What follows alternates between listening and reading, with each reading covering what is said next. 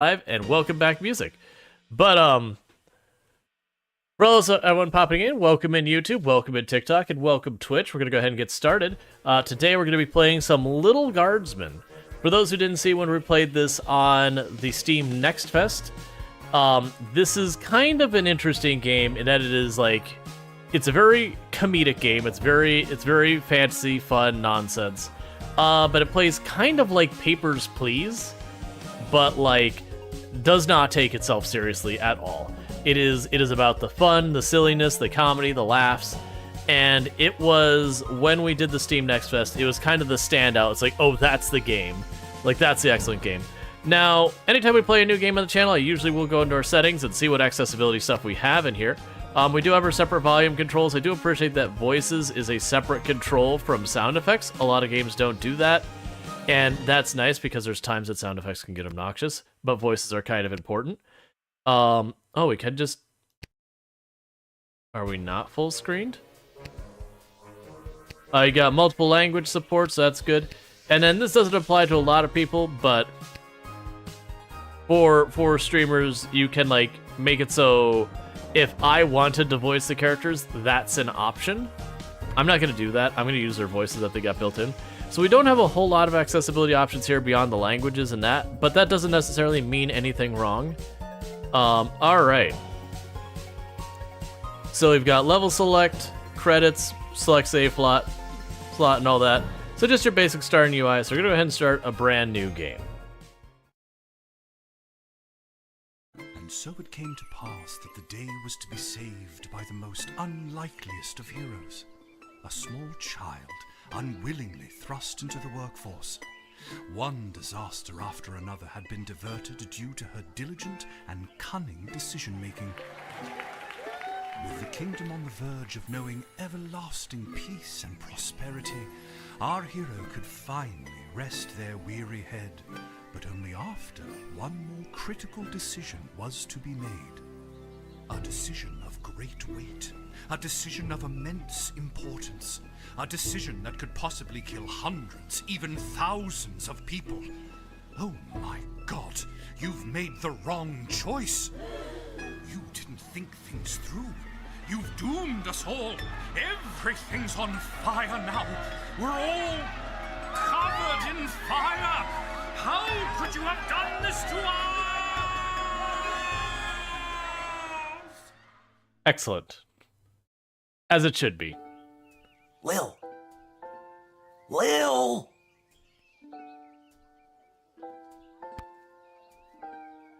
What? Oh, Dad, I must have been having a nightmare. It's over now, sweetie.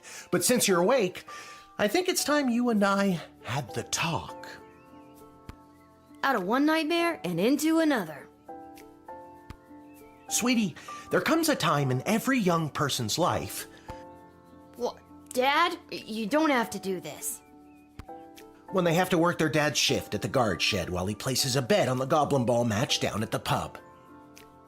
But yeah, so I get why they have the streamer mode so you can like fill in, so you're just not like sitting there listening.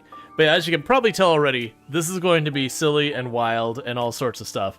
I also like the weird, you know, it's a fantasy world, but I also like the weird thing that like it depicts it like medieval, you know, sword, leather shirt, and all that. And then there's, you know, a Game Boy and a modern alarm clock. Well, I mean, I guess more like a 90s alarm clock and all that in the background. And, you know, electric lights and a typewriter. So it's really got a weird dichotomy to it. Aw, Dad, do I have to?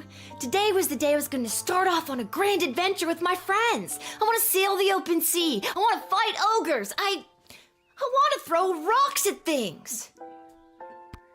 You think I didn't want to throw rocks at things when I was your age? But I had a duty. I had a responsibility. I had to work at the guard shed while my dad placed a bet at the goblin ball match down at the pub. Did he ever win anything? Do you think we'd be stuck here if he did? But I'm 12. Won't we get in trouble? Not if we don't get caught. Come on, I'll show you how to handle anything that comes up. But yeah, so like literally the reason you're working the guard shed is because your dad wants to go to the pub. Okie dokie. Ready for me to very quickly show you how everything works? Oh, good. Everyone loves a tutorial. No time for a full rundown, so I'll sum it up like this. The key thing to remember when being a castle guardsman is... Dad, someone's coming. What do we do? Okay. Guess the best way to learn is by doing. Let's just hope there's someone completely plain and boring. And we have Allison Adventures hopping in. And for those who don't know, Allison Adventures, our creator on platforms, does play a lot of Project Zomboid. So if you're looking for that, been doing a pretty ridiculous cryogenic winter run on their channel. Stuff that we're checking out. Sounds like Ordo. But yeah, so like they have the consciousness of like, it's a tutorial. We know it's a tutorial. We're tutorializing you. But they even play at the whole fun where like people don't like tutorials, but also people need tutorials. Ah, good morning, Mrs. Abernathy. How's your day today? Plain and boring, as always. Will they capture Jack's character of Skyrim? I have no idea who that is. Now, clearly this is a cute little old lady, so we should immediately arrest her. Bingo. Would you mind if Lil looks after you? Oh, not at all. It's always a pleasure to see your daughter, Shamish. It's Hamish. What is? Never mind. Now, Lil, when a visitor approaches the guard shed, they'll generally start by stating their business. I'd like to state my business. I bring a basket of baked goods to my son and his family once a week. Oh, would you like one? Lil puts it in her inventory. Yay. After they state their business, it's pretty much your call what to do next. You can select them and interrogate them. There's tools, the phone there on the wall. You only get 3 action points. You get it, right? Not really. What do we need tools for? You can pick one and it does something.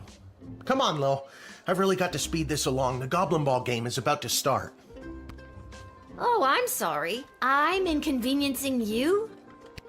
Oh, no, not at all, dear. I don't mind helping out. But the princess is whirly-gigging the ceremonial first slingshot. She is? Sweet jumping jitters, we gotta get to that game. Let's wrap this up, dear. Seamus, tell the girl what to do. I appreciate the humor greatly in here. The name is Hamish. No, it's Mrs. Abernathy. So you can select a highlighted element to learn about it. Okay, so basically, we've got our cabinet of tools. Our tools. If you want to use a tool, you have to make sure it has a crystal to charge it. Here, I'll show you. I'll add today's crystals to the tools that don't have any. That way I have a well-rounded arsenal. Why did the other tools already have crystals in them? I carried them over from previous days. Any other questions? Why does a bullwhip need to be powered by crystals? No more questions. Right, so you've got like a decoder ring, a metal detector, a truth spray, an x-ray, and a bullwhip. We have Didn't her... we cover this? That's your inventory bag where you keep the things people give you, or that you confiscate from them. In other words, your sweet, sweet loot. Looking in your bag for something to use doesn't cost you an action point. Alright, so we've got that. We can talk to her. I already told you, selecting the person means you interrogate them and hear more of their story. It's the best way to find out someone's true intentions. Sometimes. Sometimes. Sometimes using a tool will do the job better, or the phone, or it's a combination of things. I don't know, you can spend all 3 action points just interrogating them for all I care. You use the Wicked 3000 to make the big decision to let someone in, or send them packing. Choosing this will end the tutorial. Can I finally get out of here? Wait, there's more. Feeling stuck? This phone is for calling the royal advisors and asking for their help, but all they'll really give you is their opinion. You can get a hold of Lieutenant Stryker, captain of the guards and technically our boss. Hello, who's there? Or First Councilwoman Ash, the head bureaucrat of the Sprawl with a real mind for politics. This is Councilwoman Ash. Hello? Hello, is somebody there? And finally, the Royal Jester Malcolm, chaos personified in human form. Hello, you've reached Malcolm. Please leave a message after the goose honk.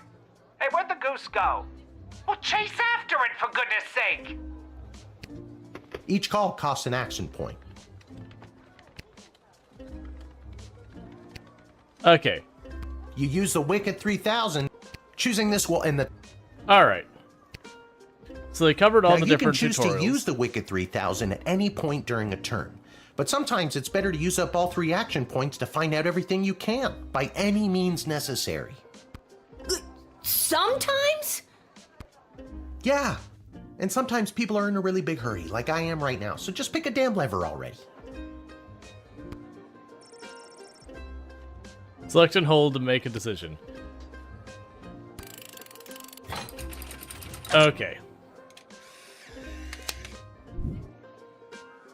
Dude, so rude for such a cute game. Great job, Lil. Your mother would be so proud to see you now. After my delivery, I'm off to watch the big game. Got my grandson's inheritance riding on a tip that the Stapleford Snughorns are gonna win it today. Here's a tip. Never lend Mrs. Abernathy money to bet with. Let's hurry along to the game. We don't want to be late, do we, Hamish? My name is Shamish. No, wait, it's not. Oh, I better go. Time to put on your big kid pants. You can do this. More like I'm being forced to do this. It's only for today, I swear. Come meet me in the tavern when the shift is over. Good luck. Good luck with your illegal gambling. I don't need luck. Believe me, he does. Okay, Lil, you got this. Yeah, let's go Snughorns. I know, right? It's all about the Snughorns. Alright. So we've nailed the tutorial. Good job. Alright, so the Royal Writ. If the Castle Guard Corp can achieve a good star rating this month, there will be a pizza party at the barracks. Note, strict 1 slice limit per guardsman. From the desk of the Councilwoman Ash, there will be a demonstration in the city square this evening held by members of the Mages Guild. If any speaker comes through your gate, please call my office to initiate their escort and second screening. Congratulations, Guardsman Randy, on 35 years at the post.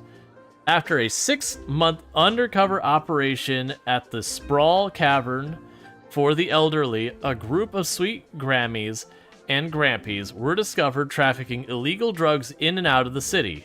While not every old person is to be treated like a drug mule, please be vigilant when dealing with somebody's grandparent. Stryker. Depressed Joker seeks person with funny name. If you call and pique my interest, there's a cash bonus in it for you. Malcolm, by royal decree. Hey, it's just Jess. How's it going?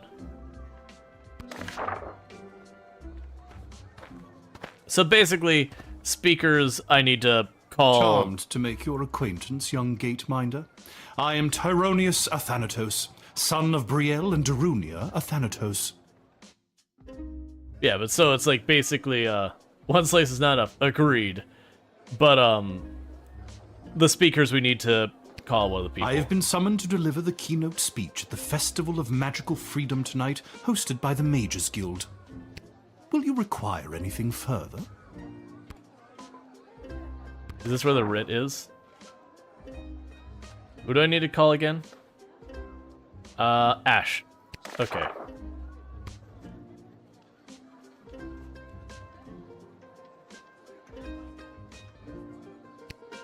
Alright. I'm so glad you called. Frankly, I was worried you guardsmen never followed the writ due to illiteracy. Admit the mage, and my people will escort him to the venue. Alright. So we did the thing we were supposed to do, which is a call. But I'm not done. What's your speech about? Oh, my dear child. It is obvious to me that you do not possess a magical bone in your body, and my speech, therefore, would only serve to confuse and frighten you. I'm gonna tease them. The only one confused is you about how frightened you are of me. Stupid. Man, I really need to work on my teasing. Ha! I admire your bravery, but you walk a fine line between bravery and foolishness. Be warned.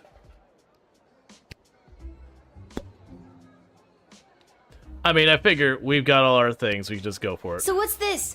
The Festival of Magical Freedom anyway? Tonight, hundreds, maybe thousands of like-minded mages, shamans, witches, wizards, and warlocks will gather to express our rights to use our gods-given talents without having to bend our knee to the preposterous laws of lesser beings. Lesser beings like me? Precisely. I'm gonna So doubt it's a it. quote-unquote festival to have the freedom to use your magic whenever and however you want? A being like you could never understand. I don't know. Sounds to me like you are already pretty free. Okay. I mean, with the lesser beings, I want to just slam the thing and say no, but we're supposed to let them through for farther screening and all that. But there's a whole thing that supposedly, and this wasn't in the demo, that these decisions will have later The House ramifications. of Thanatos, and indeed the entire Mages Guild, thank you, young guardian. You will go far.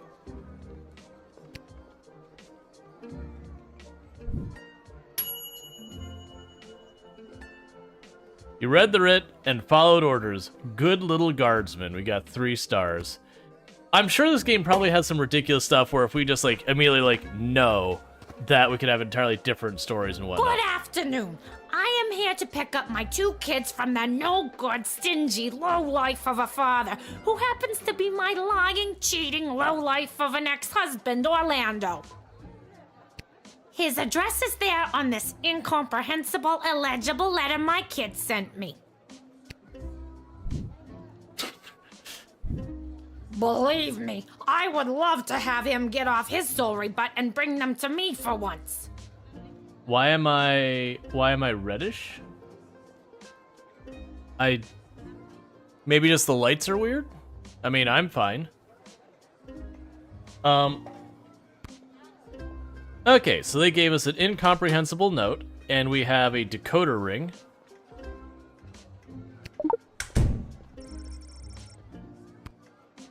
Take a look at the letter.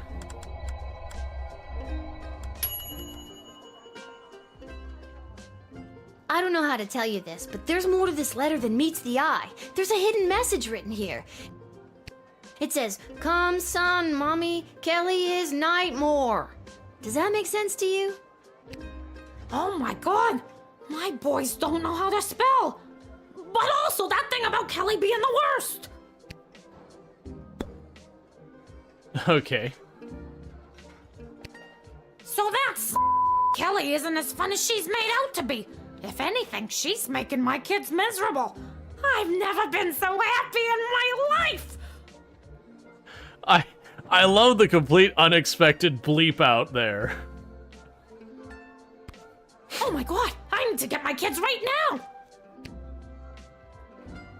I trust you. What's your game plan?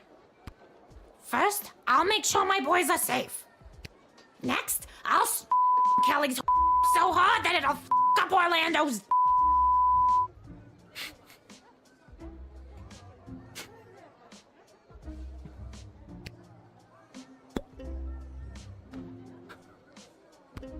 I knew I never should have introduced them to each other. Kelly was my hairdresser.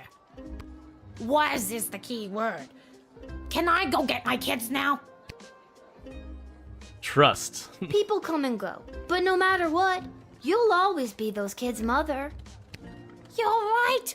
I will be, no matter who that low-life jerk ex-husband Orlando dates. Thank you for saying that. All right.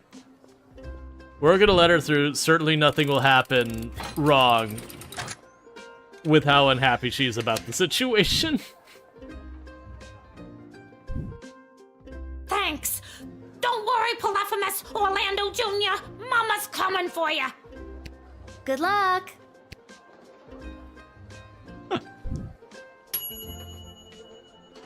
Good use of the Dakota Ring Guardsman. You didn't judge a book by its cover, and you knew not to stand between a mama bear and her cubs. I am curious, like, how much the different things split. What in the bloody blazing blasted hell is the hold-up? Why have we stopped, whelp? Well, sir, the guard... Silence! Speak when spoken to, or you'll get the whip, whelp! Yes, sir. Now, you, child, let me pass. I have important business to attend to. Come on, shake a leg. BS waits for no man. BS? Bank of the Sprawl. Well, that's unfortunate. Okay. Okay, so I can talk to him, but not the other one. What kind of business do you have at the bank today, sir? I shan't be airing the details of my BS appointment with some nosy little brat tending the gate. Mind your business or you'll get the whip, child! He shouldn't threaten to whip people. Actually, that reminds Little of her toolkit. I don't think you're allowed to not tell me what your business is. Insolence! But, sir, it's only a deposit. One more outburst, and it will be back in the cage with you. Well, we're just going to go and,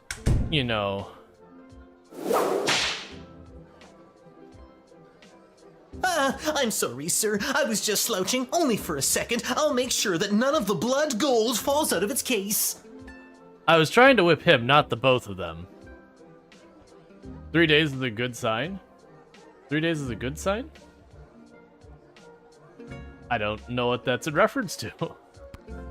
You nincompoop! It wasn't me using the whip. If it was, believe me, you'd feel it. Wait a second. Did he say blood gold? Isn't that illegal? He didn't say blood gold. He said bloody gold. It's a form of slang. He must have 3 picked days up watch from it channel. somewhere. Gotcha. Isn't that right, you bloody idiot? Thank you. Yeah, no, I just 3 days, that's a good size, to what? But yeah, no, thank you for tuning in the last 3 days. Yeah. So he's clearly, carrying, what's effectively smuggling in illicit gold. Yes, sir. Whatever you say, sir. I'd like to take a closer look at those gold bars. Confiscate the gold. It's my gold I think I now. need to hold on to these. Why, you greedy little urchin. I think I like you more than ever. No, it's not like that. Oh, of course. Just remember, if you make any form of profit off of those, you're as much to blame as I am. Now, since you are finished rifling through my personal belongings, you insufferable petty little monster, let me pass. And then we got Longclaw popping in as well. For those who don't know, Longclaw, absolutely another fantastic creator on the platform. Plays games like Mount & Blade 2 with Twitch integration, Timberborn, among many others. So definitely good times for there. And they're also on YouTube, so you check them out there as well. Let me just adjust that so it stops sparkling on the thing. But yeah, so we are doing the whole, Guardsman thing here. Okay. So whipping him did help us figure out that they had illicit gold. I'm gonna actually do the phone of friends. So this is the one as the political side, and then Stryker is more the security side. I'm gonna call Stryker. Blood gold. We've been on the lookout for mules bringing it into the sprawl for years now. Deny this man immediately. Well spotted, Guardsman. You are a credit to the force. Excellent. No.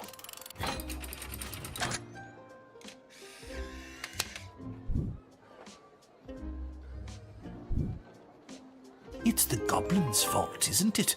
Nasty, deceptive creatures. What about this? Let me through the gate, but I shall leave the goblin tied up outside like the cur he is. Yeesh. But sir, the gold! Silence! All right, you rotten little girl, I'll go. But you will rue the day you crossed me. A few minutes to start stream. What is it about? So, this is a game called Lil Guardsman. It just came out today. That basically, if you've ever played the game Papers, Please, it's like that, except it doesn't take itself extremely seriously. It's fantasy world, and it is really solid comedy. But like, you are running the guard post for this like fantasy kingdom kind of play. But it is amazing.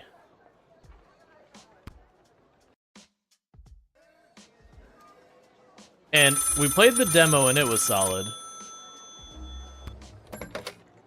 Good afternoon. This is Dr. Marquess Beatrix von Matterhorn calling. Who may I ask am I speaking to? But yeah, so we played the demo during Steam Next Fest a while back, which I think only covered like the first in-game day or something like that. I have no idea how long the game is, but like the comedy has been absolutely fantastic. This is Lil. Nice to meet you, Lil. I need one of you gate guards to come down to the dig site as soon as you can. Okay, and where exactly is... She hung up. Okay. Why, hello there! I have come to the Sprawl to participate in capitalism! After years on the road as a traveling merchant, I'm finally ready to put down roots. And what better place than the sprawling metropolis of the Sprawl? Huh, I just got that. Garby Bunches is the name. Garby Bunches? Funny name. But that's gotta be made up. I'm gonna have to see some documentation. Can't fault you for doing your due diligence. Here's my vendor's license issued by the Sprawl Board of Trade.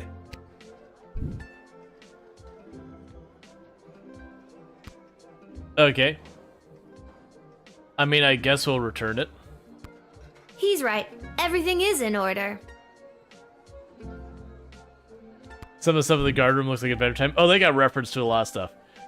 So Malcolm was depressed and said he wanted someone with a funny name to talk to him. So let's go ahead and call Malcolm. Garby Bunches. Where have I heard that name before? Wait a minute. Ask him if he's descended from Garbanzo the Terrible. Are you related to Garbanzo the Terrible? Yep, my great-great-great-great-grandpappy Garbanzo. OMG, tell him I'm a huge fan. I've got so many questions. Like, why did he use an ice cream scoop? How did he dispose of all that mess? This isn't helpful. You're not helpful. Okay. I just can't wait to get in the mix and figure out what kind of merchant this place really needs. Since I was a boy selling lemonade, when life literally gave me lemons, I've dreamed of maximizing profits and keeping overhead low.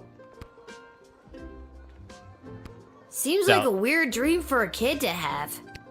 You couldn't possibly understand, little girl, with your cushy government job. Wait, shouldn't you be in school or off playing or something? Don't ask. See, you get it. Once I've set up shop selling, well, whatever I decide to sell, I'll be sure to give you a discount. I look forward to buying... something.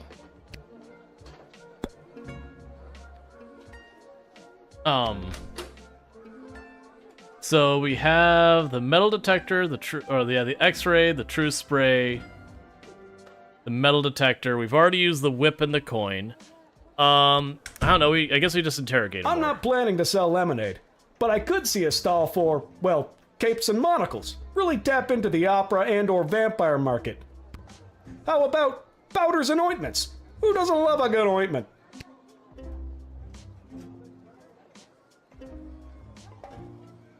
Sure. There's nothing more exciting than the chance of unlimited possibility.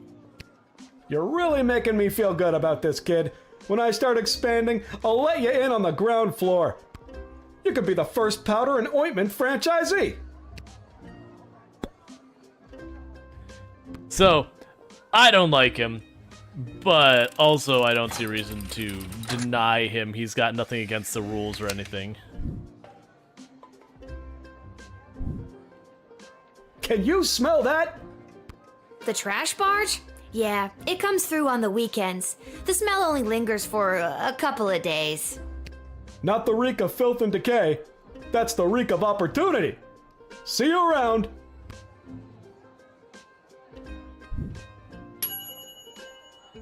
Who would have known that funny name would lead to connecting Jester Malcolm with one of his historical heroes? Good job.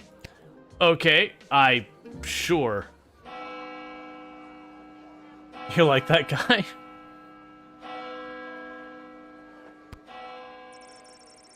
No more folks. Time to close up shop.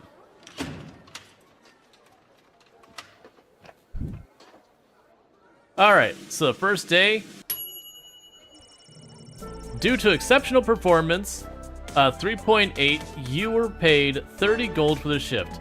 I'm wondering what we did that we didn't get that last little sliver. Okay, so we got the full credit for Miss Abernathy with the tutorial. Oh, I need to hit the right arrow. I understand. Well, that's fine. So it's interesting that that one like capitalist guy, he wasn't in the demo and all that. What happens if you admit the wrong person? I don't think it's like Papers, Please, where like suddenly they like blow something up or you like hear in the news like something bad or get fined or whatever. I don't think it works that way. Okay, so we can go to the dig site. So this was a whole mechanic that didn't exist in the game at all previously.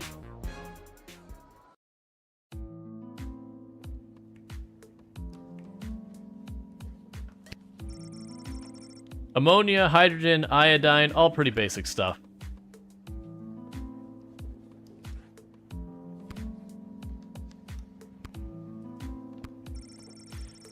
Machines like this are relatively new discovery in the sprawl. Lil notices the words Commander Keen among the inscrutable technical jargon. Excellent. Oh my, were you left behind? The last group of schoolchildren departed hours ago.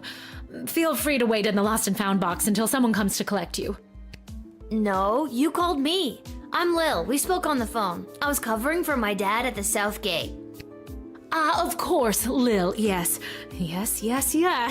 But no, this is highly irregular. But then again, you'll have to do, for the sake of time. Sake of time. Do you get it? No. Trust me, you will. Let's see, who are you? Who are you again? Oh yeah, for Papers, Please, like, glory to Ashtika. Yeah. There's been a lot of really, really good jokes in this. Mad time to restart, didn't get the perfect score. Oh yeah, well that's the whole thing, is this feels like the kind of game that you probably play through like once, like for like as a content creator, you play through like one time, but then you could seriously like play through and choose all the different decisions to get all the different jokes and all that. Dr. Marquess Beatrix von Matterhorn, head of archaeological research at the Royal Academy. But you can call me B. Gotcha. And what's so great about this place? Would you like the long or short version? Sure, I've got time. Hit me with some of that sweet exposition, baby. This place is known as the dig site. How creative. We stand at the site upon which power crystals were first discovered. The power crystals that I used for the tools in the guard shed? Those and every other technological marvel of our lifetimes. Tell me more. The power crystal was discovered completely by accident. 80 years ago, on this site, an iconic dwarven heavy metal band performed to celebrate the coronation of Princess Desdemona's grandfather, King Artemis. At the moment of a particularly rumpus drum solo, the vibrations opened up a chasm swallowing the entire stage and the musicians, and a few dozen enthusiastic fans.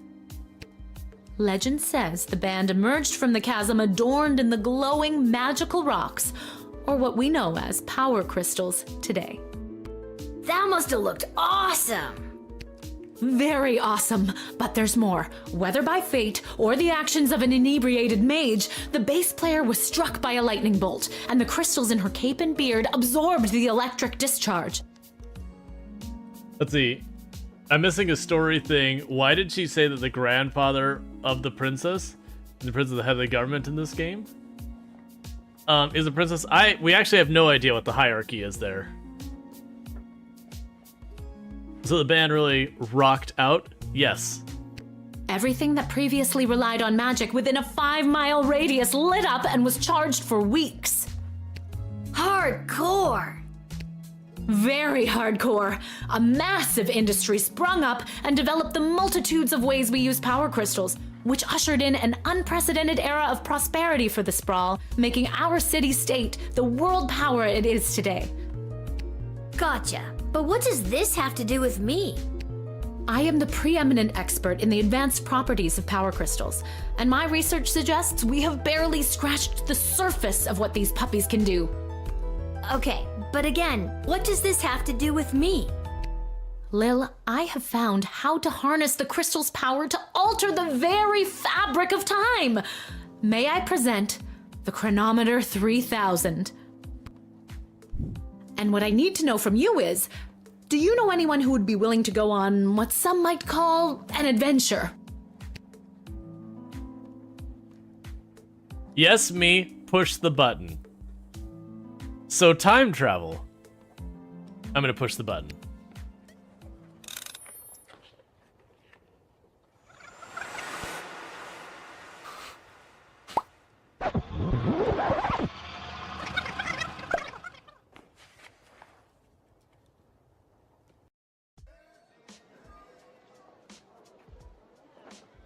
It's red, so it has to be pushed. Wait, what? Where am I? What just happened?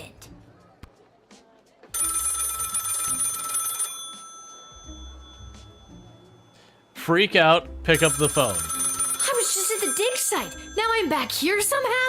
Oh, quick pants check. No pee at least. Great. Pick up the phone. Good afternoon. This is Dr. Marquess Beatrix von Matterhorn calling. Who may I ask am I speaking to? I'm gonna say deja vu, because clearly we've gone back to the beginning of the day. Check this out. You were about to tell me you need a gate guard to come down to the dig site, right? My word, you gate guards are intuitive. I hope they're paying you a more than fair wage. You see the button, you have to push it. I mean, it's a big red button. How could you not? They probably aren't, the way my dad complains about it. She hung up. Again. Okay, at least it doesn't... Oh, wait, is it gonna make me replay the day? Why, hello there. I've come to the Sprawl to participate in capitalism. After years on the road as a... Let me stop you there. Your name is Grabby Blanchers, right? You're a traveling merchant or something? Ah, I see my reputation precedes me. Kind of. The name is Garby Bunches. This is so weird. I swear I already dealt with this guy. I can either do the same thing as I did last time, or maybe this is a chance to try something different. I'm sorry. Are you talking to me? That's what I'm trying to decide, Garbs. Regardless, here's my vendor license issued by the Sprawl Board of Trade for confirmation. He's right. Everything is. Alright, I need to get this guy processed and get my butt back to the dig site. Okay, so just like... Just... Fast forward.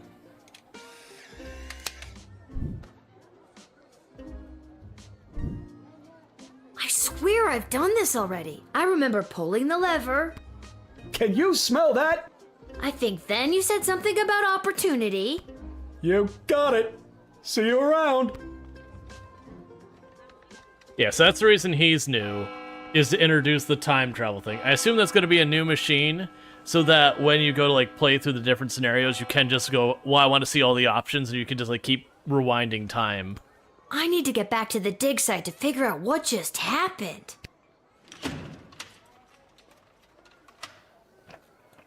Please give me the option to push the button again.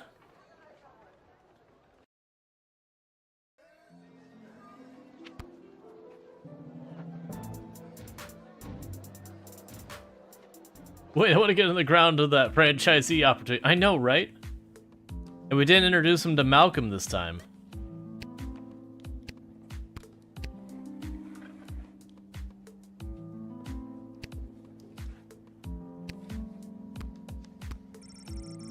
The hole is so deep you can't see the bottom. There must be... have a really good ladder guy. You see a small cot, a pile of clothes through the gap. Dr. B must sleep here.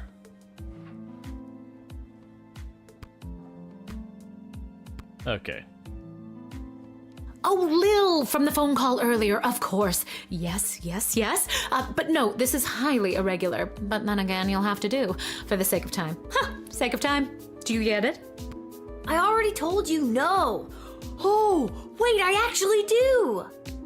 My name is Dr. Marquess Beatrix von Matterhorn, head of archaeological... Mological research at the Royalty School for Smart People. You said I can call you Trixie. We've been through this before. I'd prefer if you called me B. And this is the site where power crystals were first discovered and you used them to make a time machine.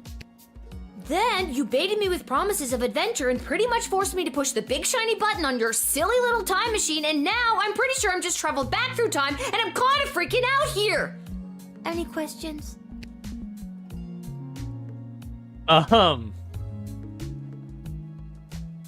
Okay. Time travel. Wait, why am I asking you questions? For any of this to be possible, it would require the use of my newly crafted device. May I present the Chronometer 3000?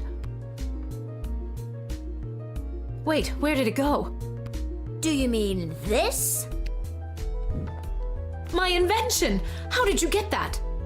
You gave it to me. Well, not really, but you were gonna give it to me, I think. You were in the middle of explaining. And you were seduced by the glowing red button. Can you blame me?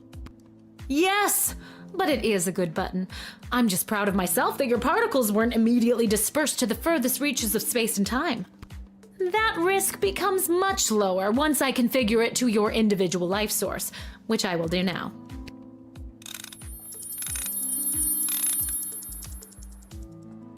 Okay. At any rate, I think the castle gate is a perfect place to test my prototype, and I need a willing gate guard to use the device. And allow me to track their progress to make sure only the right people are permitted entry to the sprawl. Do you have any questions? Right people? Right people? Individuals or groups that would improve the daily life of the inhabitants of the sprawl, rather than those who would see harm come to the community and castle. So why is she filling in for her dad? Well, her dad needed to go to the pub to bet on the big game tonight. It's very important. Isn't that subjective?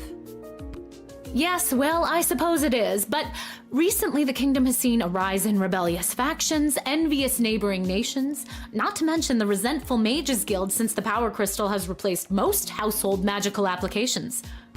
One wrong choice could trigger a domino effect that could lead to the fall of the sprawl. Let's see, why not use it yourself? So to recap, you're giving me, a 12-year-old who worked exactly one day at the castle gate, the power to rewind time? Why not just use it yourself? I have been testing the device myself for months. In fact, I used it to repeat a month's worth of the same day and learn to play the oboe. Can I show you?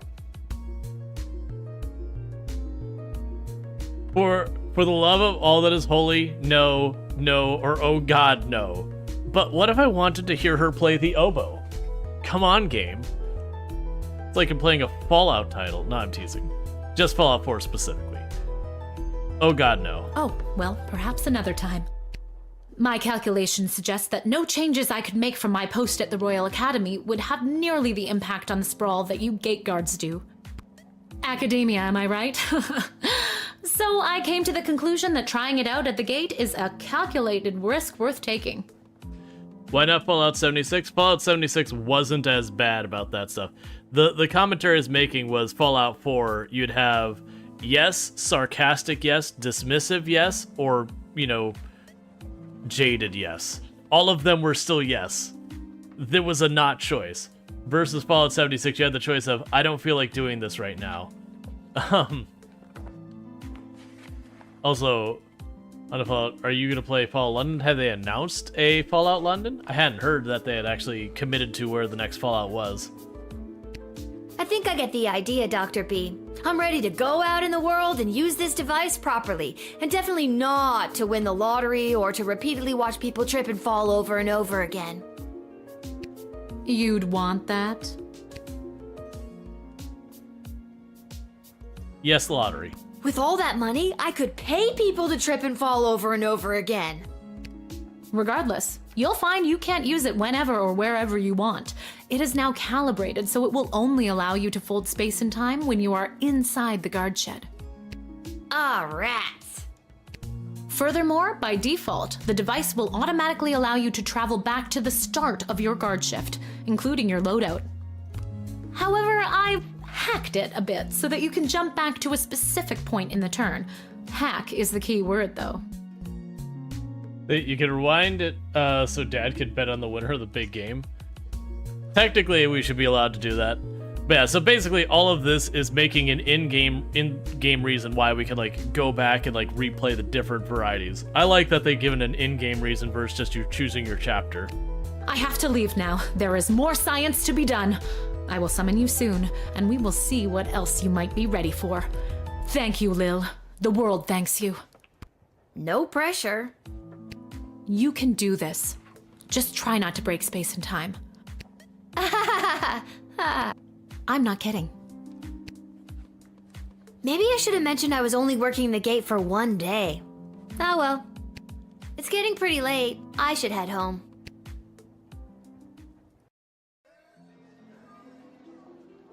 Was that a dare? Alright, so we're going to the tavern, which is apparently home.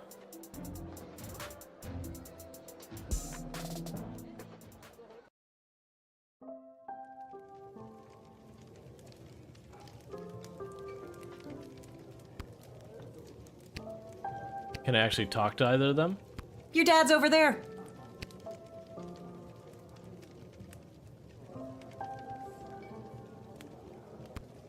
Can I talk to you? Nope. Behind the counter, it's not possible. Legend has it the neon sign was made by a company that makes custom neon signs.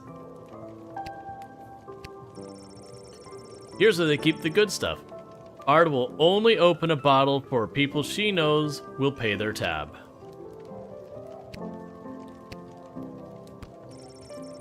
You remember this working when you were little. Pretty great collection of tunes. Dad always says if you can ever save enough money, if you save enough money, you could chip in and get her fixed. This ain't the nicest place in town, but there's always a warm fire going. Yeah, no, they have references for tons of stuff in this game. Hey, there she is, my hard-working, angel-faced sweetest of the sweetest daughter of mine.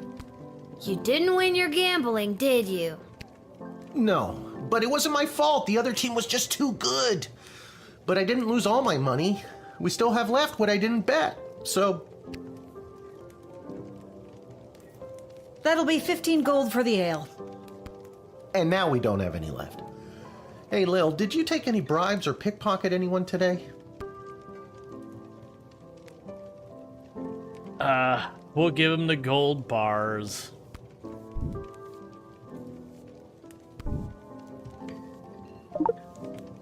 I got this off an old mean type of guy. He had an assistant that he just kept walloping and walloping. I don't think he likes his work. This is perfect! Arda, a round for everybody! I'll be right back after I call my guy. Thanks again, Lil. Wait, you'll never believe what happened. Right at the end of my shift, I got this phone call, okay? Asking me to come down to the dig site. Did you remember to lock up the shed? What? Yes. And turn off the light? Yes, I did. Whatever, just listen. You gotta make sure to turn off the light, Lil. They'll charge us for the overnight usage. I remember to turn off the light. I think. Anyways, Dad, I met this professor at the dig site, and she had this time machine, and when I touched the time machine, I went back in time. Then she gave me the time machine to use when I worked the guard shed for you, but it only works at the guard shed, so that was kind of a bummer. But it's super cool, and it only works for me. That's great, sweetie. I'm glad you liked covering for me today. But you don't have to make up stories just so you can work another shift. Wait, no, that's not what's happening. Anytime you want to be just like Daddy and work down at the guard shed, all you need to do is ask. Dad, you're not fully comprehending what I'm trying to tell you. Hey, Arda, did you hear? Lil's making up cute stories so she can be more like her old man. Oh, that's so sweet. I have the power to manipulate time and I demand to be taken seriously! Okay, I understand. I can see that you're serious. Seriously adorable. But honestly, Lil, you can cover for me anytime you like. You're probably doing a better job than me anyways. Okay. This is certainly a thing. I am finding that with like the amount of dialogue here, my part as the creator, it's like, This isn't how I expected it to go. You're just kind of like, oh, the story's just happening. But I like the voices, so I don't get rid of them. Speaking of that, I better call my guy and make a bet on the next game. It's getting late. You better get upstairs to bed, Missy. Good night, Lil. Good night, Dad, or vengeful Lil. Well, good night, Dad. Maybe someday you'll believe me. Good luck with your gambling. I don't need luck.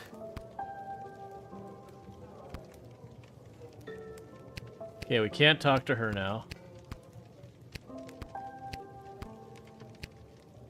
Whew, I'm pooped. That's enough adventure for one day. I'm ready to hit the sack.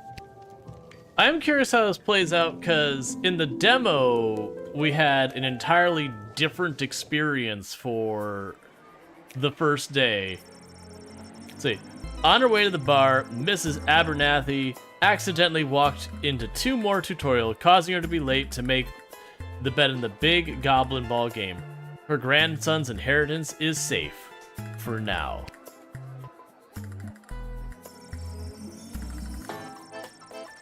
Tyrannus Anthanatus, however you say it, gave his keynote speech at the Festival of Magical Freedoms and inspired most in the crowd. The divide between magical and non-magical beings grew a little more that night. He is indebted to Councilwoman Ash for her influence in facilitating the smooth admittance to the sprawl.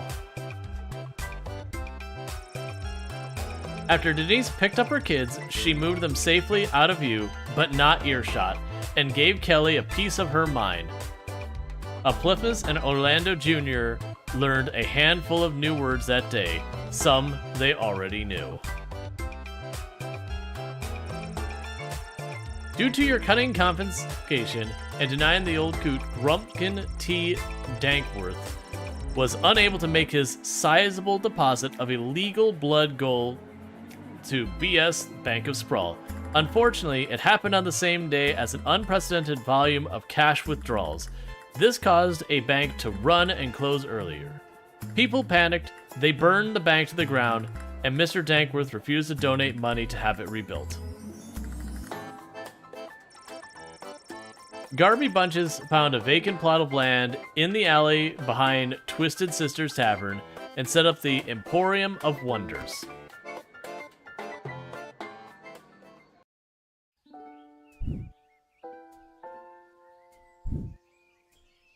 Good morning. You're listening to The Morning Crawl, the #1 morning show in the sprawl. I'm your host, Dodger, joined as always by my co-host, The Ham, who I will remind you is a live pig. Let's jump right in and get your morning started and muse over the news. Today in the headlines, it was just announced that the heir to the throne, Princess Desdemona, has come of age and will be taking a suitor.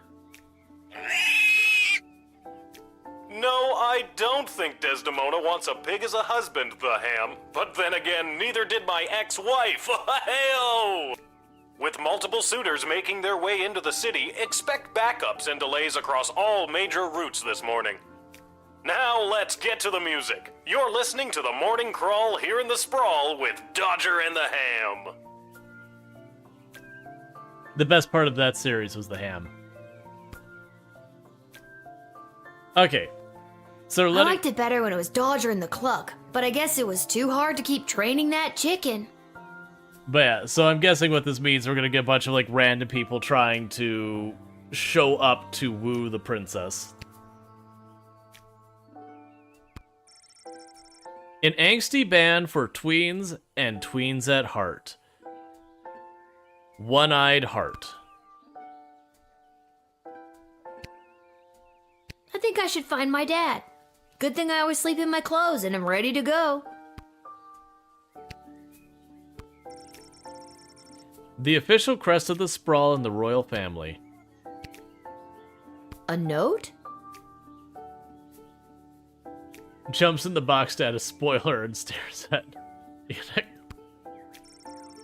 Dear Lil, please come down to the guard shed as soon as you can. Love, Dad. Maybe he wants me to work a shift for him again. Or maybe he forgot to put on underwear and needs me to bring him a pair. Well, there's a 50-50 chance I'll get to use the Chronometer 3000 today. Here's hoping. Spoiler, the game ends. There's time travel. Maybe it doesn't.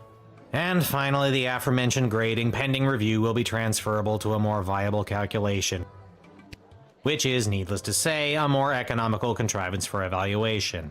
Any questions? Many questions.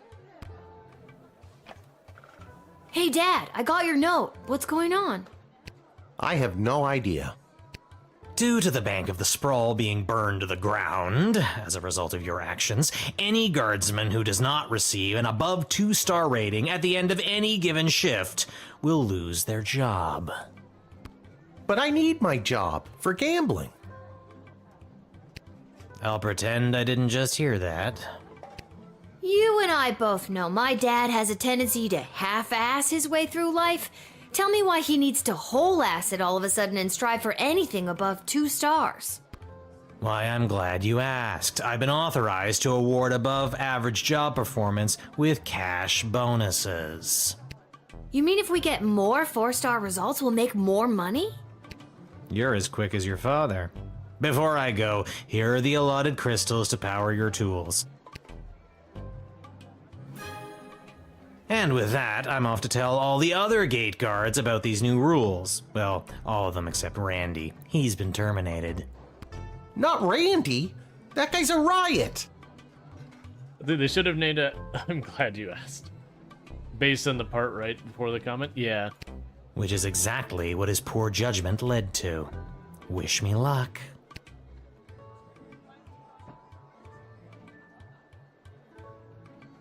Aw, jeez. Randy was just 3 payments away from paying off his new catapult. Sounds like you need to start doing your job better. More like you need to start doing my job better. Just like you wanted to.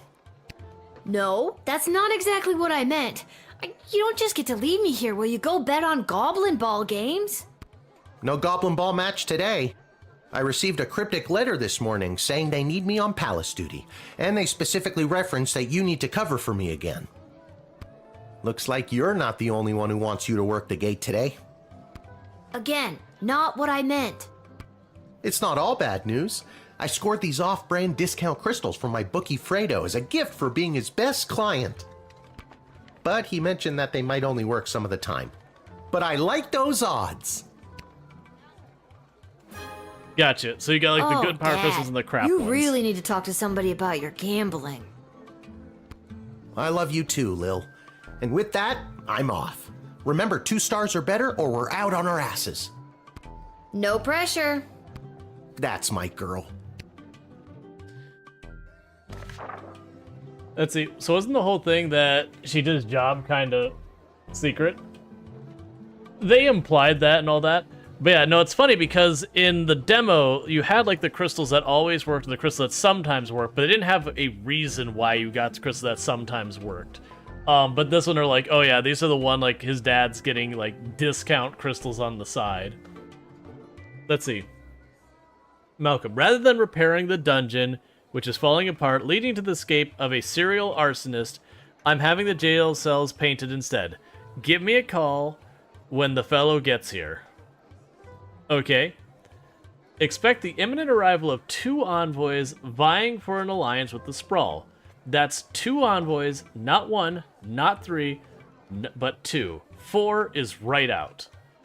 Take this opportunity for cultural exchange and learn as much as you can. Really get them talking.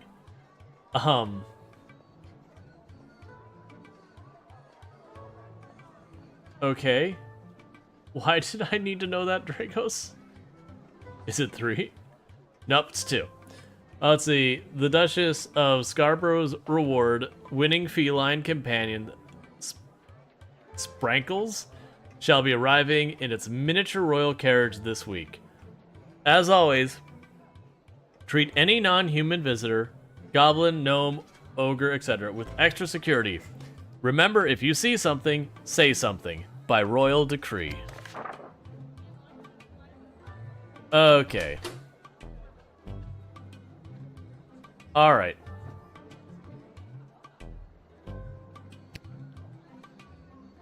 So...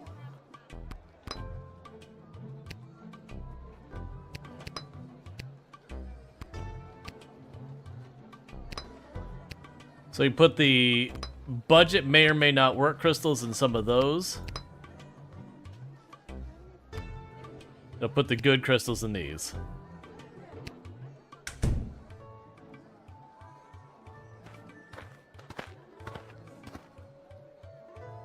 Hello, ma'am.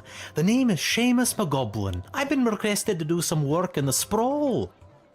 Just have my supplies here with me, nothing else to declare. Alright, so we want to call Malcolm.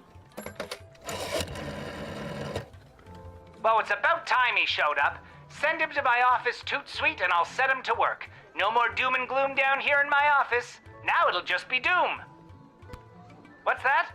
Yes, I insist the horse get into the water. This is water polo after all.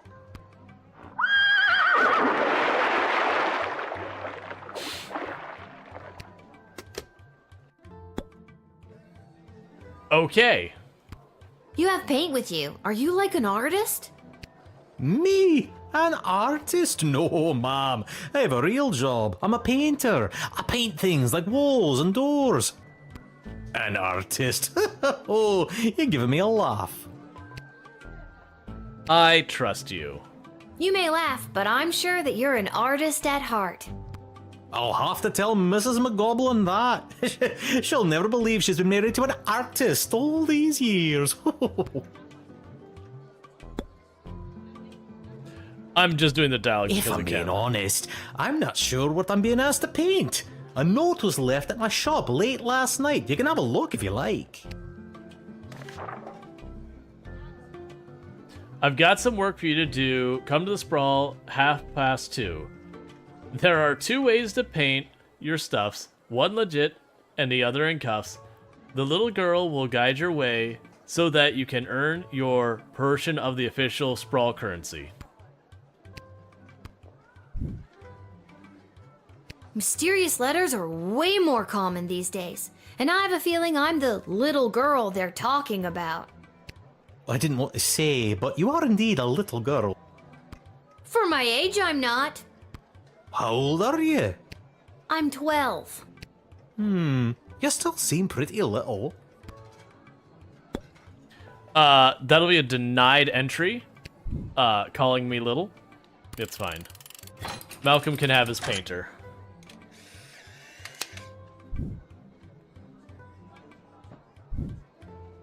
Many thanks. Say, before I go, do you have a favorite color? Oh. We have a choice of red, blue, or green. Look. You didn't give me the option of orange. I'm gonna go with the fact that she's wearing a blue and pink shirt and say blue. Everyone's like, nope. Sure. I don't really have a favorite color. Oh, you really should. Oh well, I will paint with all of these colors in your honor. Thank you again. Oh no. I understand. You let him in to do his job. What do you want? A parade? So yeah, so we could choose to rewind time and do it again. Interestingly, we only got 3 stars. We didn't get 4 stars, which I find curious. I'm not going to try and max out all the stars like the first playthrough. We're just going to roll with it. Hear ye, hear ye. I have come to announce to the princess a proposal of marriage from my lord and master, Prince Phineas Pomp, heir to the throne of Petrard. Prince Phineas, son of King Phineas and Queen Buttermilk, who was daughter of King Fangil, son of Queen Amelia, daughter of King Rupert, son of Queen Talia, daughter of King Salvatore, son of Queen Farabelle, daughter of King Algernon, son of Queen Rebecca, daughter of King Timothy, son of Queen Sarsaparilla, daughter of King Finbar, son of Queen Anne, daughter of King Remus, son of Queen Turtledove, who was daughter of King Fangil, son of Queen Amelia, daughter of King Rupert, son of Queen Talia, daughter of King Salvatore, son of Queen Farabelle, daughter of King Algernon, son of Queen Rebecca, daughter of King Timothy, son of Queen Sarsaparilla, daughter of King... Thank you. Wow. Okay, I think I got it. Yeah, as I was gonna say, it's repeating.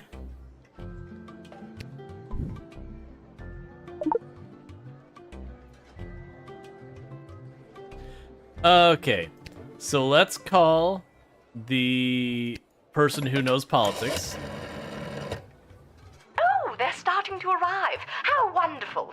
This is the representative of Prince Phineas Pomp, son of King Phineas and Queen... Oh dear, what was her name again?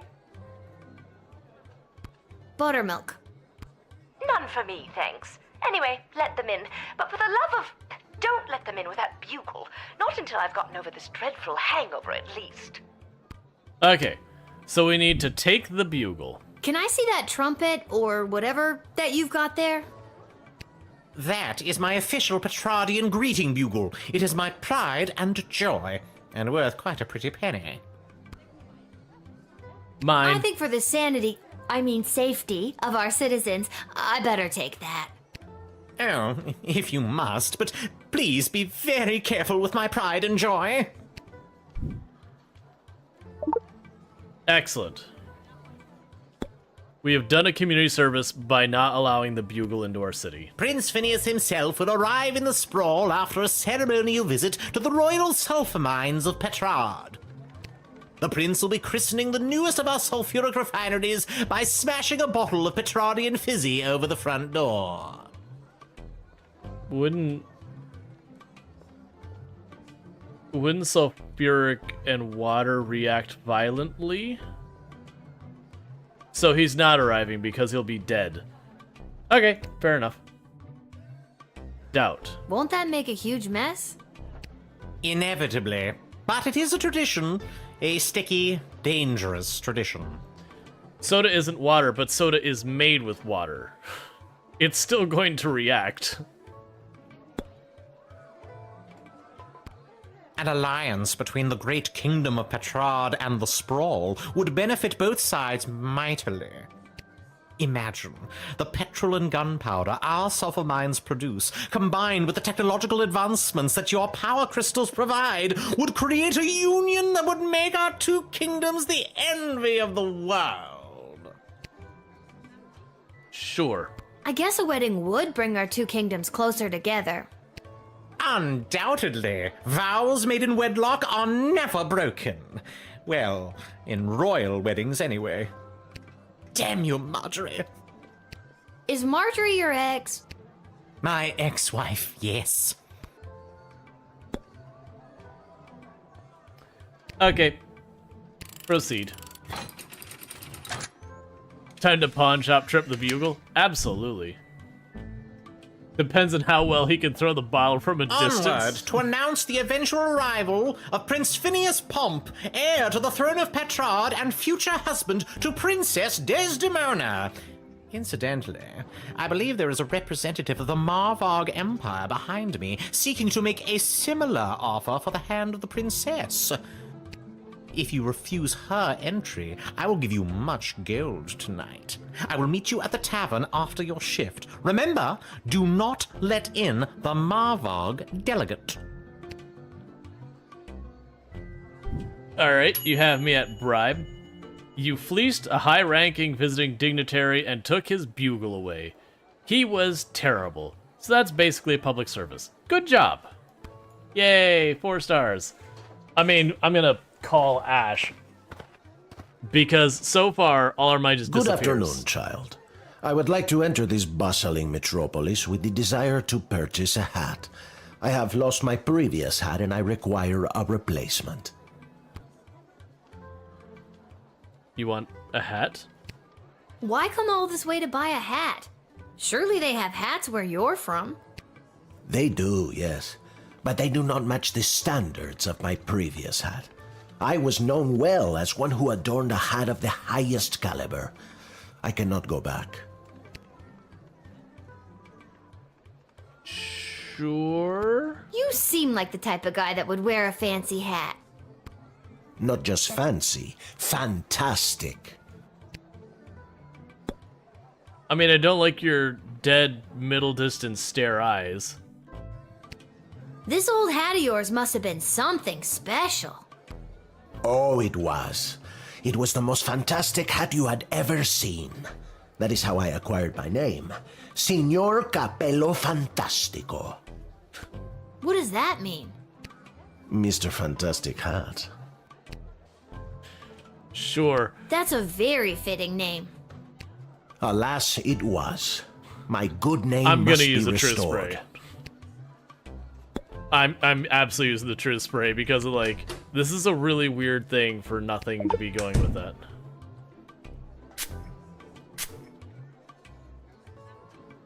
The hat. She was too much. Too fantastic for one man to wear. I couldn't handle the pressure of adorning such a prestigious piece of headwear. I did not lose that fantastic hat. I threw it away.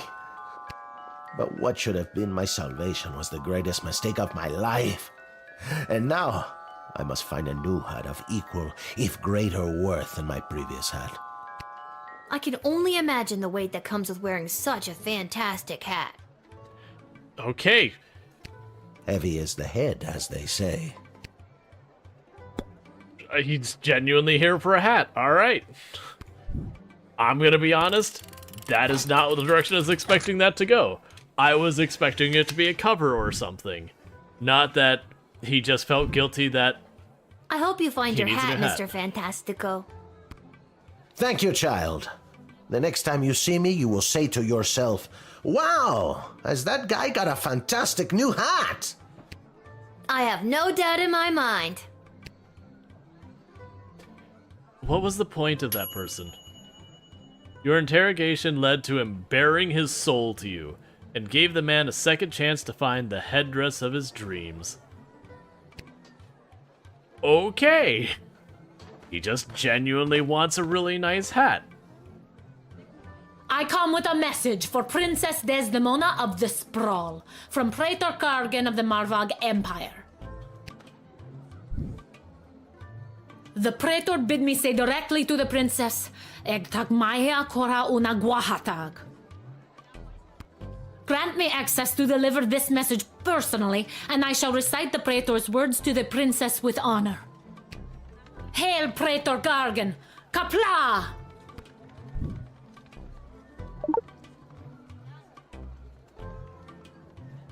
Let's see. The F were the deaf smoking when they made him. Hey, the devs have been hilarious on all of this. All right, talk to the advisor first. The mighty empire of Marvog has sent an envoy from the Praetor. This is unfolding even more splendidly than I imagined. And what an envoy. All that leather. I'm sorry, what did you say? I literally have not said a word. Oh, well, woo! Please show her in and don't interfere. Leave her just the way she is.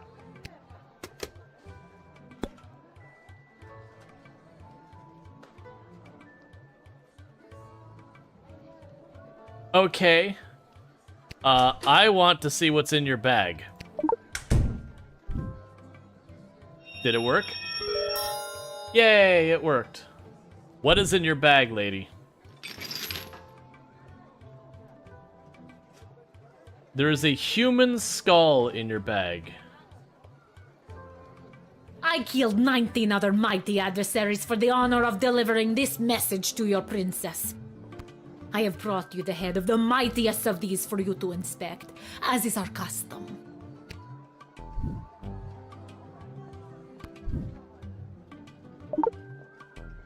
And now, let's talk about what you've got under there. Holy Haha! You are impressed by my ceremonial weapons. Each of these weapons have drank their fill of blood in ceremonial combat, or of the blood of those who try to remove them from me.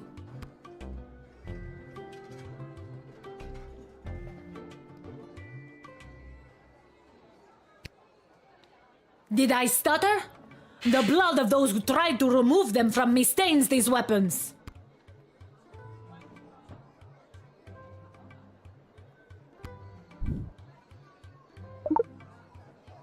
Ha ha! You are indeed brave, little one. Brave and stupid. Let the combat commence. Kapla!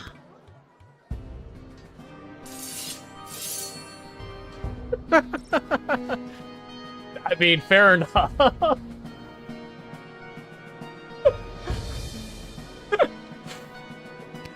Whoa! I didn't think this was that kind of game.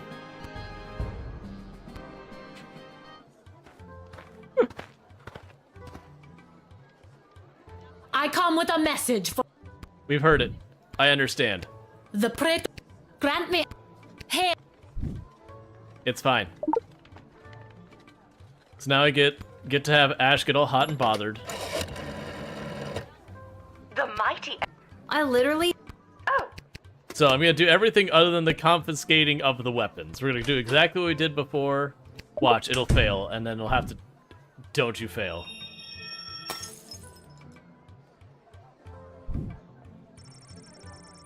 You've got no one else to blame but yourself for cheaping out. I killed 19 other mighty adversaries for the Oh, honor she'll of literally delivering just tell this me. message Never to mind. your princess. I have brought you the head of the mighty... So literally X-raying to find the skull and the weapons? Oh serve my no purpose. god! Thank you for the... gift? Oh, this is how you know I am worthy to deliver the words of the Praetor to your princess.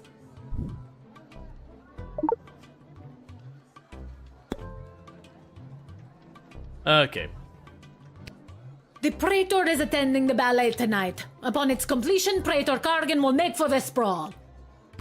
Oh, so the Praetor's coming here later tonight? Not likely. In Marvog, the ballet can last days, weeks even. It continues until only one dancer survives. Ballet is one of the finest blood sports in the Marvog Empire, and the bodies of fallen ballerinas are stacked high in the main square, as is our custom. Ah, yes, the cutthroat art of ballet. Trust, Oh absolutely. dear god! Is there a prize for, winning the ballet? Indeed there is. The winner is put directly into the line of succession to Rual. Praetor Kargan was one of the finest ballerinas I have ever witnessed. Hey, Balinar. How was the rest of your stream? It was, you're playing Power World, if I remember correctly. But, welcome in, Raiders. We are playing Lil Guardsman, which just came out today. It's an absolutely fantastic and hilarious game. Like, really, really ridiculously hilarious game. Yeah, and so, yeah, it was Pal World. For those who don't know who, Slaughtered dozens of other would-be ballerinas with a grace and beauty that brought a tear to my eye. But, definitely a fantastic content creator. Another member of the Halcyon Frequency stream team. You should definitely check them out. Plays a whole bunch of games like Pal World, Valheim, Terraria, among many other games. So definitely good times over there to check out. Yeah, looking forward to playing this. It has been fantastic, and this won't spoil anything. It does not follow the demo almost at all. Like, they hit you with a tutorial, and then immediately goes, what if? Totally different direction. We have already died. So it's fun. For those who don't know what this game, you skipped the demo because you knew you'd like it. Yeah. Well, that's actually the thing. I'm curious if it is going to revisit this. I won't spoil stuff that happened in the demo, but like, it seems to have completely gone a different direction from the demo entirely. That like, I don't know if later it's going to spin back and like hit the stuff in the demo, or if very genuinely the demo stuff just doesn't exist in this version of the game. But I appreciate that, because I thought I was going to have to like play through what was effectively the demo for like the first 2 or whatever number of days. And then when it's been like no duplication beyond, again, the tutorial, is like, oh, okay. But yeah, no, it's been fantastic. But yeah, so we're learning about this envoy who is like this warrior group who is using Klingon occasionally in her sentences and all that. And has talked about the Great Slaughter, where they get all of their people to dance the ballet until there's only one surviving member who then runs their kingdom.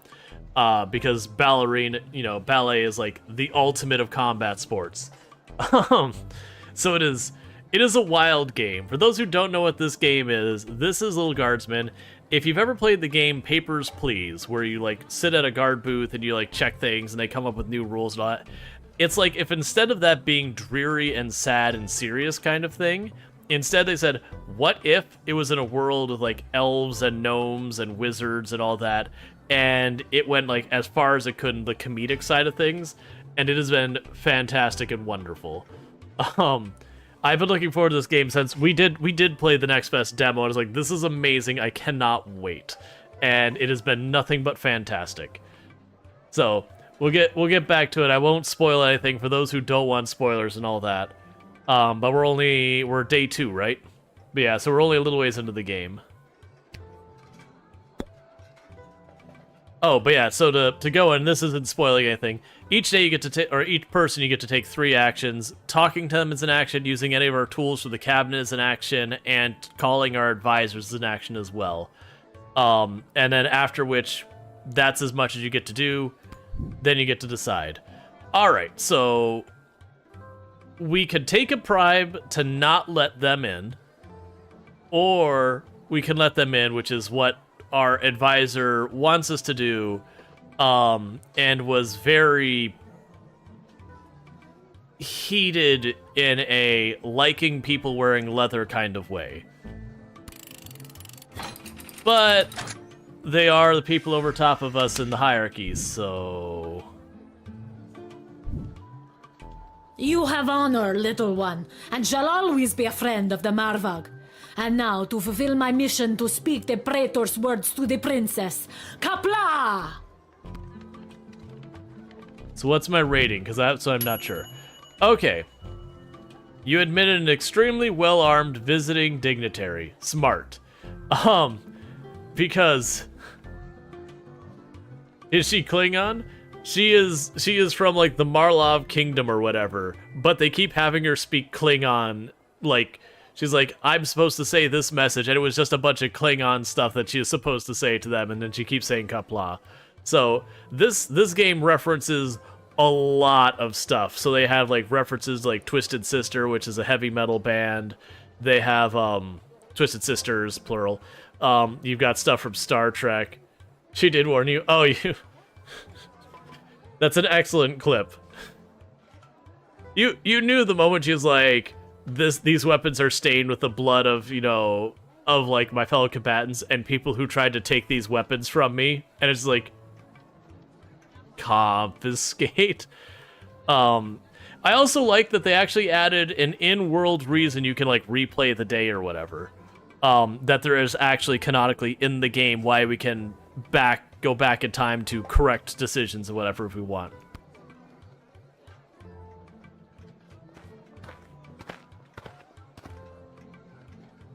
Whoa there, Lucy.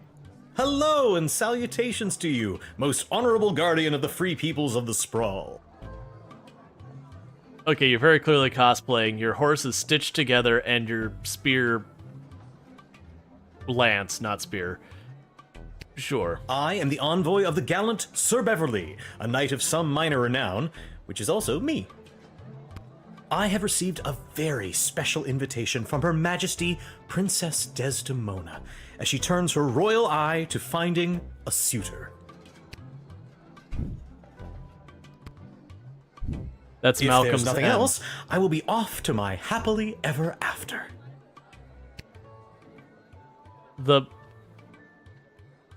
Did it actually give me that? Because that was Malcolm's M, which is the jester.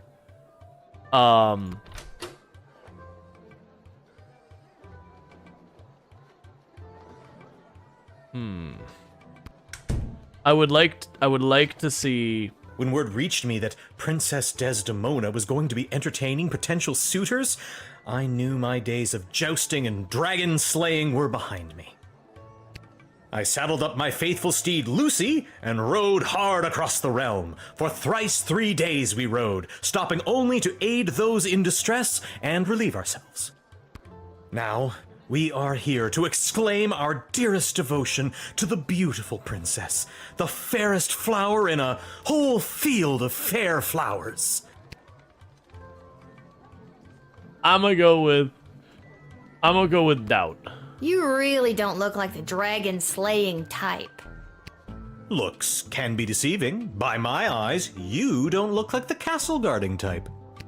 I'm not. This is my dad's job. I'm filling in. You're proving my point.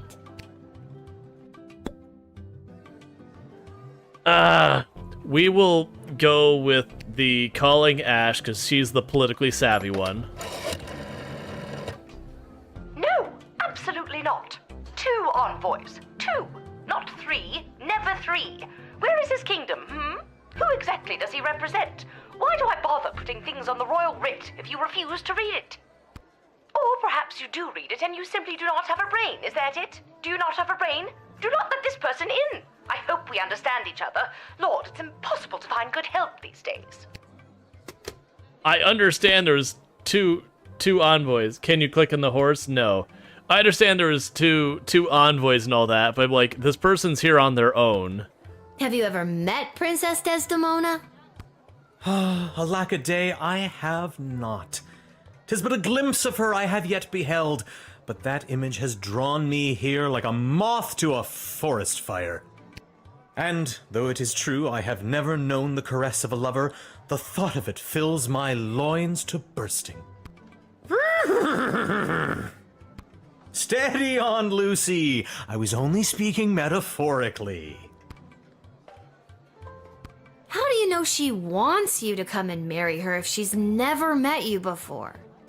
In that glimpse of her, I could see she was longing for true love to come and save her from her world of loneliness.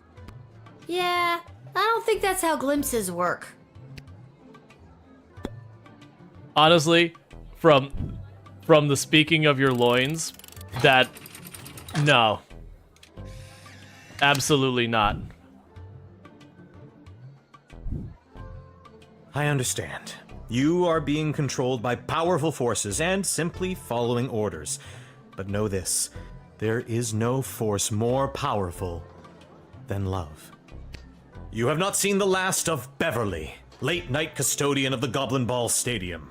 On, Lucy.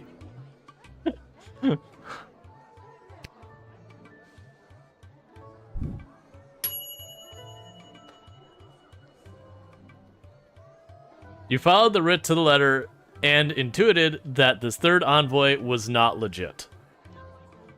Okay, but we also didn't get 3 or 4 stars. So my assumption is if we would have had like the X-ray thing, we would have unveiled that the horse wasn't a horse and probably got more. Unfortunately, I don't have crystals for the X-ray thing because we already used it. And so, you know, I didn't get the opportunity to ask about the horse. Hey, kid, are you Lil? That's me. Okay, good. Got a mysterious letter here for you?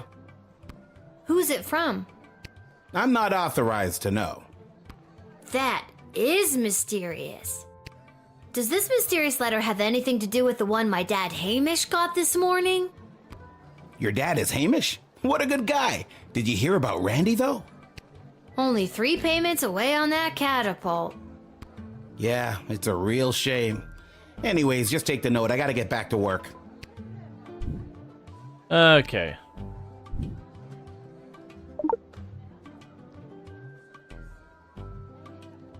Wicket 3000. Thanks. See you around, kid. I assume with the Wicket 3000 I could deny him entry? Oh, we're just gonna automatically open it, okay. Little girl stands at a gate, making choices I can't wait. If you've got a taste for madness and wish to circumvent great sadness, come meet me after dark.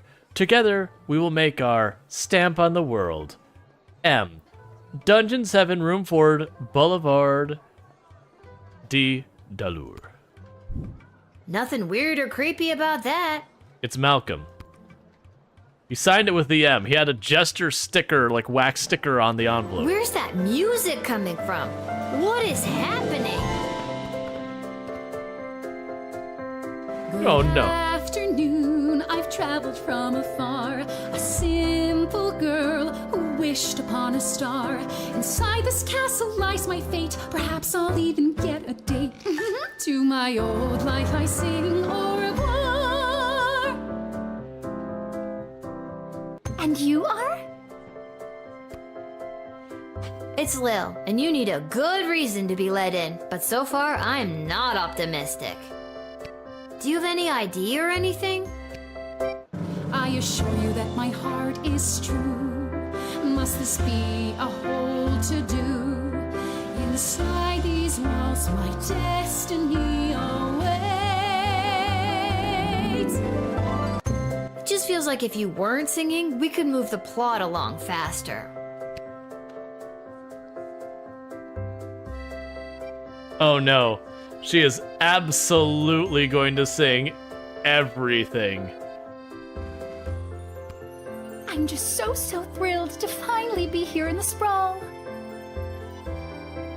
The people, the culture, the food, the hundreds of dark alleyways that could just swallow a person up. Not liking where that was going. I have to say, I'm losing patience, Lil.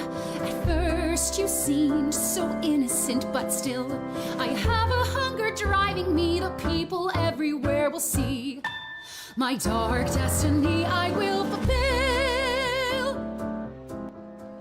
Well, that took a dark turn.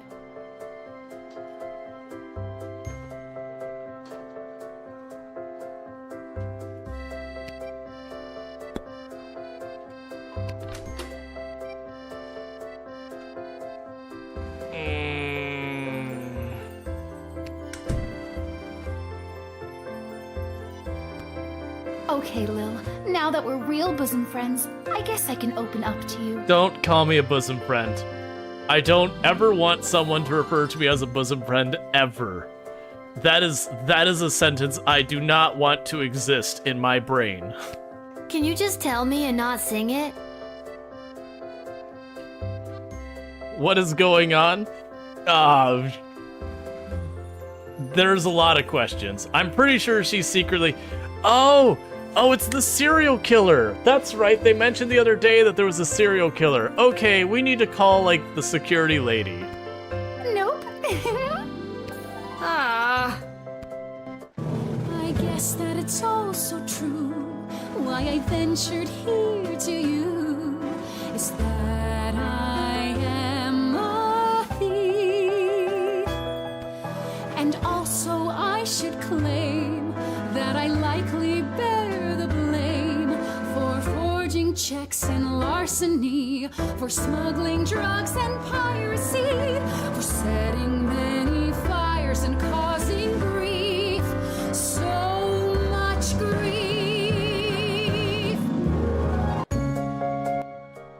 Oh my god! Just because you're singing it doesn't make any of that remotely okay. Yeah, she's the arsonist who keeps getting away. Like, I have mixed feelings. Obviously, the correct decision for the game is we now call security and be like, yo, she's here. Come get her. On the other hand, I also want to pull the green lever and embrace anarchy. I'm calling the guard. For the love of what is that? Excuse me, who are you talking to? What are you saying to them? Are you talking about me? Behind my back? I'm right in front of you. Oh, it drives me crazy when people talk about me behind my back right in front of me. This is making me angry. Don't murder me. Oh, maybe let's try singing? At times like this, what helps is this, calming down. This isn't a duet. I'm the star here. You think you're going to burn me? It's me that's going to burn you.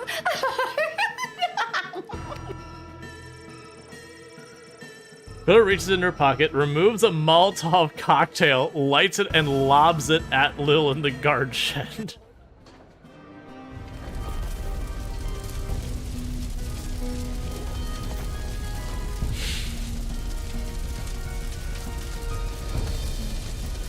Whoa, I didn't think this was that kind of game. Can we call the guard earlier? Where's that music coming from? What is happening? Don't make me go through it all over again. No. No. Afternoon, I've Oh, there's a skip button, thank goodness. Ah, good. I'm just so So let's get her to confess to her crimes. I have to say, I'm No. losing patience. Why won't you Lil. let me skip it? First you seemed so innocent, but still, I have a hunger driving me. The people everywhere will see my dark destiny. I will fulfill. I already know what I'm gonna do. I just need to get to the third that set. took a dark. Okay. Okay, Lil. Can you just tell me? Nope. Ah. I guess that it's all so true. You can't skip the singing part. To you is that I am a thief, and also I should claim that I likely bear the blame for forging checks and larceny, for smuggling drugs and piracy, for setting many fires and causing grief, so much grief. I think you're gonna like where I'm going with this. Oh my god! Just because you're singing it doesn't make any of that remotely okay. So my plan is to go to her tool cabinet right here. I will beat you to punch. Don't you break. Don't you do it.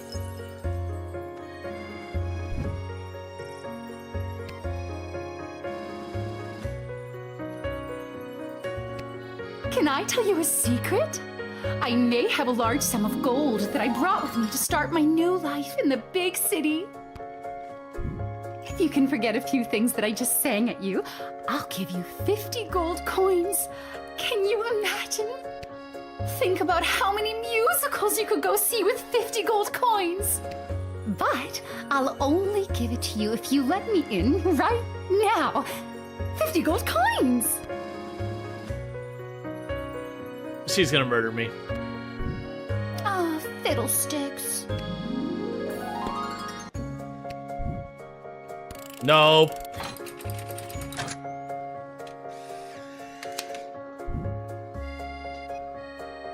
Because she might come back and sing again. I see now that you aren't my friend. My time here is about to end. You haven't seen the last of me. You're the worst.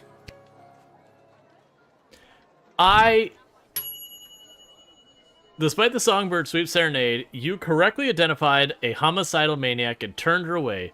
With the right tool, there may have been more to find. Do we accept the 2? So...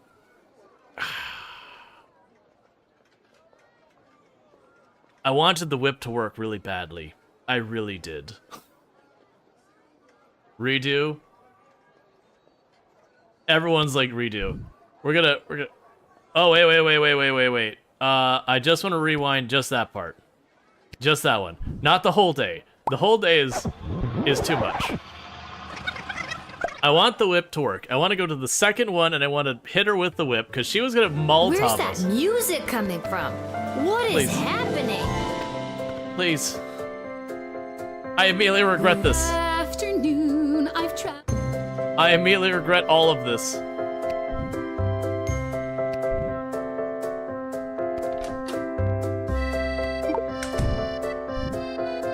Success.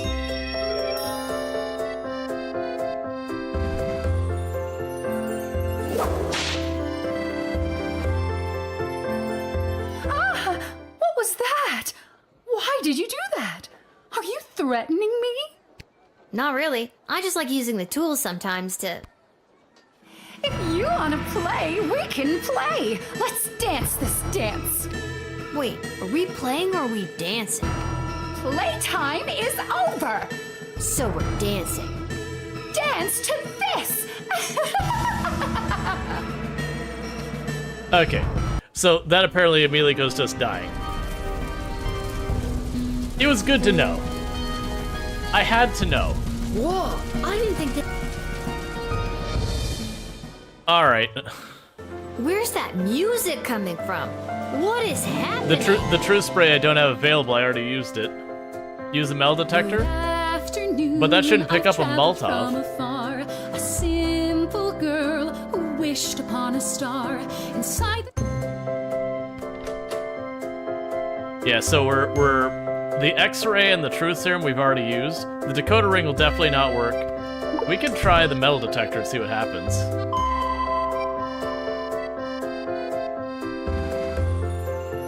What is that? Oh, that's just Fossy. What's a Fossy? Fossy is the name of my blowtorch. Give. Friends shouldn't take things from one another. I guess we're not friends then. That makes me a little bit nervous for you, Lil. Okay, I've had about enough of you. So I took the blowtorch that she would supposedly start a fire with. I'm just so thrilled to finally be the people. I have to say, I'm losing patience, Lil. At first you seemed so innocent, but still, I have a hunger driving me. The people everywhere will see my dark destiny I will fulfill. Well, that took a dark turn. Okay. Now let's try calling Striker, because now she doesn't have the blowtorch to start her Molotov. That's what I'm going with. For the love of... what is that? Excuse me, who are you talking to? I'm right in front of you. Alright, same dialogue. It drives me crazy when people talk about me behind my back right in front of me. This is making me angry. Oh, maybe let's try singing? At times like this, what helps is this, calming down. This isn't a duet. I'm the star here. You think you're going to burn me? It's me that's going to burn you.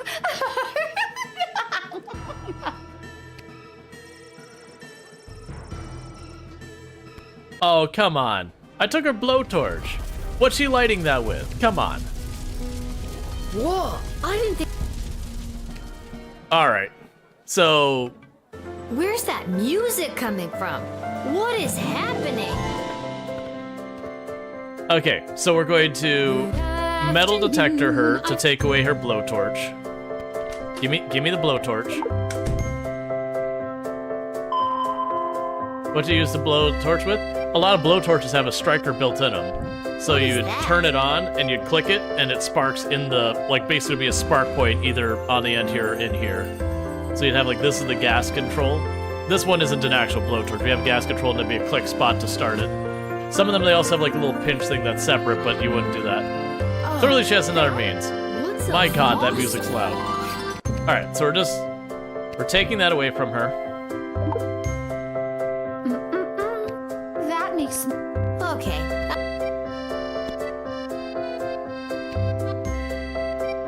Can I bribe you with the skull? No.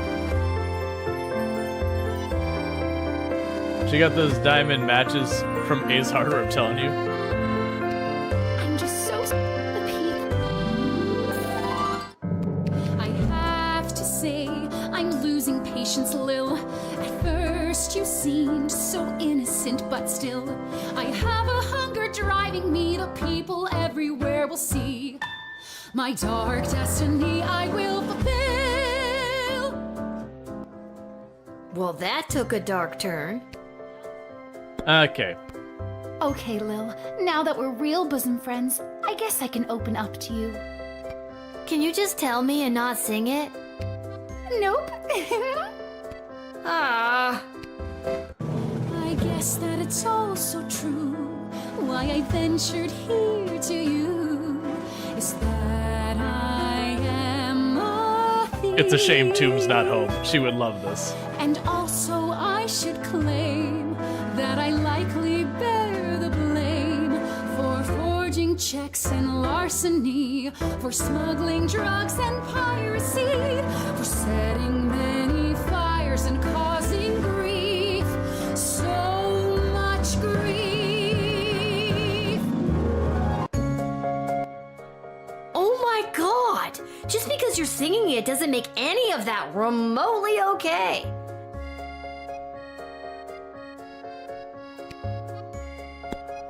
Okay. Beat it. I never want to hear you sing again. You're absolutely coming back to sing again at some point, I'm sure. There is zero chance it's the last we've heard of her. I see now that you aren't my friend. My time here is about to end. You haven't seen the last of me. You're the worst.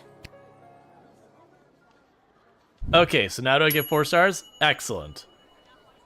Despite the songbird's sweet serenade, you correctly identified them as a homicidal maniac and managed to take away her toy. Excellent. Okay, you can hear again? Yeah.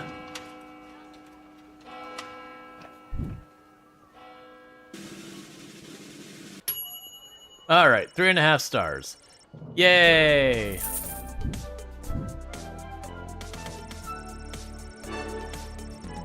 You let him in to do his job. Do you want a parade? Remember, 3 stars represents a good score in Lil Guardsman. A 4 score relies on superb deduction and a perfect loadout, a bit of luck, and some combination of all 3. The results screen will guide you towards a 3-star result, but 4 is up to you. So we got 4 for, you know, taking the guy's bugle but letting them in. 4 for identifying, like, getting him to bare his soul that he threw away his fantastic hat, but then was super upset about it and needs to get a new fancy hat.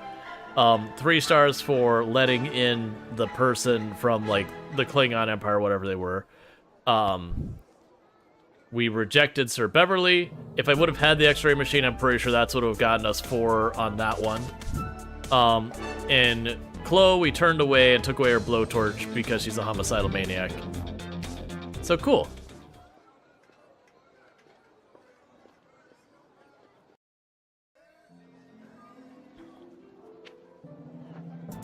So now let's go see Malcolm in his dungeon.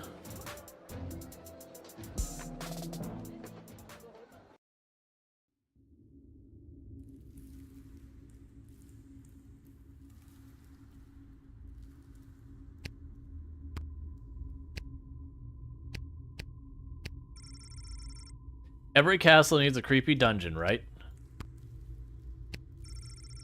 Ideal for prisoners who have only one arm.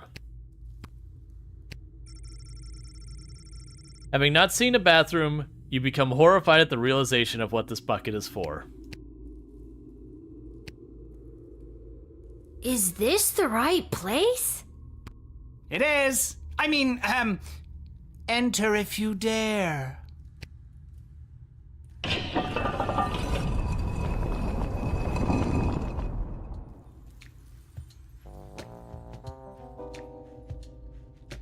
Oh, you dared.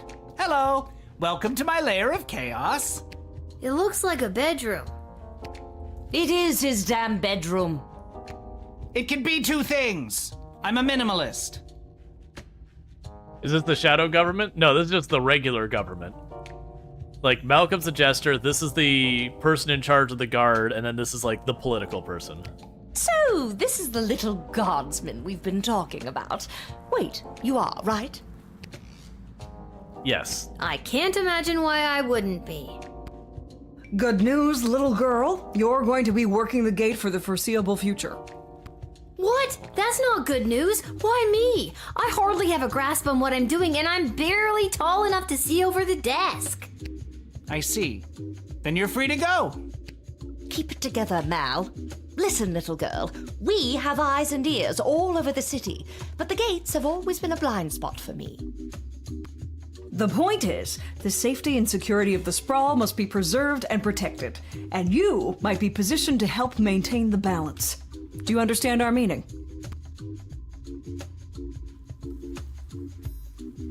I'm gonna say duh. You want me to do favors for you. Use my position at the gate to let in the people that you want in, deny who you don't. Am I on the right track?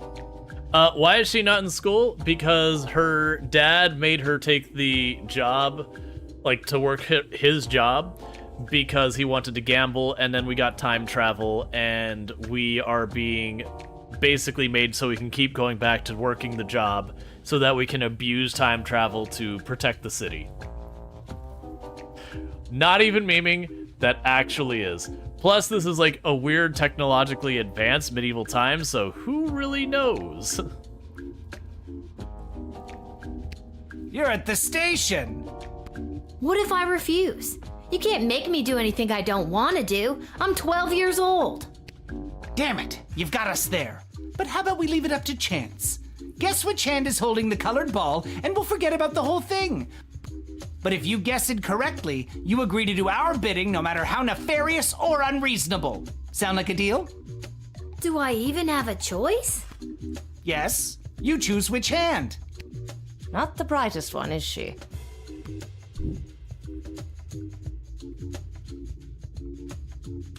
Okay. Malcolm is left-handed, I think, so I'd pick his left hand. But she wants me to also be in on it. His right hand. Pick his right hand. You can't go wrong when you pick right. Fine. Ah, I'm sorry. That was the wrong choice. What you should have chosen was my foot. But you said it would be in your hand. And what is the foot if not the hand of the leg? You lost fair and square. But... Oh, and don't worry about your father. We're each quite capable at finding ways to keep him busy, making sure you have to cover for him. But... That concludes this briefing. We suggest you go back home, rest, and wake up tomorrow prepared to go to your new mundane job, which you will work at for the foreseeable future. It's called being an adult. Keep an eye out for our directives in your daily guardsman writ. I trust you won't disappoint us. Goodbye! Oh, she's definitely better than her dad at the job. Even her dad says that. Why did you turn off the light? She obviously knows we're still here. She wouldn't have known that if you didn't start talking. I should have brought another drink.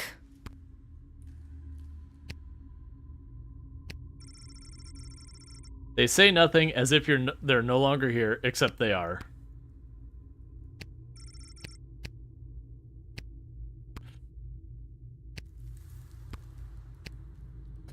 Okay. The Jester, that's Malcolm. He is defined as chaos personified. The Jester is absolutely hilarious at times.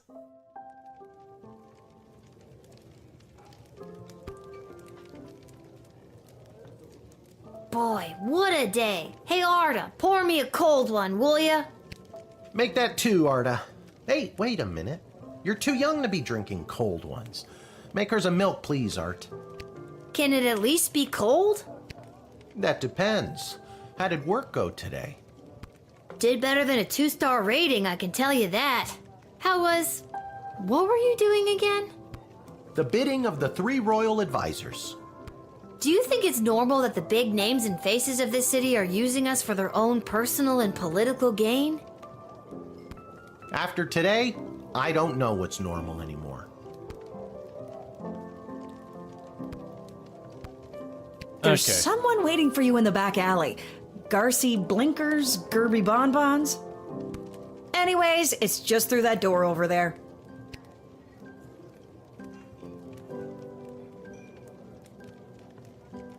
Okay, so people we let in are going to show up here. We have more to say. Maybe one day you can cover for me here at the bar. Maybe one day you can go. That Malcolm is a madman, but at least he pays well.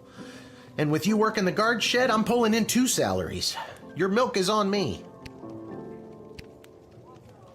Hey, we have extra of the daily special today. Eggs and oil and lemon. Do you and your dad want to take it? No, we're not gonna take it. Okay, so guy who wanted the fantastic hat. I don't know, chat. I don't feel like this is a fantastic hat. Wait, Sheds? I'll bet he wants the trumpet back. He probably does. This hat, it is not as fantastic as my previous hat. My journey, it continues. I was gonna say, you gotta step up. So what am I doing to the right here? Why is everyone terrifying? What are we looking at?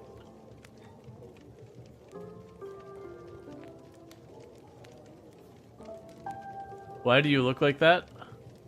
I don't know what you're talking about, Tepsidussi. It's just the art style. Everyone? I mean, they're just cartoon style characters. Yeah, I saw the Twisted Sisters and all that. We noticed that everywhere. It's broken. If you can find someone to fix it, be my guest.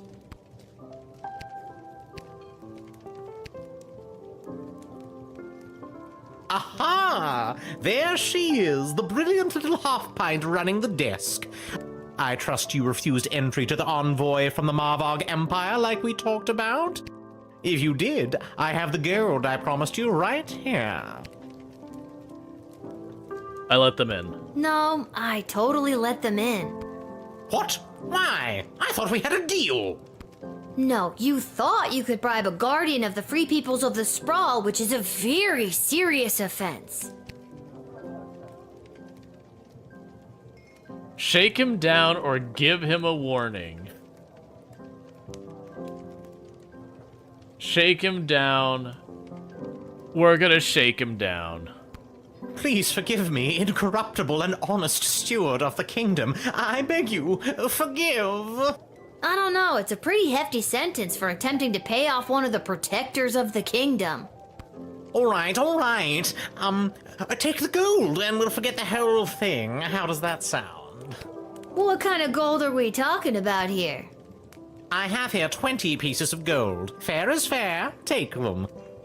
They are yours, and with many thanks from Prince Phineas Pomp, heir to the throne of Petrard, son of King Phineas and Queen Buttermilk, who was daughter of King...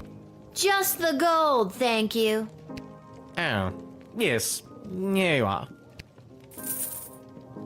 Excellent. So let's go check out the whole thing. Tell me how this isn't terrifying? It's just animated. Lil, you came. Didn't ask for a trumpet bat? Nope. Welcome to Garby Bunch's Emporium of Wonder. You're my very first customer. Be supportive. I was actually inspired by watching you alternately help and hinder folks at the gate yesterday. And I thought, Garby, there must be an industry of enterprising individuals supporting the guards. And when I looked around, there wasn't. So I met a mage who's got a magic crystal hookup, and now I'm selling Guardsman tool power-ups. If you've got the cash, I can sell you extra power crystals, both the good kind and the cheap roll the dice and see what happens kind, as well as power-ups for all of your tools. It's pricey, but the more crystals you can load into those bad boys, the better. Finally, if you need cash, you can sell me anything you might have taken off of unsuspecting suckers. Here, take a look. Okay, so the idea is I can now upgrade my stuff, get extra power crystals, and I can sell stuff.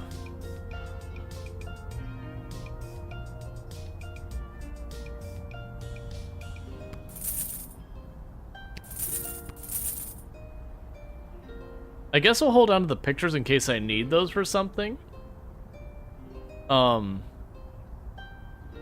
Purchase an additional power crystal slot for the decoder ring. So that's additional slots.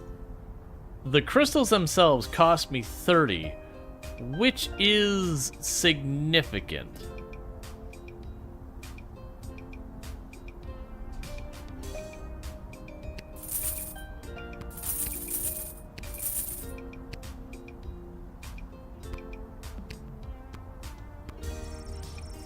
That cannot be safe. Lil could fall into the sewers if she could walk to that part of the screen. Oh, good thing we can't walk to that part of the screen. I got worried about that. Smells coming out of the dumpster are indescribable. Sold the trumpet? Absolutely. Thank you for the follow. Welcome to the stream. Some of the things I do appreciate is, like, they don't leave it for you to, like, question what you can and cannot interact with. They highlight it. They put, like, the different stuff on it. So those little things make it very easy to understand exactly what you can and cannot work with. I think I've done everything I need to do, but are you sure you're ready to hit the hay? Quiet, you. I'm not ready for bed. I don't really have any... Okay. Maybe one day you... That Malcolm is a madman. That's all repeat dialogue. Hey, we have extra of the daily special today. No, we're not gonna... Okay, I think it's just in case you wanted to shop more or something. All right, moving on. I think I've done... Quiet, you. Hit the hay. Okay, I'm gonna take 2 seconds real fast and use the restroom because I really need to use the restroom. But I've been enjoying this so far. Let's actually wait. Okay, we'll wait till we get to the point where we know we can stop. Seamus McGoblin did a commendable job painting the dungeon walls. Although humble, he is really quite skilled. He never let a drop hit the floor, and he did all the edges without using tape. Really quite high quality work. It brought a much needed breath of life into the room for some people who wait for execution. Seamus went home with his hard-earned paycheck in one hand and a bouquet of flowers for his wife in the other. He put his 6 goblin children to bed, swept his wife off her feet, and took her to their room. Their 7th kid, Becky McGoblin, is due in the spring. Can I get the goblin's, business card? I know, right? Without his bugle, the Petrardian envoy managed to make a favorable impression on the princess, the advisors, and the rest of the court. He lost them, though, when he tried to make bugle sounds with his mouth. That night, lying in bed in the chambers provided for visiting dignitaries, he felt ashamed for having not only sought to bribe the little guardsman, but also for having buckled under pressure of a 12-year-old calling him out for it. Last night, his dream of one day serving as an intelligence agent for Petrard finally died. Oh good, we crushed his hopes and dreams. Excellent, that feels good. Signor Capello Fantastico entered the sprawl and began his quest for the perfect hat. He ventured to every store that sold headgear in the sprawl. Henry's hats, Linda's lids, Homer's haberdashery, the Chapo shack, Mind Your Millinery, hats, all caps, and even Yiddle's Yarmulke yurt. But none of them had the type of hat he was searching for. But rest assured, Signor Capello Fantastico will not relent until the top of his head is restored to its former glory. After relaying the Patriarcha's message to the princess, the Marvel envoy walked past the National Ballet of the Sprawl's repertory company rehearsing in the park. Seeing that the ballerinas of the Sprawl were doing things completely wrong, the Marvel envoy decided to join in and teach him a thing or two. Now the Sprawl's ballerinas are experts in the first position and first-degree murder. Since the envoy was distracted, the Petror never got word if the princess received the message, but don't worry, they'll show up anyways. Denied entry, the fake Sir Beverly took off his fake armor and got back on his fake horse, yes, even the horse was fake, and went home to his real hut where he lived with his real mother and wallowed in his very real depression.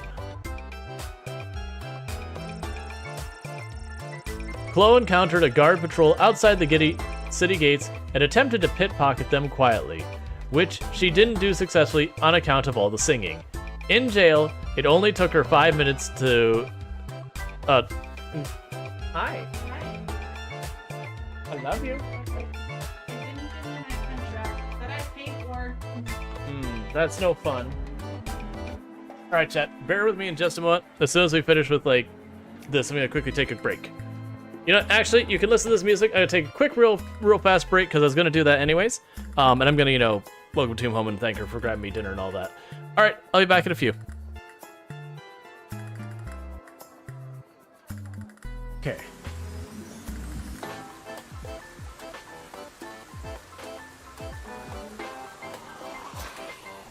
Stop. Why is it pitch black? What am I supposed to do? The whole thing just went pitch black instantly. I can see nothing. Really going, you know what? That's gonna be an immediate problem. I can't move. I am physically one with the emeralds. The emeralds are me. I am the emerald. Help. I regret this decision. Unstuck. So it's spring and summer. Let's get this planted. Because that is the season we are in. That's literally what I'm growing right here as well. It's fine. The tree's gone. We don't get to have this tree.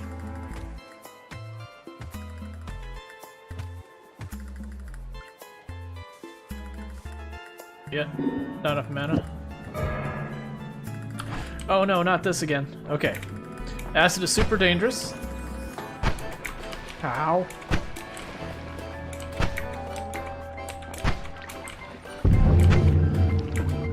I should have learned my lesson.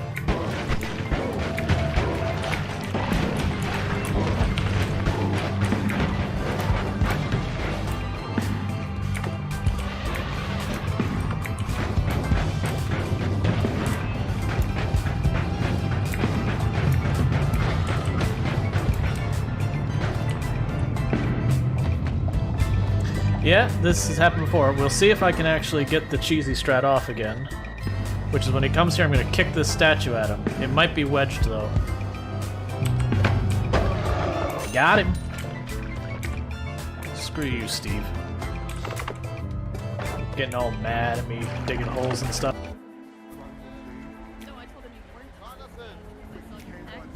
Hey, where are you guys at the venue? Bartender Jonathan! Just in front of stage, center stage. I see you.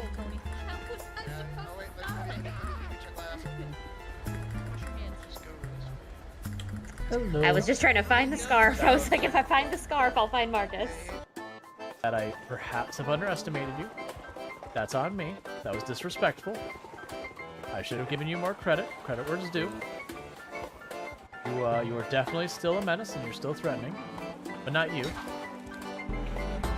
She's a jerk.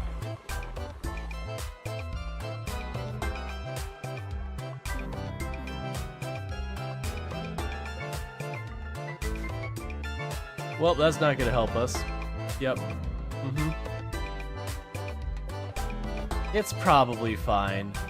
That'll almost certainly not have any repercussions for us, having the entire group of guests who are going to stay, die from heat stroke. My colonists are doing fine, so I don't know what their problem is. Maybe they should just have made themselves out of tougher stuff.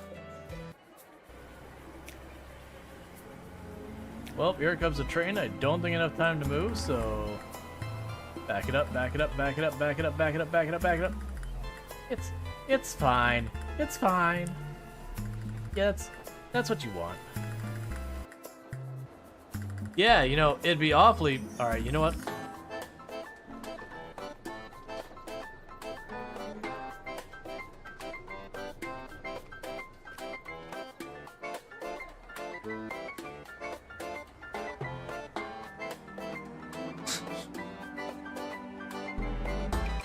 It's fine with me.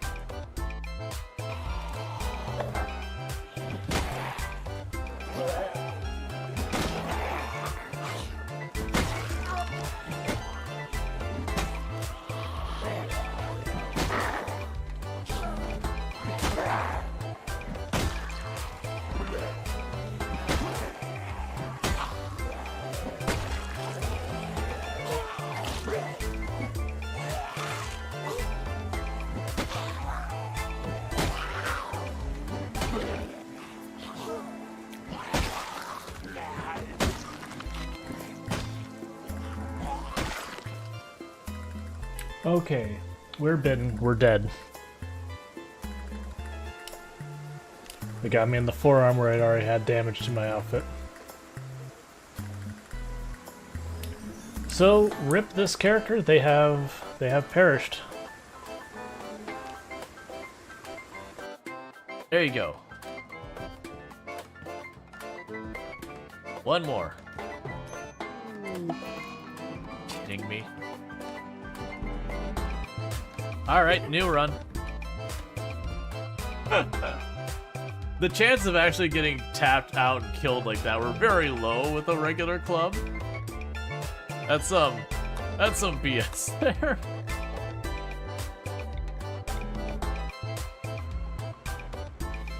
There we go. Just had to top it off.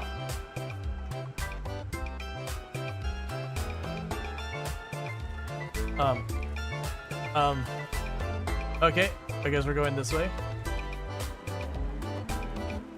This is cursed, please.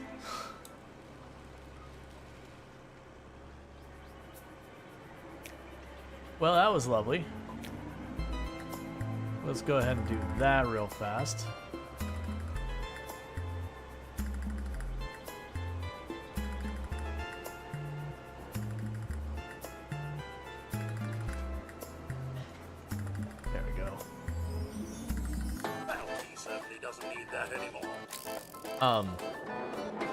Man.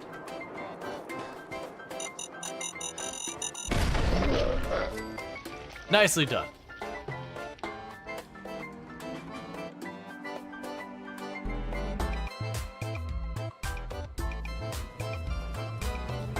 I have been claimed by the landmines in many a place. Alright, let's open the door behind us. Okay, sorry about that. Just Jim's a little frustrated just because of the whole thing that let's see. Oh, I thought the scary command was gone. Did we go for like 2 weeks? No, it's still there. But yeah, no, it was Toon picked up dinner for us and they messed up the order and just missed one of her items even though she paid for it and everything. Oh yeah, no, Scary still works. I don't think it's on that away screen and all that. But so it's just one of those things that she is a little frustrated because, you know, just didn't get everything she's supposed to, and you know, when you deal with that, it's like, what are you gonna do? Like, call them and then like drive all the way back to like Taco Bell to like get the one item and all that, you know? Well, then you have to consider, it's like, is it even worth the gas or the time and all that? And so just frustrated. Was it Taco Bell? Yeah, but I've had pretty much all the fast food places mess up orders. Like, I used to keep track of when I used to go to Wendy's, and like, I would order their chicken sandwich with no mayo, and it always would have mayo, and not just like a little. Yeah. Yeah, no, she always does, or she typically always does. She probably just in a hurry, or maybe like it's one of those things where you're in the dark in your car trying to check. You could think you see things that you don't, so I wouldn't even I wouldn't blame her on that. But yeah, no, it's just one of those things that I wish they had more so to do it better. But yeah, so they got her. Yeah, she got sent to solitary confinement. This is the person singing, like Disney princess singing the whole time.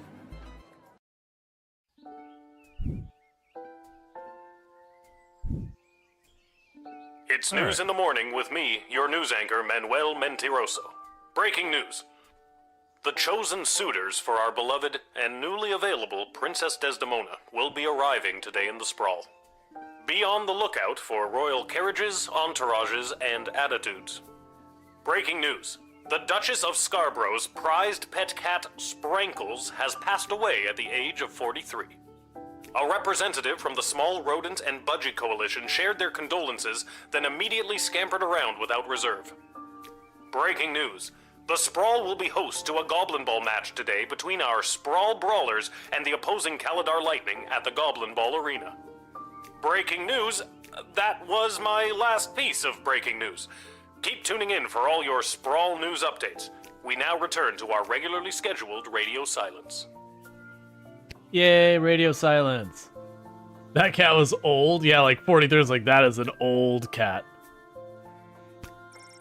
Okay, so that stays the same. What tells me about those? We have another note. Oh, look, another note. Lil, I'm off running an errand for Lieutenant Stryker today. Apparently she needs me to time how long it takes to run around the entire circumference of the Sprawl. Really shouldn't have competed in the hot dog eating contest last night. Do me a favor and go down to the Goblin Ball Arena and place a bet of $30 for me after work. There's an extra $5 just for you. You didn't tell me which team to bet on, but my chances can't be any worse than his usually are. I also noticed a bunch of our money disappeared. Alright, the Royal Writ. Expect the arrival of the Crown Prince Phineas of Petrard and the Praetor of Kargan of the Marvaw Empire. Don't let your guard down, but do not delay them unnecessarily, Ash. Today is the Goblin Ball Tri-Goblin Cup semi-final between our beloved Sprawl Brawlers and the Caladar Lightning. The jerks. I'm filling in the words there.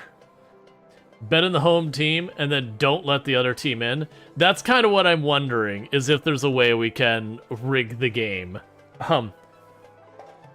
There has been a BS report, Bank of the Sprawl, regarding a number of unusual transactions involving sports betting. A reminder to the guard force. City officials are forbidden to participate in gray market sports bettings. Stryker. Let's see, the guards are hearing talk of increased smuggling. Be vigilant. Watch out for anything that could have a secret compartment. Trust no one. Deploy the true spray if necessary. So this is basically warning us, saying that if we bet today, that we're potentially going to be getting in trouble. So we're having to decide between, like, what our dad wants and that.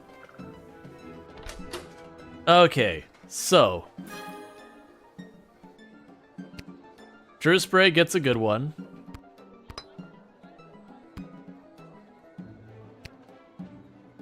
The X-ray will probably be important today. With the whip, we'll give it 2 of the junk ones.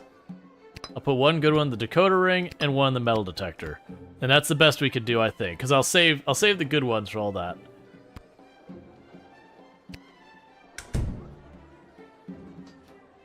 Oh, right, the reason we don't have money is we spent it.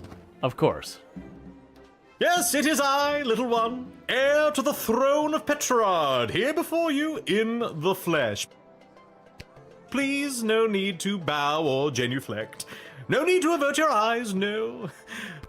For though I am a crowned prince of the realm, I am a humble man, one of the people, no better even than you, tiny gatekeeper. I mean, at least you're trying.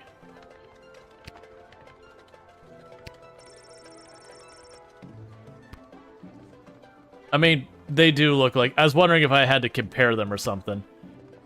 Okay.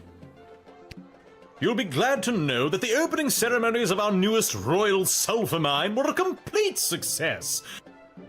Only 4 deaths, which is far fewer than the last. Yeah, he survived. For the record, the reason they're saying that is he was at a sulfur mine and they were going to christen it with a bottle of wine. I'm like, wait a second. Sulfur and water don't go together very well. There's a lot of chemistry involved in that. No matter, we look forward in Petrard. No sense crying over spilt. Well, there it is. Sure. I'm glad things went well. Jeez, 4 dead? At an opening ceremony? Yes, tragic. Avoidable, but still tragic. Luckily, it wasn't anyone important. A few unskilled laborers and 1 server. Could have been much, much worse.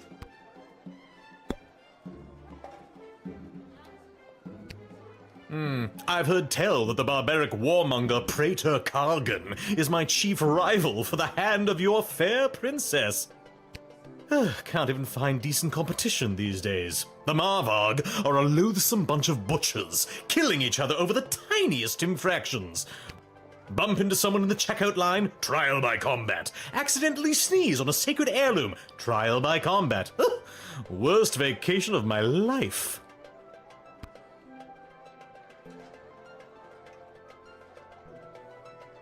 Not a good opening without a few deaths. I know, right? I've never been anywhere in the Marvalg Empire, but it does sound pretty brutal from what I've heard. Oh, never go, my dear. Nothing in Marvarg you can't find bigger, better, and shinier in Petrard. Yeah, and I have no reason to call Ash or any of the others. I'm just interrogating them. For goodness sake, let's get on with it already. Do I really need to announce myself all over again? What the devil does one send an envoy for? Who do you think you are, peasant, to hold up the likes of me? I am off to marry, and in doing so create the most powerful union this world has ever known. The sooner you realize your place, the better. Look, Your Royal Highness, this is for your own protection. Think about it. If I'm lax on letting you in, who knows what kind of people I might accidentally let in and the danger they might pose. All it takes is one disgruntled worker and boom! Maybe the next bottle of Petrardian Fizzy is coming for you. Good Lord, you're right. I'm sorry. Please keep up the good work.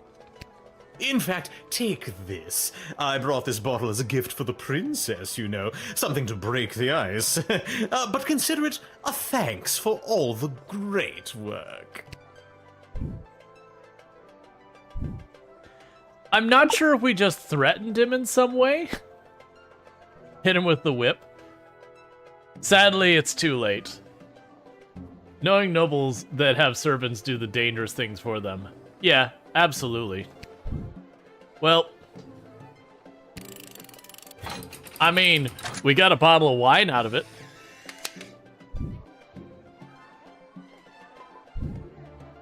And with that, it is off to face the princess and destiny. Before I go, can you spot me a $5? I'm afraid I left my wallet in my other pants. You better get even with me, man. Much appreciated, little one. I'll be sure to send a case of quality Petrardian fizzy to your local establishment. Nice to keep some of my favorites on hand anyway. I'm assuming that'll be one of those things that effectively we've invested. Ooh, whoa. Should the Crown Prince really be bumming cash off the peasantry? Probably not. Also, you'll never see those $5 again. Ow. Two stars.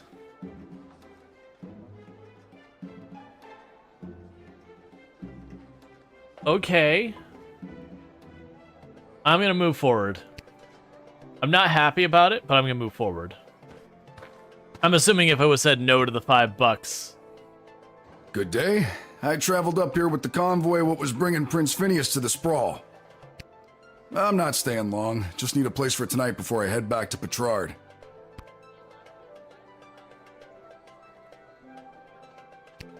I was hired to come along with the convoy in case anything broke down on the way, in case repairs were needed on any of the equipment or transport. The prince doesn't exactly travel light. 3 carriages of wardrobe changes alone. To be honest, I don't get to the Sprawl often. Too many mages around these parts for my liking. Sure. I'm sure they were glad to have you as a personal insurance policy. I don't know if I'd go that far. If they didn't absolutely need to hire someone to make sure the prince was here bright and early, they surely would not have. Wouldn't spend a penny on their dying aunt, the Pomp family.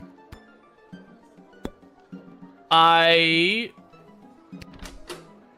would like to take a look at that, at the lunch pail friend. Nope, you're good. Maybe. That toolkit was handed down to me by my great-aunt Gildy, one of the finest restorers of beauty this world has ever known. A kit like this in the right hands, and there's nothing you can't do. I have no reason to confiscate that other than to be a jerk. I think you'd know what to do with these better than I would. I appreciate it, especially coming from a fellow tool enthusiast. Tool enthusiast? You got your own awesome toolkit there, and I bet you love using it as much as I do mine. Tell you what, if there's anything you need fixing, I'd be happy to take a look for you. As a matter of fact, the jukebox at the Twisted Sisters Tavern has been on the fritz for ages now. Oddly enough, fixing fritzy jukeboxes is my specialty. I'll go there straight away and you'll be boogieing before you can sing a chorus of Hey Nani Nani. I don't understand what any of that meant, but great. Cool. I would say that was worth it. I don't know if, like, we just wasted that or not, but that's fine. If I could have afforded to stay home, I would have. But they made me an offer I couldn't refuse, so to speak. Was it a threat? A horse's head in your bed? Nope, just a big heaping pile of money. The king and queen are desperate for the prince to secure the hand of Princess Desdemona. The future prosperity of Petrard depends on it. To be frank, the whole kingdom is flat broke. This is their only chance, to marry rich. I guess that explains the big deal everyone's making out of this whole let's marry the princess off thing. Shouldn't she have some kind of say in the matter? Now that is something seriously worth considering. Okay, you can go in there.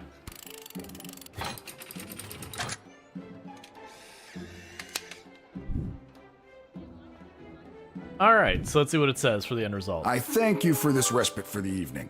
I'm certainly glad I don't have to head all the way back to Petrard tonight. By the way, do you know of a good inn nearby? No better place than the Twisted Sisters Tavern. Not a classic beauty, but she'll get you where you need to go. My kind of establishment. I'll see you there.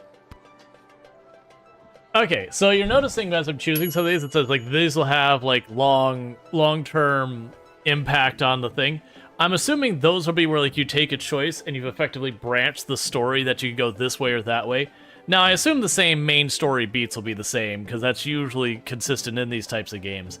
But, like, maybe someone likes or dislikes you, or maybe someone will or won't be present anymore, stuff like that. Sprankles! A small group of black-clad folk approach the shed, Weeping and moaning. Could they not? Oh, boo-hoo-hoo. Oh, Sprankles. Weep, weep, weep.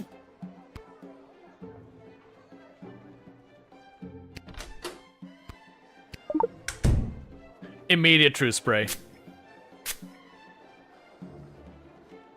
I only went to the funeral because Monty's was catering.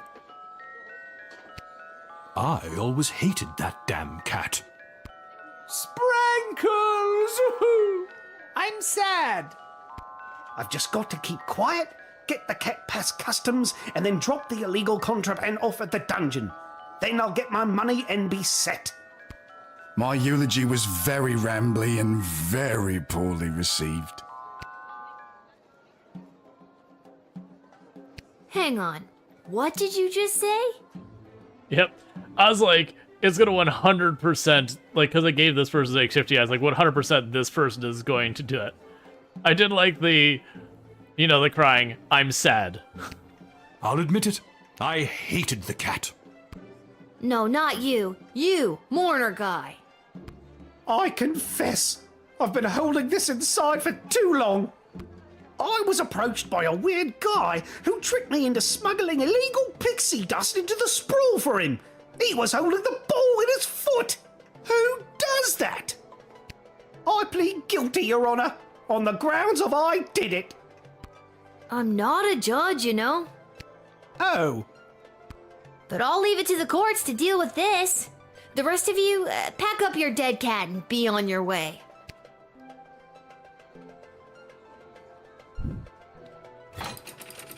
Oh, it just automatically... Okay. I didn't do that, it just All right. automatically went. Have fun burying your cat. We shall. Sprankles will be so happy at St. Euphegenias. I just know it. Thank you, my dear. Sprankles thanks you. Oh, good.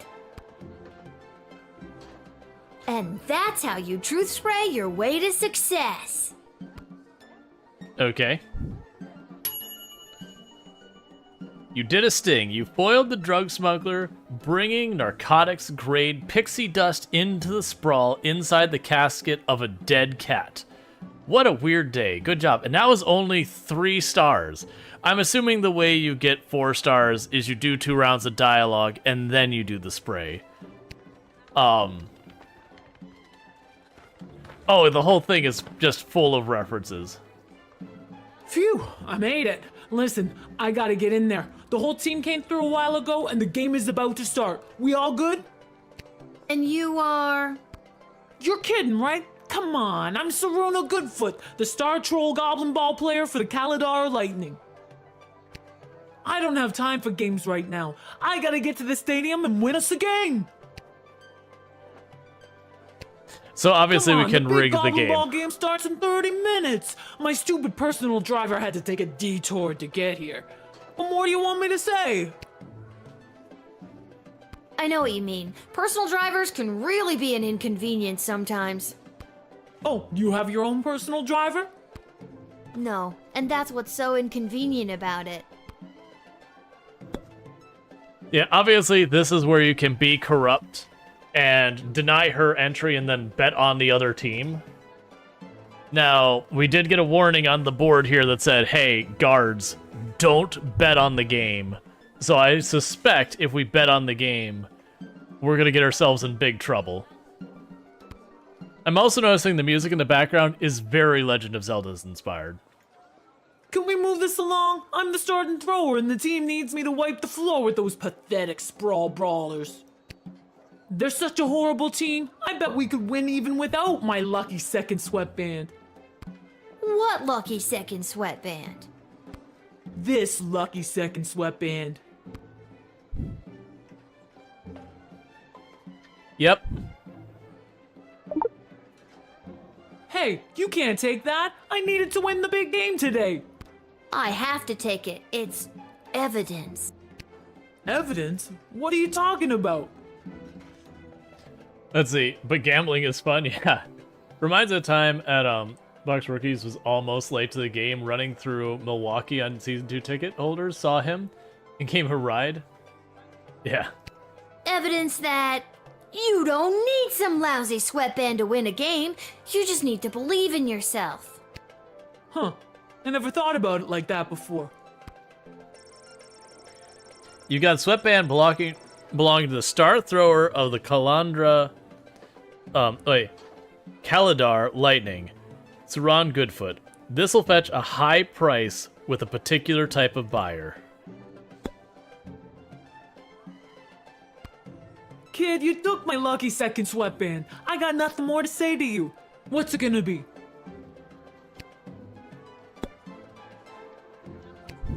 Fine. I'm assuming we get in trouble for it. I'm kind of hoping that throws off the game enough that it, like, makes Ash happy. Thanks. Now to wipe the floor with those lousy sprawl brawlers. I'm assuming the message up there means When you we hear lose. the crowd cheer my name, you'll know it's for me. Well, duh.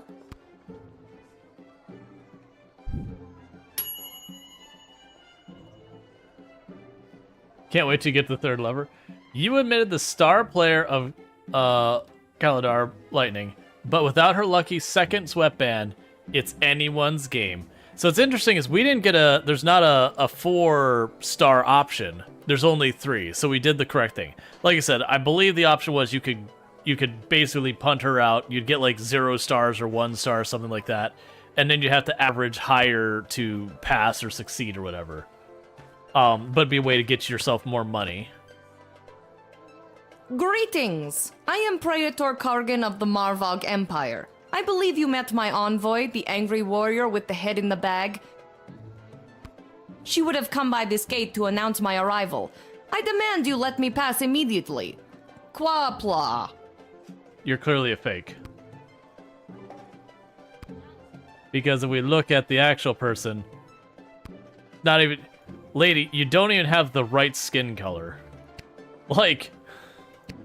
Why do you pester me with questions? I am a very important royal figure and I must enter your city to meet your princess and marry her. Now let me be gone, child. Quack black.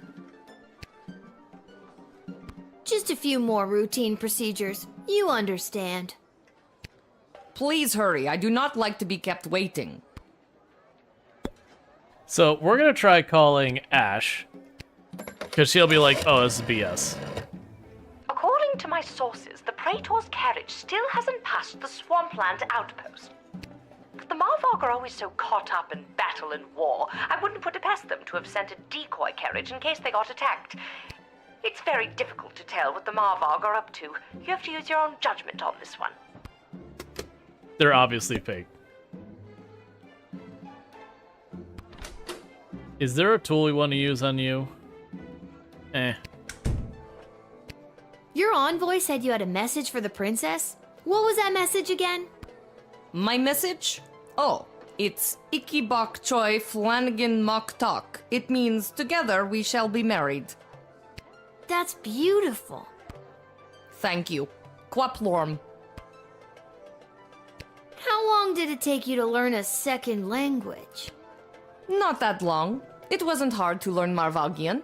I mean, this language we're currently speaking. Yup. Nope. But I am the prattler! What on earth are you doing?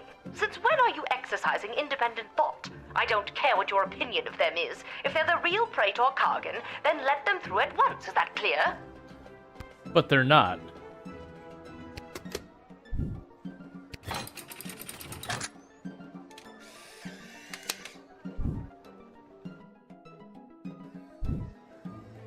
You've made a powerful enemy today, little girl. You'll soon feel the wrath of an entire empire.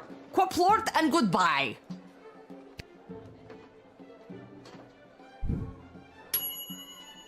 You saw through the old fake Praetor routine from a mile away. Who does she think you are? Someone who can't see through the old fake Praetor routine. Psh, amateur.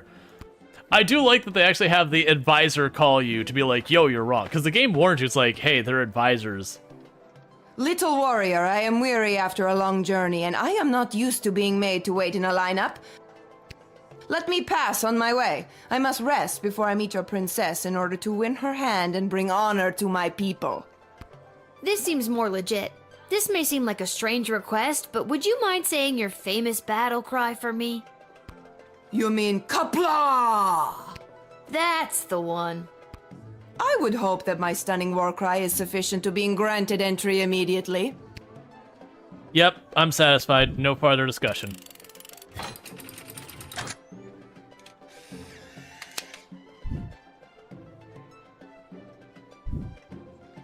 And thus I truly begin my quest to marry Princess Desdemona and bring a generation of prosperity to the Marvog Empire.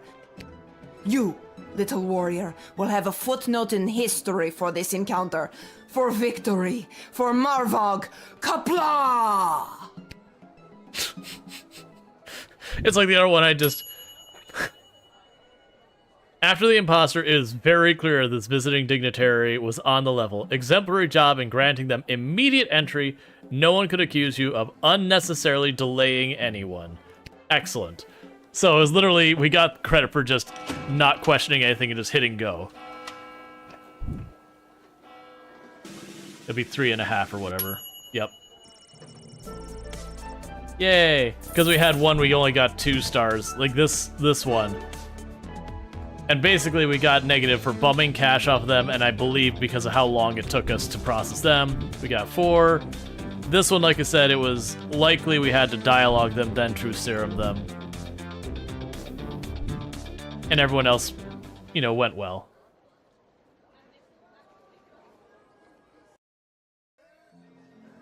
I'm sure there's... Actually, I haven't even looked to see if there are achievements for this game. Oh.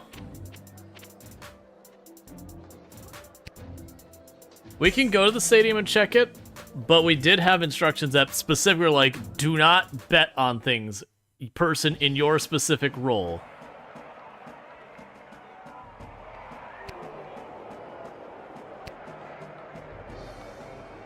Hello! Thank you for coming to my booth today. I'm here taking a poll on what the new name for the stadium should be. What's wrong with the Goblin Ball Stadium? It's a little on the nose. The owners want a little more pizzazz in the title, and you don't get pizzazz without taking polls, or poll-zazz as I call it. Care to give your opinion? Actually, I've really got to be... Great. What one word would you use to describe Goblin Ball? I don't know. Perfect. And the stadium, you would say it's, Whatever. Excellent. And finally, you come to the stadium mostly for...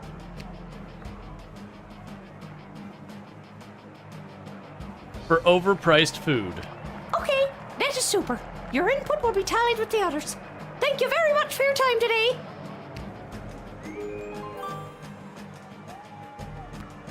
I like how that impacts things. Hey, Pangraru, thank you so much for the raid. I do hope you had yourself a good stream and all that. Oh, right. What was the game? Because I remember you were looking at, Oh, it was, Mad Max. That's the one. And there's me clicking on everything. But for those who don't know, Pangraru, fantastic career. Plays a variety of games and all that good stuff. But yeah, now, because I caught you had just met Chumbucket. And I was, like, lurking there for a little bit. Where you're like, I like how he rides in the back of the truck kind of thing. But thank you for the raid, and welcome in everyone raider. For those who don't know, Pangraru, absolutely fantastic content creator on the platform. VTuber plays a whole variety of games, so if you enjoy a little bit of chaos, they can deliver. So definitely would highly recommend them. For everyone popping in, we are playing Lil Guardsman, which came out today, which is also chaos. This is the full game. And I appreciate it greatly, because we played the demo on the channel, and once you get past the tutorial, it immediately fully diverts. Like, we have had almost no duplication at all. Like, it's like the tutorial's the tutorial. But all the other stuff that happened in the demo has not happened. We've had an entirely different story and everything. But basically when you look at the, when you look at what this game is, if you've ever played the game Papers, Please, so you're like, you work your little border inspector where, the person shows their passport and you go, all right, is there information right? It's not to that detail, but it's the same job that what you're doing. But you would basically work the guard gate, and instead of being serious and like a big downer, it's fun papers, please, with time travel and shenanigans. Where we are a 12-year-old little girl who is working the guard booth because our father likes to go to the pub and gamble on Goblin Ball. Not even a joke. That is actually why we work the guard booth. And we've been having a good time. I think we're in day 3 now. But yeah, so it's really fantastic. Less war crimes. We may or may not have taken things from people we should not have and stuff like that. So did you find, I don't know if I think this is as fantastic a hat. Thank you for the follow. Welcome to the stream. Because he has come to this guy, we let him into the kingdom, that he was looking for a fantastic hat because he lost his fantastic hat. And he's been on his quest to find a properly fantastic hat. I don't think this is it, my dude. This hat, it is not as fantastic as my previous hat. My journey, it continues. Oh, we can't see his head? Here, let me slide on over. Yeah, so he's got like a 10-gallon hat or whatever.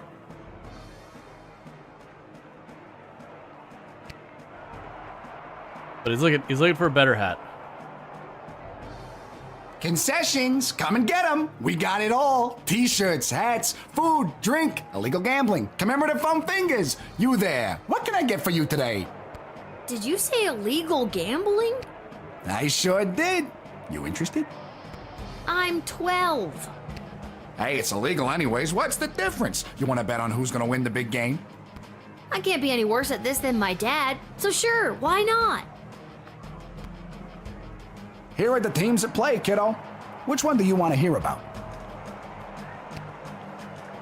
Okay, so we have a warning on our guard post that was like, yo, guardsmen, do not gamble. The home team hasn't been doing too well at home lately. A lot of people are still angry at him after that game with the foul and the points got reinstated. They're more of an away team, but they're a shoo-in to win today. If the other team didn't have that ringer Saruna Goodfoot playing for them. You sure you want to bet on them?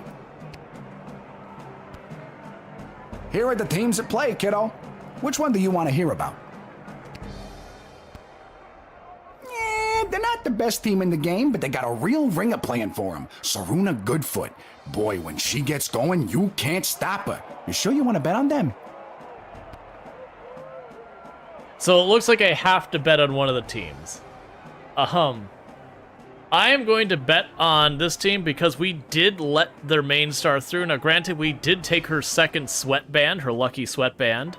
So I really don't do this with confidence, but we did actually give her like motivational advice when we did it. So I'm gonna go with yes. How much you looking to gamble? Selling the house. All right, kid, your bet is in. Let's watch some Goblin Ball.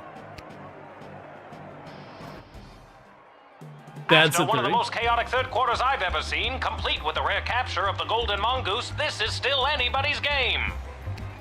But look, Kaladar's star player Saruna Goodfoot has taken possession of the wagon wheel. My producer is just telling me she isn't wearing her signature lucky second sweatband. Well, that's weird. She's running, and she hurls the wagon wheel, and it misses the flaming gates by a long shot. What an upset. That's the game, folks. A stunning victory for the hometown heroes. What a great day of Goblin Ball. I deserve this. Hey, tough luck, kid. Come back next time for all your illegal gambling needs. Just ask for Fredo. Welp. And we can't time travel unless we're in our guard shack. So that money is gone.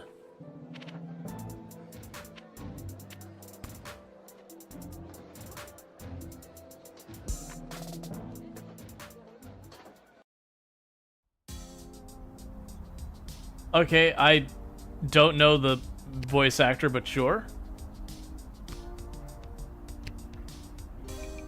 Well, if it isn't my favorite pint-sized Lil Guardsman Lil, you just missed the guards from down at the East Gate. They almost cleaned me out, but I promise I saved a few goodies just in case you happened by. Congratulations. Gee, thanks. Take a look. All right.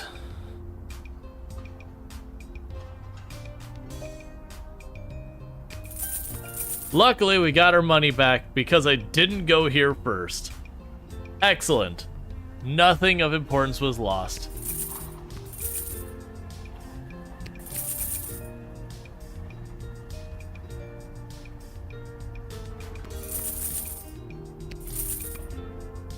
All right.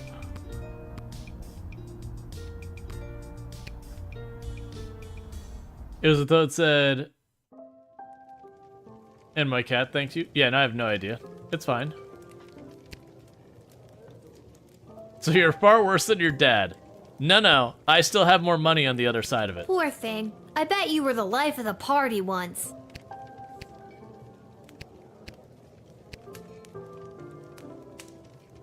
If it isn't my little gate guard friend, of all the taverns in all the towns in all the world.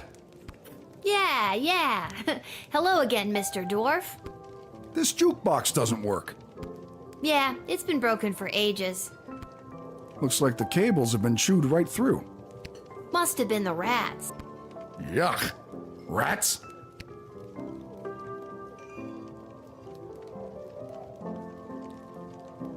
Natural erosion. I mean, natural erosion. Natural erosion my left foot. Anyway, I can fix that for you. That would be wonderful. For a price. Crap. Okay, how much are we talking about here? 15 gold should do it. I don't have that no money. Sweat. We've been just fine without any music or joy in our lives for years now. Just fine. Suit yourself. Hopefully you're still here to pay later. I did it. I quit my job as lackey to that awful man. And when I mentioned it to someone at the bus stop, they gave me a sock. And I have no idea why.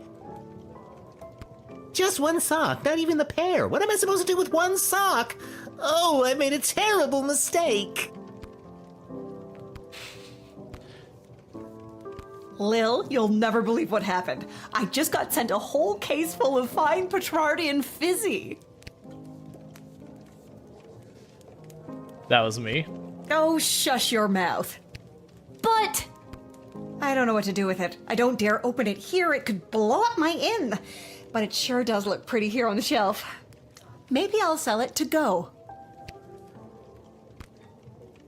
Okay. Yeah, wear the one sock. All right, so it looks like we've finished the stuff here. I think I've done everything I need to do. Yeah, so they have like a confirmation dialogue in case you click on the walk by. All right. Upon entering the sprawl, Prince Phineas presented himself as a court to the princess, but not before he was able to double the fiver you lent him in a game of beer pong at the Basilisk Club, which he then tripled participating in the Leaky Downspouts arm wrestling tournament. However, he then lost it all in a high-stakes game of spin the bottle at Harpy's Rest. One of his attendants watched a mage-grade crystal fall out of his pantaloon as they traversed an alley behind the Twisted Sister Tavern en route to the palace. Perhaps it is still there in the alley. The Dwarven Tinker left his interaction with Lil, the Guardsman, with the spring is set. The connection you made in a time increasing intolerance towards non-humans made him think that perhaps rumors of bigotry in the sprawl had been greatly exaggerated. Unfortunately, just before heading up to his bed to his room, he took the night air and chanced upon a group of young men leaving the social club of Sons and Nobles Clubhouse. They were able to overpower him and stuff him into a garbage can. Take a sip. What's the worst that could happen?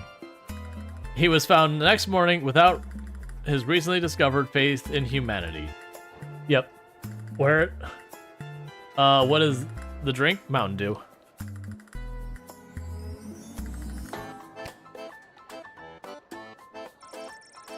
Alright, let's stretch.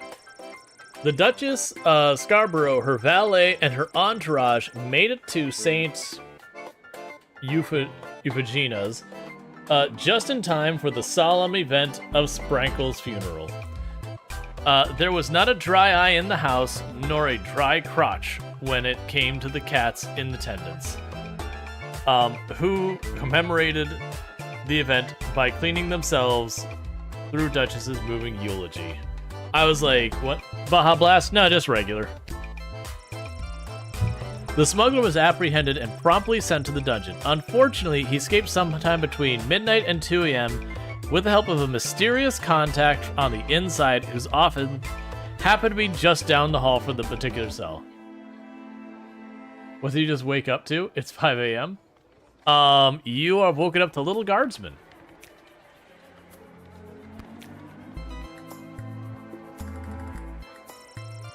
After the Goblin game, Zaruna had to face the scorn of her disappointed coach and her teammates, but only for about 30 seconds, as she was the only troll on the team and dwarfed the other players, who were rightly terrified of her.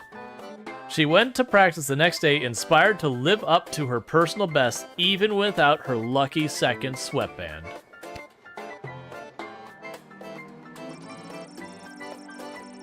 The fake praetor that you very wisely turn away took their shtick on the road and eventually picked up by the Marva authorities for impersonating their beloved praetor.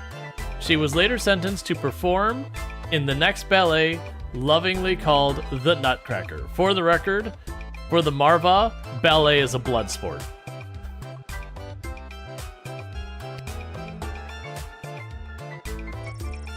Praetor Kargan. Because she was admitted to the gate without any hindrance whatsoever, the Praetor had a few extra minutes on her hands before she needed to present herself at the palace. She had just the best time. She met a good dog, who she patted. She kicked a football around with a couple of only slightly filthy ragamuffins on the Westphalian Green.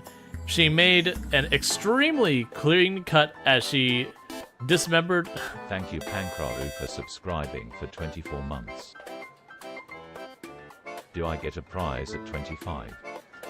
Thank you, Pankraru, for a tier 1 sub. You've been subbed to the channel for 2 heckin' years.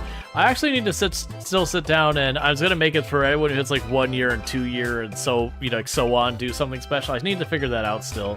That's been on the back burner. So here's the prize I will give you. I will give you advertisement-free viewing, as well as access to the emotes. Now, it's... But thank you so much for that continued support. It does mean a whole heck of a lot that you can support the channel for that long. And we also have a thing for every sub, as well as for 100 bits. We do a Lego, but let me finish the dialogue here, and then we'll do the Lego. And, you know, and she made an extremely clean cut as she dismembered the left arm of a mugger who attempted to take her coin purse. All in all, it was one of the most relaxing afternoons in recent memory for her.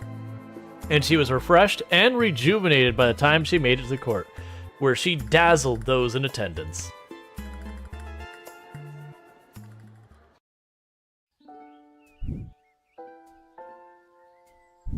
Alright, so the radio program... Your hard-hitting, high-octane extreme sports highlights and recaps. You're listening to the #1 sports station in the sprawl. Now here's Gabbin' 'Bout Goblin Ball with your hosts, Rhonda and Peg. Oh, Rhonda, what about the outcome of last night's game, the Brawlers and the Lightning? Oh, Peg, you don't want to get me started on that. But I do. First, the big news. They finally decided on the new name for the Goblin Ball Stadium. After months of in-person and in-creature polling, the most popular name as voted by the Sprawl appears to be the I don't know whatever for overpriced food. I like it. I hate it. We're split down the middle. Let us know what you think by calling the station at 555-21. We interrupt this broadcast to bring you an urgent announcement. It has just been reported that Princess Desdemona, the sole heir of late King Oswin and sovereign successor to the throne, has been reported missing early this morning. In the wake of her mysterious disappearance, the Guard Corps and City Council are scrambling to maintain order over the city. All other radio programs have been canceled until further notice. I'm Manuel Mentiroso, waiting quietly by the microphone for any new information. Okay. A truly accurate poll. I'm willing to bet we were the only ones who answered the poll because, yeah, we had 3 dialogues and we said, I don't know, whatever, and we complained about the overpriced food. Alright, so let's go hop over, do the Lego IOU, and go from there. Which I think, literally, it's just... I need to get this microphone a little farther out of my way. Literally, it's just taking this piece here, put a little gear thing in there. That's the new piece of the little gear thing. And then poking it through right there. And now we've got ears that work. Alright, but yeah, so where we're at with this now is we've got this big thing here. Which I will adjust because that's not where it should be. We got this big thing here. We've got this, what's effectively a gearbox it looks like now. And then we've got this little helicopter thing. And what is the kit? It's a mystery. You gotta wait and see. That's the fun. Alright.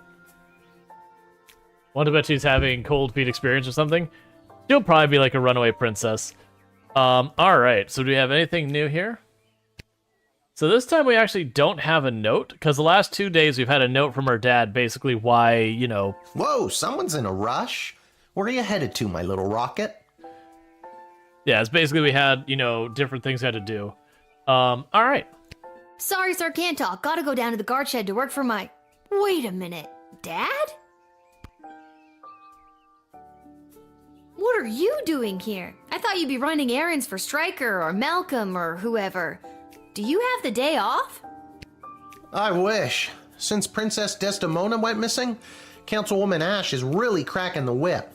She's got me pulling double duty, doing her little odd jobs and tasks. She's acting like she runs the place. Then what are you doing here? I missed you. I guess I just wanted to come check in. Don't worry, nobody knows that your daughter is covering for you at work. It's not about that. I mean, that's great and all, but are you holding up okay?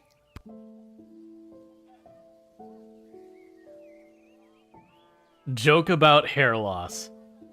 We're absolutely doing that. I'm not the one losing my hair.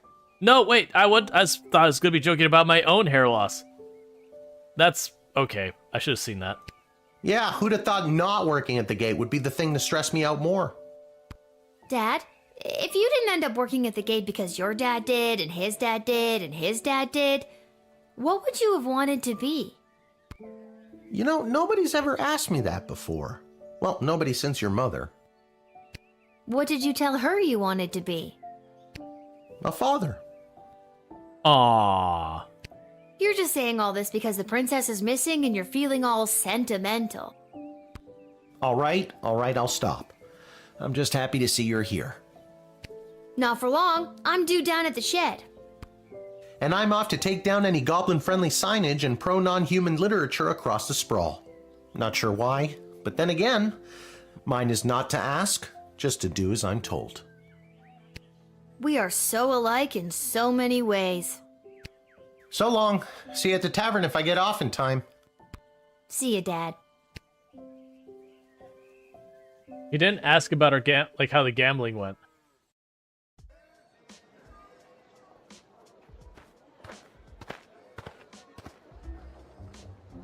Attention! We're getting in trouble for gambling. Oh God, is this it? Did I pull a real Randy and mess up so badly you had to come down here yourself and fire me? Soldier, it's nothing like that. You did not pull a Randy. Thank God. I'm here to personally approve the upgrade of the Wicked 3000. With the princess missing and between you and me, the council's increased paranoia, the jail lever has been reinstated. You can get back in your chair now. Another lever means more work for me. Does that mean I get a pay raise? No. That's hilarious. Seriously funny stuff. No, but now instead of determining who should enter or be denied from the sprawl, you also must correctly identify criminal threats and jail them.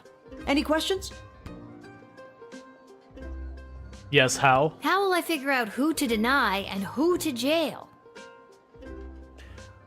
She wouldn't say attention since she is the officer. We're also in a fictional kingdom that doesn't fit any timeline whatsoever.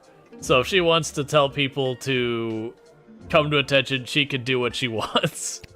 Let's use a real-life example. Someone you've seen already. This criminal is best known for burning down orphanages full of sleeping children. What do you do?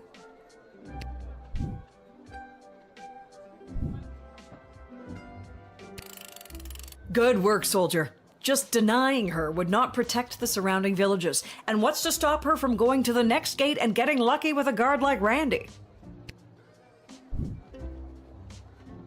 That's all I have to say about that. Any further questions? Let's ask her a personal question. Well, I've got you. Tell me a bit more about yourself. Well, I grew up a military brat. My father was a general for the princess's grandfather, King Artemis. Wait, why am I telling you this? You received your briefing, now do your duty. Okay. And just when I thought we were bonding. All right. The Royal Writ. Due to the sudden and unexplained absence of the princess, visitors should be thoroughly vetted and questioned. And don't be afraid to use that delicious new jail lever. Striker. The city's morale has hit an all-time low today. Anyone from the entertainment sector should be bumped to the front of the line. We are instituting a severe cutback on non-human entrance to the sprawl. Secondhand intelligence suggests that the goblin was behind the prison's disappearance. Therefore, we are issuing a blanket no goblins allowed policy this week. In fact, I'll pay you $12 for every goblin I see in the dungeon by the end of your shift. Ash. Be on the lookout for would-be heroes and vigilantes wanting to offer their assistance in search for rescue efforts of the princess. The High Council of the Sprawl have their own plan to ensure the prince's safety. So I'm supposed to be watching out for them? This doesn't tell me what you want me to do. So jail all goblins? It's pretty much, which means we're gonna have like an absolute sob story of a goblin who's gonna be like, I'm here with my poor family and they're waiting for me outside and I have nowhere to go. And then we have the whole thing about break the rules and admit them or jail them or whatever. This princess thing, people are going nuts. Have you heard about the crazy no goblins allowed policy? Let's dial that back to a more comfortably one goblin allowed. At the very least, it'll bug Consulwoman out. Ash. Malcolm, I love this. We've gotten our rules and they're conflicting that the politically savvy one is like, throw everyone in prison. And then Malcolm's like, no, everyone but one. Just because it'll piss her off.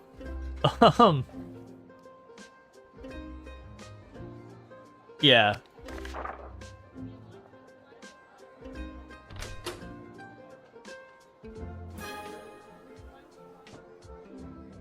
Alright. Put one in the decoder ring.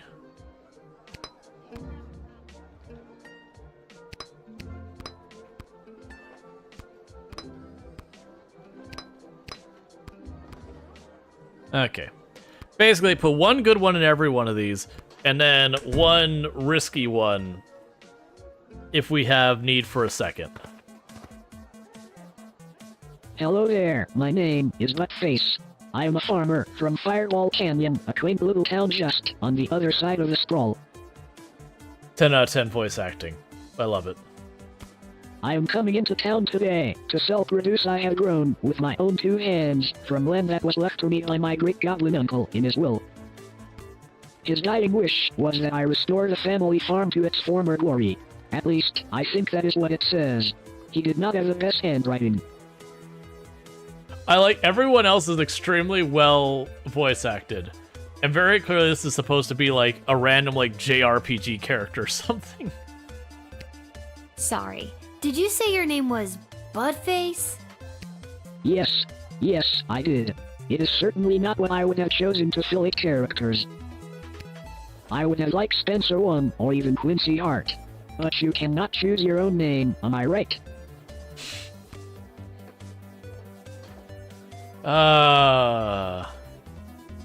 You are amazing.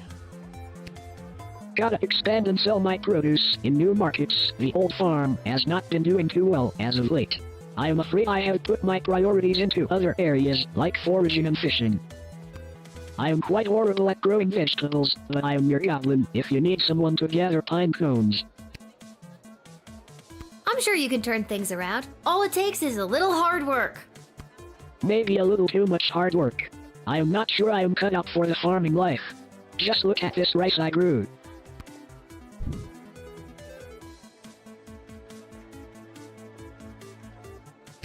No, you take it, I insist.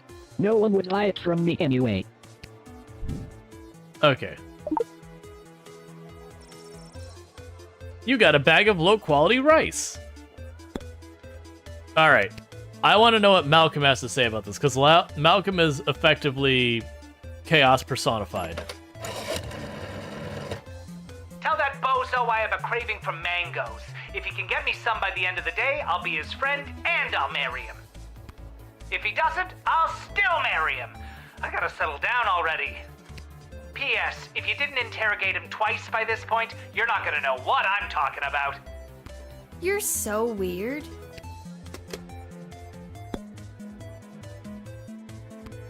Aside from farming, I often fill my time talking and giving gifts to the townsfolk and other strangers I meet. Like I did with you on the bag of rice. This helps me gain favor and friendships, with the eventual goal of falling in love and getting married. I have not been successful at it yet. I do not think anyone likes the gifts I have given them. I don't think you're gonna find a bride by giving out lame bags of rice. Would you prefer a pine cone? No.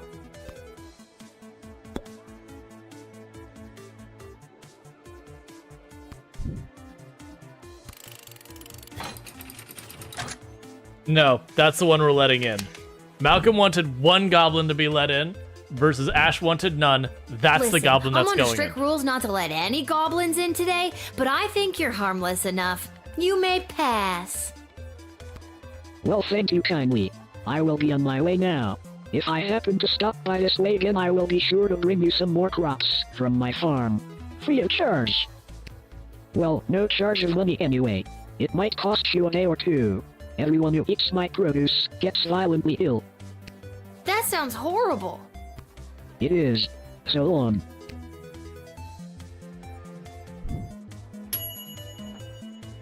There was a clear no goblin rule, but you let the crappy farmer in. But maybe you were following your heart. Alright, so that's a 2-star. Do we go back and instead deny them, which is what we're supposed to do? Yeah, we're moving forward. We go with it.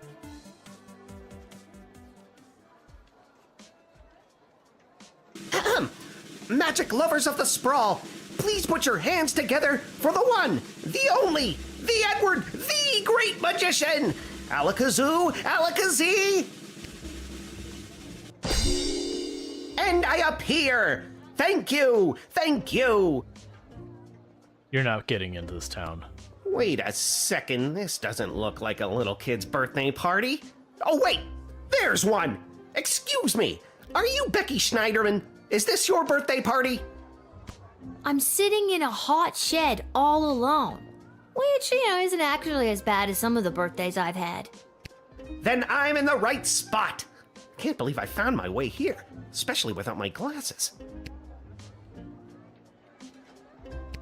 Okay. So, Becky the birthday girl, sit back, relax, and prepare to be amazed by me, the Edward the Great. Wait, but I'm not... Actually, I want to see where this is going. Now, for my first trick, please pick a number between 1 and 7. 3. Was the number that you're thinking of the number 6? Nope. What else do you do? Yeah, we're gonna let him through because they wanted entertainers, but still.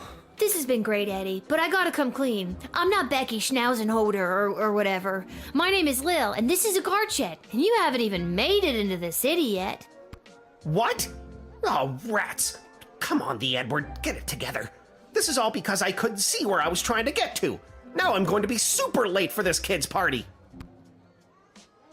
You're not late. You're building suspense. Well, if I build too much of it, I won't get my 40 gold and slice of birthday cake. Do you know how hard it is to be a children's party magician in this town? I have to compete with actual magic users. No one wants you to guess their card when some guy in a white robe can create fire or gold. That kind of thing you gotta be born with. I'm sure you were born with your own special talents, too. The only thing I was born with is astigmatism.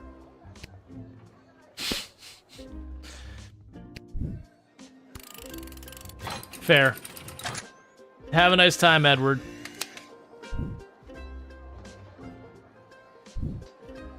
Ever since I pulled a bouquet of flowers from my parents' garden shop out of my sleeve, I knew I wanted to be a magician, and you're making this dream come true for me. Now, I just need to figure out how to get there without being able to read the street signs.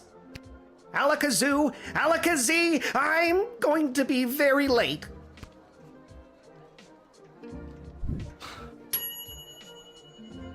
The magician had a booking to get to, and the sprawl needs joy at this time. Like this, but since he didn't have any glasses, he didn't do a very good job of providing that joy. We're not doing good on today, because we actually do have a thing that we have to get at least 2 stars to succeed in a day. Hello! Hi. Hello! We would like to enter. I would like to enter the sprawl, please. And you are? Magnus the Magnificent, renowned member of the Mages Guild. Surely you have heard of me.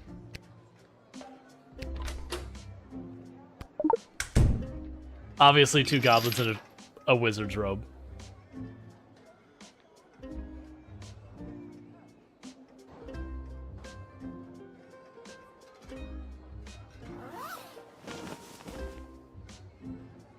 You got us. We're goblins through and through. We're meeting up with a couple other gobbos to talk about what's going on in this city for folks like us. What does that mean? The princess goes missing, and all of a sudden there's a no-goblin order in the sprawl? What's that about? Maybe a goblin kidnapped the princess? I'd like to see the proof of that.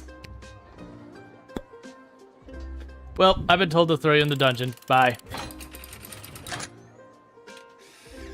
Sorry. We reached our goblin limit.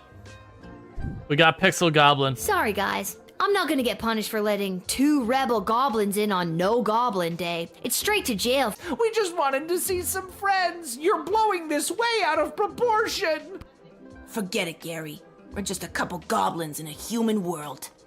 We're sorry. We're sorry. Oh, we're boned. You received 24 gold for sending a pair of goblins to prison. You made the harsh and unpopular decision to toe the company line and throw 2 would-be rebels in jail. Ash is very proud of you. It gave us 4 stars. Could we just turn them around? Yeah, we could just send them on their way. But then we don't get paid. Salutations to you, little sister of this big, beautiful world. My journeys across this land have brought me here to your doors. What does sweet fortune have in store for me today? That I do not know. But it's a hell of a ride, let me tell you. Okay. We very clearly have a reference here. a very overt reference here. And the fact that his eyes are very pink. Where have you journeyed here from? You really want to know? Yes, tell me. Oh, I've been around for a spell, always on the move. From the mountains north of Petrad, the great desert in the south of Marvog, along the crystal shores of Lake Inez, past the dread Castle Caladar, and the quaint farmlands of Fireball Canyon. I've wandered through all of these many, many times, but for my money, there's no place like the Sprawl. People everywhere you look leading their busy lives. Every once in a while, stop to take in how beautiful it all is. You can't buy that, little sister.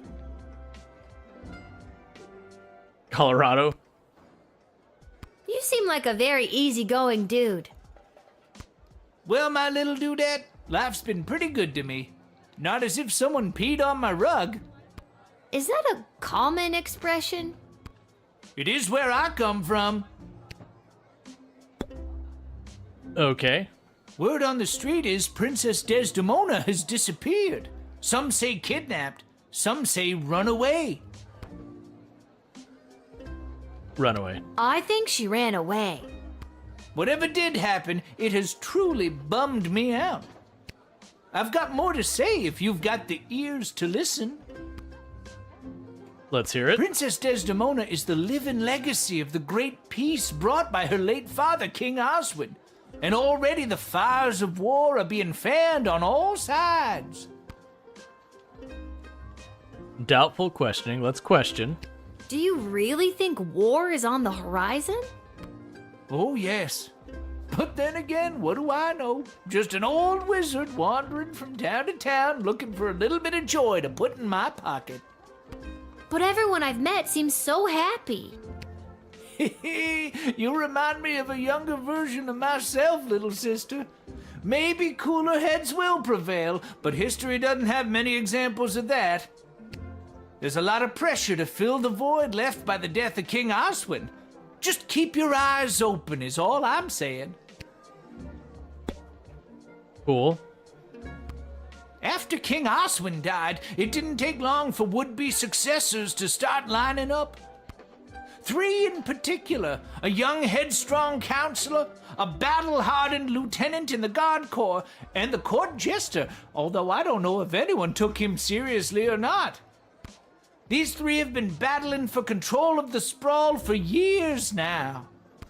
But what about the princess? She's next in line. True, but at the time she was just a kid. Now she's grown, but I fear that these outside forces are using her as a pawn.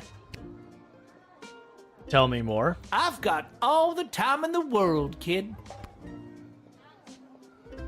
The Jester. I have no idea what Malcolm's end goal is, and honestly, I don't think he knows either. I think if he had his way, there'd be no rules, no laws, no Lil Guardsman at the gate, just let the whole place run itself. This dog-eat-dog mentality would work for some, and for others things could get a whole lot worse. He doesn't care about people, doesn't care if they're good or bad. Our greatest strength is how we work together. Under Malcolm, we would never reach anything near our collective potential. Oh, I can only ask him about one of them. Okay, well.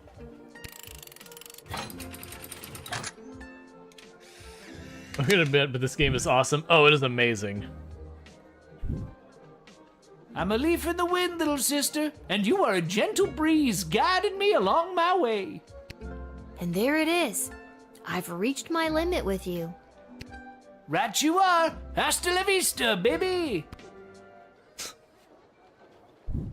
All right, you have a good sleep and all that. You have a good one. Said based on his reaction, he seemed fine with your decision. Cool. Man, I could see you getting like tons and tons and tons of hours out of this, just going through each one and just checking each possible. Lil, you've got to close down the shed for the day and come with me immediately. What's happening? By now you've heard that Princess Desdemona has disappeared, right? Yes. Good. Any other week, the royal advisors might have given her a day or two before sounding the alarm. But with the mucky mucks from Petrard and Marvog in town, we have to get her back before things around here get any worse. I hope nothing bad happened to her, but what does any of this have to do with me? I asked my boss the same thing. In fact, I said, why the hell would they need that piece of... You know, that's not important now. Do what you have to do to close up shop here, and then you're coming downtown to the city council chambers with me. All right.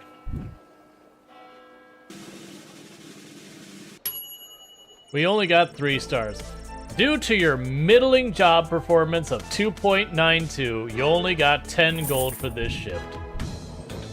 That's because we let this one in when we weren't supposed to. We didn't help him find his way. We did get them square on the nose, and he was a neutral. So mixed bag of a day.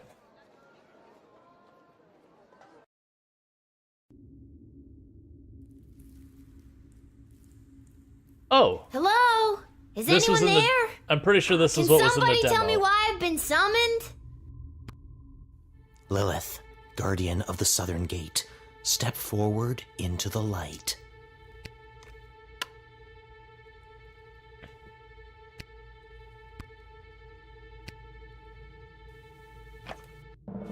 What is this? Who are you? Can somebody please tell me what exactly is going on here? All right. Lil, you have been chosen. To play the hit game that's sweeping the sprawl. That's right, it's time for... So You Think You Can Save a Princess! What the hell is going on? That's right, Lil. Today you're getting the chance to send one of these lucky adventurers on the escapade of a lifetime to search for and rescue your beloved Princess Desdemona. I didn't ask to do this. And let's find out who those lucky adventurers are. Adventurer number 1 is a hard-headed, go-getting warrior from the desert plains of the alluring Marvog Empire. Please welcome Neil Warkiller!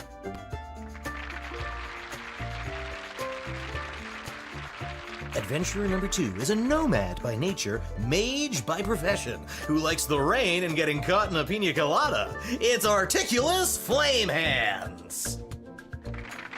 Yeah, I don't know if they changed this from the demo or not, because this is, if you remember that first day, we had entirely different people, but you would go to this after, like, the second day, this was the ending of the demo, but, like, the order of operations is totally different. And finally, Adventurer number 3. You might recognize this thief from their wanted poster. Wanted dead or alive for looking so darn good, let's hear it for Perry Shoutson!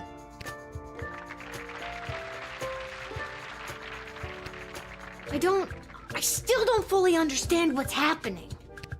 And no heroic voyager would be complete without a shadowy figure pulling the strings from the darkness. So let's welcome our sponsors, Lieutenant Stryker, Councilwoman Ash, and Court Jester Malcolm. I'm rooting for you. Might makes right. Focus and the day will be ours. Information is power. Aim for the knees and bite, bite, bite! Now, Lil, you're going to get the chance to ask these adventurers a series of questions to determine their suitability for this quest. At the end of the 3rd round, you choose the winner of the grand prize, being sent on a perilous mission to save the princess, a few guaranteed brushes with death, and a coupon for an all-you-can-eat dining experience at Monty's, home of the soup. Everyone wants the soup. Give me the soup. Dad does love Monty's. Let's do this.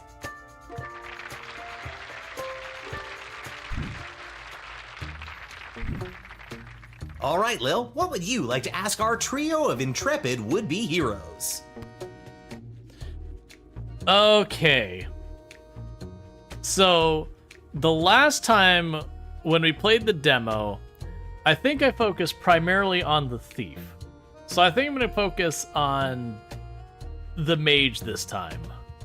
So let's go with origin story. Where do you come from? And who would you like to ask?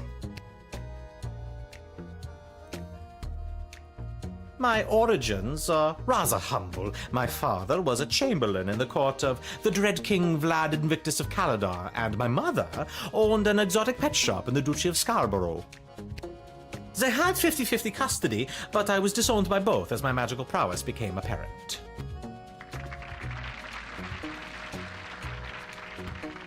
You can ask another adventurer if you like. Sure. Born in shadows, deep in the caves below the mining city of Mosh on the outskirts of Petrard. I grew up in darkness. In fact, the first time I saw daylight was last Thursday. I don't need to tell you what a surprise that was. Who knew colors were so colorful?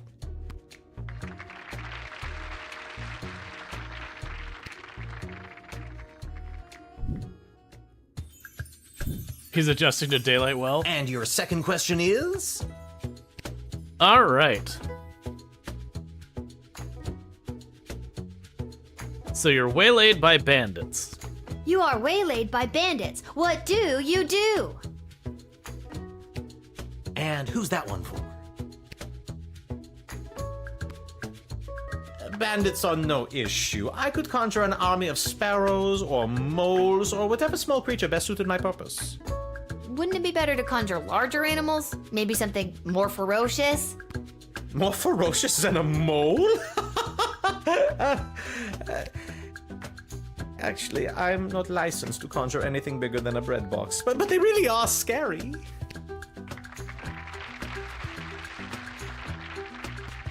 You can ask another adventurer if you like. Let's ask Neil. How many bandits? 11? 12? Simple. I rip out the throat of the first, so the coward cannot warn their coward friends. Before the rest know what has hit them, I have. I pile the bodies of the dead fools high in the air and burn them as a warning to all others who would dare get in my way.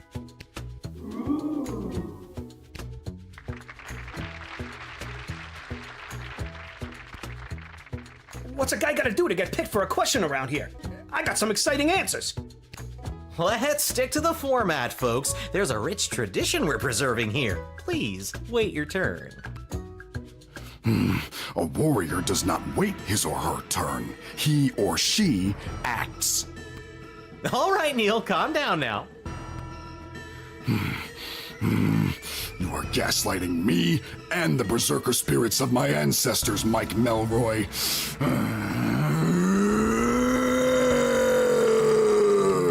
Uh-oh, looks like the warrior has entered the heightened state of berserker mode. Lil, which contestant do you think will be able to get us out of this dilly of a pickle? Okay. I'm gonna go with the mage. Neil, keep it together for just a few more seconds. Lil, what's your favorite animal? Sparrow. Neil, look at this little fella.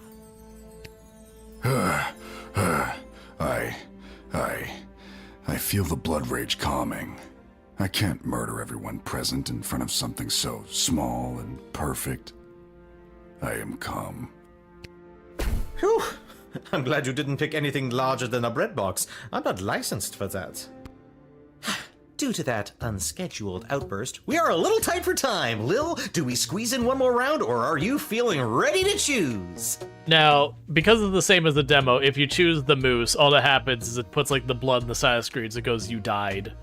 That basically the berserker rage. He goes and he kills everyone. But then you gotta like redo a whole bunch of dialogue and all that. So we've seen this before because it was in the demo. All right.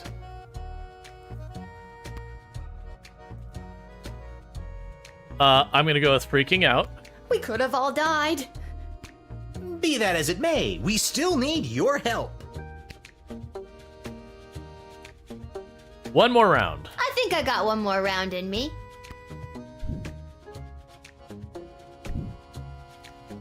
Lil, what's your final question going to be?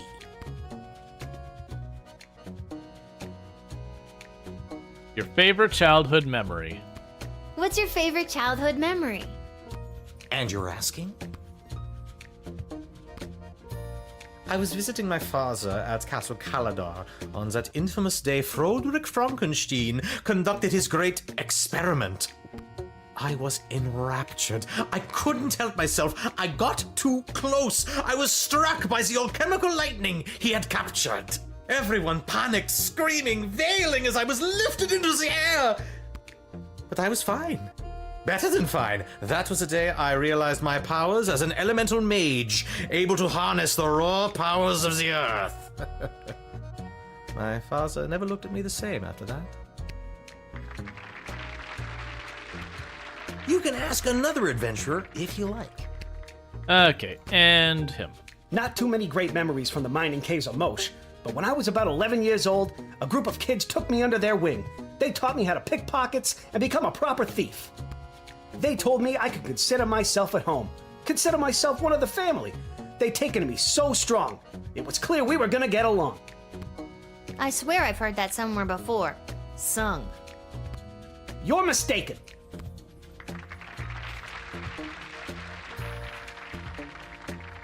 Okay. Uh-oh, you know what that means. I have no idea what that means. This is... Oh, sorry, I didn't mean to skip it. Stupid. She said this is stupid. I clicked one too many times. That sound means it's time for the lightning round. All right.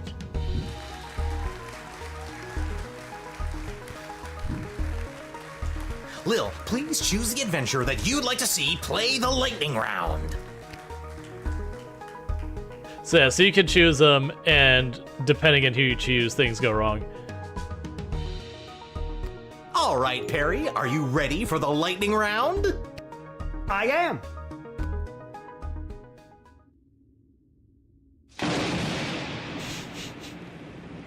Oh, too bad. Looks like that wasn't as enlightening as we'd hoped. Oh my god! That wasn't real, right?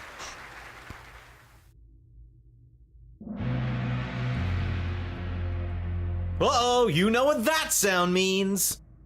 Oh god, not again. My conscience can't take much more of this. That sound means we are out of time. All right, Lil, now's your moment of truth. Who do you want to choose to rescue Princess Desdemona? Okay. So we'll start with Malcolm. Thanks to you, my player's off the board and into a dustbin. There won't be any Yahtzee, Connect 4, or Kerplunk for me today. You used to be cool. Hey, Log. Thank you so much for the raid. For those who don't know, I'm Mr. Log. I believe you play a bunch of the games like Project Zomboid. I've seen you play. I've seen you play Valheim. I've seen you play, let's see what else was on the list. You've been probably playing Palworld, I would guess. But, so I don't know what you're playing today, because if I click out of the window, weird things are going to happen. But, thank you so much for that raid. For those looking for any of those games, you can go find that over there with I'm Mr. Log. Pretty much, yep. For everyone popping in, we are playing Lil Guardsman, which came out today. Basically, it's like Papers, Please, if it was incredibly hilarious and animated and whatnot. Now, granted, we're in the middle of a game show, which doesn't really align with what I've just stated, but it's pretty much in line. It is absolutely hilarious. Did drop today. We may have killed the rogue by getting them struck with lightning. Don't worry about it. It's fine. All right, so let's check with Advisor Ash. My mage can heal a wound with a word, or smash through a rock wall with a wave of his wrist. Don't overthink it, Lil. Make the right choice. And we can check with Striker. Don't overthink this. My hero is by far the strongest and the most experienced in battle. A natural choice to save our dear princess. Okay, so I'm clearly... Oh, I was hoping you'd let me choose the mage, or the rogue anyway, who we may or may not have accidentally killed. So I want to go with the mage this time. Are you sure? Ladies and gentlemen, humans and otherwise, the winner of So You Think You Can Save a Princess and proud owner of an all-you-can-eat dining experience at Monty's Home of the Soup is... Articulous Flame Hands, the mage! Aha! Wonderful child. Well chosen. And that's all for us here today. Please help control the pet population. Have your gargoyle spayed or neutered. So long, everybody! Yeah, so why'd you pick the rogue for that one? Honestly, because I knew what happened, and I just wanted to see it again, because it amuses me. Because if you strike like the mage, it has a different thing. I think the warrior still has an outcome like that. And then I had to choose who the heck was gonna rescue Princess Desdemona. It was the craziest thing. And don't even get me started on the lightning round. You have the most vivid imagination, Lil. I assume the mage would survive it? Yes. Why doesn't anybody believe me about these things? Alright. Can't talk. Pretending to cook while I spy on that hunka fine piece of wizard over there. Alright, you do you.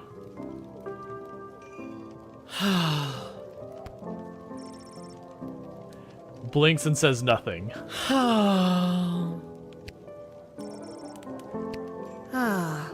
Is everything okay, Beverly? No, Lil. No, everything is not okay, Beverly. My dear true love, Princess Desdemona... Just to recap, this is the dear true love that you've never met, but one time you both happened to be at the Goblin Ball Stadium? You phrased that so beautifully. Yes, that same she. What about her, Bev? When I'd heard she'd vanished, I tried to get on So You Think You Can Save a Princess, but none of the advisors wanted me as their champion. Beverly, you're a janitor at the Goblin Ball Stadium. Maybe you're right.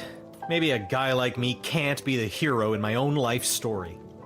Mom always said I lacked that main character energy.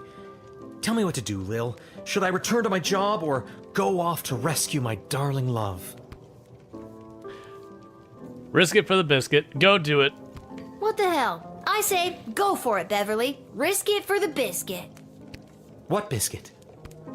It's a metaphorical biscuit. In this case, the biscuit is the princess. And you think I should risk what exactly?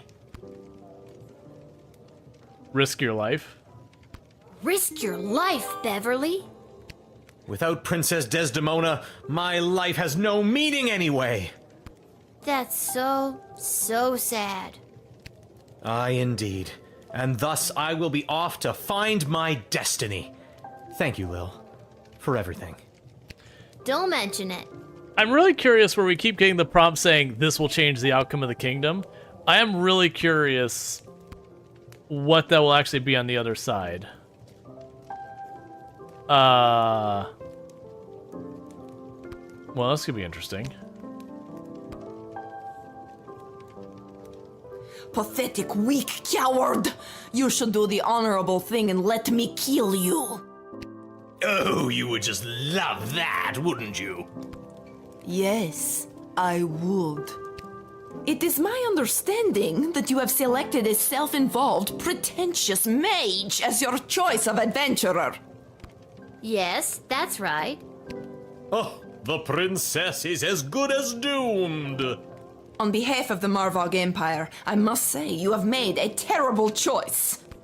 On behalf of the Kingdom of Petrard, I couldn't agree more. Mages are untrustworthy. And pompous. And smug. And ugly. Okay, I think we're losing the thread a little bit here. Double down. That smug, pompous mage is the right person for the job. My concern is the safe return of Princess Desdemona, not pleasing you. So put that in your pipe and smoke it. Oh, why, I never. I won't forget this. What he said. Well, I have angered the other two kingdoms. Excellent, excellent, just what we needed.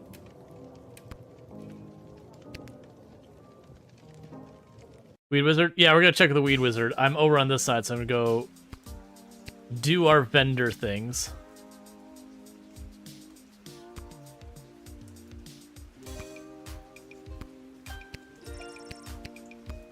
So it mentioned something about Gem being out here. Maybe it's only the one day, or maybe he has it now. You've been at this a while. You should have enough cash by now to power up your arsenal. Take a look. Okay. Not really. We're basically broke. So later. Okay, so we'll check on the wizard and all that good stuff.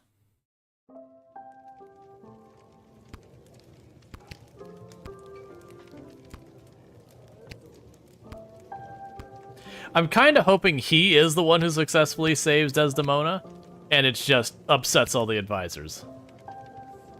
Salutations to you, little sister of this big, beautiful world. My journeys across this land have brought me here. I know. We met. At the gate? Whoa, I completely forgot. Gotta go easy on the Peace Blossom. Anywho, what did you want to talk about?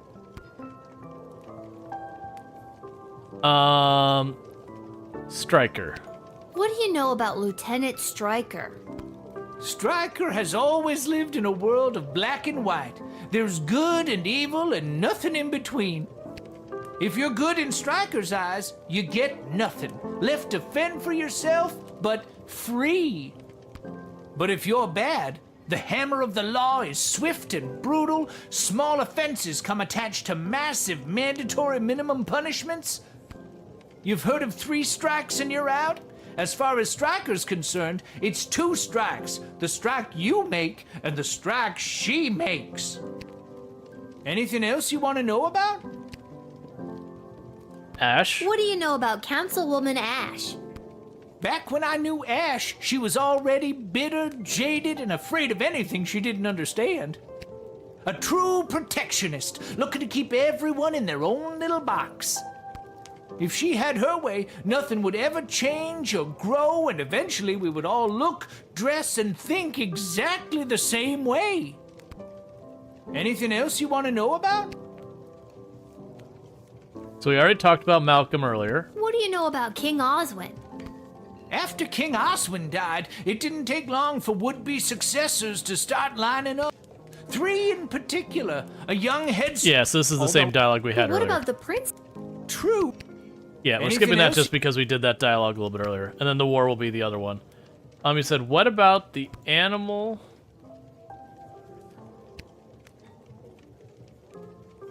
So it doesn't look like we can do anything, but yeah, there's a little animal in a bottle up there. Like a troll or whatever.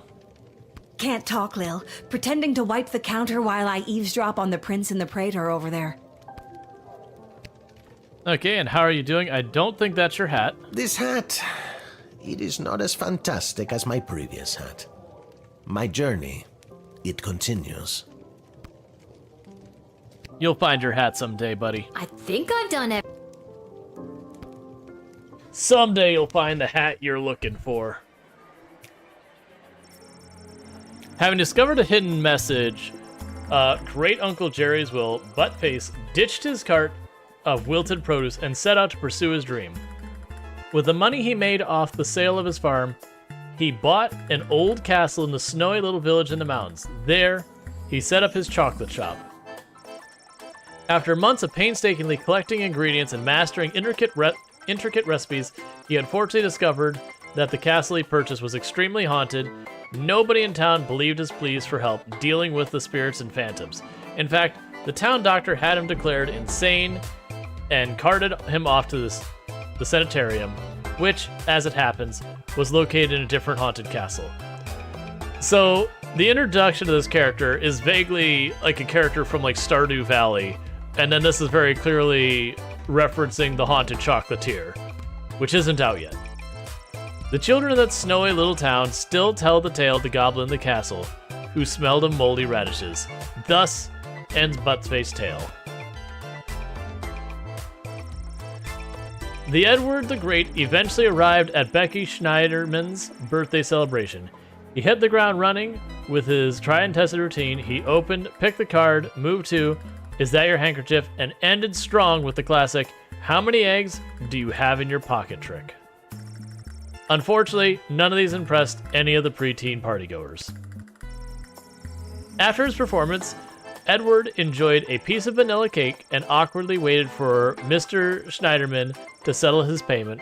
With a check in his pocket, Edward went straight to his parents' garden shop to boast about his success. Unfortunately, the Edward's parents didn't consider a check for 37 gold, 40 before deducting the price of the piece of vanilla cake, much of a success. They were very disappointed in their son's career choice. Harsh. Gary and Julian were afraid of going to jail with increased hostility towards their kind on the outside. They only imagined it would be worse inside the dungeon walls. To their surprise, among other wrongfully convicted and prejudiced prison population, they found a captive audience. They told their comrades of the plight of the common goblin and the injustice they faced in life. Although they had missed the Goblin Liberation Army's official secret rally, they made do by holding their own with their fellow inmates. They inspired many, helping spread the good word of rebellion in the sprawl. After 48 hours, the two goblins were released. Life on the outside would never be the same again. Having discovered a type of kinship among the incarcerated, Gary and Julian took new stock in the infamous idea of there should be no distinctly Sprawlian criminal class except Congress. Mark Goblin Twain. After stopping Beth, the Twisted Sister, for a glass of his tipple of choice, Echo proceeded to head down to the Pinheads local bowling club in the sprawl where his team was playing that for league night. Thanks to the calming effects of his particularly potent Peace Blossom, he was unstoppable, bowling a perfect 300. His team went on to win the league and a commemorative photo was put on the wall at Pinheads to celebrate Echo's perfect game. Having lost So You Think You Can Save Your Princess, Neil Warkiller fell into barbarian depression and left the sprawl. After a week of sulkily trudging across the countryside, Neil discovered a quaint farmer's market populated by elderly locals. Lending a hand here and there with various farmers selling their produce, the once fierce fighter found employment and ultimately peace with a flower vendor. After winning So You Think You Can Save a Princess, Articulous Flame Hands wasted no time in getting straight to work. He conjured a small army of moles and other small creatures and sent them off in every direction to seek out the princess's location. Unfortunately, and almost immediately, his mighty minion mammal militia was entirely decimated by falcons, eagles, and other large predators. Depressed by the mass rodent deaths he had inadvertently responsible for, the disheartened mage returned to his tower. He was out of ideas, and give it a day or two, then would report he was unable to locate the princess due to entangled cosmic forces blocking his ethereal aura or some other nonsense. Harry Shotstone, the margarita-loving master thief turned pile of dust, was swept into a dustbin and tossed out the window.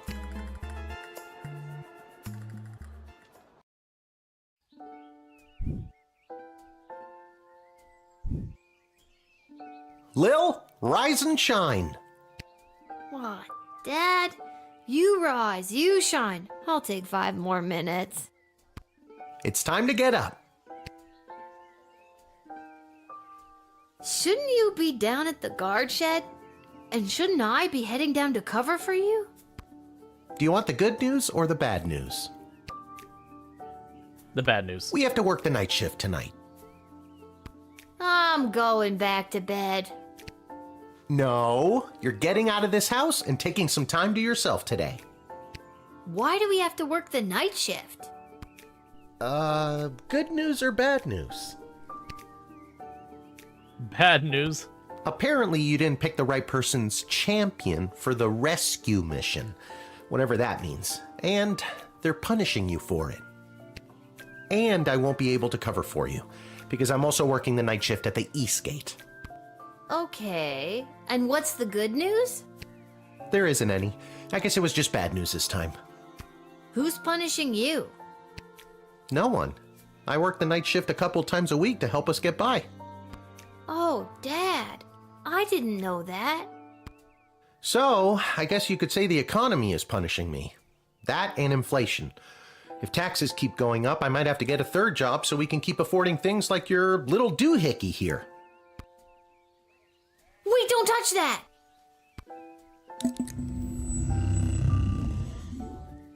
Whoa! What just happened? Do you want the good news or the bad news? Both are. I don't know. Do you feel okay? I feel fine, sweetie. No need to look all blurry about it. Now you get out of here and enjoy your day off. But don't enjoy it too much. You have to work all night, remember? Night shift, best shift? Yeah, don't have to deal with nearly as many people. Okay, I'm going. Just try not to operate any heavy machinery until I get back. I should probably check in with Dr. B and make sure my dad isn't radioactive. Okay, so bear with me for a moment, chat. I need to use the restroom, and I'm going to be right back. But thank you again for tuning in. I'll be back in just a moment. You see nothing, chat.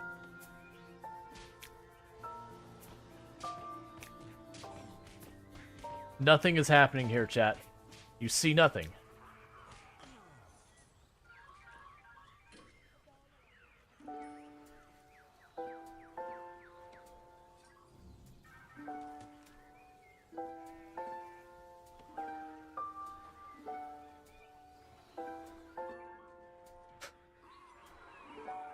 I don't know what happened, chat.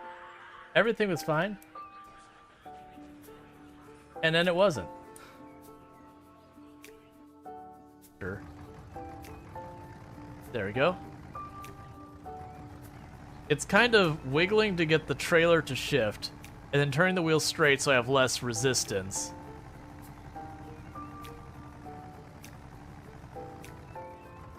Once I get over this hill, it's going to be so much easier, but we got to get over the hill first. Come on, come on, come on. Oh yeah, no, we already knew we needed a new tractor. I just don't have the money for it. But my hope is that this is the money for it. Oh, I just realized something. How am I going to get onto that plate? If that little incline is too much for us? Because that plate is raised. I mean, I guess we're just going to try and go for it. Momentum, carry me. Actually, it doesn't look like it's going to be that big a deal. I'm hoping. And we're starting to sell the mushrooms.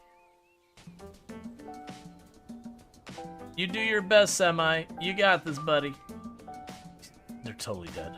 All right.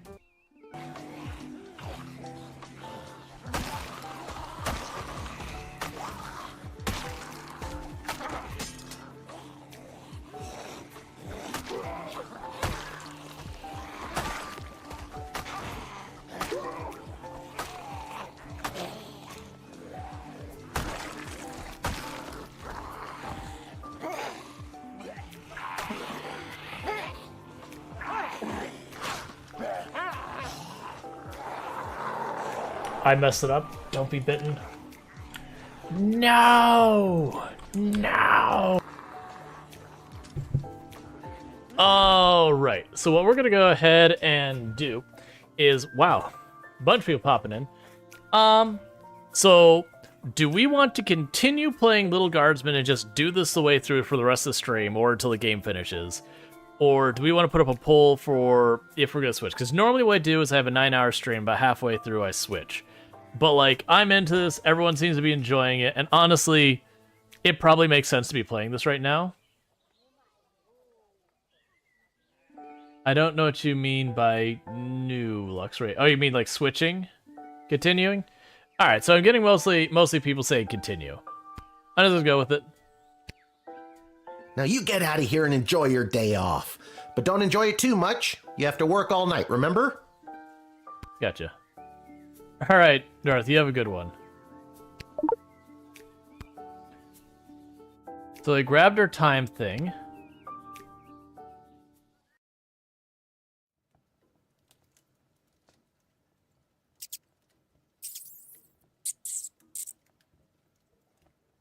Oh, God, the rat problem is even worse than I thought. We eat all of our meals here. She gags.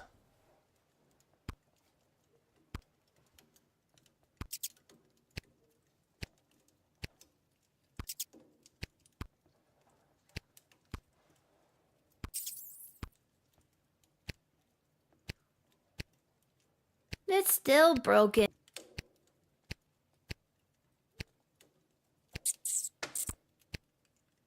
This hat, it is not as fantastic as my previous hat. My journey, it continues. Yeah.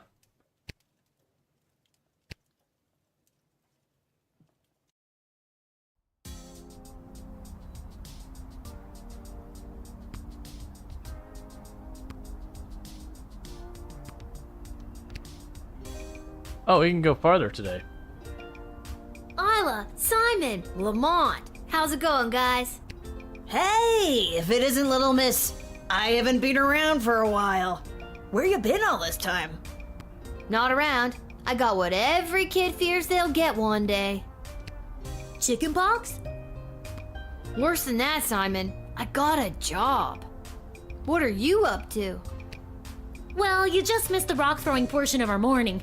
Sadly, we chucked the last rock in the alley over the fence. Next, well... We were thinking of seeing if we could get our mitts on some of the cool stuff that Garby guys got over there. They look like magical toys, basically. Bad idea. I have to use a bunch of those for my job, and even though they look like a barrel of laughs, they're serious business. Come on, Lil. For some reason, the world is basically treating you like you're old. Work your magic and score us some sweet loot. I'm not sure if it's a good idea, but I'll talk to Garbanzo over there and see.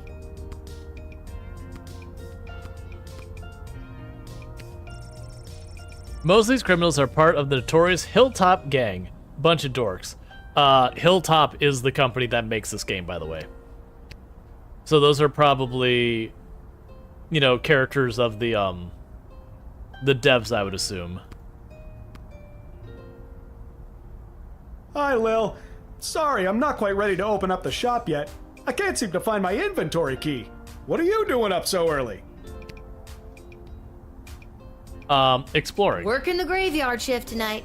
So, I'm finally available to see some of my friends who have responsible parents and reasonable bedtimes. People like those small hooligans over there? Those aren't small hooligans. They're my friends. And I was actually coming to talk to you about letting us borrow a couple of items. I stand by my statement. And we can talk about loaning you some merchandise later. But first, I've lost the key to my inventory, and I think one of them might have stolen it. Maybe you could talk to them for me.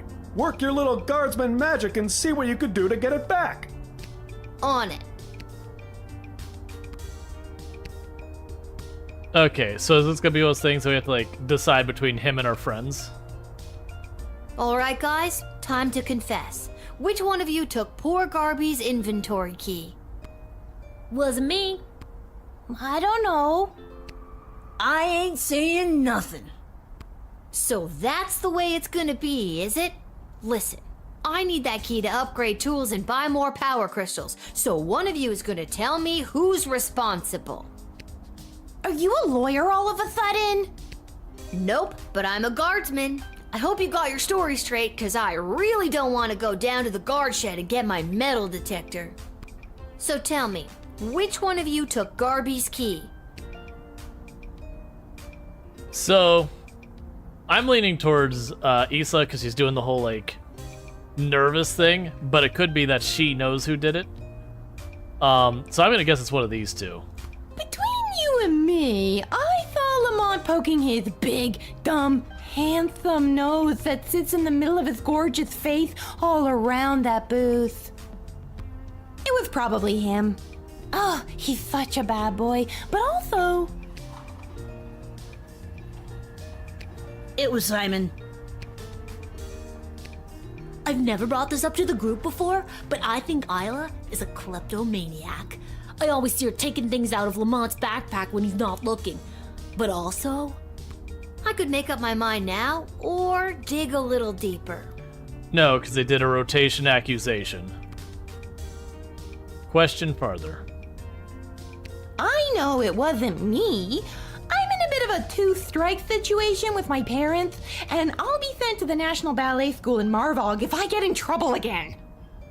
Which again, for Marva, ballet is a blood sport. Like a you die blood sport. But I'm telling you, Lamont got here first, and I saw him rooting around Garby's shop. I said it before, I'll say it again. It was Isla.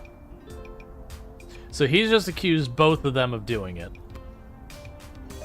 Okay, maybe Isla isn't a klepto, but she did go through his bag just before you got here. Maybe she's got a good reason to be going through his stuff. I got here third, so I didn't see anything. It's Lamont.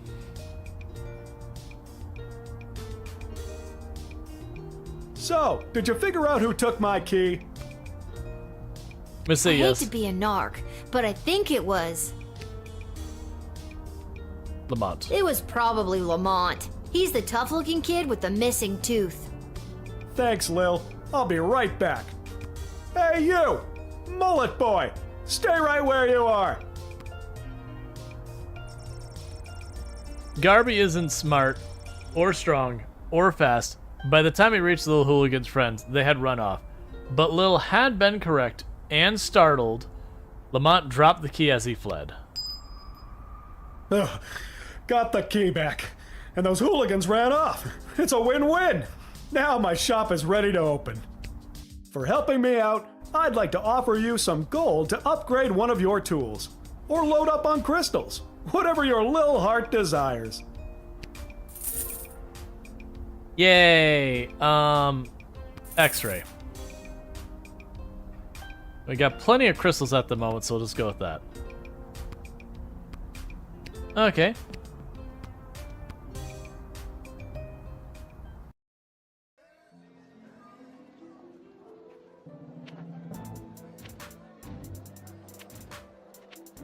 So we can go to the dig site. We can start our shift. We can go to they don't know the I don't know whatever for overpriced food, which is the stadium we helped name. Let's go to the dungeon first.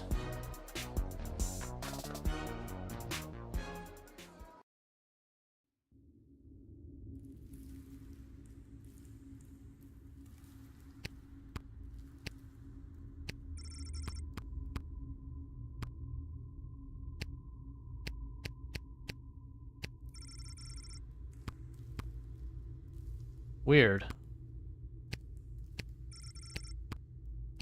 I guess there's nothing I can do here. Okay. What is the glitch in the bottom left? Oh. It's just when the, there's a thing that's got the little bands to keep the microphone from picking up vibrations in the desk. And when that gets caught in the camera, because it's sort of reflective, it makes the camera really confused.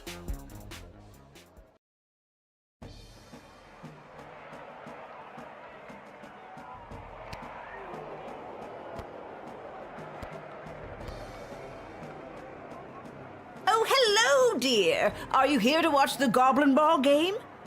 Hiya, Mrs. A. I usually find Goblin Ball too boring to watch, unless of course there's a little action on it, if you know what I mean. I most certainly do. I've got this month's pension check riding on a sure thing tip that's gonna pay out big time. Really? You sure seem confident, Mrs. A. Care to share that tip with this underage gambler? Your father wouldn't be pleased with me, but I'll tell you what. Since I really bet the ranch on this next game, I don't have any gold left to buy my snacks. Would you be willing to help a little old lady buy a large hat made of nacho chips with melted cheese sauce on top? Mama just can't enjoy the game without one. I'm broke. I don't think I should, Mrs. A. Heavily salted food at your age could contribute to what I'm guessing is an already existing heart condition. Why, you presumptuous little... No matter. I'm sure Fredo will spot me for it. I'll be good for it after my bet comes through anyway. Everyone in this town has a gambling problem. This hat, it is not as fantastic as my previous hat.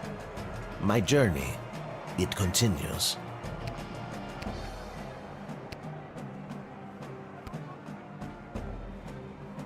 Step right up, one and all, and win some money on the Goblin Ball. Hello again, Fredo. Again? I've never seen you before in my life. But I placed a bet with you on the last game. Doesn't ring a bell. The Kalidar Lightning game against the Brawlers? I lost some money. Okay, if you say so. Person I've never seen before. Anyways, you want to make a bet on the game? Here are the teams at play, kiddo. Which one do you want to hear about?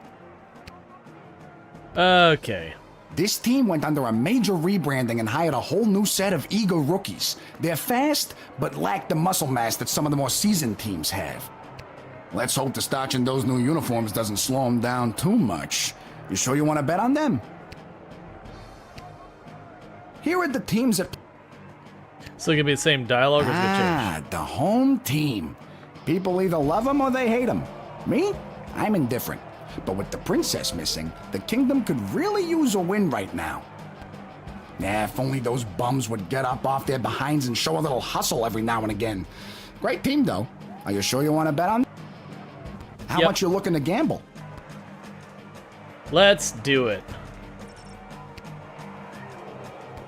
Bet as much as it'll let me. Your bet is in. Good luck. Let's watch some Goblin Ball. What an embarrassing series of unfortunate accidents for the Sprawl Brawlers! First, Jorbala Pepstein failed to barrel roll out of the way of the Marauders' lightning-fast offensive line. Then, the dynamic duo, Edie and Audrey O'Goblin, only shaved 12 of the 14.7 seconds off of the time the Brawlers needed to open the Diamond Snorf's cage. It all comes down to the final wagon wheel toss today, folks, and the coach has sent in Sir Warren of Bainbridge, the bad boy of the Brawlers' midfield passive-aggressive line. He's muttering something to himself. He spits. He lifts the wheel above his head. He spins. He spins again. He spins a third time, and it's launched. The Marauders' Weather Wizard can't touch a throw like that, and it's through the posts. The Sprawl Brawlers win.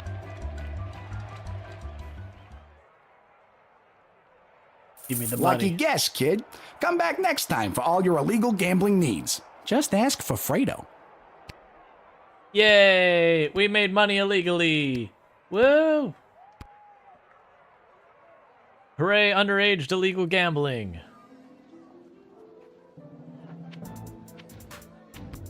Alright, so let's go check in on the dig site. Let's see. There's a note that says, I have convened a meeting in the Mages Guild. The dig site is closed for today. Dr. Beatrix von Matterhorn. Well, that's just great. What am I supposed to do now? I guess I could go back in time to when she was here.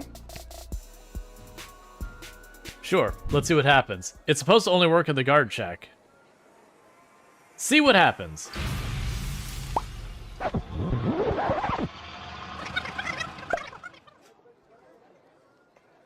Is it gonna be like you stopped existing? Yep. Your reckless use of the chronometer 3000 triggered a catastrophic rift in the space-time continuum. You died. Come on.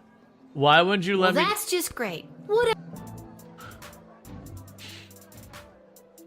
But Dr. B did say I could only use it at the guard shed. Maybe that's why it's on the fritz? I better just get to my shift before this thing explodes. Okay.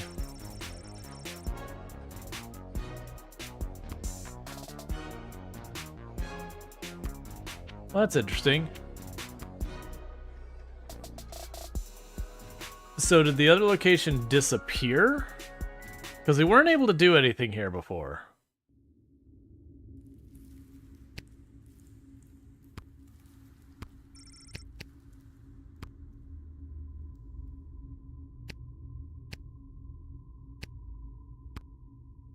Can I give you the horrible rice?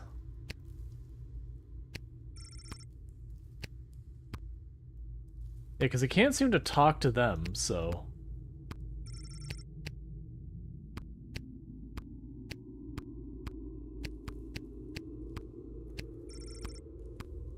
Yeah, so we already did all this stuff earlier. Yeah, no, it's just no interaction.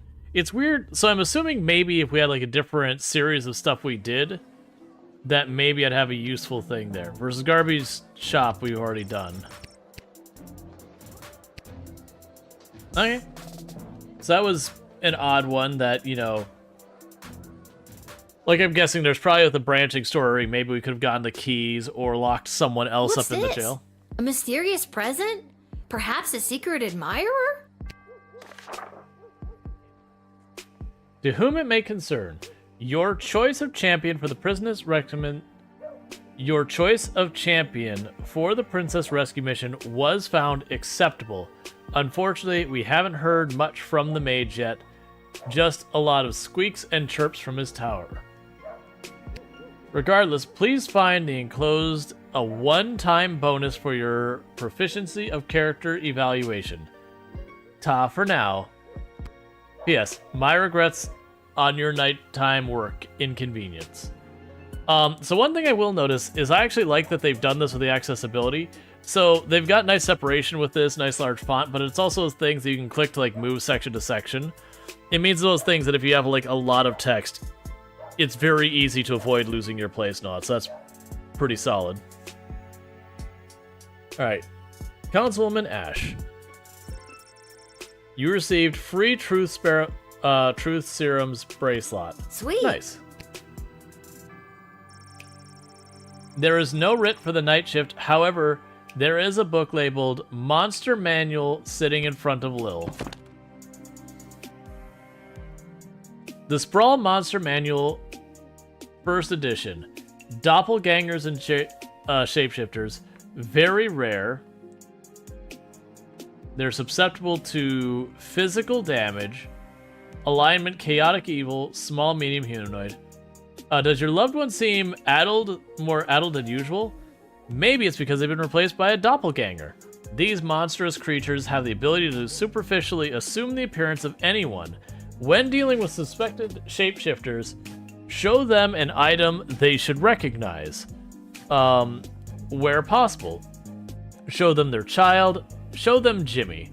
Note, chemical compounds such as patented true spray have no effect on what are essentially gelatinous blobs. Porous entities. Entities? I mean, I assume it's supposed to be entities. The hyphen is throwing me. Special attacks, stomp and swamp. Weakness, fire, woodcutter's axe, poorly administered town hall meetings. True neutral, size, climbable. The story of the first transformation from mundane tree to sentient, mobile being is lost to history. These creatures are extremely dangerous, but generally motivated by threats to their territory.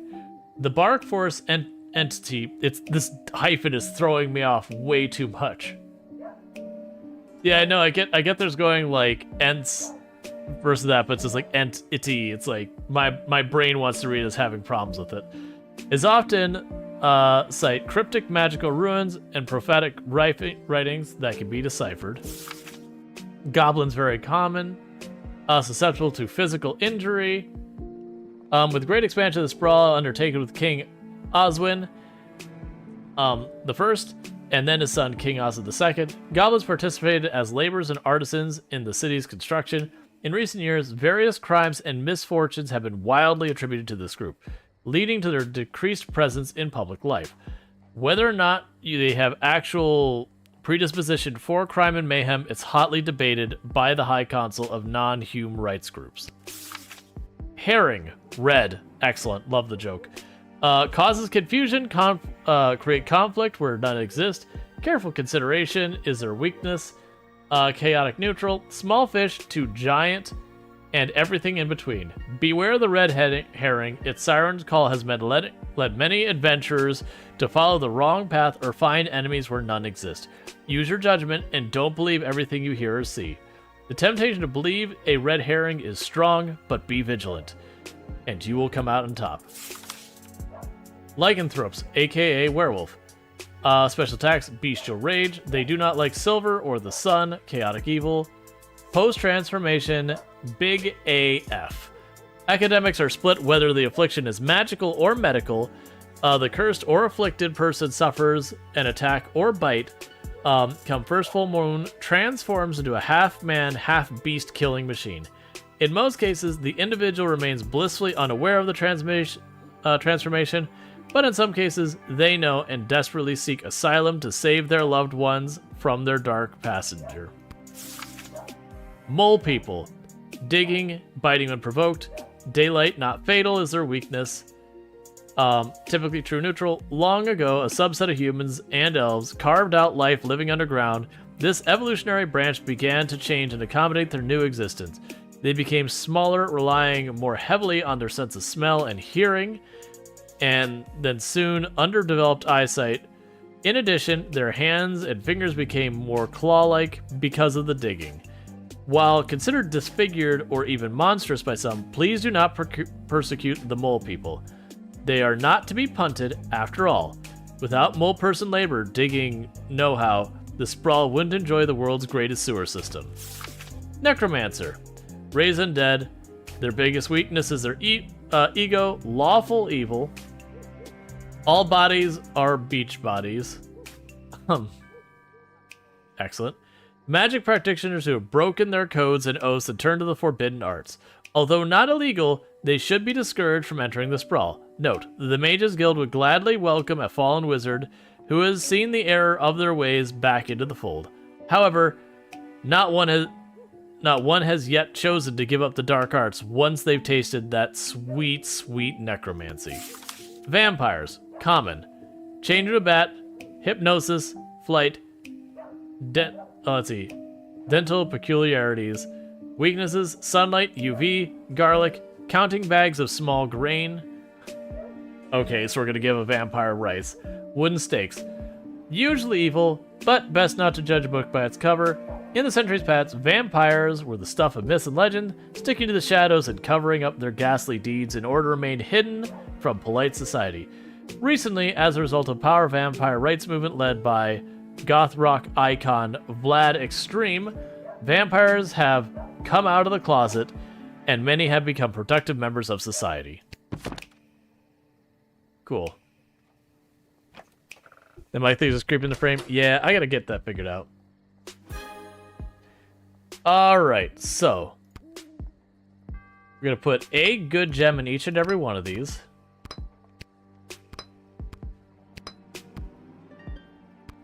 And then we'll put 2 junk gems in there. One here, and one here.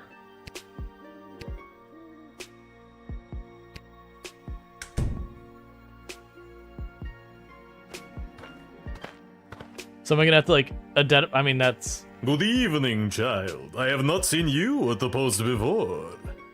Yeah, you know how it goes. Drew the short straw this time. Burning it at both ends, you know? Just gotta keep on trucking through. I hear you. Working the graveyard shift myself. Yeah. You said it. So very clearly a vampire, but they say it's What a productive did you say member of your society. name was, sir? Heinrich And last name? von Pyre. Von Pyre? Von Pyre. Title? Count. Your name is Count Heinrich von Pyre? Yes. I trust you. That's a fun name to have. It is? It is! Why, thank you, little girl. I happen to come from a long line of vampires. I have no doubt in my mind.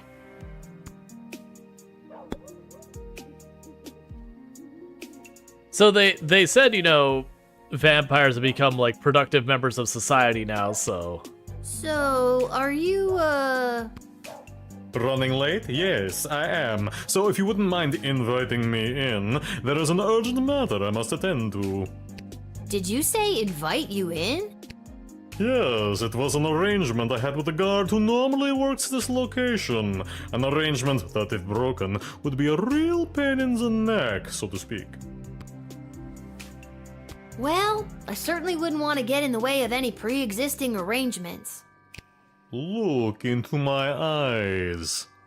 I sincerely thank you. Okay, I'm gonna true spray him, just to check. Obviously they are a vampire, but we'll see if they're up to no good.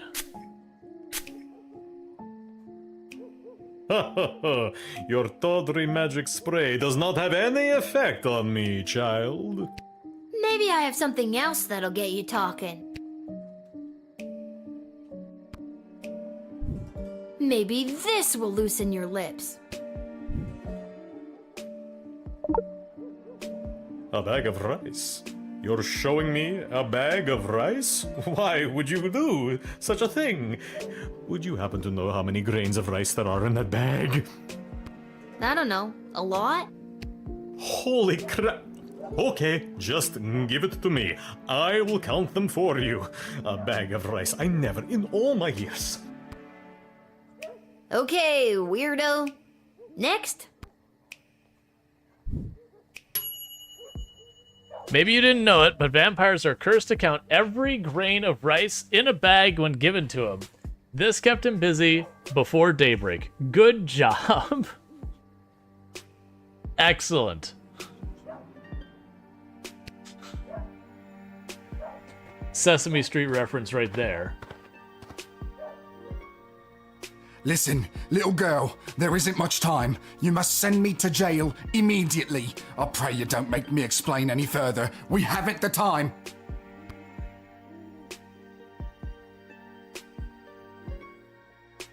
Sure. This guy doesn't seem interested in small talk. I better get on with the job. So, like, honestly, sure. Is that a Sesame Street joke? Yes. You've got Count, what was it? What was the Count's name in, Sesame Street? That Count goes, 1, 2, It was just Count. Oh. Apparently throwing him in jail was just a little too much. The game just crashed. He said there was no time, and then the game crashed. So bear with me for just a minute. I gotta reboot the game.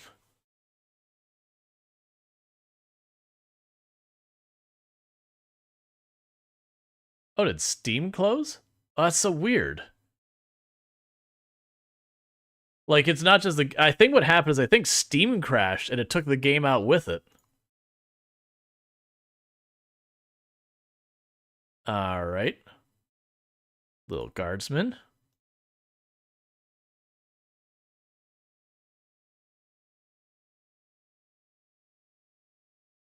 We'll go ahead and boot that back up.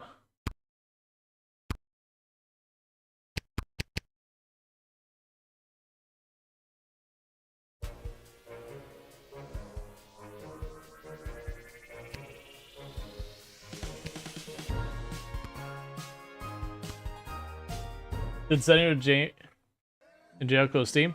That's a bummer.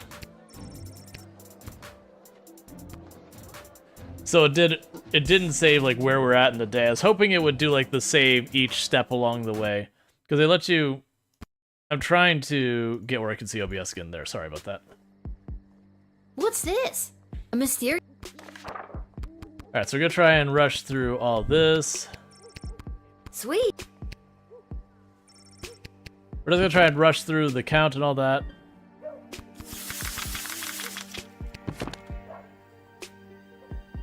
To try and get ourselves back to where we were.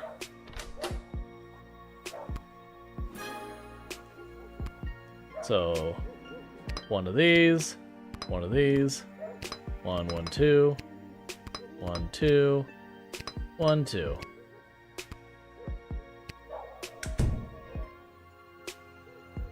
So we'll dialogue, truth serum. Good evening. Yeah. I hear you. Yeah. You said What did you say? And laugh?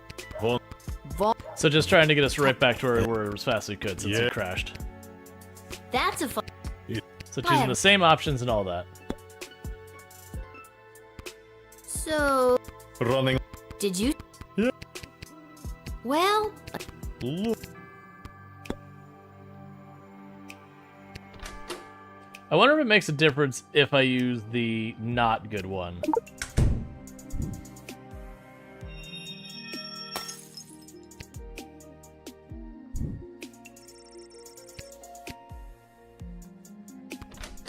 Okay, it just wastes the power crystal. But I can just try again. Alright, well that's fine.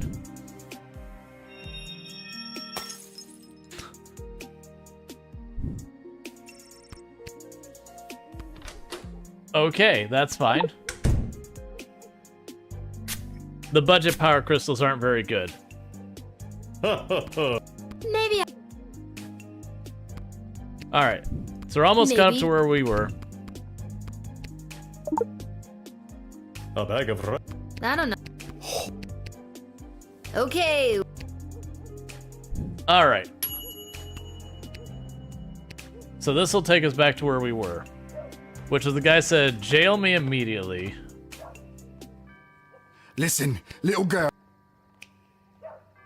This guy doesn't seem. Can I save here, just a precaution? No. Alright, we'll try pulling the lever again.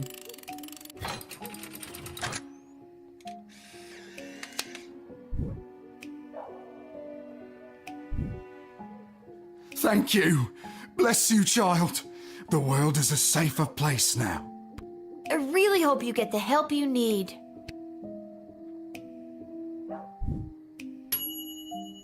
You observed and understood this man's affliction. Lincolnism. You made the right choice and did so quickly. Oh, I see. So he was a werewolf. So that's the reason he's like, no, you need to throw me in jail right now. So I assume if I would have like delayed and tried to like interrogate him, he would have turned to a werewolf by the time I got to last turn, and it would have been a game over screen. I was just like, okay, you want me to send you to jail? There isn't a reason Oh my I would. god. No, no, little one. Not a god, just an incredibly handsome mortal. People make that mistake all the time. It is I, Prince Phineas, heir to the throne of Petrard. Incredibly handsome? Really? 11 out of 10, baby. Barf. Do you have anything to declare? Please say no and just go about your business. As a matter of fact, I do. Yeah, I was afraid of that. I declare that I am... Go on. Go on. What? You kind of trailed off there? What? You said, I declare that I am... and then... Then what? Okay, and I feel like I'm gonna regret asking, but what have you been doing tonight? What do you want me to say? Milkmaids? Or what I've been doing with the milkmaids? We've come this far. Well, we've come this far. What have you been doing with the milkmaids? I got thrown out for trying to stretch a single into a double.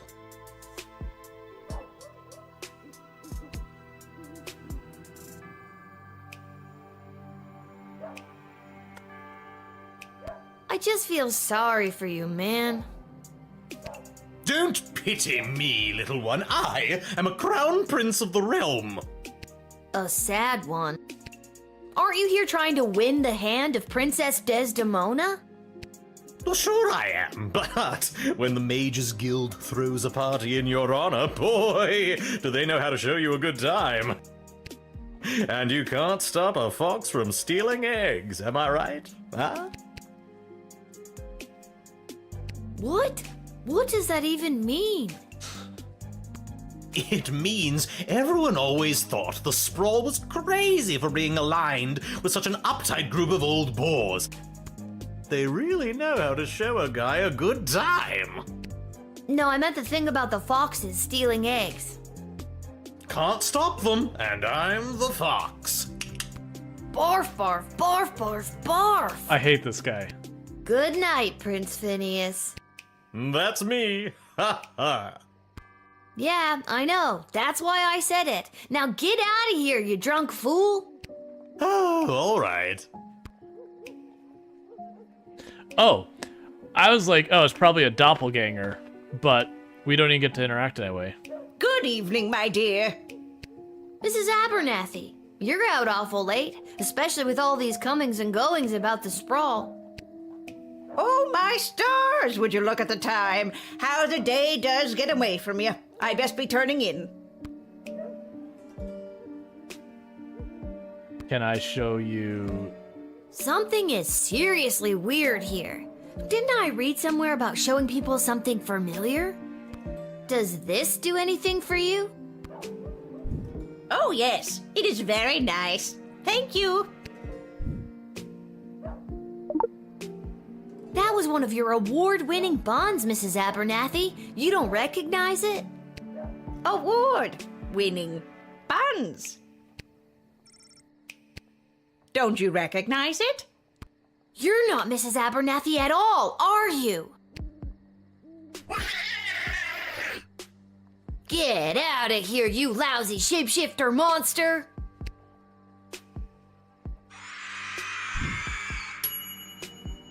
You tried to show Mrs. Abernathy her own buns, revealing her to be a shape-shifting monster. Well done. So apparently at night, basically, we're going to get a whole bunch of monsters. We have to properly identify them using whatever. Well, well, well. If it isn't the little girl who works the guard shed. I was hoping we'd meet again. I'd love to stay and chat, but I have a rather important meeting to attend. And what exactly is this meeting you're attending? If you must know, I was summoned by Praetor Kargan personally. It is a highly confidential matter that doesn't concern you. As a guard of the kingdom, you don't tell me what does and does not concern me. I tell you what does and does not concern me. A backbone. Interesting. Foolish, but interesting. Okay. So I don't think he's smuggling anything. And just whacking him with a whip real fast doesn't seem like the right move. So, you're not a vampire. We've already done that. You could be a necromancer, but, like, they're relatively okay with that. You're definitely not a mole person. You were out during the day. You're not a werewolf. The red herring could be whatever. Oh, the ego? Maybe.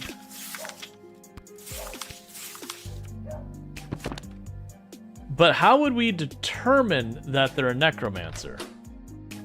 Because it wouldn't be a metal detector, it wouldn't be a decoder ring. We've already this didn't work well. Just slapping him with a whip isn't gonna do anything. I guess we just talk him out. Why does Praetor Kargan want to meet with you? I'm feeling rather generous today, so I will tell you. The Marvog High Council, led by Praetor Kargan herself, are concerned. As ceremonial killings have become more and more common, their numbers continue to dwindle.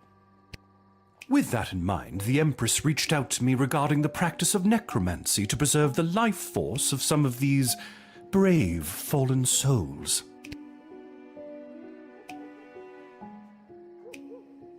Necromancy? Isn't that bringing dead people back to life?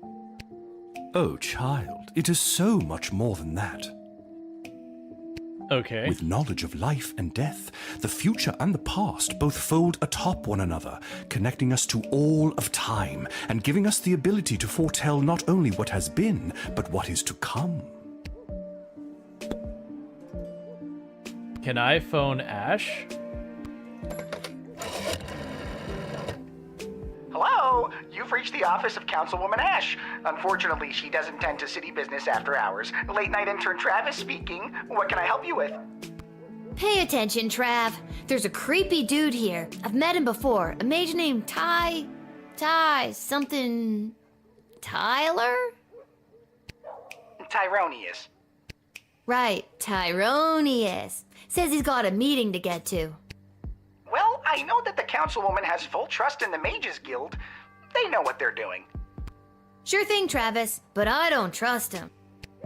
Remember, your job is not to make policy, it is to follow policy. Nothing wrong with a citizen of the Sprawl coming and going as they please. For a temp, you got a lot of attitude there, bucko. I could say the same about you. Blarg. Okay, thanks for... nothing?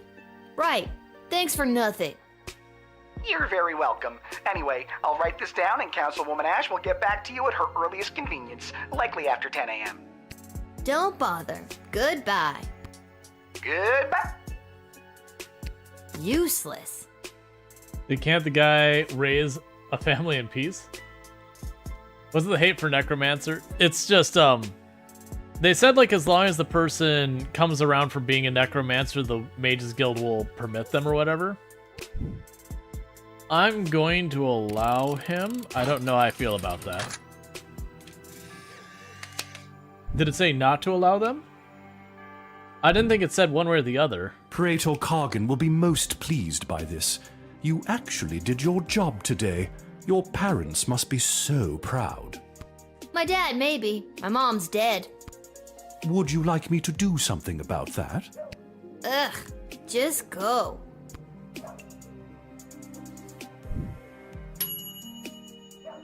You let the creepy guy into the sprawl, but it's not like you personally started raising animals from the dead.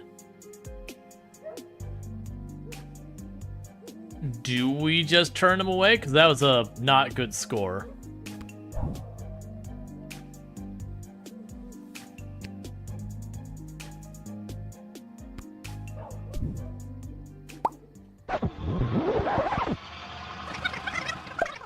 Yeah, and that's the thing. He hasn't come around, but that's the thing I wasn't sure about what they want us to actually do with that. So we'll check the book real fast. Well. That's not what I want. Then go over here to Necromancer. Let's see. Although not illegal, they are discouraged from entering. Okay, so it doesn't say they're not allowed in the sprawl, but they would prefer not have them. So let's get him to say he's a Necromancer again. The Praetor. And we'll do one last dialogue with him, and then Why we'll does Praetor kick him. With Necroman. With not. Okay, last dialogue, and then we kick him. I've told you my business. I've played your game. Why do you continue to bar my access? Doing my job. Yet another example of people in power doing their jobs and trampling the rights and freedoms of the citizenry.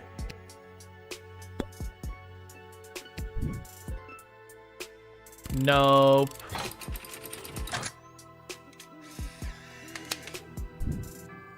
Ask him his favorite workout routine, see if it's deadlift.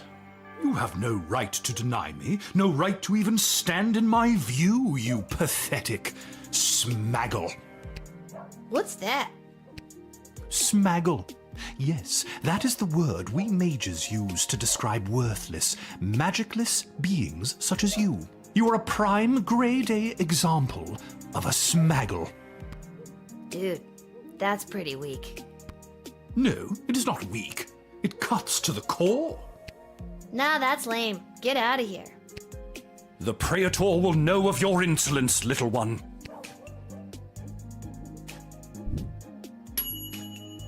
You didn't let the creepy guy into the sprawl. That's gotta be worth at least a pat in the back. Yeah, so I'm assuming there's something you can do to get him to, like, reform his ways. But I don't know what it is.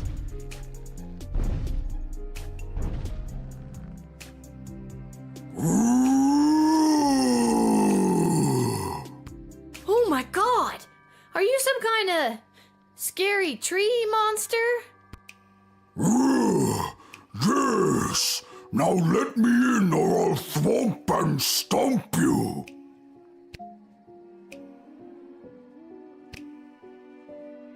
Striker. A A scary tree monster, you say? And what does he want? Tell him or her to take it up with the Department of Agriculture in the morning. Violence won't lead to anything positive. Now, if you'll excuse me, I have to get back to training soldiers for war.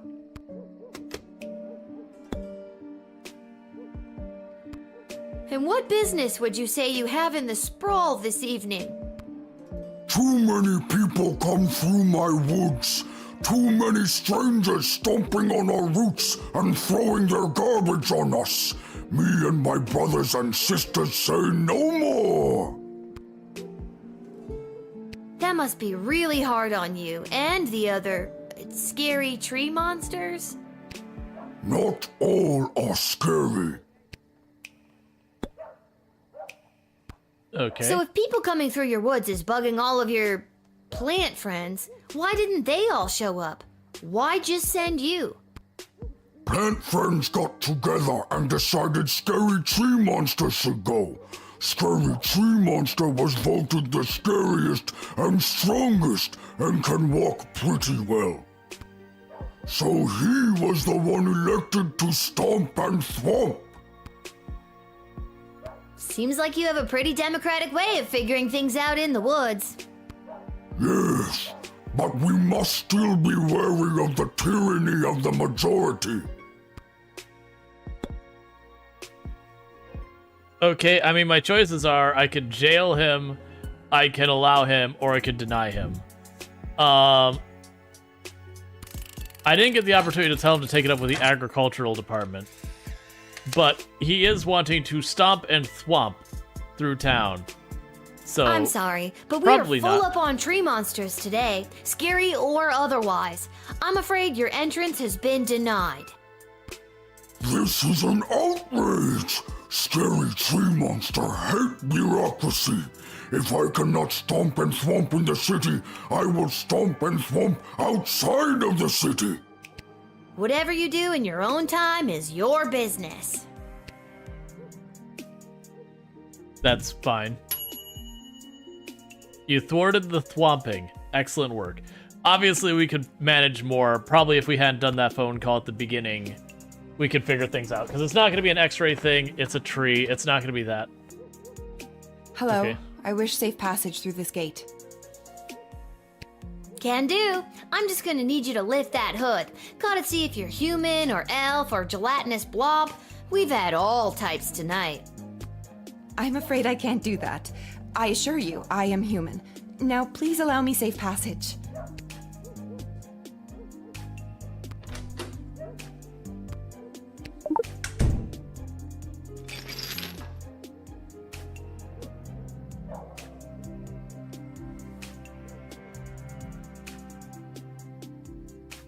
Whoa, what's with the neck candy? A little out of place for someone dressed so Is it the princess? discreetly. My necklace is none of your concern. So you stole it? I did not steal it. Then it was a gift? Yes, from my mother. I wish I got a gift like that from my mom. Only thing I got from her was this hair.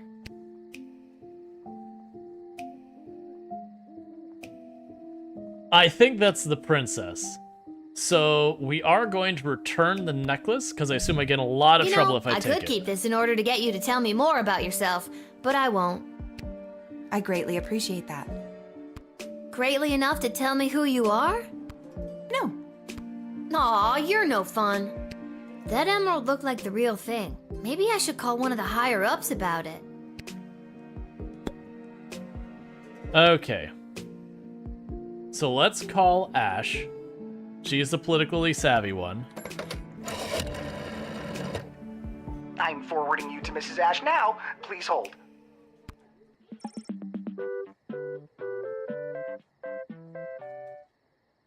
Lil, I've heard something about a necklace. Hello to you, too. Yes, the cloaked woman is rocking some serious neckwear. Silver chain, big green rock. It's clearly gold. That is the same necklace that the princess wears. Maybe the princess gave it to her as proof so that she could enter safely and relay a message to me. Let her in immediately and tell Travis he's fired. Why? Oh, I tell him that every night. It's our little game. Ta! I'm still on the call, you know. Okay. I will not push farther. I think it's the princess. I think it's like literally just the princess. I don't know why, but something tells me I should let you enter. Maybe it's the necklace, maybe it's the nothing else you've told me about yourself, but I gotta follow my gut on this one. Thank you. The choice you made here today will not go unrewarded. Tacos. What? Make my reward tacos. Okay, sure. Hooray! Lil knows what's up. Seems the mysterious lady was hiding a royal surprise, well-deduced guardsman, and there may be tacos in your future. Yeah, you can keep your gold. We're gonna get tacos. At some point, I need to take a couple-minute pause to... All right, there. It is done. 62,451! I've counted every single grain of rice in this bag. I also counted 14 bugs, 27 bottle caps, and 1 mouse skull. And you said I couldn't do it. No, I didn't. Oh, well, I did it anyway. Now, where were we? Ah, yes, you were just about to invite me into the sprawl. I'm sorry, but it's almost sunrise, which means my shift is done. You'll have to wait until the next guard comes on duty. It's almost sunrise? Oh, holy hell, I can't believe I spent another night wasted counting grains of rice! I'll come back tomorrow night. Why not just wait until the daytime guard comes? Because I can't. Why not? Because I said I can't. I blister in the sun. I bet you do. So long, child, until the next time when you are unfortunate enough to have to work the night shift. So long, obvious vampire dude.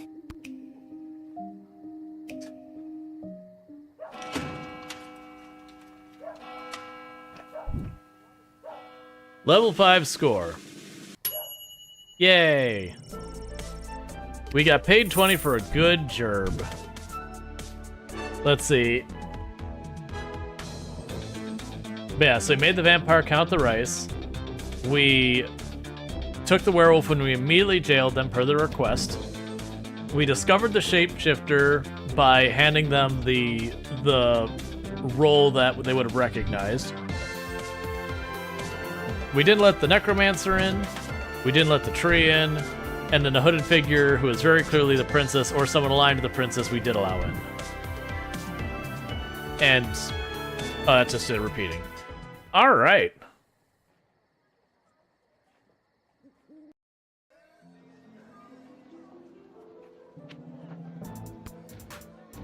So what I'm going to do is once we finish this day out, I'm going to take just a minute or two, and I'm going to eat some food real fast because I've had my dinner sitting here, and we'll do that. Oh. Dialogue. It's you! What are you doing here? Are you here to give me tacos? No. I've come to reveal my true identity to you. So, no tacos? Allow me to introduce myself. I'm Desdemona. Yep. Princess Desdemona? Nah, I knew it all along. No, you didn't. Why split hairs? But what about the kidnappers? Why did her cloak have a zipper? Because it did. There were no kidnappers. I disguised myself and ran away. I'm sorry for all the commotion I've caused. I had to get away to say goodbye to someone important to me before my wedding. I don't understand. I'm being forced to marry one of the suitors from these 2 rival kingdoms. Yeah, that's old news. What I don't understand is why you, a princess, are here talking to me about it. Shouldn't there be more official people that could play therapist? Her cloak is from the Fellowship of the Ring. Yep. Let's see, wasn't it that chick who faked being a warrior later? I don't know. Like Stryker? Ash? Oh god. Oh, not Malcolm. I know my father had faith in them. When I'm gone, your advisors will help maintain the balance, blah, blah, blah. They want me out of the way so they can control my father's kingdom. They've never been good at listening to what I want or how I want to rule this land. Nobody listens to me. Sing it, sister. And now I'm being forced to choose between allying the Sprawl with the kingdom of Petrard or the Marvog Empire. You mean Phineas the Pompous Prince or Kargan the Praetor Terror? And it doesn't even matter if I love them or not. At the end of the day, it's strictly politics. Lucky me. This is the first time in the game I've been okay being 12. Thanks for the fourth wall break. I just want to make the right choice. Tell me, Lil, what do you think of Prince Phineas? Don't make me decide this. He's the worst. He's Easy. way higher maintenance than you seem to be. And he's an asshole. Nuff said. Excellent. And what about Praetor Kargan? What do you think? So, alright. Praetor Kargan, like, was buddying up with people. Like, her kingdom is, like, this whole, like, warrior people and all that. But, like, in her interactions with her, she seemed to be, or them, or whatever. Yeah, no, her. It's her. Yeah, but she seemed to be fairly reasonable otherwise.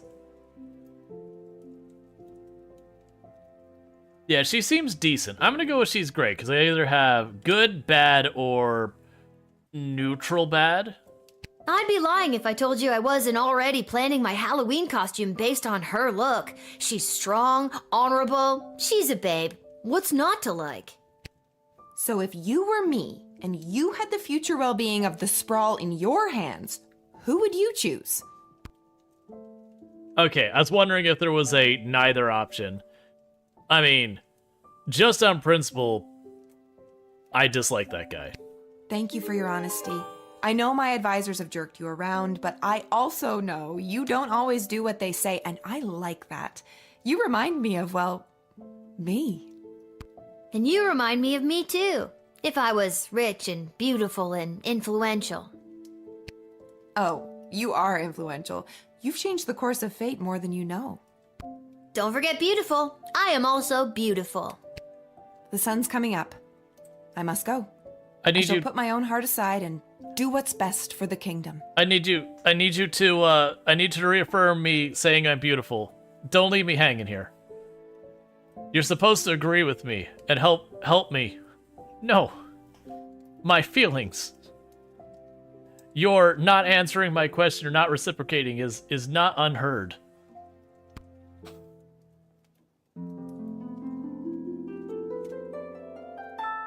Also, give her tacos. I know, right?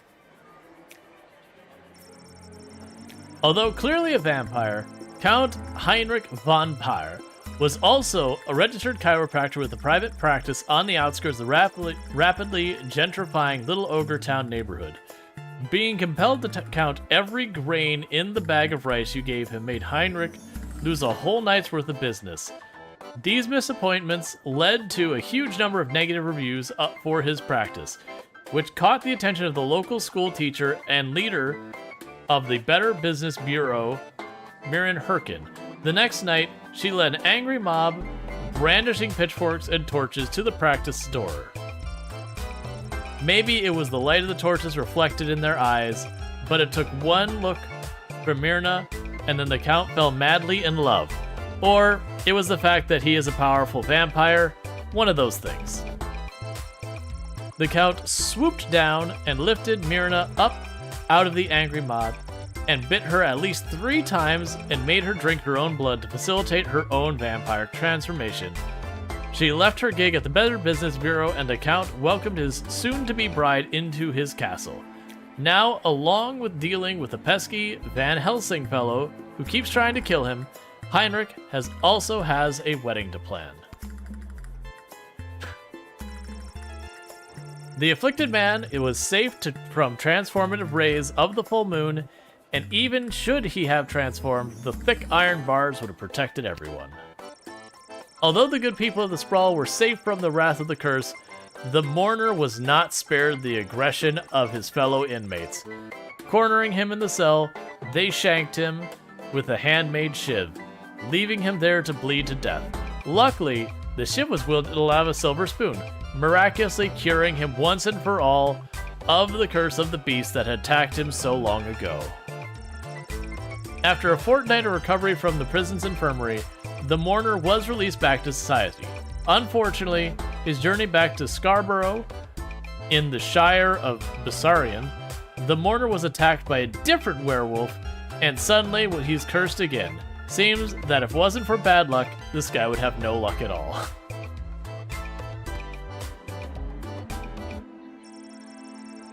Crown Prince Petrard Phineas Pomp stumbled back to his lavish loungings in the palace. Hungry and drunk, he lit a fire to put on a pot of stew before passing out on the floor. He woke the next morning having no memory of how he got home or why he reeked of burnt stroganoff. But he did remember the rage of a party thrown in his honor by the Mages Guild and the promises he made to them should he be chosen to marry Princess Desmona. This Mrs. Abernath was not Abernathy at all. In reality, it was a horrible shape-shifting monster running off into the night. The creature assumed a different identity and gained entry to the sprawl at another gate. Once inside the sprawl, well, lost track of it. Having the ability to take out a form of anyone made it difficult to track. Its whereabouts remain unknown.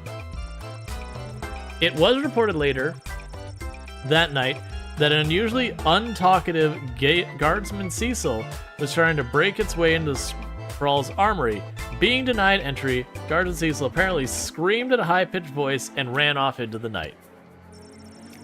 Be on the lookout for this creature. It could be anyone. Tyrannus Anathanos, whatever it was unable to meet Praetor Kargan that night. His promise of sharing the secrets of necromancy with the Marvov Empire went unfulfilled. If he had been successful, the Mages Guild and its agendas would have been conveyed to the Marva Empire, and if that alliance was put into place and the Praetor was chosen to marry the Princess Desmona, who knows what nefarious plans would have unfolded. Dejected, Tyrannius went back to keep outside the walls of the kingdom and contrived another way to forge his alliance with the Marvinians. He wasn't sure how, but he knew his next plan would have to be 100% Lil Gate Guard proof. Having a newfound hatred for bureaucracy, the scary tree monster angrily stomped and thwomped his way back to the woods, taking out an unsuspecting group of campers along the way. Safe within the boundaries of his forest, the scary tree monster discussed with his fellow tree monsters how they could elicit real change for their community. He held a vote and achieved a landslide victory in favor of more thwomping. Still, there had to be a better way, he thought. Maybe he could visit the city's clerk office in the spring and obtain the necessary paperwork to run a political office, and try to change things from the inside. If not, he could always fall back on stomping and thwomping. He'd already been surrounded with an enemy of thwoppable bureaucrats. When Princess Desdemona returned to the castle, she refused to answer any questions regarding her whereabouts. She immediately issued a royal decree to cut funding to any active rescue missions and to put an end to the acquainted practice of choosing rescuers via flashy game shows. As she lay in bed that night, she reflected on the Lil Guardsman advice. She knew that her decision would be irreversibly alter the fate of the sprawl and fate of every soul who called it home.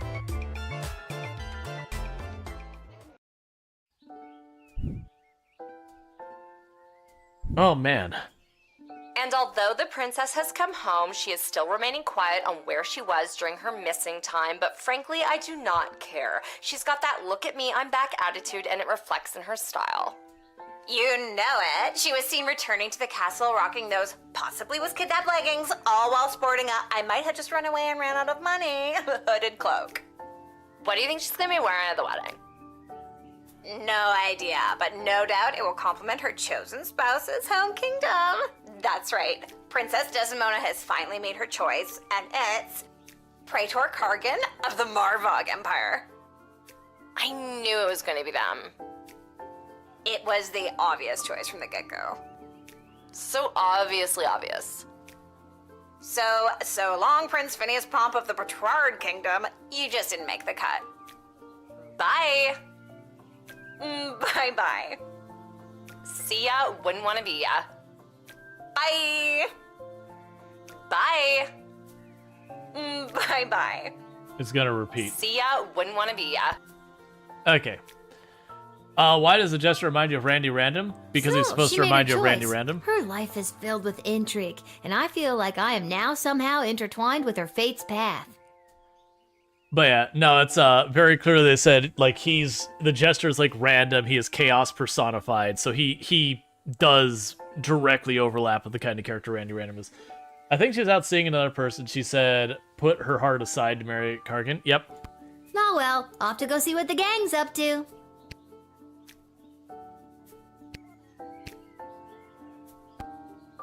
There's a note from Dad. Dear Lil, here is some excuse why I can't work the guard shed today. Love, Dad. Back to the guard shed for me. Wait a minute, where's the chronometer? I always leave it right here. Nope. Not in or under there. It's not in there. There it is. What's it doing under the bed? Spooky. I don't remember putting it there. Wait, what time is it? I don't want to be late. For a time machine, you'd think they could have at least put a clock on it somewhere. Okay, I wonder if you could, like, forget it for the day? Or if you go to, like, the door. I'm assuming there's gonna be time travel shenanigans as to why it's under our bed. This whole wretched endeavor has been a disgrace, not only to Prince Phineas and myself, but to the entire history of Petrard. King Phineas and Queen Buttermilk will not sit idly by while their royal lineage is dragged through the mud.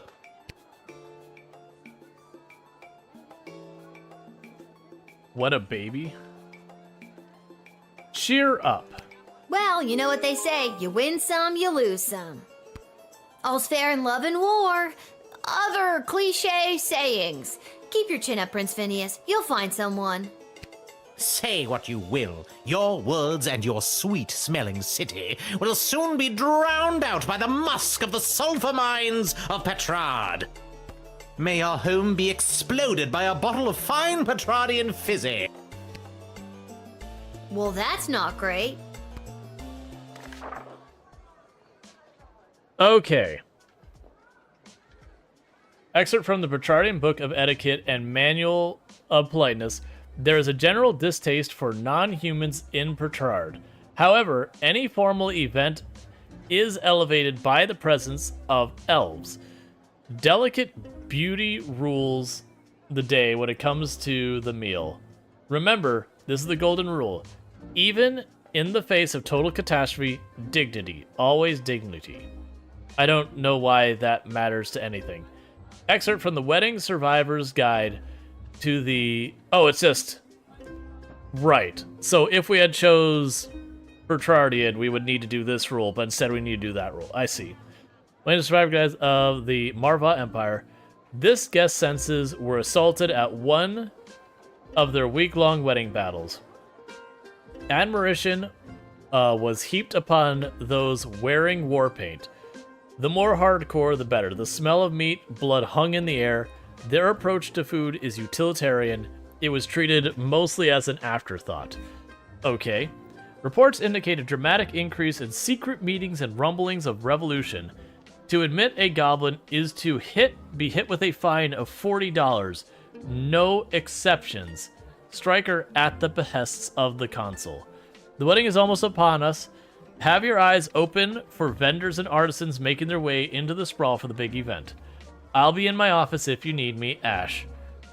That Wakanda Prince, I sent all my banking information, has finally come through with my share of the gold. Call me if you're in a pinch. Rich in friends and gold, Malcolm. Okay. Don't let goblins in. That's basically the big rule. Alright.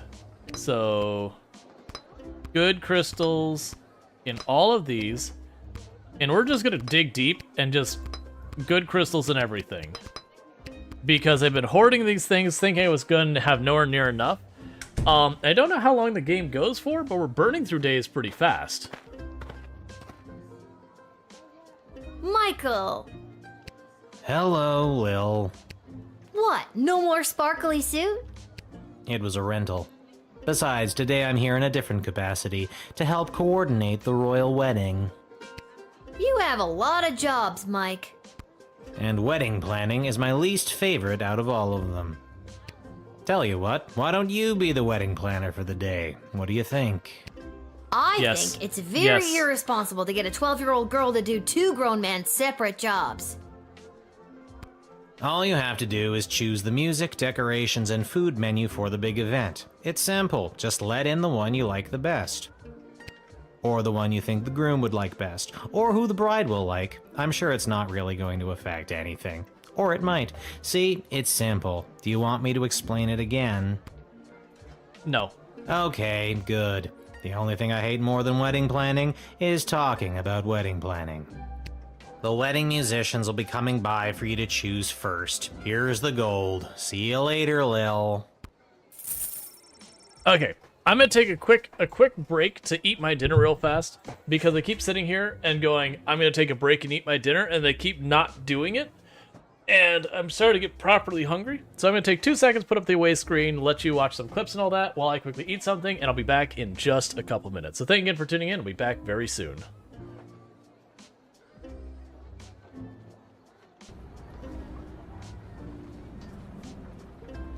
Get out of the way, little car. Hey, I didn't get penalized for that one. You saw nothing. I definitely did not completely cut off and then sideswipe a car there. It's fine. The game didn't penalize me, so it didn't happen.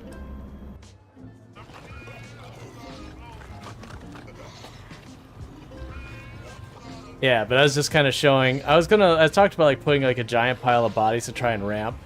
But you can see where you can get some pretty good air. Ah, that hurts. That was just 1 second. Like here, I'm assuming someone got a clip of it. If you have a clip of it, let me know and I'll permit you. And oh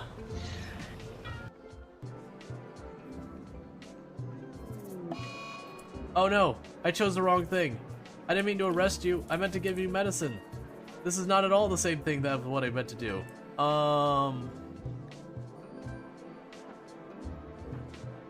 Whoops. I unintentionally did a literal kidnapping.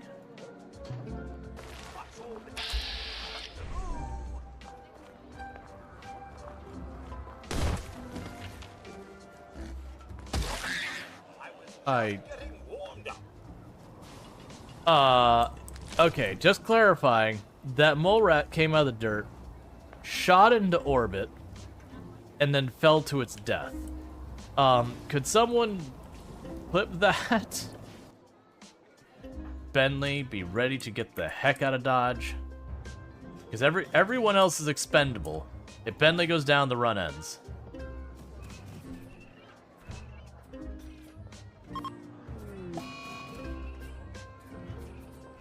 That is not good. Bentley, keep running, buddy. Yeah, we just killed our run. Because mechs never leave. Yep. Yep, when they broke the door, that kind of just screwed us. Because, I mean, I should have dropped back here and bottlenecked them there. It's too little too late now. They're fully surrounded. Oh, well. This run has been taking way too long to do anything anyways, so I'm not super upset that it's ending. Been a long time coming. Okay. There's fuel in there, but because we pulled the reactor, it doesn't look like it's that bad. Nice. So yeah, literally all I had to do was just grab the reactor and be like, alright, get it out of here. Oh!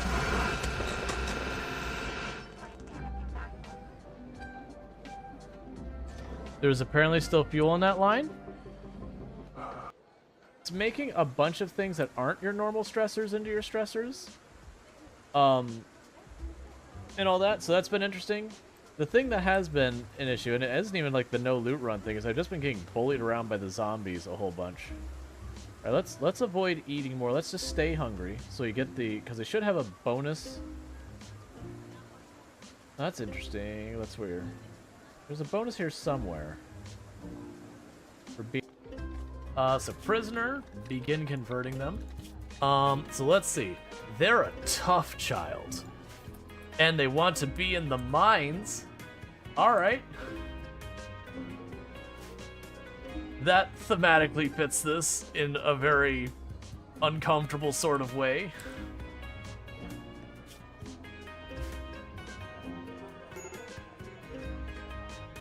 Storge. Walter's asking me questions about my coffee bean dealer. I'm not telling. Raj is hot. Raj is hot. Yeah, he is. Good for Raj. Yes, good for Raj indeed. I love you. I love you. Tuma's just like, Raj is hot. Good for Raj. Raj is like, I know. I am dapper AF. But I'm not telling. I know what he... Mr. Theo is good at singing. I want to be like him when I grow up. What do you want to be when you grow up? Sir, that is a question that creates an existential crisis I am not prepared to fight. Ooh, fog! That's exactly what I wanted with my tropical storm helicopter. Fog! Excellent! This feels great! Alright, food is all done, so sorry about that. Been sitting here with the food here the whole time.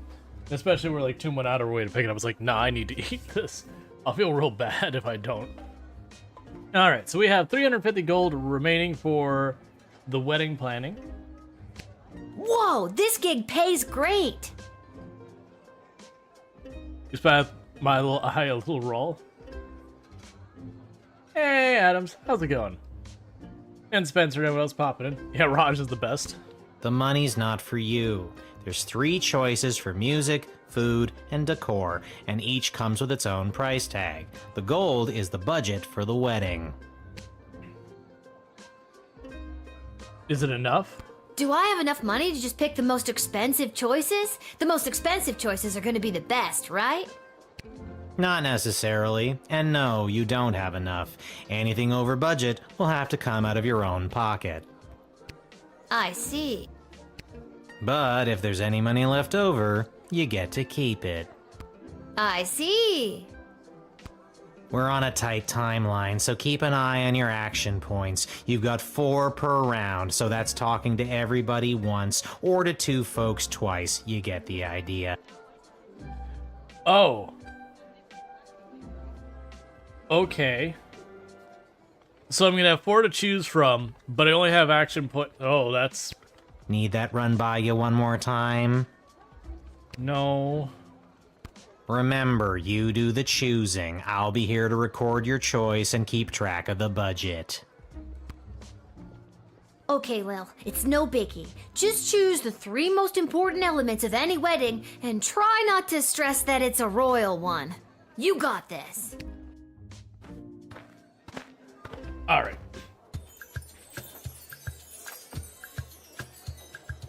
I thought they said there'd be 4 of them. Hello, young lady. The name is Jacob Fiddlestein, and me and my accordion here play all the polka conga you kids are so crazy about these days. He begins to sing. A 1 and 2 and polka conga 2 and 3 and polka conga 3 and 1 and polka conga. Hey! Oi! I nearly winded myself there. Okay. Hello. Hi. Hello. My name is Suzette Courgette, and I sing with my voice. I do the slow songs and the nice songs and some of the ones you know.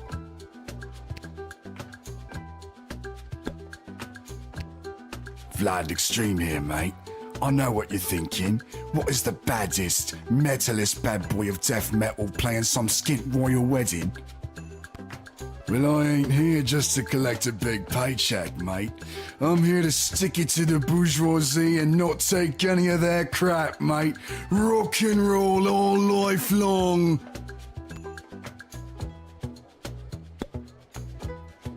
One moment. Sorry about that. Have you made up your mind? I can ask one of them one more thing. I think the pastor will be like that one. So yeah, so clearly the husband to be will probably like that one. This is probably the one Desdemona would like. Oh yeah, because that would be more aligned with the other. Talk to you again. As it turns out, I left my amplifier on the bus, mate.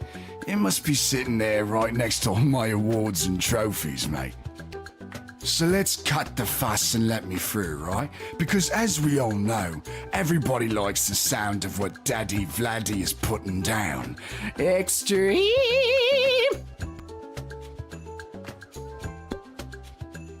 Have you made up your mind? Yes. Of course, you're the most expensive one. Vlad Extreme costs $150. You have a budget of $350, gold remaining. Yes. Extreme! Good choice, maybe. I'll write this down and be back when the next group turns up. See ya, kid.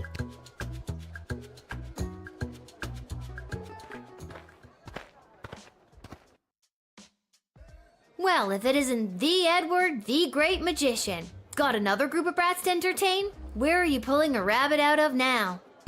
I'm afraid I've put my days of magic and illusions behind me. You got kicked out of the Magicians Union, didn't you? Yes, I did. Seems people preferred the actual dark arts to my light entertainment. No matter though, I've got a new career now. Working at your parents' garden shop? Psst, they wish. I'm a wedding officiant. I'm here to officiate the royal wedding. Really? You? I mean, you are?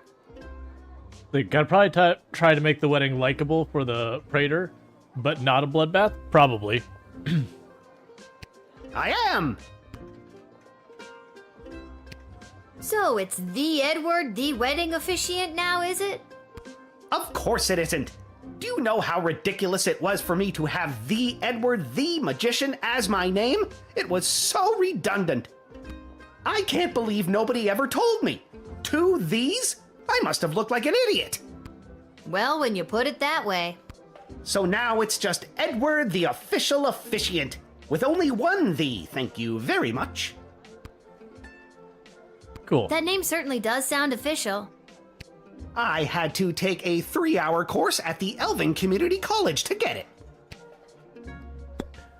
Alright, so let's spray him with True Serum. Because I want to make sure he is actually the officiant and not just BSing. I can't believe I couldn't make it as a magician. I'm devastated. But being a wedding officiant isn't that bad of a job, right? You're still performing magic. You're creating a bond between two people for the rest of their lives. Just like how you bonded together those magic rings, and those never came apart. Note to self, don't let the bride or groom allow you to do any magic tricks with their wedding rings.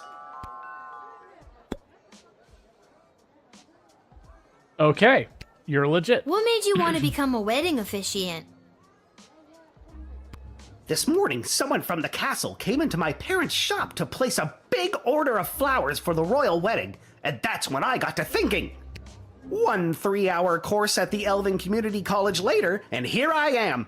It's my first gig as an officiant. Pretty exciting to get to officiate the royal wedding. Well, technically I wasn't hired, but maybe it's a detail they left to the last minute and need someone desperately. I don't think weddings usually work that way. I have no idea. Because we use the truth serum.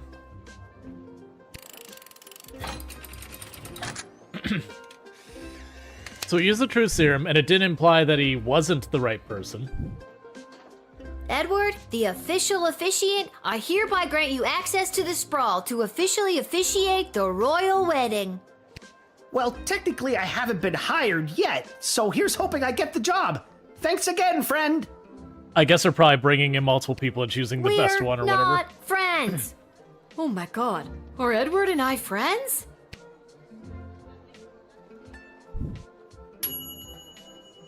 He changed careers just for a moment like this, but there's very little indication he's not going to mess it up. Maybe there was a way to help him? Oh, okay. I don't think I have anything handy to help him with that. It could be if you dialogued him longer or whatever. It would Hello there, I'm back.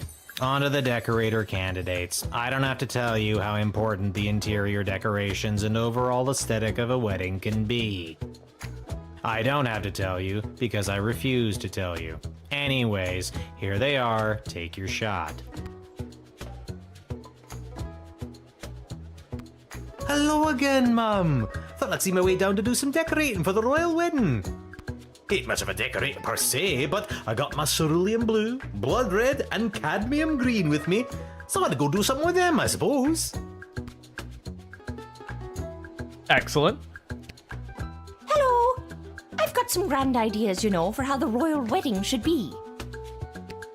You might not know it, but I read all the latest wedding magazines down at the salon when I'm getting the old do done. And apparently what's in these days is meat. Big bold slabs of meat on the wall. It gives things a real abattoir feel, so they say. So I guess I'd go with that. Who am I, you ask? Only the editor of the biggest wedding magazine in circulation right now. There's no one else who can do the royal wedding justice, darling. Surely you've seen my work. Just don't look in last year's issue, darling. I went on a real tangent about slaughterhouses one night, and my team printed everything I said. Blame the Quaaludes. But this year, darling, we'll do something daring. Daring and bold, darling. Can you feel it? I don't like you. Like I told ya, buckets of paint, see?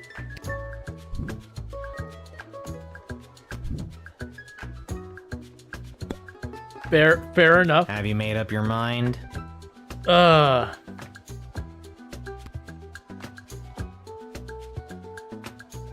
You'll take You'll take a fine for the goblin? Oh, this is right. I would take a fine for the goblin, wouldn't I? No goblins. All right.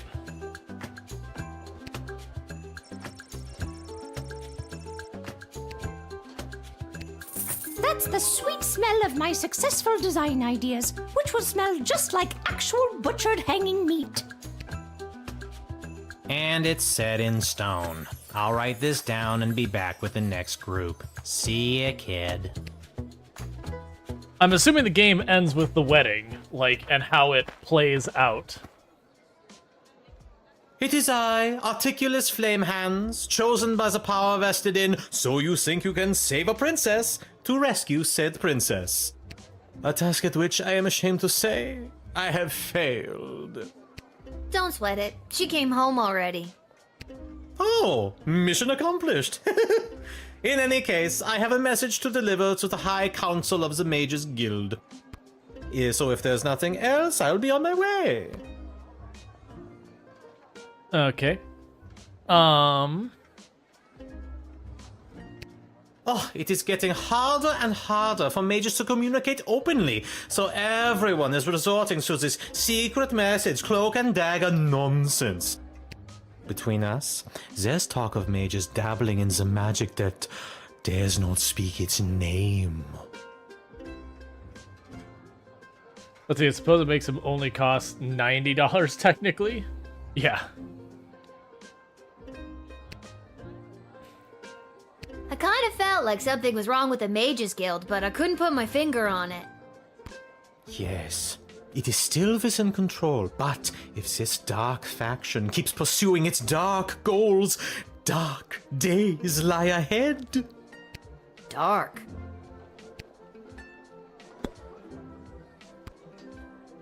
This is the message I have been charged to deliver to the High Council of the Mages Guild. No use in trying to read it, though. It is concealed by a web of secretive spells and codes that would be incredibly difficult to untangle. I'm sure it's not that hard to decode if you really tried. The codes used by the High Council are too strong for me, a mere level 9, to interpret. Wards held by powerful crystals were used to create them. It would take powerful crystal magic to decode this. Yep, you know exactly what we're doing. Hey, can I see the letter you're delivering?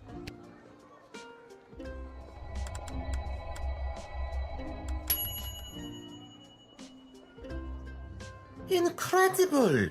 Let me see. Wait. What? No. This cannot be true.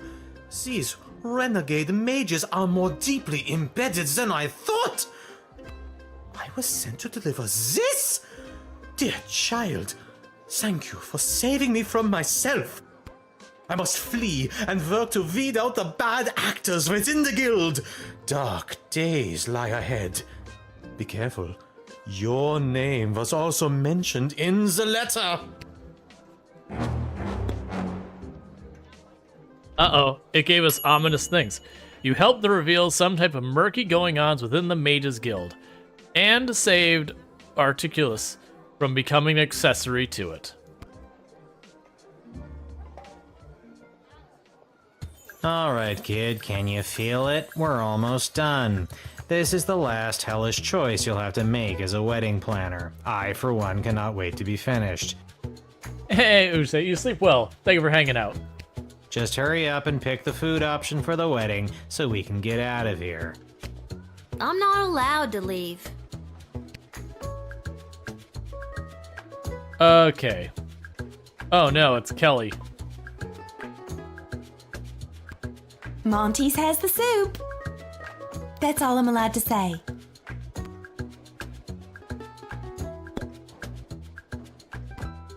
Good afternoon. I am here today representing Catering Corp regarding a contract to provide the sustenance for the large gathering known as the Royal Wedding. Catering Corp is willing to provide the base amount of calories needed to sustain such a high-capacity event in return for appropriate remuneration. I am accompanied by samples of our food and a detailed list of ingredients available upon request. Bonjour, mademoiselle. Je m'appelle François Saint-Français, head waiter à la Chez de la Maison. We provide the finest and the fanciest of delicacies for the newly married royal couple and their guests. Only the smallest portions for the highest prices, of course. Very chichi pompon for the snootiest of people. A place someone like you or anyone you know would never get into, no matter how hard you tried. Okay. And so she's clearly going to be, like, the home of the soup. Here's the menu. Spoiler, it's soup. The menu reads appetizer, soup, entree, soup, dessert, soup. Have you made up your mind? Alright. So we have $100 left in the budget.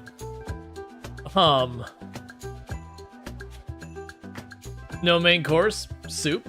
I mean, soup can be a main course, depending on the type of soup.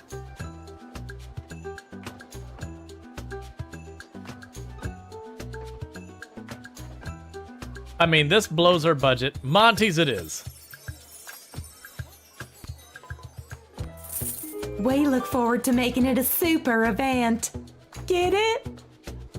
Is this me or the big lady look like Gender plankton under a microscope? What? I have no idea. Thank God this nightmare of a job is over. All the rest of you go home. Good choosing, kid. Well, at least I hope it's good. I wouldn't want to be the one responsible for messing up something like a royal wedding. Anyways, goodbye.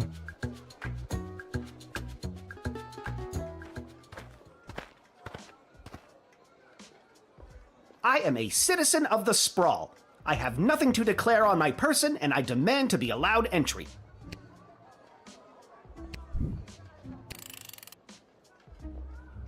Was it jail or was it send away?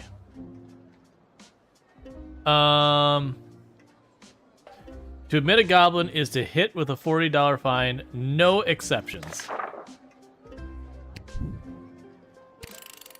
Not good enough.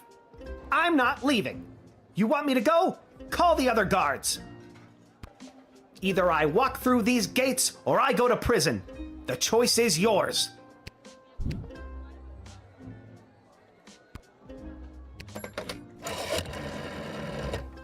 Okay. Lil, you have been appointed to this post to uphold the law. I am filling in for my dad. That's it. Well, your dad was appointed to this post to uphold the law. And you're representing him right now. If you let this person in, you will be fined. If you do not pay the fine, you and your father will wind up in one of the Sprawl's finest hotels. That was a joke to break the tension. Prison. You will wind up in prison. Your actions have consequences. I have no further statement to make beyond the following. I am a citizen of the Sprawl. I have nothing to declare on my person, and I demand to be allowed entry. You know, there's a real hefty fine for letting goblins into the Sprawl. With the wedding coming up, security is at an all-time high. I am a law-abiding citizen of the Sprawl.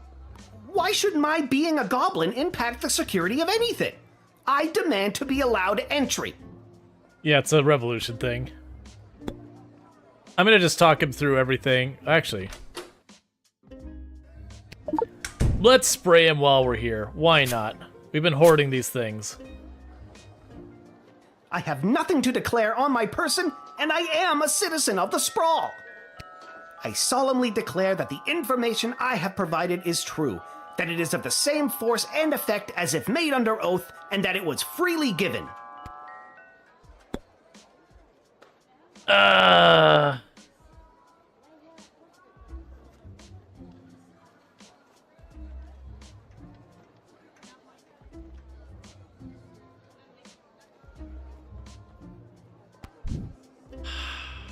Yeah, because we're gonna eat the fine. Like, we even told him, it was like, yo, we're going to get fined. We are personally going to get fined. You're just following orders. I am going to prison on behalf of the Goblin Liberation Army. Still, you should come by the Goblin Liberation Army headquarters sometime. Here's the password. Come, it will open your eyes to what's happening in the Sprawl.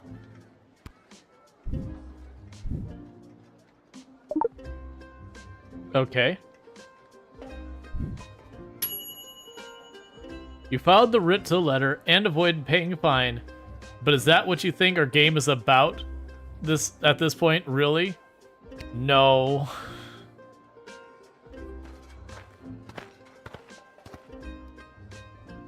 Where's Hamish? I really don't have time for... say, you there, little girl? I need to get to the other side of the Sprawl without delay. I need you to listen to me. This is time sensitive. I know you got your instructions, but it's important that I get going quickly.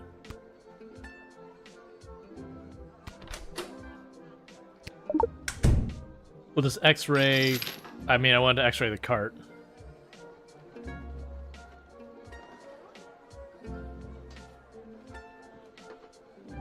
That's my chisel. I'm a sculptor.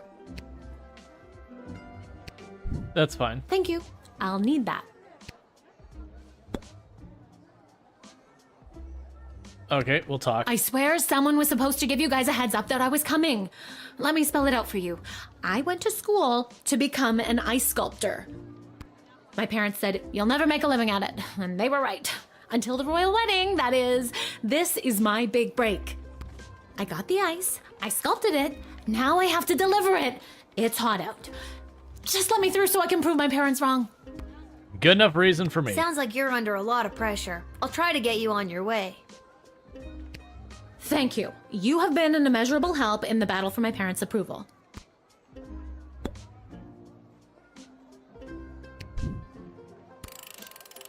Okay. I figure if it's one of those things that if you delay her the whole time, it's ruined, and so that's like a negative for the wedding. I mean, thank you, but my work is probably ruined. You're just doing your job, I suppose. I might be able to salvage something. Gotta go. I mean, you let her in, but her sculpture was unrecognizable. It's modern art. I'm sure it will still delight guests. Harsh.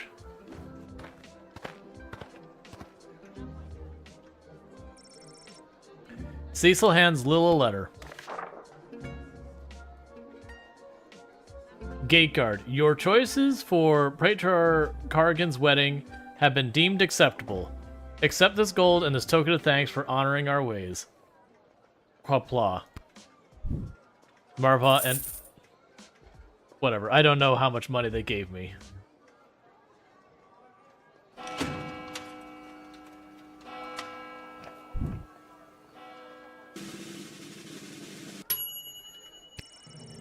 Due to your job performance, we're going to pay you 20 gold for the shift. Yay. So we did a good job, we did a great job, we did an acceptable job, Okay. But yeah, so it's like you gotta get like just the right guess.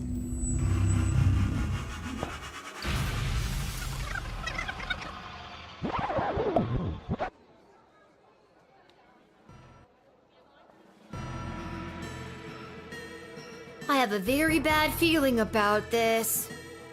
Salve Ilechpuela, regno meo grata. Hello there, girl. Welcome to my realm.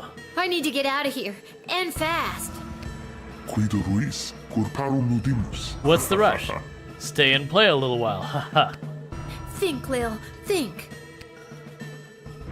Hospices in hoc regno, actualistina donna solita, hic requiritur immolatio, hircis immortem vitale This one doesn't work? Are you kidding me? Quia pueresa, non custoditus abira, pauca tantum This isn't momenta avis working. andequam tu consumam. Non io cari, These nunc tools aren't facerem working. aliquida, si The wine is dead? ego sum demon, egeus meum cisio ad similes homines inobs necabo. Nun incipiam dedecam antiquam te interficiam? Sige, bene. I mean, clearly we're Dece, supposed to use the, nove, octo, septem. Clearly we're supposed to use the thing to rewind time.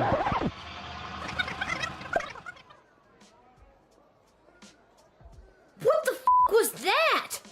That was next level. Freak out. Lil is actually so freaked out that she is in a complete loss for words. After having stumbled across space and time and having gone toe-to-toe with an interplanar demon. I'm gonna go down to the dig site to throw this stupid time machine down a deep hole. Okay, Lil, get it together. You can still do this.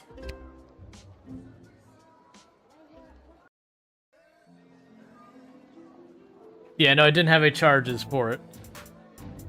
Oh, I didn't get to choose. She just went on her own. Which makes sense.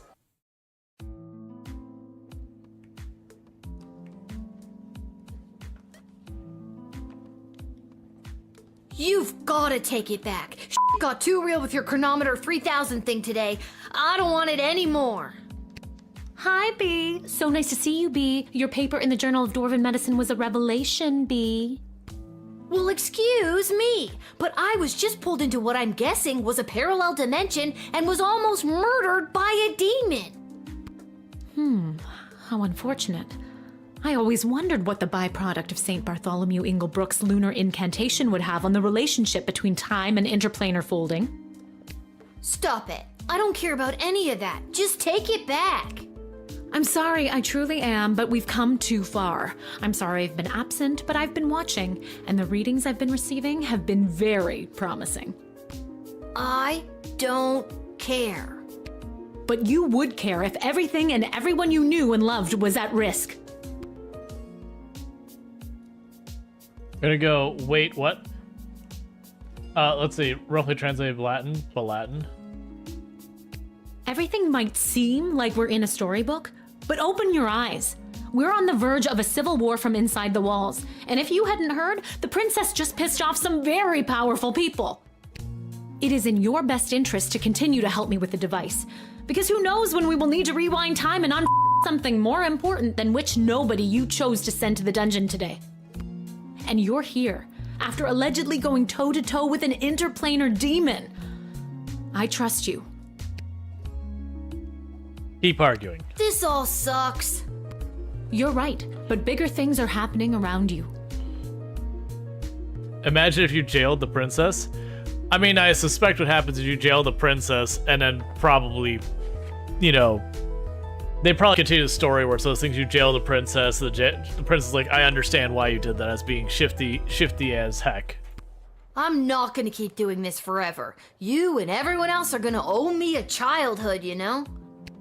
Keep helping me with the Chronometer 3000 and we can see about making that happen for you.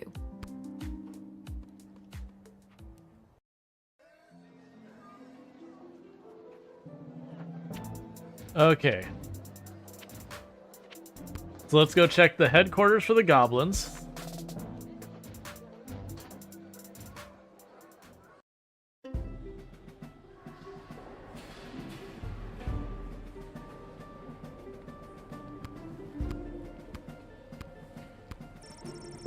A tangle web of corruption and lies, and some coupons. There's Monty's, home of the soup. Hello? Hello? I brought the orange slices. Was today a regular meeting day or one of those top secret planning for what's going to happen at the princess's wedding days? Is anybody here? I'm here? Are you here for the meeting? I don't think so. Oh, then you can't have any orange slices. Those aren't orange slices. Those are just the rinds. I got hungry.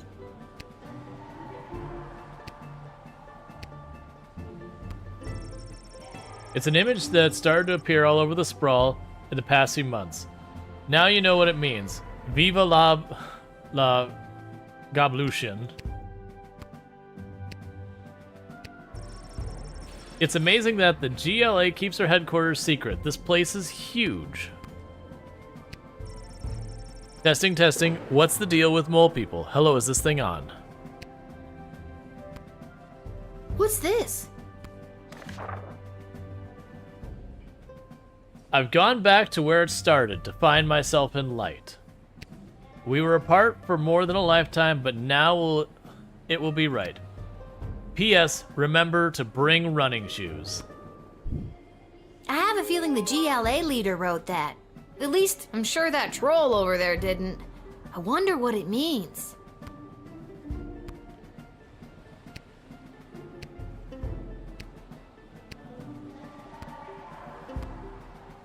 I guess we can report that to someone.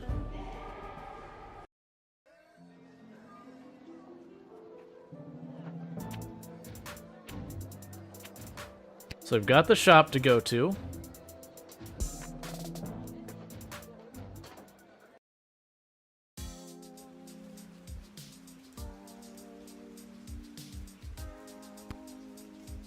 This hat, it is not as fantastic as my previous hat. My journey, it continues.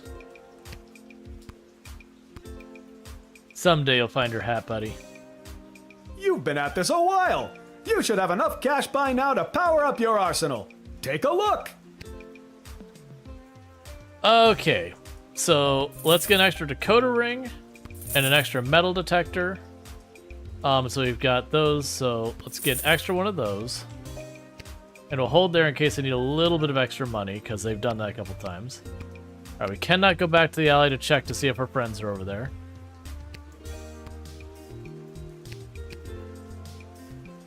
Now I can check what's going on here. Probably going to be people here who want to talk to me.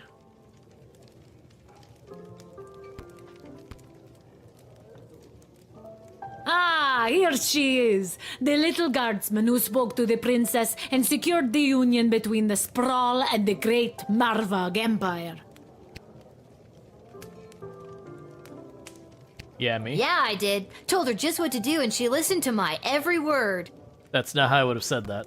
I admire your complete lack of modesty. Modesty is such an ugly thing. Let us celebrate with a tankard of blood wine. Kapla! I'm 12. I can't drink alcohol. Haha, never fear. There is no alcohol in Marvok blood wine. Just blood. In a big cup called a tankard. Yeah, I'm a hard pass on that. Haha, very well. There will be much blood wine at the royal wedding where the Sprawl and Marvog tie their fortunes together forever. Let us raise a glass to the gatekeeper who brought us all together this day. Sure. Kapla. Did a mouse sneeze somewhere? Come, child, louder and with fury. Kapla! Too furious, far too furious. We are not at war. Be careful shrieking like that. But as we say in Marvog, better to be too furious than not to be furious at all. Subscribing for 7 months. Thank you, Discordy, for the tier 1 sub. That's 7 months you've been subbed to channel. Hi, wifey. Oh, are you asleep? You definitely were. You have like a crease in your mouth where you're like laying on your sleeve or something.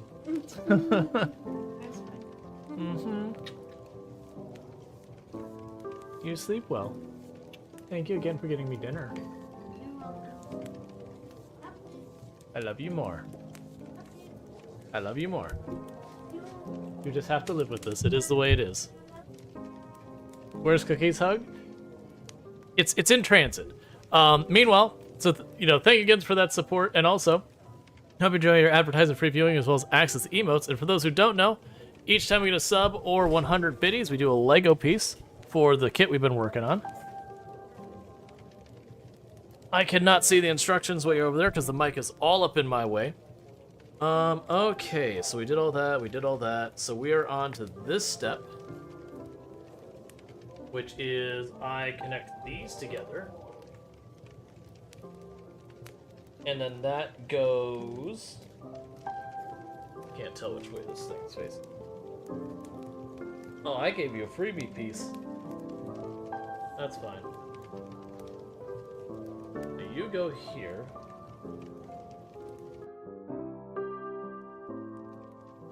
That's probably to keep it from being able to go the whole way around. But that piece needs to go in that corner. I missed that step in a previous one. That's fine. Alright. So pick up where we left off. Yeah. We're like, whoa, whoa, whoa. We said yell, don't scream. I'm exhausted. I shall now recite the Marvog Pledge of Unwavering Loyalty, as is our custom. And that's my cue to leave.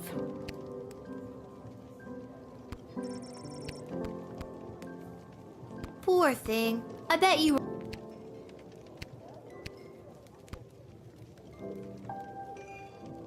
Hello again, Mr. Dwarf. What are you still doing here? Hello to you, little guards person. Since we last met, I've decided to try my luck here in the Sprawl.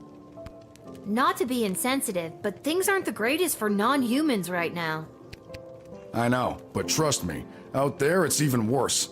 And Arda's letting me stay until I can get on my feet, in exchange for fixing a few things around here. Like the jukebox? Like the rat-infested generator room downstairs. But tell you what, if you've got 5 gold, I can buy the components I need from Garby, and I'll fix this old girl once and for all. Yep. Here you go. Once I've finished my ale and you're away to bed, I'll have it fixed up like new.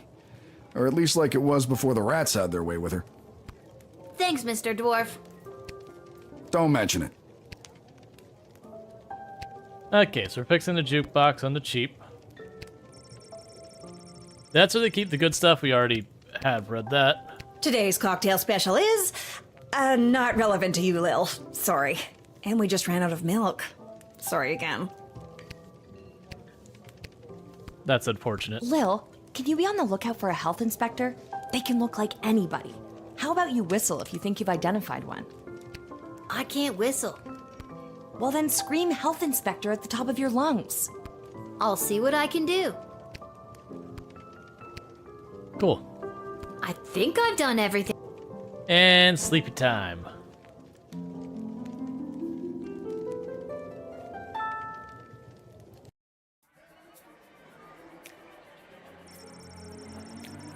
Let's see. Once he made his way inside the sprawl, Edward went to work trying to find people who A, wanted to get married, and B, needed someone to officially marry them. After hours of approaching strangers who appeared to be in love on the street, he finally gave up. He slumped down on the stairs of the city council chambers. Suddenly, Councilwoman Ash burst through the massive oak doors, practically tripped over him after demolishing the stranger. With a vicious series of cutting one-liners, she thought to inquire as to why Edward was dressed like a wedding officiant. Edward told her, and she covered up the fact that she had forgotten to hire someone by hiring him, on the spot for the royal wedding. That'll go well. Edward, the official officiant, was officially offered the gig to preside over the royal wedding. On the one hand, he felt he had struck gold with his first professional opportunity to try his hand at a thing he had set his eyes on for a few hours before. On the other hand, his utter lack of basic competency made him nervous that he might make a critical mistake in front of so many high-ranking and well-armed individuals. At times like this, Edward would remember the words of his parents told him as a child. Edward, we don't care what you do in your life, just don't become an amateur children's birthday party magician. So no matter how poorly it went, at least Mom and Dad would be pleased. Articulous Flamehands panicked at the discovery of the contents of the letter he was charged to deliver to the Mages Guild. He raced home to his tower. Once safe behind magical wards, he conjured a ferret to eat the letter so no one else could be burdened with the truth of what the Mages Guild is planning for the Sprawl. Sadly, because he knew he lacked the strength or the skill to continue while burdened with this disturbing information, he cast a selective memory spell on himself, causing the mage to completely forget about the letter and its contents forever. With a wave of his wand, he muttered an incantation, and Articulus became blissfully ignorant once again. But, do you know who didn't forget the letter? The ferret Articulus conjured to eat the evidence. The surprisingly literate animal managed to catch quite a bit of it before he polished off the papers. How was it supposed to live its life? Ferret now. Knowing what it knows. Sure, it was only a foot-long charismatic little predator with the body of a chubby weasel, but he was no chicken. The ferret knew it could inspire others to take arms at its side. Not just the rodents and Mustard's warriors, but the sky creatures too. With their combined strength and superior numbers, they could easily conquer anything the Mages Guild could throw at them, and the Sprawl would be saved. Step 1, regurgitate the letter. Unfortunately, the sound of retching ferret caught the attention of Articulus. Through thoroughly mind-wiped, the mage had zero recollection as to why he conjured the ferret in the first place. But he was damn sure it wasn't so he could throw up on his nice rug. The mage unsummoned the ferret before it could get the contents out of its stomach up. As a result, the fate of the Sprawl remained uncertain. The enigmatic goblin accepted his fate as a goblin-sized shackles were placed on his wrists. He was thrown into a cart, bound to the dungeon. The cart never made it to its destination. His fate is yet unknown. By the time you had finished with your questioning of Iris Leprodry, the ice sculpture masterpiece had become a puddle under the hot sun's ray. She didn't bother making her way to the palace, but instead made a beeline for her favorite club in the little Ogre Town neighborhood that catered to females of all species who tended to have rad spiky haircuts, badass tattoos, and copious piercings, and who loved to dance the night away while listening to dwarven heavy metal music. She danced away her sorrows and went home with a friend. Cool. The devil. Ah, yes. Excellent. I understand. Sure. 100%. Excellent. None of that was in English, by the way.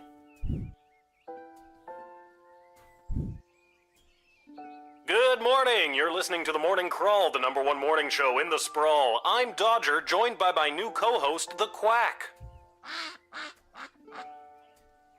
For those of you wondering where the ham is, well, it turns out he got an invitation to the royal wedding happening today. Of course, he won't be wearing a tuxedo. He'll be in head-to-toe honey glaze. Well, if you don't like the jokes I tell, you can do it yourself. I told the producer I refuse to work with a duck.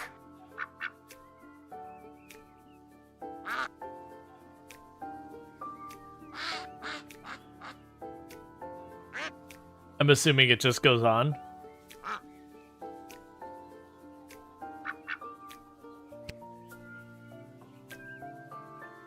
As it should.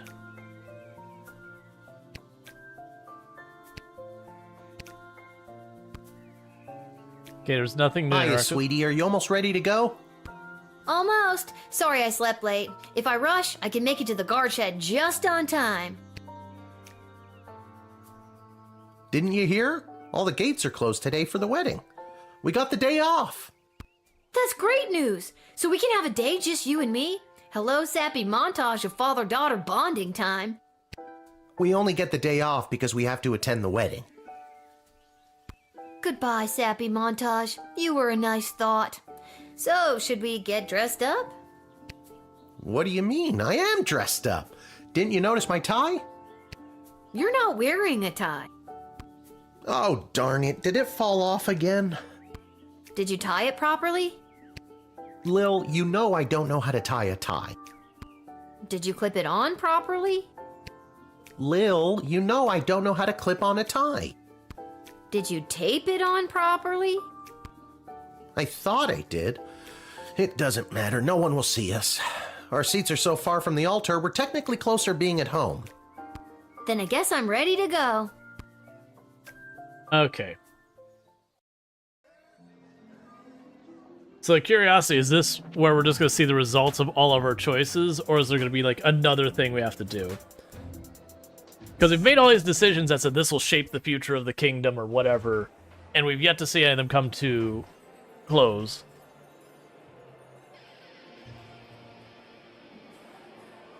Okay, remember, grab as many appetizers as you can, then meet me by the door. We still have to find our seats, and we'll need snacks for the journey. Stuff my pockets with all the shrimp I can find? Got it.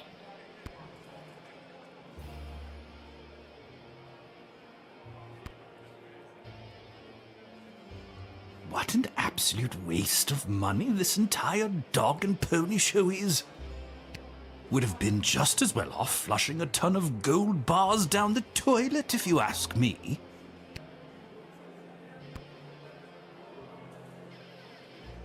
I'm a famous artist now! Renowned art critic Gil Meisterheimer described my ice sculpture as a startling reflection of modern society, exposing the monsters within us all. That's good, right?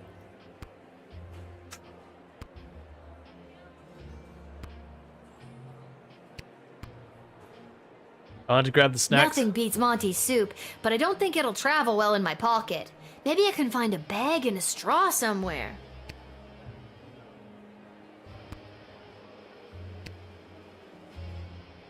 No mention of the calories or the ingredients.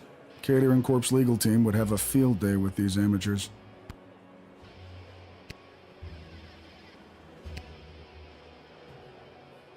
Hello, Mr. Melroy. Enjoying the big event? You know that I'm not. Let's just get to the I-do's already, am I right? I don't know what that wedding officiant is waiting for. So basically we're getting to catch up with everyone. A royal wedding to patch up alliances and make political gains? Won't be the first and it won't be the last. King Osmond would have been devastated to see his daughter put in this awful position.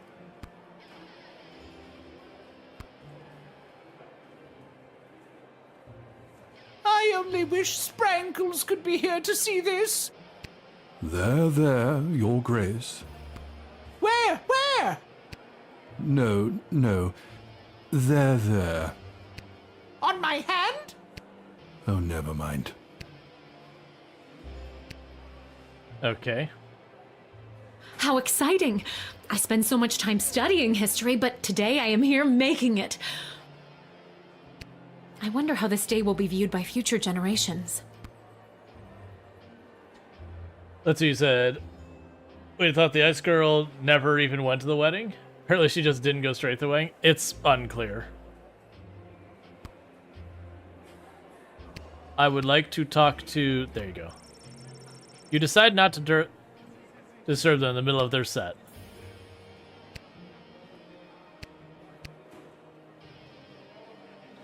Security at an event like this is a nightmare.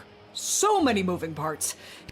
Keep your eyes peeled for anyone using the wedding as a pretext to do something suspicious. The job never stops, Lil. Okay. Lil, you absolute wonder. Well done on the wedding file. It's gone off without a hitch. And with that, the Sprawl has acquired a powerful new ally. Brava, Lil. Did you just give me money? Nope. Didn't, I want to talk to you about your hat. This hat, it is not as fantastic as my previous hat. My journey, it continues. You'll get there one day, man. Alright, I guess... we... Eddie, baby, you See what ready for the happens. big show? Who said that? It's me. It's Lil. From the guard shed. Oh, my good friend Lil. I didn't say we were. Let's see, the game better not be ending. I want to see him get a fantastic hat. Didn't talk to the waitress lady. I didn't seem to... Didn't say you were. Lil, I've gone and done it again. I've lost my glasses, and I can't start the wedding if I can't read the official wedding officiant overview. You have to help me find them, because you're my good friend. Where's the last place you remember seeing them? Or just seeing at all? I thought I just had them. They have to be around here somewhere. Uh-oh. Don't tell me.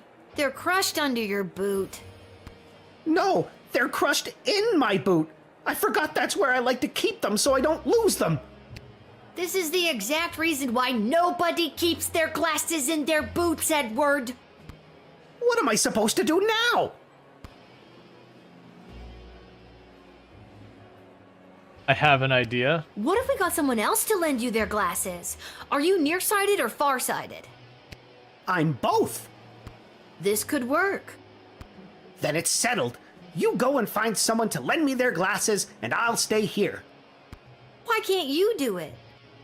The pieces of my broken glasses are cutting my foot, and my boot is filling up with blood. Okay, you stay here. I should probably talk to my dad about this.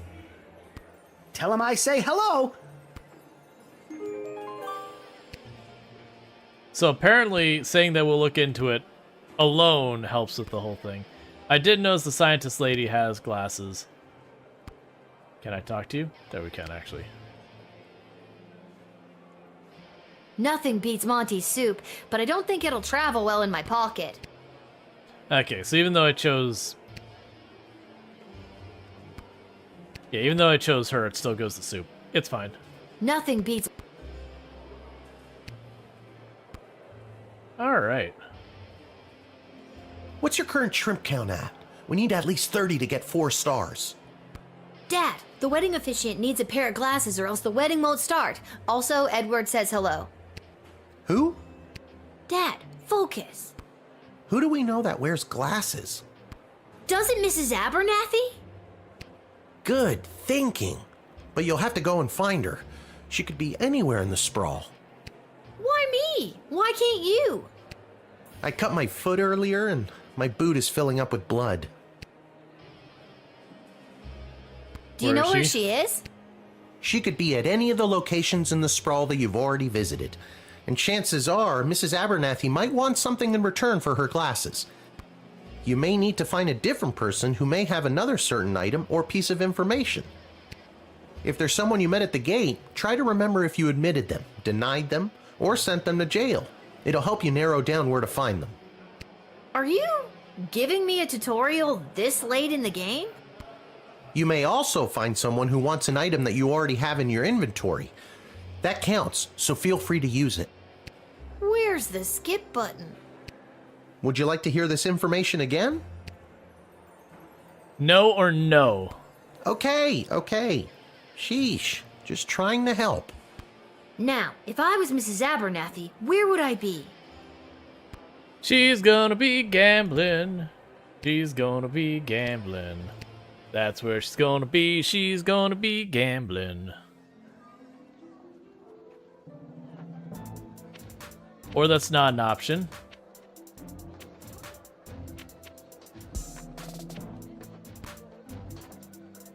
I was expecting her to be here gambling.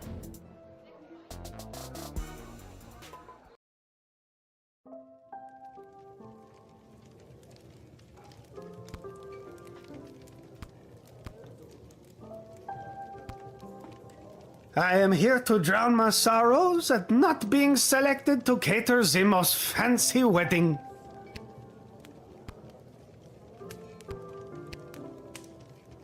It's the big day, Lil. Can't talk. Can't you see we're slammed?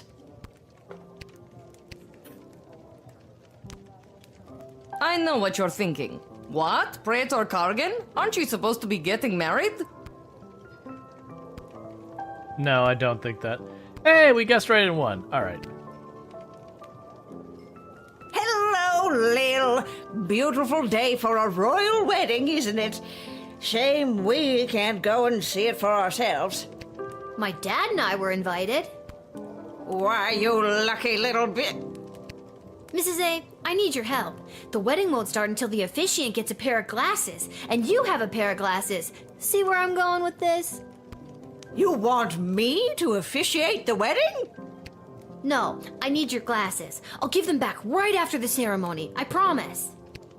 Oh, well, I'm afraid I can't just give them to you, my dear. I need them to read the odds on the upcoming Goblin Ball games. But I'll tell you what, if you get me a piece of food from the royal wedding that I can keep in my freezer and never eat, you can borrow my glasses for a little bit. Okay, Mrs. A, 1 plate of official wedding cuisine coming up.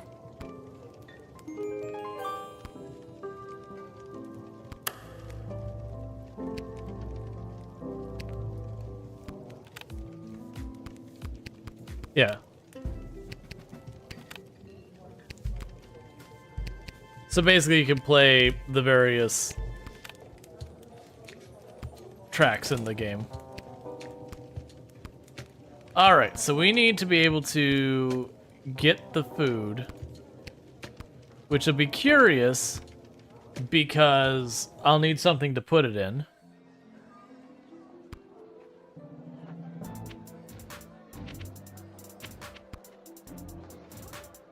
Alright. What if you just go to sleep? Oh, I probably won't let you. It might let you. It might even be that if you fail to do what needs doing here, that you're under problem. Hi, Kelly. How did you know my name? It says it on your name tag. May I have a bowl of soup? Sure, what do I care?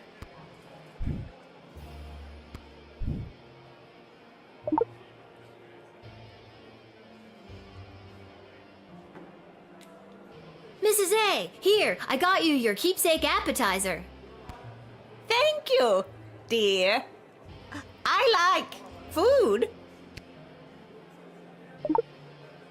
Who doesn't? Now how about those glasses? Glasses. Yes.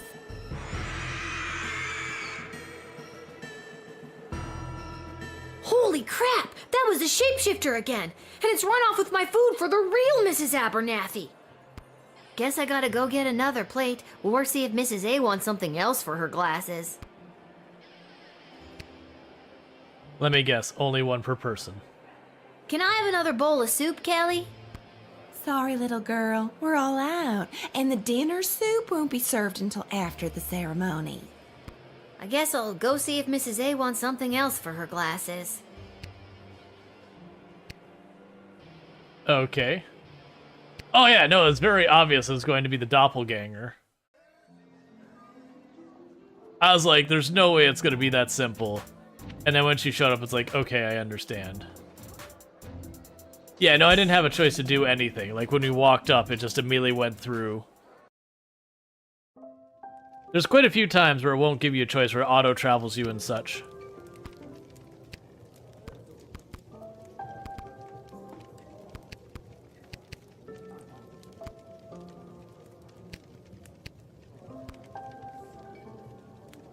Mrs. Abernathy, the plate of food is a no-go.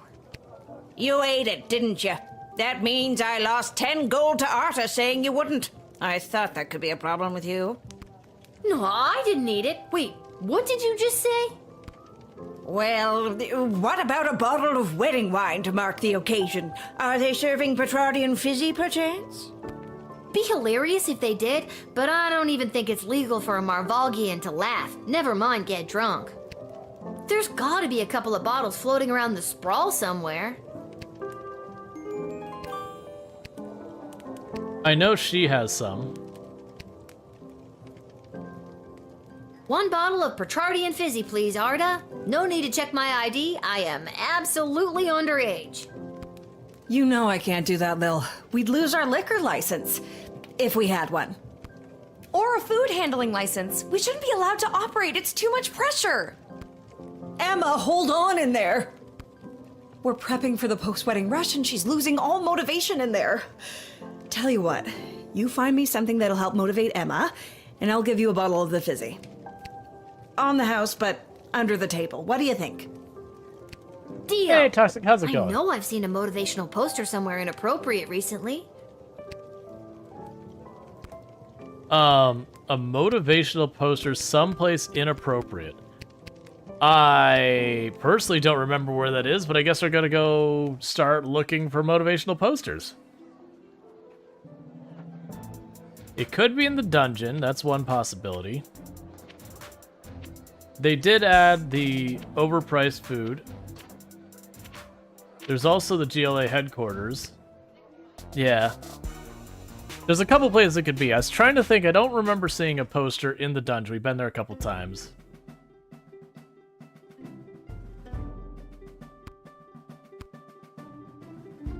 Viva la Gabalucion! Viva la Gabalucion!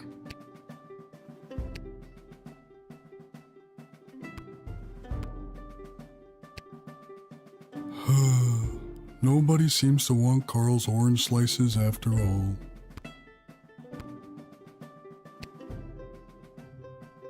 I knew I never should have introduced them to each other. Kelly was my hairdresser.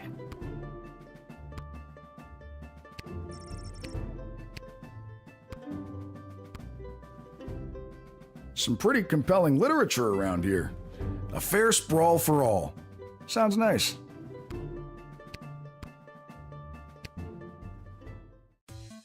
Finally, a group that does not belittle me for my lack of skills, my poorly chosen name, or my pixelated skin. So I don't seem to be able to interact with any of the stuff in the background here. So, look like this one's a bust.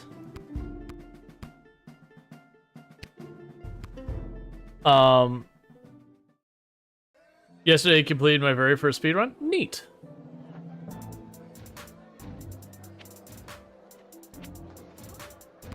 Was there in a guard shed?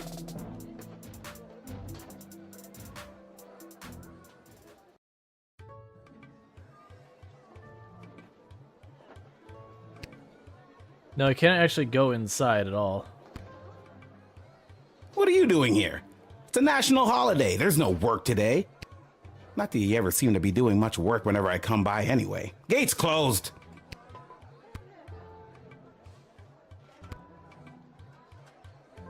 Will, We wanted to help you escape your stupid job. So you could come and get up to stupid stuff with us today. Come on, Lil. What do you think? This might be worse than chickenpox, worse than having a job. I have to go to a stupid wedding. That's so stupid. Ditch it. Sorry, guys. They need me. Maybe we can play together after. Sure, Lil. Like that's going to happen. Come find us when you're not pretending to be a weird grown-up or something. I'm sorry, guys. Yeah. Aw. I should have told Mrs. McGoblin to wait and make sure I got the gig before she went home. Now she'll have to come all the way back to pick me up. Ah well, at least she's getting her steps in.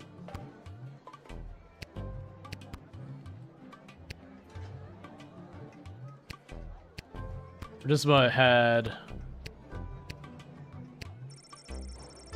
Strange to see Lil on this side of the shed for change. Yep. Alright, so it's not there. Like I said, I don't remember seeing a poster in the dungeon. That would be appropriate for that to be a silly thing. We'll just keep hitting locations, I guess. We'll check the dungeon next, just in case I forgot about one.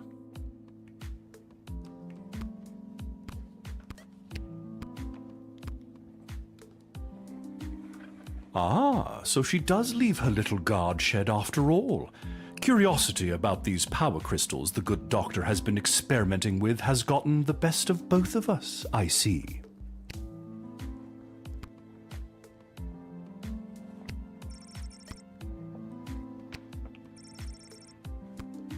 Yes?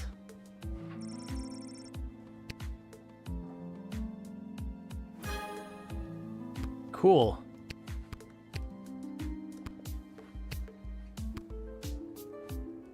Alright. When was last... Let's see, what was last seen? Seen last? Nah, don't like, just give it to me. We're gonna go around, because we're finding all sorts of new people to talk to and all that. So we're gonna get, like, filled in. So this is clearly gonna be the thing for the end of the game, where we're talking to everyone.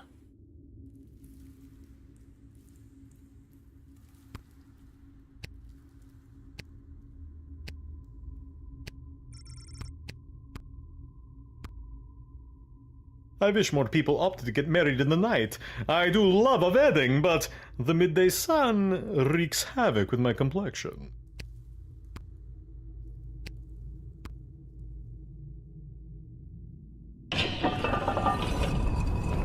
Okay, we are being allowed in.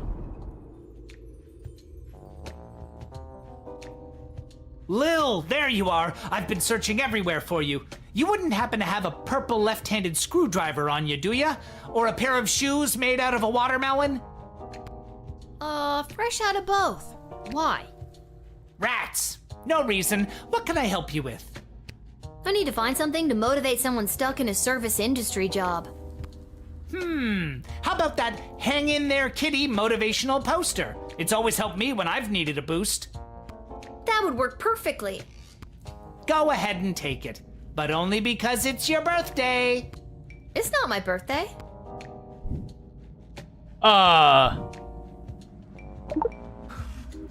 Every day is somebody's birthday. Go out and give that to whoever's birthday is today. Sure. Whatever you say. It all looks similar to the statue of the late King Oswin that was reported stolen from the National Gallery last month. Welp has a new master now, and he lives a very comfortable life. And he got to be a jockey in a polo match? Best day of Welp's life! And he's rich now, too! And likes to flash his money around! Here's thanks to you, Lil!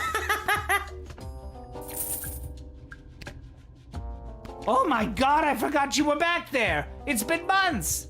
You really took that motto to heart. Good job, kitty! Okay. Go ahead and take it, but only because it's your... Wait a minute. Murray, is that you? I don't. Okay, though, but apparently cannot talk to the other goblins we threw in jail. Alright.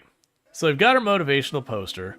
So let's go back, because I have a feeling we're going to get bounced around between a lot of these locations. That's going to be those things that we like do, like the circular logic of like, you know, get this from this person, that one. Just to make an excuse to make me to go to a bunch of locations and talk to the people.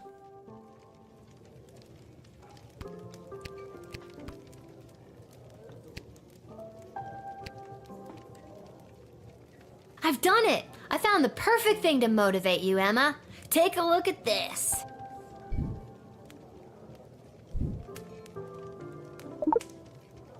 A hang in there kitty poster. I hate cats. Oh, I guess it's not perfect then. No, it is. I can hang in longer than that stupid cat can. Hey, Arda, let's get things going, huh? Thanks, kid. Here's your bottle of Petrardian Fizzy. If you get caught with it, don't say you got it here.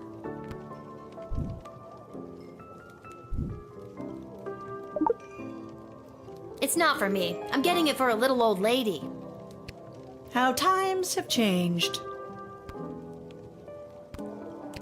Alright.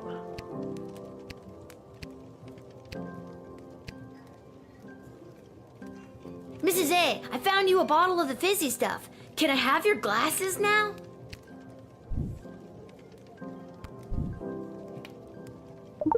You didn't even talk to the Corn dude? Oh, I can do that. Lil, I'm so pleased. Thank you so much. Yes, you may have my glasses. After enjoying this bottle, I don't think I'll be able to see straight anyways.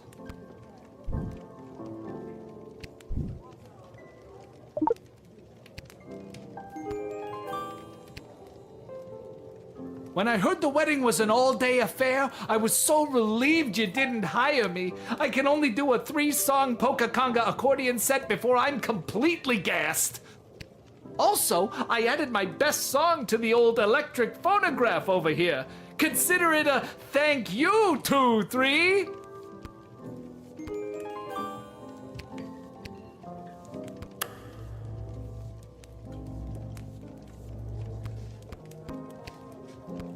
Let's see if we can find it real fast.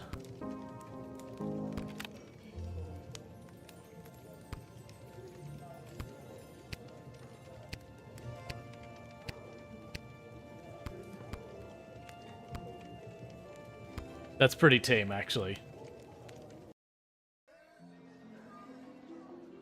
Alright, so let's go back to the wedding.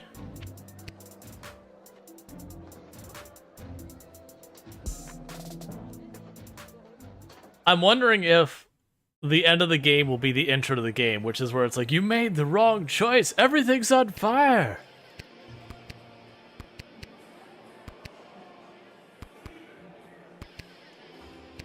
Because that'd be appropriate.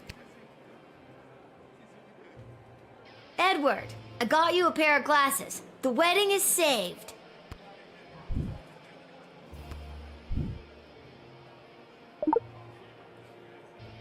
Lil, this is perfect! Now I'll be able to perform the ceremony! The wedding is saved! I just said that. We both did, at the same time! No, We did it, Lil! You're wondering if you could have gotten different glasses? I was curious about that as well, because, like, you talked to your dad, and he's the one who points you these ones, but, like, I could imagine you could have gone to other people and gotten the glasses. And then depending on who you get it from, maybe it changes something. Because I noticed getting the glasses prompted saying this will change things. I'll go get my dad so we can find our seats so the princess can officially say goodbye to her single life.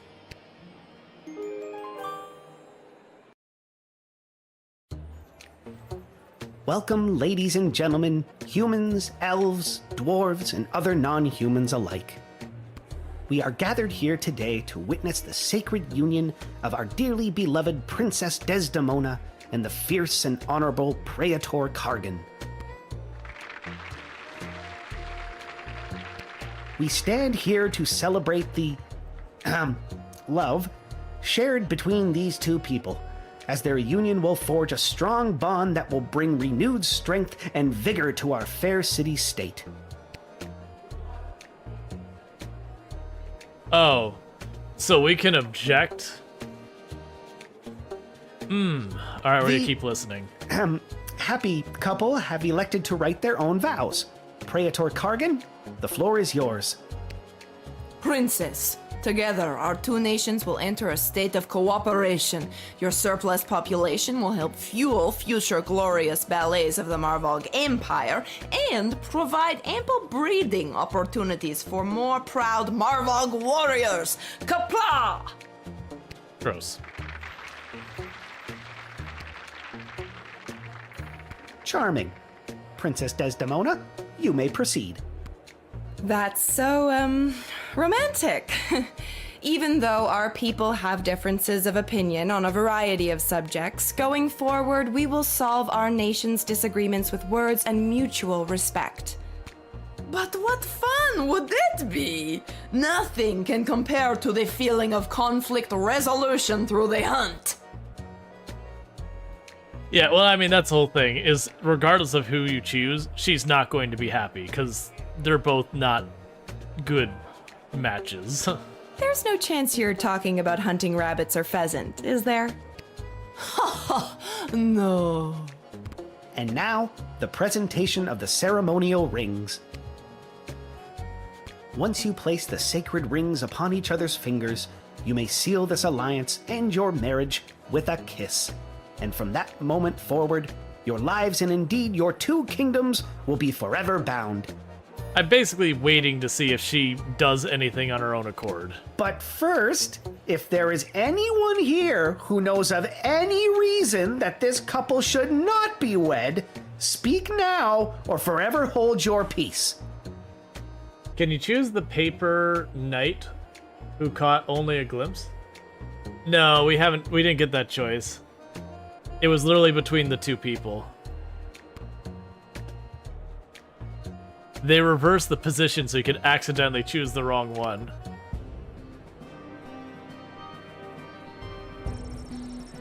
The royal wedding proceeded without incidents, and those involved went and led deeply unhappy lives.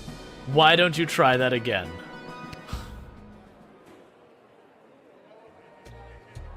Once you place the sacred rings upon each other's fingers, you may seal this alliance and your marriage with a kiss.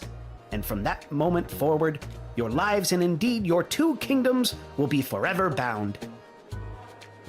But first, if there is anyone here who knows of any reason that this couple should not be wed, speak now or forever hold your peace.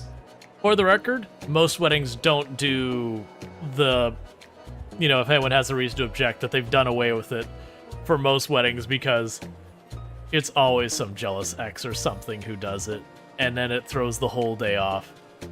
So you still see in like movies and all that, they always have that so they can have dramatic effect. But for the most part, people who like in their actual weddings, like, you know what I don't want? To invite people to make a scene.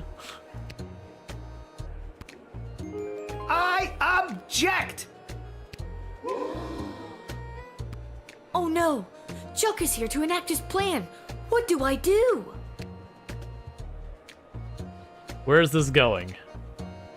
How did that filthy goblin get in here? Guards! Wait!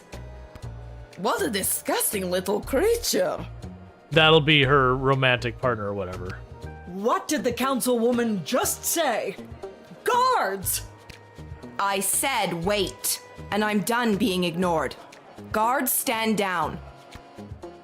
Chuck, what are you doing here? I told you to stay away. Ooh, the plot thickens. What I do today, I do for all citizens of the Sprawl who have felt unwelcome for too long. For those of us who look a little different, who can't walk down the street at noon with their heads held high. I'm looking at you, mole people. The small contingent of non-human guests cheer. I couldn't stand by and watch as my people's chances for a good life were erased by the sham of a marriage. Hey! And I couldn't watch as the woman I love. What did he just say? The plot thickens again! We just went from soup to gravy, people! Don't! You can't. The Sprawl doesn't need you to sacrifice yourself to make it stronger. It already has an untapped power inside itself, waiting to rise up. Princess Desdemona, I love you. Will you marry me instead and join in allegiance with your own home? This will not stand. Princess, you can't seriously be thinking of leaving me for this. I'm on the edge of my f***ing seat here! I will, Chuck. I will marry you. What? This isn't going to work out. People of the Sprawl, this may shock and horrify the worst among you, but this is Chuck, my secret goblin lover. And I choose him as my groom. And together we will empower our own people and usher in a better, brighter future for everyone in the Sprawl. Watch out, Lil. What is that?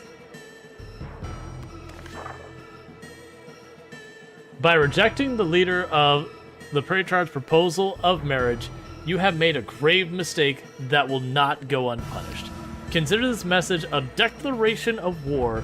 You are hereby under siege, and we demand your unconditional surrender immediately. Otherwise, we will lay waste to your precious kingdom with fire and brimstone pouring from our weapons of war.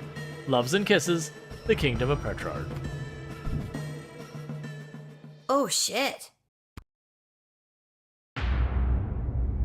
End of part 1. Okay, so it's going to be episodic? Like we're going to get another game or update to the game? Or is this literally part 1 of this game? News about the war. On the front lines, our homegrown heroes are holding toe-to-toe against the pungent Petradians.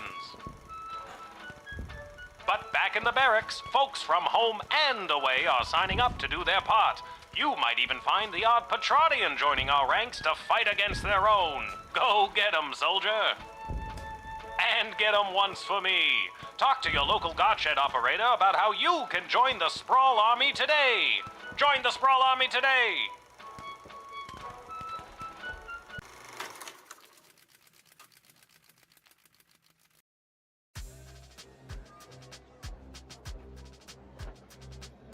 Any questions? Did you see my dad? He was there. He looked okay. No, I meant questions about the new drafting procedure. It was in the weekly update video. You mean the propaganda video? You know what propaganda is? I didn't until I watched that video. Listen, people are going to come up asking about joining the army. It's your job to decide if they're a good fit, especially considering who else is coming to enlist that day. I thought my job was to decide who to let pass the gate. That's also your job. This is wartime. You have to do 2 things now. I wish my dad was here. He'd show me how to get out of doing 2 things. Up until now, we've tolerated a 2-star average with you, Guardsman. Not anymore. We are dancing on a knife's edge here, so now you have to maintain a 2.5-star average, or it's game over. Oh, and if you don't draft the right people, we could lose the war. Also game over. Wait, figuratively or literally? Both. Oh my god. Awkward pause. I'm gonna go. You're just gonna leave after dropping something that heavy on me? Fine, I'll stay. We can tutorial some more. Actually, I'm starting to see the appeal of your first plan. I thought you might. Goodbye, Lil. Okay. Hey, Lennox, how's it going? How are we doing time-wise? Okay, we still have some. Alright, the Royal Writ. After months of the siege, the Sprawl's resources, namely its food stores, have reached new dangerous low. If a guard discovers any means to improve our dwindling food supply, you are to contact either myself or Lieutenants Stryker. Failure to contact leadership will be reflected in your star ranking. Related, any individuals or groups coming from outside of the Sprawl who will burden our meager food supplies must be carefully vetted. Like, with item 1, the decision to admit anyone who fits the description should be run by either Ash or me, Stryker. Best of luck to those becoming responsible for drafting individuals to service the front lines, remember, there's always more than meets the eye. And although it may seem like sending more people into the fray is the right idea, that's not always the case. Striker. Hey, Gardos?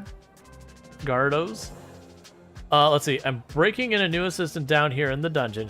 Go easy on him if you get him when you call. Malcolm, okay.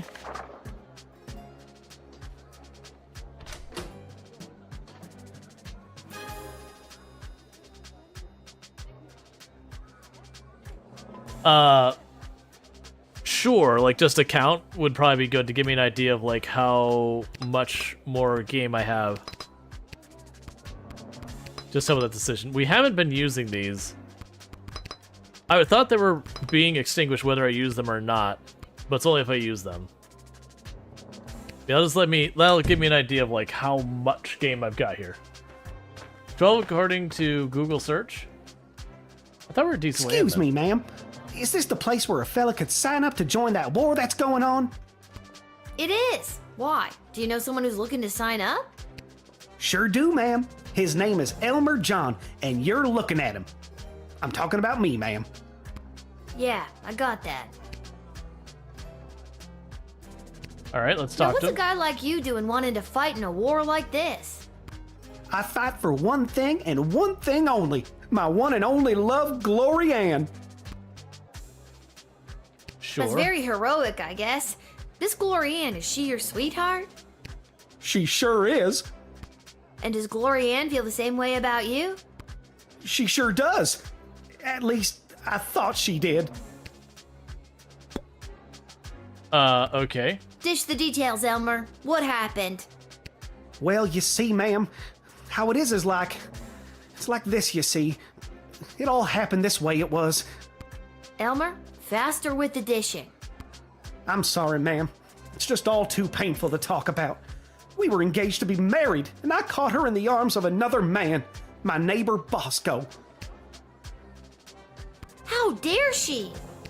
I know! So you're heartbroken and running away to war? Exactly. Do you really think running off to war with a broken heart is the right thing to do? Have you tried talking to her about it? No way, no how, no ma'am.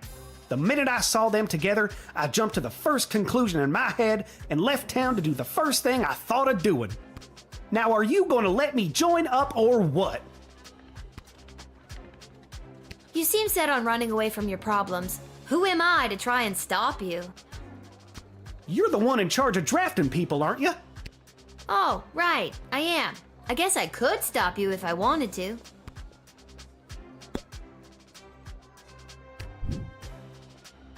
That is not the screen. Sure, draft away. Why not?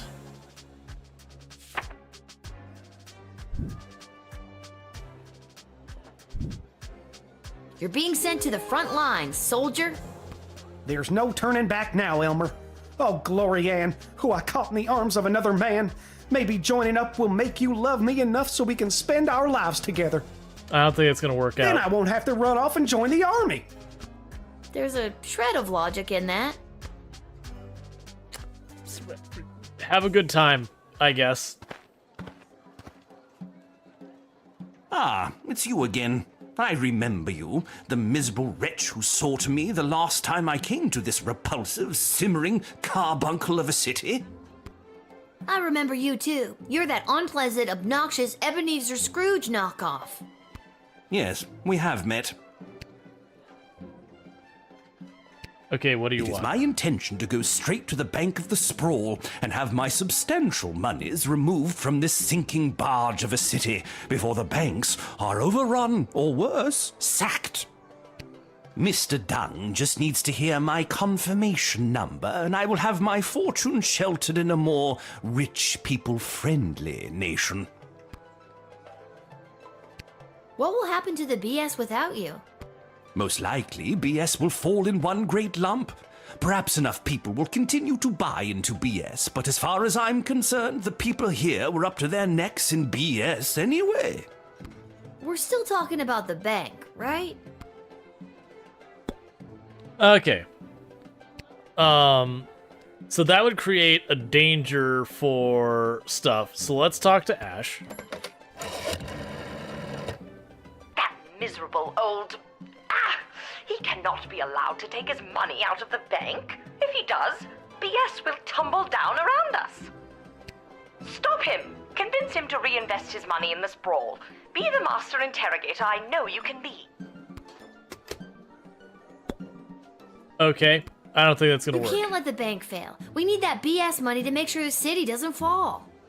Well, you should have thought of that before convincing the princess to turn down that delightful Prince Phineas. Is there anything I can say to change your mind?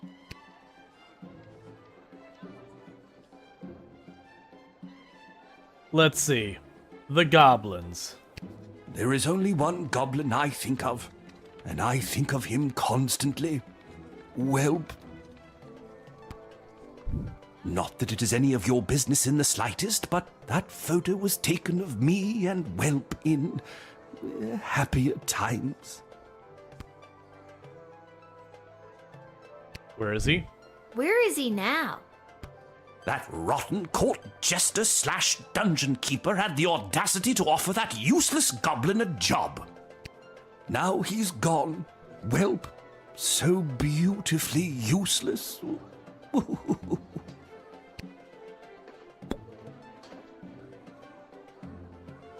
So unfortunately, I can't do anything else. But you know what? I can put you together, because he's working the dungeon and now you're going to the dungeon.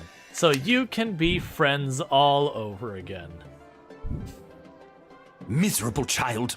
Mr. Dung will be red in the face when he hears about this. But he has his orders. My money will be dissolved from BS and sent to me elsewhere. I hope you remember this day as your precious city burns around you.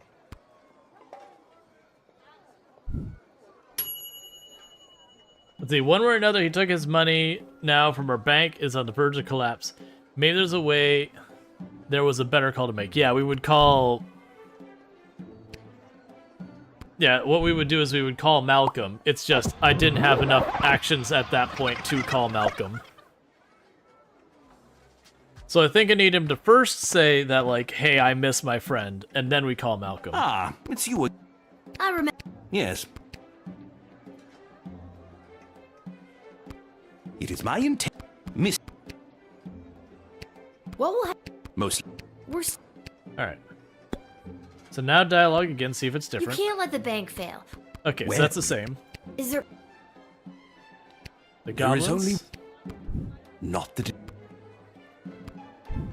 Where is he now? That... Now he's... I also like for the guard shed, we don't have our window open the whole way. We just have it barely open. This is the dungeon of Malcolm the Great? Just read the cards! Oh, okay. This is the dungeon of Malcolm the Great. May I take a message? Wait, who is this? Who is this? Lil. Oh, Lil! It's me, Welp! I thought so. Listen, there's someone here I think would like to speak with you. Go ahead. Welp? Is it really you? It is, Your Grace. Welp, I never thought I'd see you again. Well, we are on the phone. How are you? Have you been treated poorly? No one ever treated me as poorly as you, sir. I miss you, Welp. I miss you too, sir. Come, run away with me. We can leave this war behind us and start again with all of my money. Sir, I never cared a jot for your money. I only wanted to be with you. Aww. Oh, Welp, my heart sings. No matter what happens to me now, I will dedicate my remaining life to you. And what about your remaining money? I'll donate it to the poor. Just kidding, but I won't take it away with me today. Good enough. Get in there and reunite with your friend. Yay, success. True love conquers all. Way to go, Cupid. Sure, we can call that love and not clearly unhealthy. Where is he? Where's that meek little slunk of a man? I have no idea what you're talking about. Did a hopelessly heartbroken fella by the name of Elmer John come by this way? Spouting a crazy notion, like running off and joining the army? As a matter of fact, he did. Oh, Elmer John, what have you done? Tell me, did you allow that fool to throw his life away over nothing? Yes, we did. Don't know if I'm allowed to tell you or not. I have to know if you sent him off to war, because if you didn't send him, then I'd like you to send me, to get as far away from that fool as possible. I take it you're Glory Ann. That's me, Glory Ann. The same Glory Ann that was caught in the arms of another man? It's not what it looked like. And if Elmer John had stuck around for more than a second, I could have explained that to him. Sure. And you're sick of these lunk-headed men getting all hot and bothered and making hasty decisions over something that could have been settled by a rational conversation? Exactly. Even if that fool Elmer John is drafted as well, and he's there waiting for me with his big dumb eyes and his cutie pie dimples, it won't matter. He won't be able to smooth talk his way back into my heart after doing something so stupid like running off and joining the war. At this point, it doesn't matter if you let him in or not. Either way, I've made up my mind. Love that fierce determination. But you really don't want to know if he was drafted? What if he's at home waiting for you, with a big old apology banner that says, "I'm a fool, take me back"? He's run out of apology banners this time. Him and his suspicious mind. Not to mention the wartime measures prohibiting the sale of fabric for such frivolities. Yeah, I was gonna say send them both. I actually am thinking about sending them both. Orion, I gotta know, did Elmer John really find you in the arms of another man? That's only what Elmer thought he saw. It all started when that big loud Bosco from 2 houses over came round like he always does to try to court me again. I explained to him that Elmer John had asked for my hand and that I had said yes. And then Bosco explodes and says he's gonna smash Elmer's head like a jug. So I lunged at Bosco to hold him back. The big brute! That's what Elmer saw, and the next thing I know, he's crying about going off to war. Sounds like before you go and do the same thing, Elmer's gone and done and run off with a hurt heart. Maybe y'all should be slowing your ride and talking it through too. Am I right? Please never speak like that again, Lil. Ever. Why are you talking like that? I thought you wanted to. I sure don't. Can you just do me a favor and do the opposite of what you did for him, for me? That's confusing, but okay.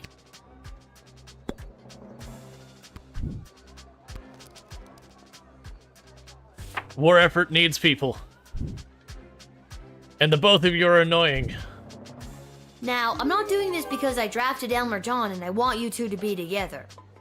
I understand. And I'm not doing this because I didn't draft Elmer John and I'm trying to keep you two apart. Understood. I'm doing this because I think you'd make a mighty fine soldier, soldier. You're drafted. I have a feeling that's going to go badly, that the two of them are going to get into fights with each other, and it's going to just derail everything.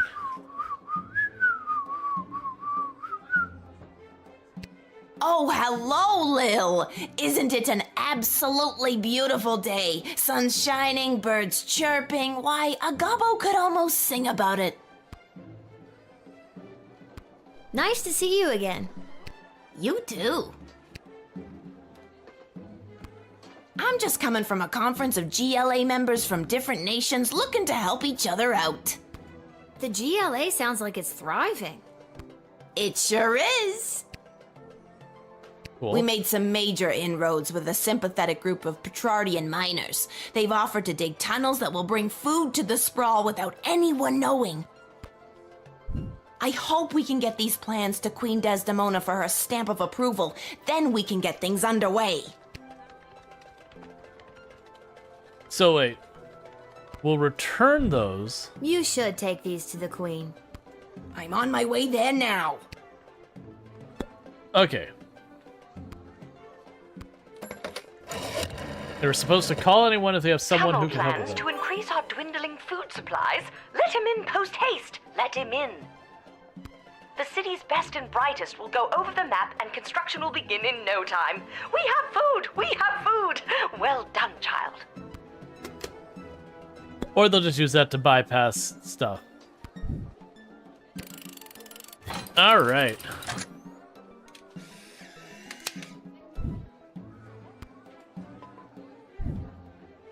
Lil, it is always a pleasure. Julian, I hope you have a fantastic day. Do you really mean that? I sincerely do. Keep up the great work, friend. Thanks, Lil. You're one of the good ones. Don't say it like that. The tunnel plans are underway. Soon there'll be more food for the people of the sprawl. Well done.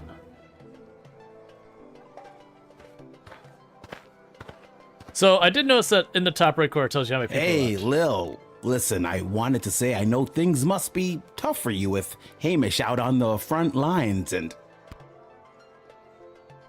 Thanks for checking in. I appreciate it, Cecil. I'm doing all right. That's good to hear. If you ever need someone to talk to, you know where to find me. I'm actually not sure I do know where to find you. Oh, well, normally it would be at the barracks, but for the foreseeable future, I'll be running security for Her Majesty Queen Desdemona. After you finish your shift, Her Majesty and the Royal Consort have asked to see you. Our thing. So this one doesn't tell me a thing. Oh, Cecil. Once again, we dance this dance. You come to escort me to bigger and bigger meetings. I make fun of you. Quite the team we are. I should have stayed in school. She's meeting with some high-ranking member of the Mages Guild to discuss battle strategy. To be honest, the guild hasn't been very supportive of how Her Majesty has handled things. She was looking for a bit of backup and wanted you specifically. Well, she can count on me. I hope. I hope so too. The fate of the sprawl may rest in your hands. It always does, Cecil. I'll see you after my shift. Great, great. Thanks, Lil.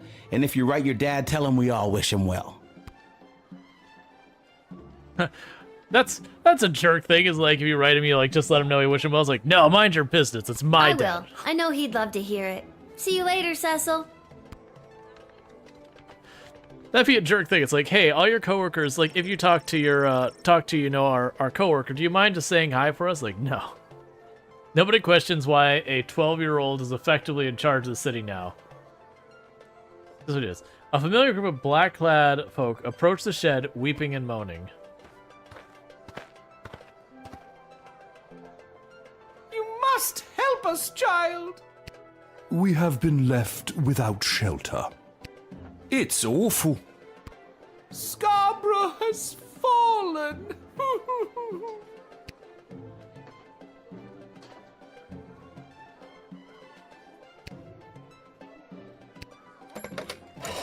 I don't like where this is going.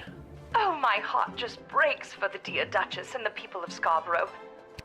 While our food supplies remain dangerously low, with the tunnel operation unlocked thanks to you, we should just be able to feed everyone, including these refugees. You may let them in. But with groups like this, do make sure criminals aren't infiltrating the sprawl, hiding in plain sight. It's the oldest spy trick in the book. Throw on a cloak, jump from a certainly fatal height into a hay bale, that kind of thing. If things were different, we'd give you time to interview them individually. But they're not, so do your best, and don't mess up. Ta! So, Assassin's Creed reference there for anyone who missed it. And spray them in the face.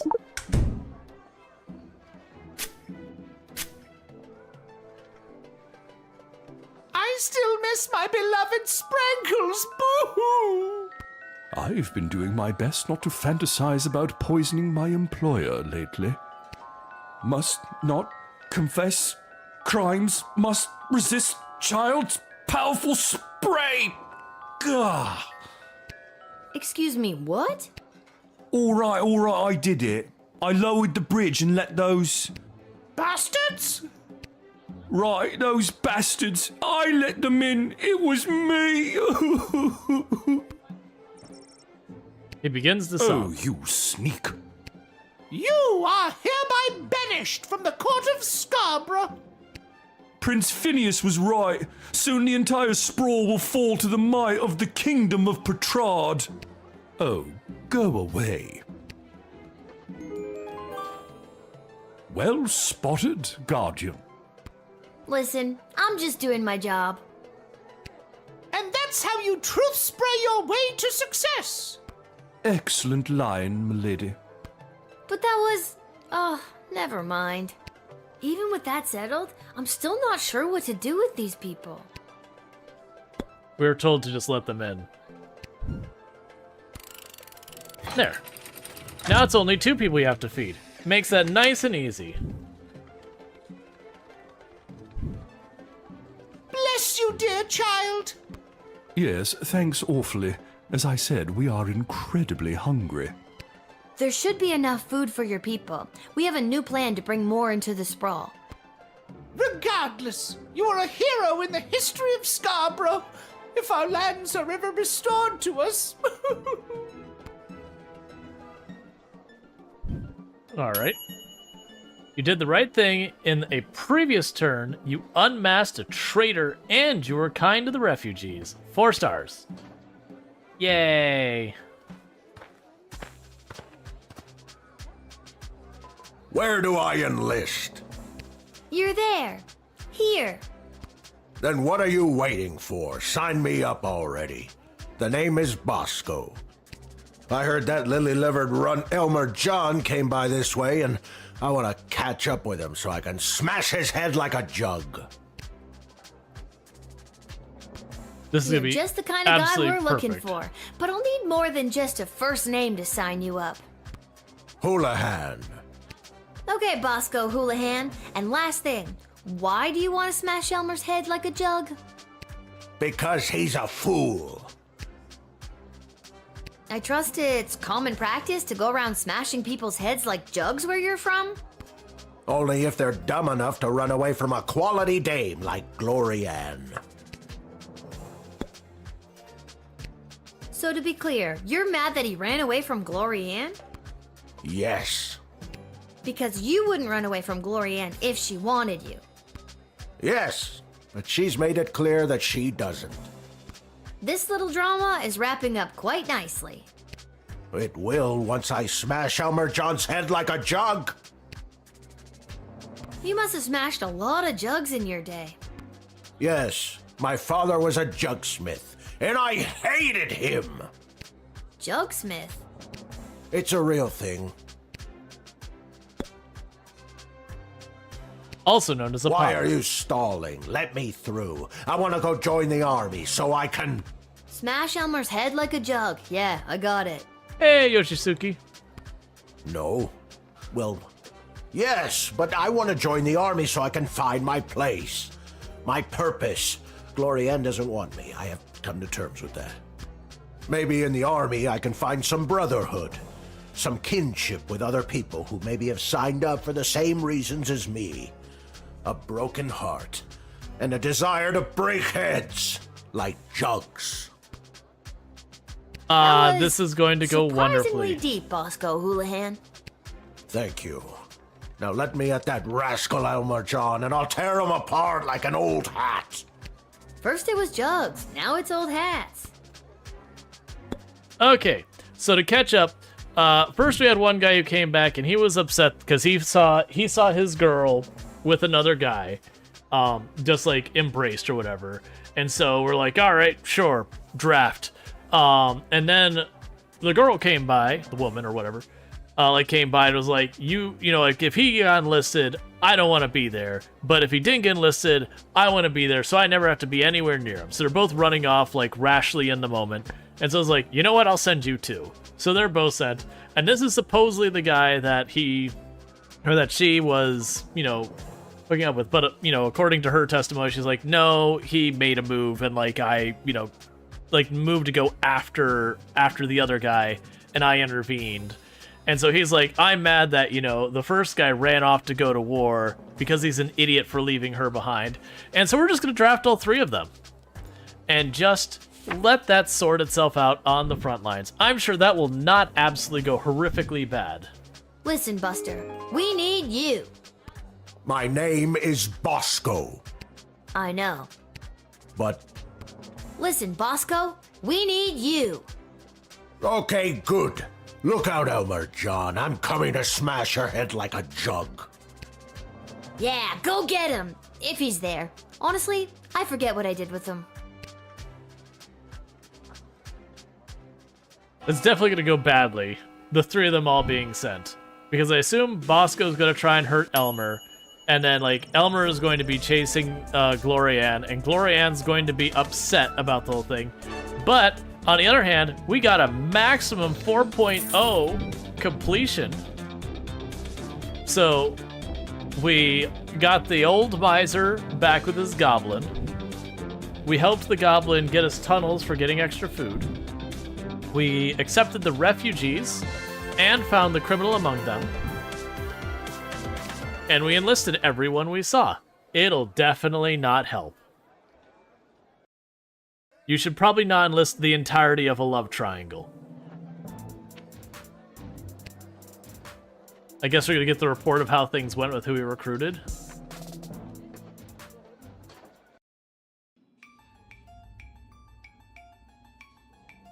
Which is exactly why we must start using them immediately. The risk is too great. We need more time to study the long-term repercussions. A luxury we can ill afford. Your Majesty, Lil has arrived. Thank you, Cecil. Lil, thank goodness you're here. I've got a problem. You have an opportunity, Your Highness. You know Tyronius Athanatos, I believe. I've had the pleasure, I guess. Yes, I remember this little guardsman. And Dr. B. Have you met Dr. Beatrix von Matterhorn, Lil? Yes. I have. She works at the hole in the ground by the edge of town. Yes, I mean, it's an archaeological dig site, but yeah, that sounds about right. Yeah, she's the one who gave me the chronometer 3000 on my first day. Ah, so she does have access to power crystal technology. I might have known. Wait, Lil has had access to power crystal technology this whole time? Maybe it's not as dangerous as we imagined. She seems fine. We don't know that. It's still too early. How long can we wait? How many brave soldiers of the Sprawl must give their lives before we use the tools we have available? Let me fill you in on what's going on here. The Mages Guild feels that if they had access to power crystals, they could hold back the enemy and maybe even win the war outright. Okay, so why don't they go buy some? I know a guy in an alley. You know what? I'm gonna stop there. It's starting to sound weird. They want all the crystals. Access to every dig site and existing stockpile in order to amplify their power. The good doctor could simply give us the blueprints. Or better yet, the working model the child has in her possession. This would allow our research to flourish in no time. Dr. Beatrix feels that there are too many unknown variables to use it safely on a larger scale. The Mages Guild is and always has been reckless. There's no way I'm handing my research over to you. Not until I see the full effects on my human test guinea pig here. Yeah. Wait, what? We both knew what this was.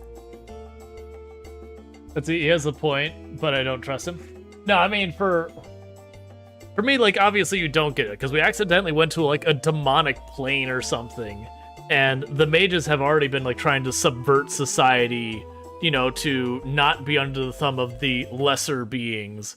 So, you know, probably not going to get on board with that. Well, Lil, you've been using power crystals at the guard shed. What do you think? Are they too dangerous? I'm going too dangerous. They are way too dangerous. I use the chronometer 3000 under very specific circumstances. You start manipulating time out there in the everyday world, who knows where it could lead? Spoken like a scientist. Do you have a master's degree? How many times do I have to tell you people? I'm 12. Thank you for your counsel. I always appreciate having multiple opinions when it comes to big decisions. I have made up my mind. Dr. B will continue to oversee Lil's progress with the Chronometer 3000, and it will stay out of the hands of the Mages Guild until we can be certain that it is safe to use in this war. Then at least allow the guild access to the Crystal Reserve for the sake of the Sprawl's future.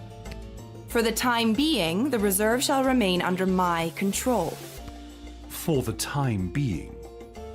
My decision is final, Tyronius. You will find that I am not as easily swayed by you as my father was.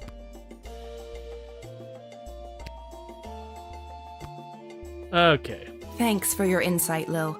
I'm sorry to keep putting you in this position. I mean, you should also definitely not be taking consideration of things from a small child. There's Fireball Canyon, Kaladar, and, of course, Petrard. Marva and the Sprawl are smack dab in the middle.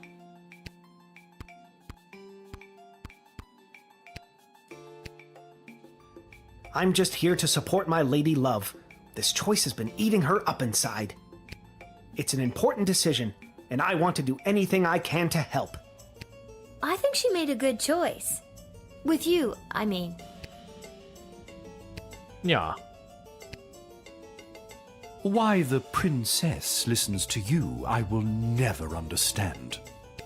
It's like you're the only two people in the Dead Mums Club. My mother's terrible. That should count for something. Hopefully your words will not sway Desdemona on future matters. Okay. I'm glad calmer heads prevailed. At least for now.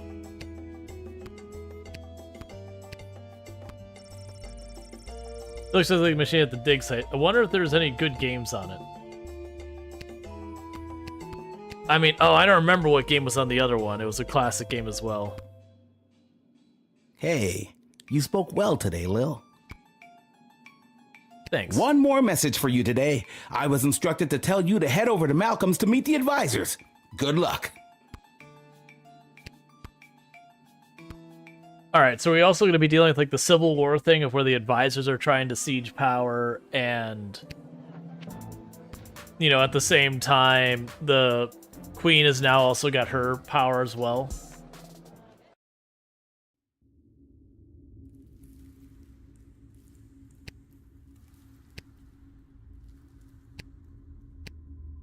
Okay.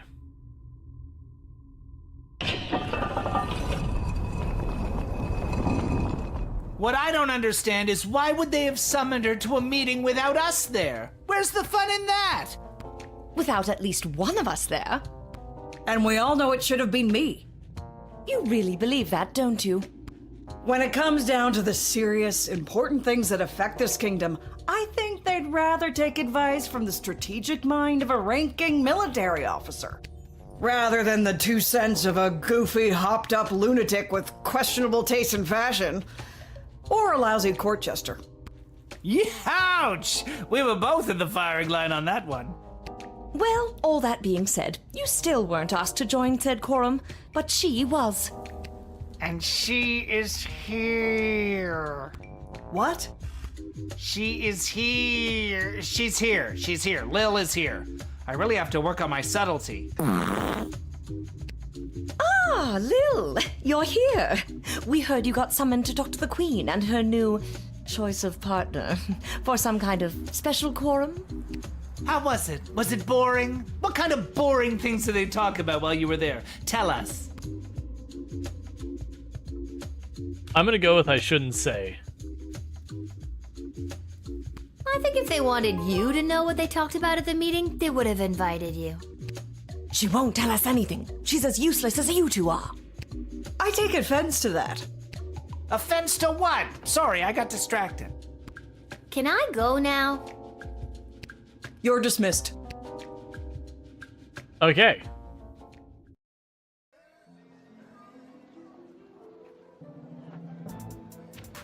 All right, I was expecting a little bit more to happen there, but sure. My assumption is we have like different things you can go with, or you can side with like this kingdom or that kingdom, and then you have, and like in top of all of that, you can choose to side with the like advisors or the queen. And so there's like that kind of thing going on. Welcome to Garby's Emporium of Wonder. Lil, about time you showed up. I've had every mage in town come by the shop today trying to buy up all the power crystals. Really? You mean you don't have any left? I wouldn't have if I didn't hide a few away for my best customer. I'm your only customer. You were my only customer, but now that I cornered the mage market, I don't know if I'll be able to keep these crystals in stock. Well, the good ones anyway. The mages didn't seem to have too much interest in the cheapo ones. Hey, by the way, before you get to shopping, this blowtorch you sold me with Fosse carved onto it? I've had the hardest time selling it. Maybe you'll want it back. Might come in handy. And I'll sell it to you for just 4 gold. Sure. If the game's offering me back for like nothing, clearly I should be taking it back. All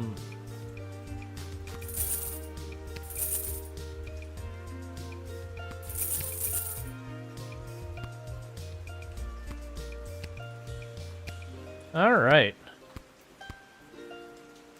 You love Malcolm? Yeah, Malcolm's a good time. Lil, how goes the Battle of the Southern Gate? Same old. How are things around here holding up? Great! Business is better than ever. Something about war and the idea of impending doom really gets people out to the bar. That's good? You bet it is. If this keeps up, we'll finally be able to get this place up to code. Then we can get rid of the rats. We don't have rats! I mean, we do, but technically they have us. Turns out they own the building and we just rent from them. But if we make enough money, we can buy out from under them. As far as landlords go, they aren't the worst. I could do without all the hissing. Hey, that reminds me. Lil, you got a letter in the mail. How did that Never mind. A letter? From who? From Hamish. A letter from Dad? Gimme! Hey, Sweet Pea, how's everything back home? I'm doing okay here. I've gotten to know a lot of the guys. Then when they don't come back from battle, I get the chance to get to know a few more. I miss you. I know you might be scared right now, but don't be. It'll take tougher stuff than this little war to do in your old dad. Please let me know that you're all right, or even if you're not. I need to hear how you're doing. I love you, Lil. Dad. Aww. Love you too, Dad. But what should I write back to him? If I tell him things are tough here, he might worry and get distracted in battle. But if I tell him I'm doing well, he might feel like I don't need him and then get distracted in battle. He's easily distracted. Oh boy, neither answer seems right. Are you talking to me? No.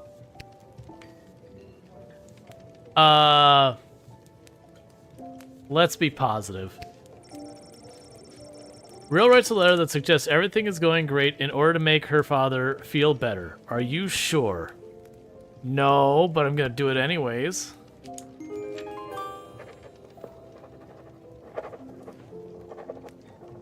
The dude's at literal war. He doesn't need to be worrying about his daughter. That should do it. Hey, Arda, mind making sure this gets to where it needs to go?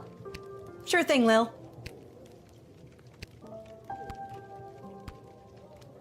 We're all thinking of your dad, Lil.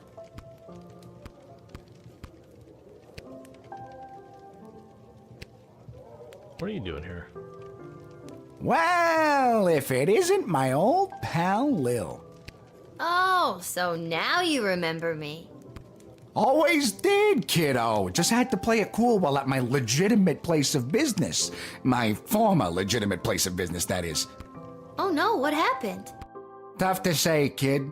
Could have been any number of things. Change in management, downsizing on account of the war. It was probably the illegal gambling operation you were running out of the concession stand. Tough to say, kid. Regardless, I'm here on official bookie business. I've come to collect a debt from Hamish. Sounds about right. How much does he owe you? 30 gold, and I've got the marker to prove it. Sorry, I don't have that kind of money on me. Either come back tomorrow and I'll see if I have the money, or wait for Hamish to come back from the war. Both those options sound lousy. Tell you what, let's forget the debt altogether. But tell Hamish I ain't taking any more of his markers. See you around. Oh. That's vaguely positive. Okay. Shh, Lil, I'm being discreet. Isla bet me 5 gold that I couldn't steal a bottle of fizzy when Arda's distracted. How are you planning to do that? I figure if I wait long enough, one of the rats will bite her and she'll freak out and maybe run around a bit. Solid plan. Okay, good enough for me. Time to go to sleep. And then the bottle of fizzy goes and we all die. And it's a game I think over. I've done it. Alright. So we were told there's like 12 days in the game. What day are we on? I have lost track after a while. Reunited with his darling whelp, Grumpkin T. Dankworth was a changed man. Together the two traveled to the far side of Caladar, sailed Lake Inez, and even summered in Fireball Canyon. He laughed as he had never laughed in all his days. And their nights were filled with food and wine, music and love. They ran, they held holding hands through fields of flowers. On one such spirit, Grumpkin clutched his chest, his heart had overflowed. More accurately, he had suffered a massive heart attack. Try as he might to revive his former master, and now true love, Whelp was unable to resuscitate the old man. A simple funeral was held, and the widower Whelp counted himself lucky to have had such a love as this. For his substantial riches, they were held by Mr. Dung, head of BS, until such time as Mr. Dankworth's will was read. The old man had donated the entirety of his fortune to the GLA. A small flower garden was built in his honor outside the headquarters. Ah. Thanks to his timely arrival back in the Sprawl, Julian was able to prepare a lavish birthday party for his best friend Gary. Every goblin, troll, halfling, cyclops, and mole person who was anyone was there. It was a bright spot in what was otherwise a dark few months for the Sprawl. As a birthday present, Julian gave Gary a pure, unrefined power crystal that he received from visiting the miners. The glint was an earthly glow reflected in Gary's eyes as he inserted the power crystal into his practice wand. He thanked Julian profusely for this most precious present. It has never left his sight from that day on. The next day, Julian presented the plans he was carrying to the city council. These plans detailed an extensive tunnel system to be dug beneath the walls of the Sprawl, which would allow food to be secretly and safely moved into the Sprawl right under the enemy's nose. After a short period of deliberation, the council realized just how hungry they all were and unanimously approved the plan. Someone will be arriving to start digging the tunnel system soon, but it's all on the up and up and pretty hush-hush. With their plans for bringing food into the city working their way through the bureaucracy for the Sprawl, there were enough rations for refugees from Scarborough to eat, and the space was made for them in the refugee camp, springing up down at the docks. The Duchess was not impressed by her surroundings, but to be honest, she's a very difficult person to please. Swift Justice was visited upon the traitor who lowered the drawbridge to the castle of Scarborough in the middle of the night, allowing the enemy to enter and take control of the duchy. The villain was hanged in the town square. Brutal? Certainly, but this is war, and it's better safe than sorry. Plus, it made for a fine day's entertainment, as there are no video games in the Sprawl to keep people amused. Other than distinctly game, we have seen a Game Boy in our room.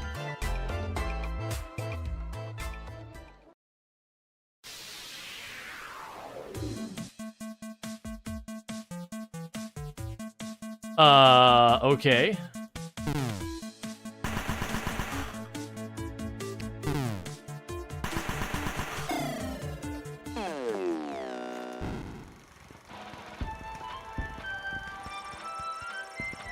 The Patrardian invasion force easily overpowered the the garrison stationed at the Sprawl's secret western food depot, the enemy was ordered to burn all of the Sprawl's reserve food, not even taking any for their own famished population. Our troops were not only defeated, but humiliated and mostly dead. Elmer, John, and Glory Ann fought like a cat and dog and used to be engaged until the cat got caught in the arms of another dog. It was very distracting for the soldiers around them. In an attempt to win Glory Ann over and a show of bravery, Bosco took down a dozen soldiers single-handedly. Unfortunately, they were all Sprawl forces, which is a real shock to morale. The actions of all 3 soldiers you drafted directly contributed to the Sprawl's utter defeat. Well, that's probably going to reflect badly on me. Leading to the highest levels of brutality ever recorded, with the pointless bloodshed sure to scar the psyche of all those involved for years to come. Haunting words from one of the survivors of last night's charity bake sale at the Garden District's Haven for the Elderly. And now, news from the war. The battle for the Western Food Reserve Grotto was lost. That is the only detail I have to report. And now, more exclusive audio from what has been dubbed the Goodies for Geezers Bake Sale Massacre.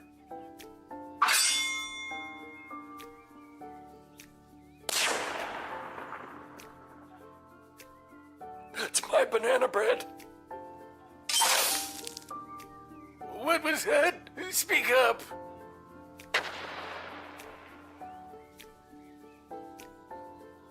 I wish my grandson was here.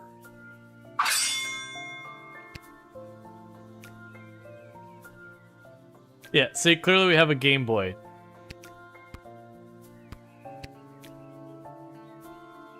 Hey, a letter arrived from Dad.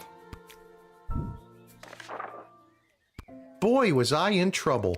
And because I wasn't there, I got stuck with mechanic duty for the next big battle.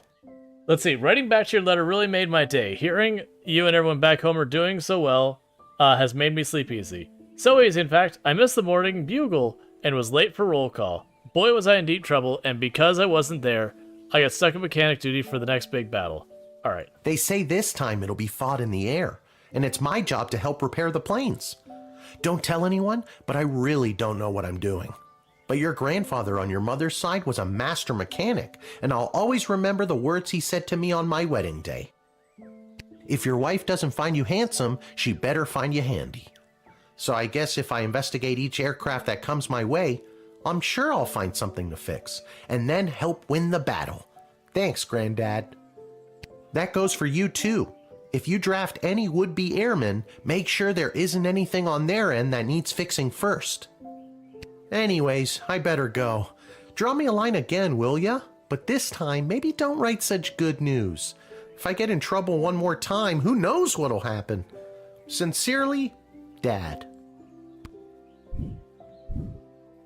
I'm so glad he's okay. I'll write him another letter tonight. I have a feeling if we mess up the war bad enough, Hamish doesn't make it home. Which would be very feels bad. Alright. My spies have informed me that there's increasing dissatisfaction fostering dissent within the enemy's inner circle. Do with that information what you will. In addition to forces that were drafted, the outcome of the last battle was lost due to the state of our equipment. Pay extra attention with our men, women, and creatures marching in the battle. Although their proposal for addressing our little food shortage problem was rushed through the council without their scrutiny or approval, please extend my associate from Catering Corp every possible courtesy, and don't trouble yourself terribly with the nature of the plan. Nothing to see here, as they say. Councilwoman Ash. Guardsman Randy has been brought out of forced retirement to supervise our food stores. Welcome back, Randy. Middle manager, Mike Melro. Let's see, I may have stolen a deck of tarot cards off an old woman wandering nomad type. So far, everything I've predicted has come true. Now the old hag yelled something about a curse of the cards were overused. As I was running away, but I'm sure it's nothing. Look at me. I'm batting 1,000. I've got all the answers. Call me now. Malcolm, fortune teller, to the stars.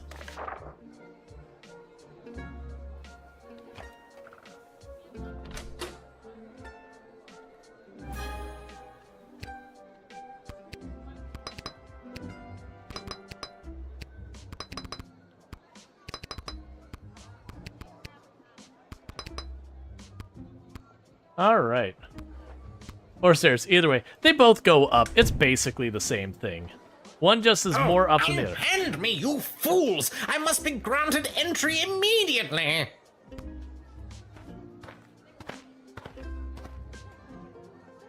Hear ye, hear ye! I have come to relay the terms of the immediate and unconditional surrender of the sprawl to the Kingdom of Petrod, as dictated by His Royal Highness Prince Phineas Pomp, heir to the throne of Petrod. Prince Phineas, son of King Phineas and Queen Buttermilk, who was daughter of King Fangil, son of Queen Amelia, daughter of King Rupert, son of Queen Talia, daughter of King Salvatore, son of Queen Fenibel, daughter of King Algernon, son of Queen Rebecca, daughter of King Timothy, son of Queen Sarsaparilla, daughter of King Finbar, son of Queen Anne, daughter of King Remus, son of Queen Turtledove, who was daughter of King Fangil, son of Queen Amelia, daughter of... Yes, I know who he is. Remember? I told the princess not to marry him, and I'm feeling better about that choice by the second. Jail for 1,000 years? Okay. Let's double check the writ. So it just says, do what you will. We will hear them out. He's probably going to jail. Let me in, peasant! Princess Desdemona! Peasant? Wow, I didn't realize you were royalty. Well, I'm not. So that means you are also a peasant, right? And it's Queen Desdemona now, so put some respect on her name. Feel like that's a war crime? Can't jail the messenger? I mean... very well. Let me in, person of equal social standing. Queen Desdemona will want to hear what I have to say. Doubt. This guy comes from a hostile enemy nation. I'm not sure I'm buying what he's selling. I don't think you were talking to me, but you're wrong. I'm selling the straight goods. Still gonna go through the whole process, just in case. It is my intention to divulge the top secret battle plans I have been made privy to the Queen in exchange for food for my people. Okay. This one's going through.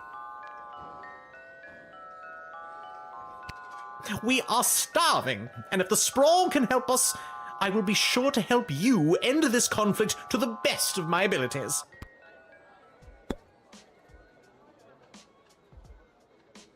Yep, you're going in. We're gonna win this war for Dad.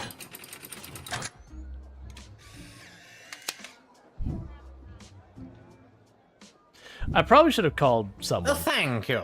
Hopefully this exchange of food for information will help put an end to this bloody war.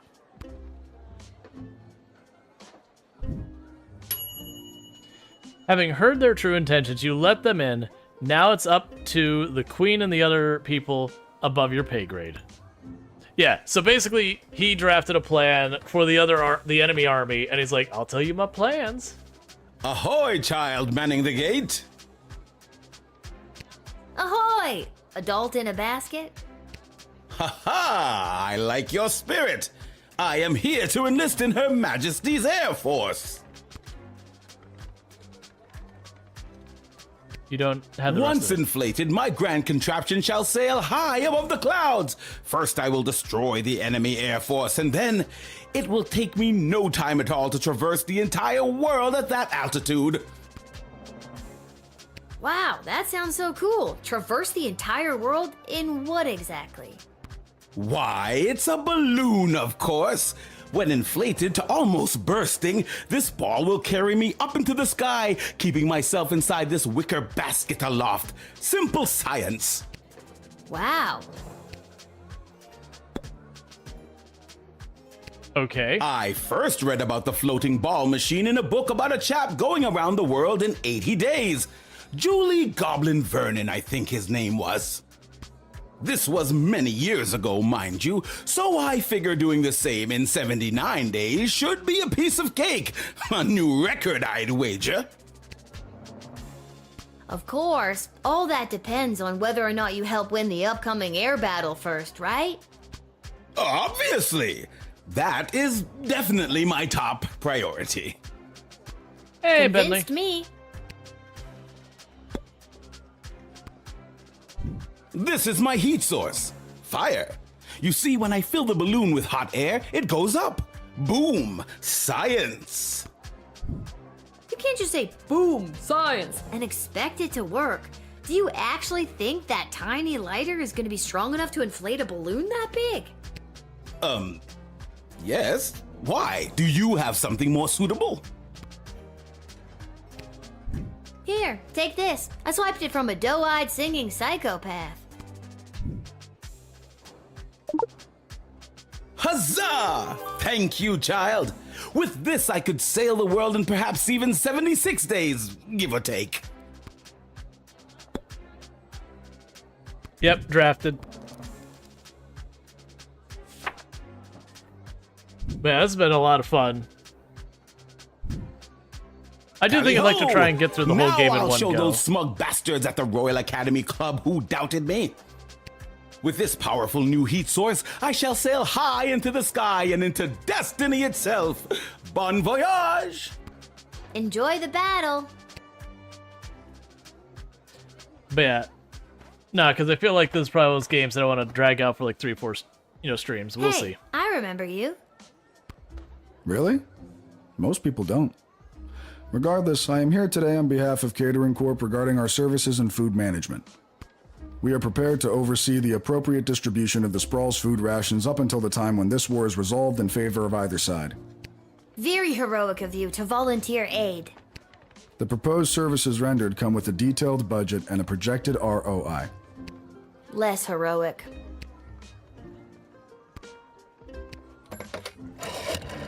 Okay, because this is Ash wanted this. Goody! I've been expecting the Catering Corp to arrive with a plan to aid us with the food shortage crisis. It's said to be a good solid plan, and a little more. And that's all I need to hear. Let him in at once so we can begin to address this population growth problem once and for all. I thought it was a food ration problem. Tomato, tomato. I'm gonna do a true spray on you because I'm suspicious your plan is awful. I feel compelled to verbally dictate Catering Corp's food rationing plan. Item 1. All individuals above the weight of 71.6 kilograms will be allowed a single 14.7 gram ration of Soylent Beige nutrient bars per day.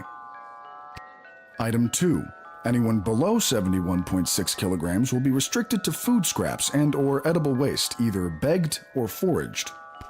Item 3. Individuals below 71.6 kilograms who succumb to hunger will be collected and repurposed into said Soylent Beige nutrient bars in order to sufficiently feed the remaining individuals above the weight of 71.6 kilograms. So concludes Catering Corp's extremely efficient plan to solve the Sprawl's extreme food shortage crisis. Collected and repurposed into Soylent Beige nutrient bars? Oh my god! I've got to tell everybody! Soylent Beige is people! Not just people, it could be goblins or ogres as well.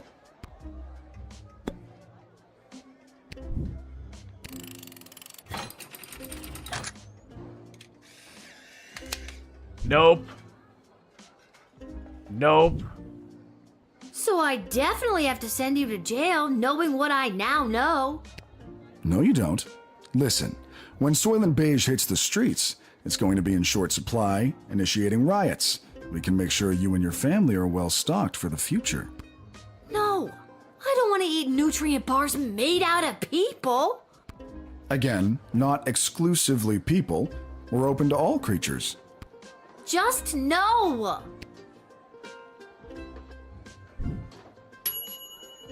You discovered Catering Corp's nefarious plans and stopped it in its tracks.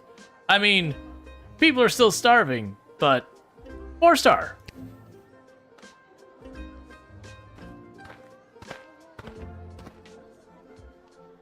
What's the holdup? I figured most of you Guardian Defender types would be out fighting on the front lines. Let's move it along. I got a Goblin Ball match to set up. And you are? Albert St. Lush, manager of the Sprawl Brawlers. Okay. I didn't think any more home games were being played this season. You know, because of the siege of the Sprawl, the threat of invasion, and the ongoing war that could destroy us all.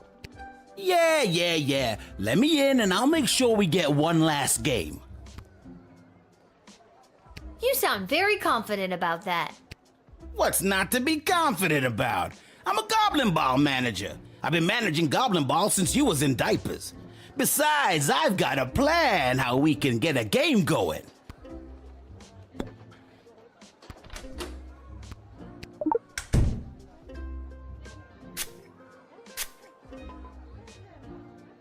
I'm gonna put an absolute boatload of money on the Sprawl Brawlers today, under an assumed name, obviously. All they need are those tools of the trade, and they're a shoo-in to win it. So long as the players don't ask any questions about what they're getting, it's totally legit. The secret ingredient is pure basilisk venom. If I didn't have them, I'd be crazy to bet on them. Confiscate the drugs?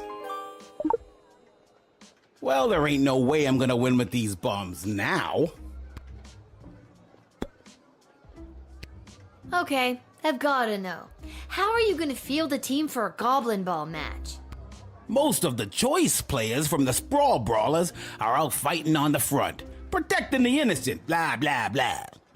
My plan is grab the best looking prospects from whoever we've got defending the walls, load them up with,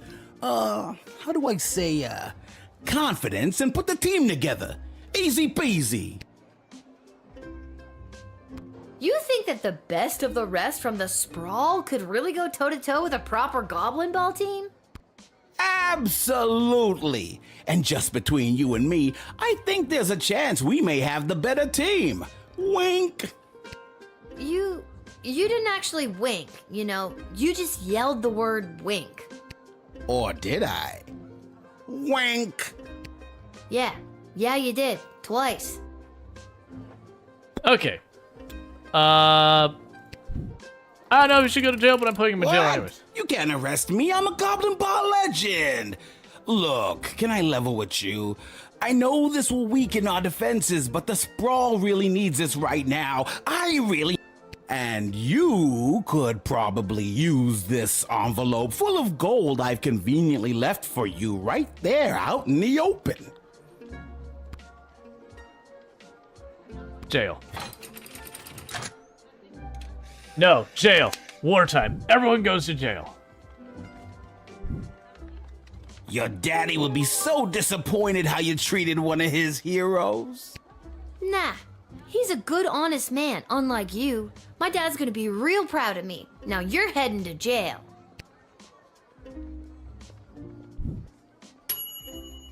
It was absolutely the right thing for the Sprawl's spread thin resources, but now there won't be a Goblin Ball game. And where's the fun in that? You will not be able to visit the arena. Okay.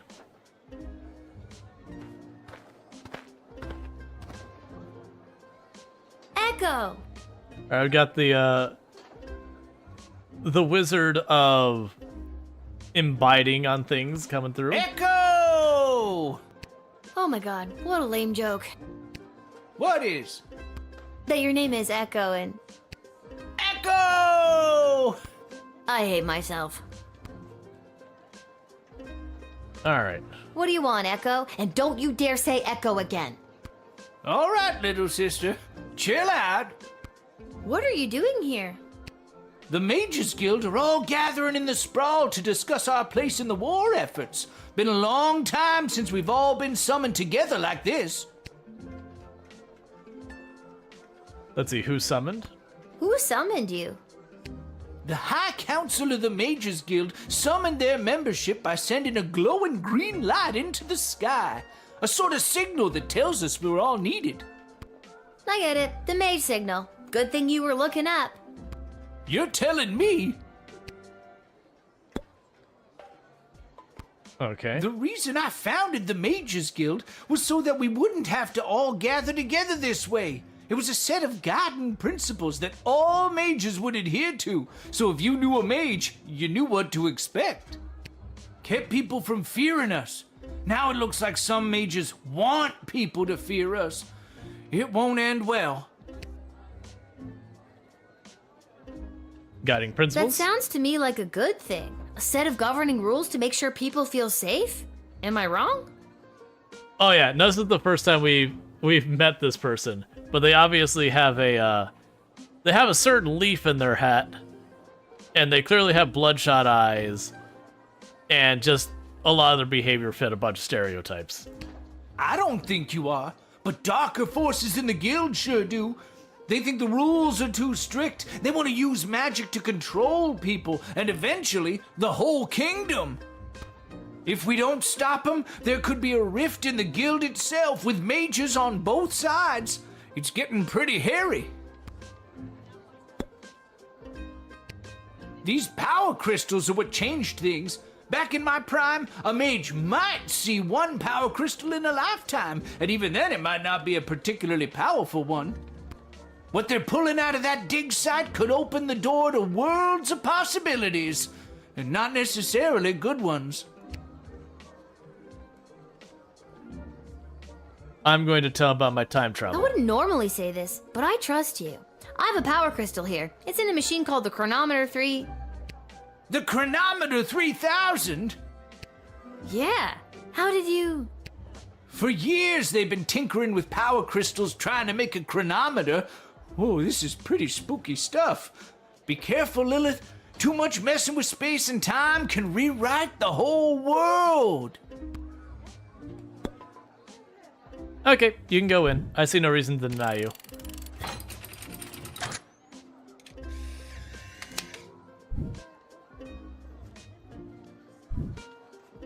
Thanks, Lil. I better get to the Mages Guild. But first, I may stop by the Twisted Sister and grab some grub. Man, have I got a case of the munchies.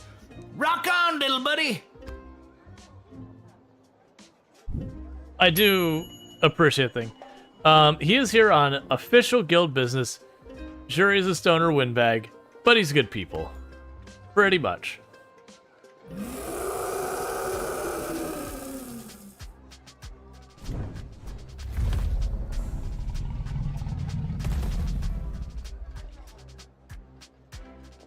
Whoa! Stand down, Peaches. It's all right. I'm here for the draft. Well, me and Peaches. Okay. You can communicate with... Peaches. Uh-huh. She's really good at taking direction. Sometimes. I'm still getting the hang of it. That Sure. is so awesome. Yeah, you get used to it. It comes with the territory when you're a dragon rider. Oh my god! Can I be you?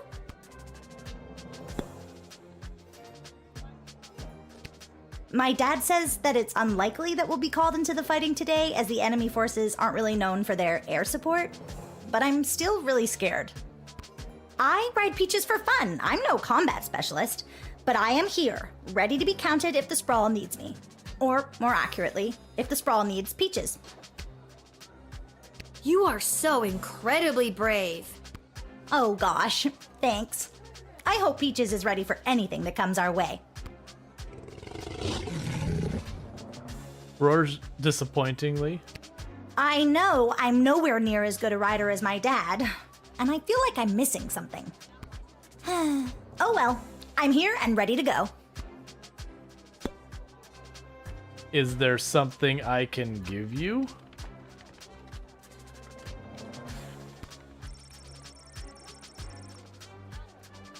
Illegal performance enhancing drugs, secret ingredient, basilisk venom. Nah, I don't think that's what we need right now. I'm just filling in for my dad today. This is his job, Primaris Dragon Rider. But today he says that I have to work his shift while he places a bet on the Goblin Ball match down at the pub. That's exactly what happened to me! My dad wanted me to fill in for him while he placed a bet on the Goblin Ball match down at the pub. Is there even going to be a Goblin Ball match today? My dad said it was up to forces beyond our control. It was up to me, and no, there's not going to be a Goblin Ball match today because of what I did earlier. Whoa, your job is so cool. Well, other small child, you're drafted with your big dragon.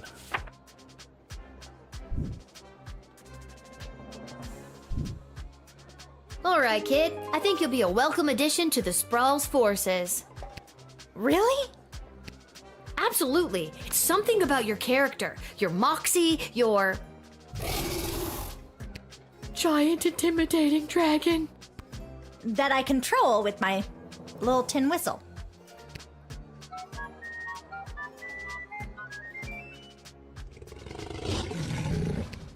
Have fun in the war.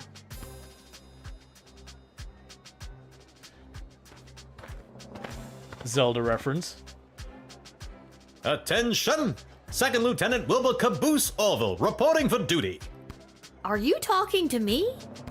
Ma'am, yes ma'am. I have come from the training grounds at the GLA with the finest triplane that Goblin Engineering has to offer, and I am reporting for duty to join Her Majesty's Royal Air Force. Okay. Hey, Hybrid, how's it going? You feel like you're gonna get your dad killed? Probably. Is that your plane? Yes, ma'am, indeed it is. A sup with gobbo of primo make and model. As I said, the finest that Goblin Engineering has to offer. Would you like to know her name? Sure. Sure. What's her name? I bet you could crush you with those cheeks. I mean, I call her the Green Baron. Huh. Sure. I don't know much about planes, but I know what I like, and I like it. Ha ha, bully. I've been flying the Green Baron for years now. Earned my wings under King Oswin himself. That was back when you didn't see a whole lot of goblins in the air. I spent a ton on human-colored makeup. She's a good plane and true. It's what's inside that counts. Wink. You've got a lot of confidence in your abilities. I like that in a pilot. Not just a pilot, don't you know? Second Lieutenant. King Oswin promoted me himself just a few months before his untimely, mysterious passing.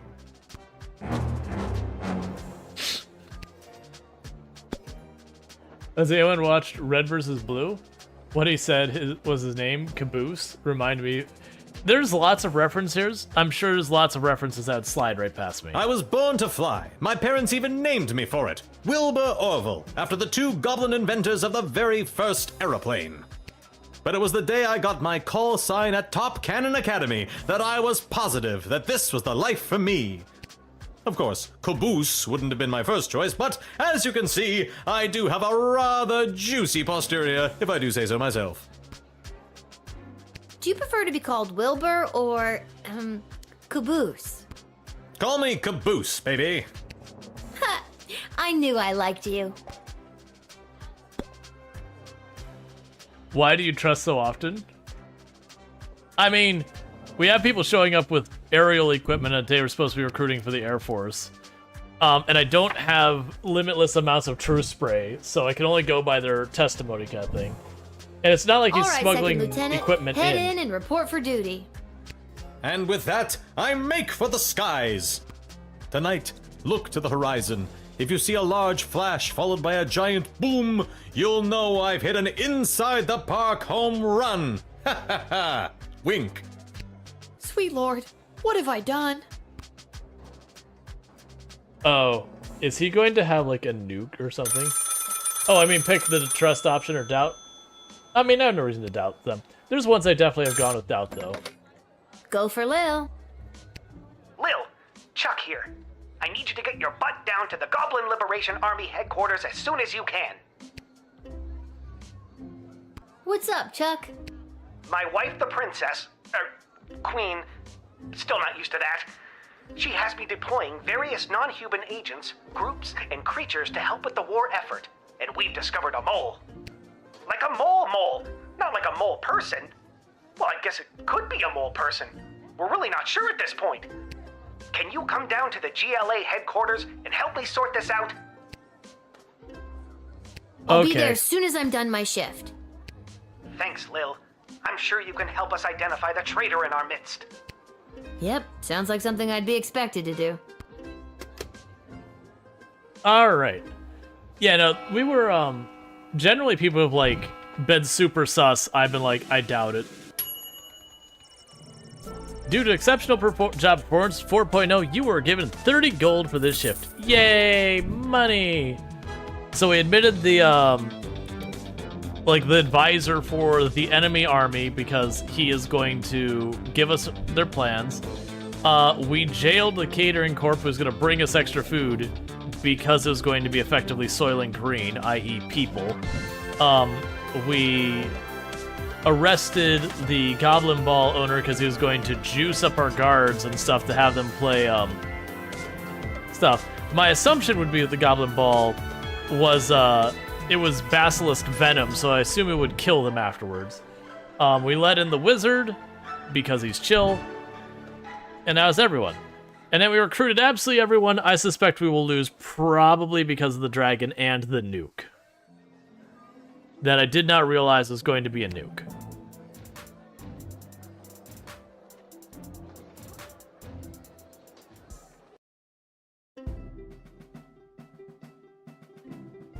Lil, thanks for coming.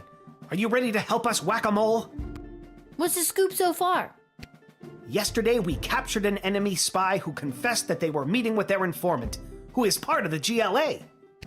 But before we could get a name out of them, the spy chomped down on a poisoned tooth. We've gathered 6 suspects. One of them is definitely the traitor, but so far they're all sticking to their stories. On it. Well, I have done this once before, but it was a low-stakes situation with my little friends. I guess I'll see what I can figure out. You can interact with each of them twice. They'll just repeat their stories after that. See if you can detect any inconsistencies about their whereabouts last night, and catch them at a lie. Very clearly, we weren't going to be allowed to use the truth spray. Okay. Last night, I was here with Chuck organizing flyers for the war rally. You can ask him yourself, but if you're looking for a mole, look to my left. They're literally a mole. What more could you ask for? Listen, I know everyone's gonna think it was me because I'm a literal mole. But last night I was at a bar in Little Ogre Town watching the Goblin Ball game, I swear. I never miss a game, even when they're out of town like they were last night. I was at a friend's house. A friend who was out of town. I was at their house while they were out of town. They asked me to water their plants while they were out of town. It's the truth. Okay, so far Troll here is not doing himself favors. I know where I was last night. I was at the big game happening downtown, but I'm more concerned about the big guy to my right. Okay, so we have our first conflict. So he's saying he was at the game in town. The other person was saying they were at the game that was not in town. That they were like watching. Have you ever met a troll you liked or even trusted? Something seems fishy about his story, if you ask me. Well, it could be the mole person who's telling the truth or that guy, but they have conflicting stories. I was quietly meditating in my chambers last eve. The degrading acts of skulking in shadows you're picturing are obviously more in line with a creature half the honor of an elf. Someone like a halfling, perhaps? Last night I was attending my sister-in-law's cousin's nephew's birthday party. It was quiet down by the Goblin Bowl arena, with it being an away game and all, so I didn't see anyone on my way home. I don't know why anyone would suspect me. I have a leftover apple tart in my freezer to prove it. So right now he said he was at the game, and 2 people have separately said there was no game last night. Oh, you're not one of the people. Chuck will vouch for me. I was here. I've got Brawler Seasons tickets, so some nights I'm at the arena, but last night they were playing out of town. As to who the traitor is, I don't know what else to tell you. Don't overthink it. They're a freaking mole person. You're looking for a mole! Come on! Yeah, so it's clearly this guy. I honestly have no idea who the traitor is, but all I know is that it's not me. Ask anyone who works at the bar in Little Ogre Town. They'll remember me. I'm a really bad tipper. It was... All right, fine, you caught me. I didn't go to a friend's house to water their plants. I was out on a date with a human I met last week. Guess I still feel weird talking about it, but the date went great. Good for you, man. They're half the size, therefore they're half as trustworthy. Stop wasting everyone's time, and accuse that suspicious-looking halfling already. Oh no, I'm assuming when I talk to him, because he's the one who I'm doing this all for, I assume I talk to him at the end to choose. Fine, I'll confess. I don't actually have any leftover apple tart in my freezer because I ate it on the way home. My sister-in-law's cousin's nephew's mother is a professional cook and I couldn't resist. You should lock her up for the crime of making irresistible desserts. I told you, I was at the Goblin Ball Arena last night. I live around the corner from the stadium, so after the match I went straight home, no funny business. I'd ask that elf. Hard to trust those uptight, pointy-eared snobs. So, Lil, who is it? Who is the traitor? Decide. I think it was... Yep. the Cyclops. What? Why me? Because you claimed you went to the Goblin Ball match last night, but the Brawlers played an away game. You're clearly lying. Very clever, little girl, but it's no matter. You and your kingdom will burn, and out of the ashes a new glorious nation shall be born. Take them away, Carl. Yeah, no, clearly that was pretty straightforward. Good work, Lil. We couldn't have done it without you. We'll make sure they're properly punished for their crimes. Oh, just one more thing before I go. In a gruff voice. Yes? I got nothing. I just always wanted to say that. Yeah. Nah, they could have easily done an Ace Attorney reference there. It would have been perfect. Just hold it. Take that. Had him like do like the anime like reel back like the whole bit there.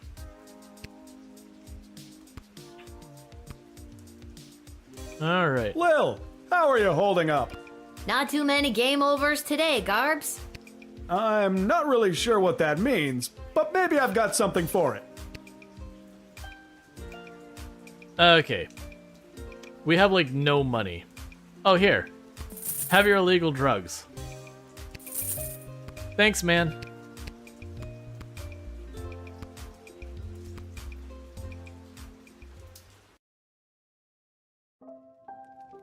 Oh, hi, Lil. Back home after a long day's work? You know it. What a laugh. You, a working stiff. It's a riot. Hey, Arda, you got a pen and paper? I want to send my dad another letter. Oh, sure. Here you go. This time, I really want to cheer Dad up. What kind of joke should I tell him? Write a good joke. Lily will write a letter that includes a really, really good joke. Are you sure? Been playing through it again with friends, doing silly voices. Been a blast. Oh, the Ace Ventura. I was about to say, like, or not That Ace should Ventura. put a smile Ace on his face. Attorney. Thanks, Arda. Can you send it for me? My pleasure. I know how much your dad loves to hear from you. We're all thinking of your dad, Lil. Okay. The Mages Guild is gathering in the Sprawl to discuss our place in the war efforts. Been a long time since we've all been summoned together like this. When was that? The last time was the only time. It was the founding of the Mages Guild itself. Before that, we were divided into factions, gathering with other mages who shared our sense and sensibilities. Jane Goblin Austen. Yeah, I'm a reader. Let's see, are you sure you're interested in hearing more about the lore from this aging stoner? Sure. The reason I founded the Mages Guild was so that we wouldn't have to all gather together this way. It was a set of guiding principles. Oh. Thanks for the chat. Anytime, little buddy. It was a repeat from what we had earlier today. Oh, this is so weird, being out with you. Anybody could see. Aw, honey. It's what's on the inside that matters. I'm not embarrassed to be seen with you. Embarrassed to be seen with me? I'm worried someone's going to see me with a human and tell my mother. Oh, brother. Him too. Good for you two, I guess. Kind of like how you seem to be able to ask him stuff you may have missed. Yeah, no, he's definitely feeding the backstory of, like... I think I've done everything. The world building, that kind of stuff. Like, why the Mages Guild is relevant and all that. Like, it definitely seems to be his purpose. So if you miss other cues. The Petrardian envoy, Fenton Harcourt III, delivered his message to the palace and defected to the Sprawl to live out his days manning a shop that repaired bugles and any other brass instruments that required and pursed. I have no idea. He couldn't be happier with his new adopted home. The Queen was able to use the top secret battle plans to shore up the Sprawl's defenses, which made a huge difference, at least for a few days. Having smuggled a few food supplement bars known as Soylent Beige into prison with him, the Catering Corp rep found himself extremely popular on the inside. The inmates couldn't get enough of those bars, especially Cannibal Ricky. All this positive attention landed the Catering Corp rep a job assignment as cook in the prison cafeteria. Oh, the reason he repairs bugle is when he showed up he had a prized bugle and we took it from him. Because the person's like, I can't stand the bugle, please take it from him. For the next few months, one by one, prisoner inmates seemed to vanish into thin air. There was no evidence of a jailbreak, but the warden knew those prisoners had to be escaping somehow, and the trail led towards the kitchen. The warden and his guard raided the cafeteria and made their way into the kitchen, discovered a large pot filled with ingredients for making Soylent Beige. It was filled with people, or at least hacked up bits of them. The warden immediately sought to question the new cook, but the Catering Corp rep managed to escape while they were raiding the kitchen. Well, that's not how I wanted that to go. After a record-breaking brief trial, in which the defendant attempted to bribe the judge and the lead prosecutor, half the jury, and the court stenographer, Albert St. Lush was found guilty of conspiring to weaken the Sprawl's wartime defenses with an illegal goblin ball match. In prison, Albert was confronted by a former player who was busted on steroid charges and was pummeled to death to the great amusement of the other prisoners. Echo arrived at the guild hall just in time to speak out against Tyrannius and his plan to demand greatly increased powers for the mages from the queen. Echo successfully argued that the guild should use its power to support the city council and the guard corps and help the people of the war was hurting instead. Due to Echo's timely interventions, Tyrannius did not get the 2/3 majority vote that he needed. He and his followers loudly insisted that the election was stolen and that Tyrannius vowed to use his power to stop this war by any means necessary. His people formed a radical group that dubbed itself the Freedom Caucus. Oh jeez. And they soon vacated the guild hall in a huff. Ah yes, modern politics definitely bleeding into the game. That's fine. It is actually fine. Echo breathed a sigh of relief at the job well done, and he took to attribute to his favorite haunt, the spiraling Premier's Bowling Alley Pinheads. It was a pretty righteous way to end the day. Correctly identified as the traitor, the guilty Cyclops was loaded into a catapult and flung at a brick wall the next morning. There was much rejoicing. The Sprawl and its secrets are now safe thanks to your masterful detective work.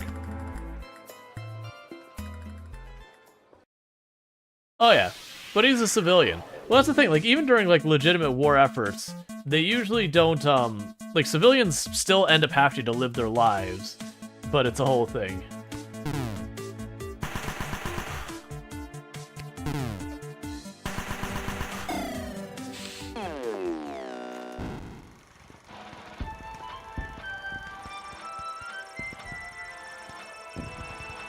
As the dawn sun rode, it was clear the Sprawl had lost. Their airborne defenses scattered.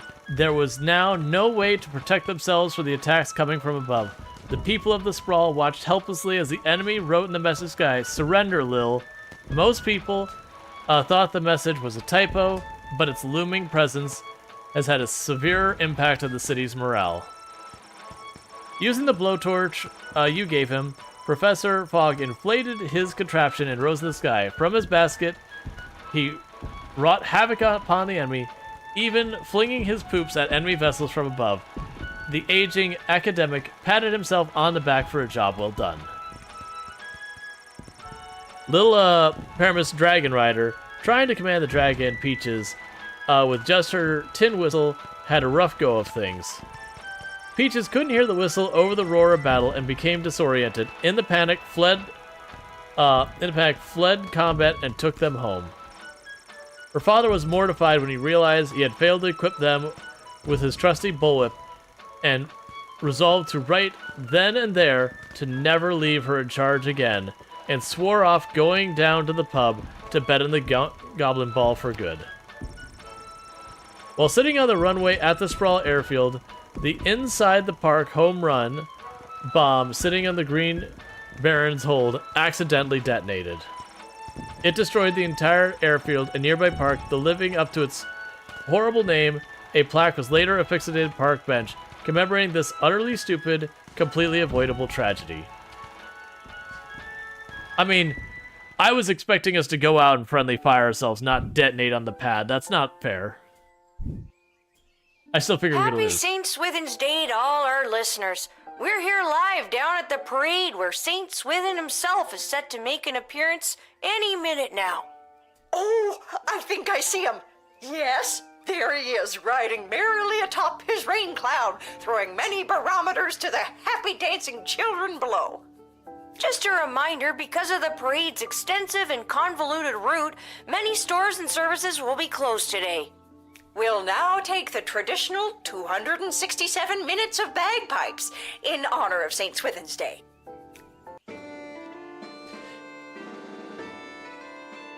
There's going to be an achievement for listening to this whole thing.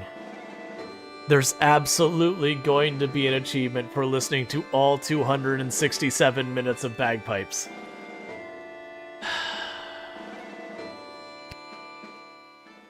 It's not happening right now, but there is absolutely going to be an achievement for that, and you all know it.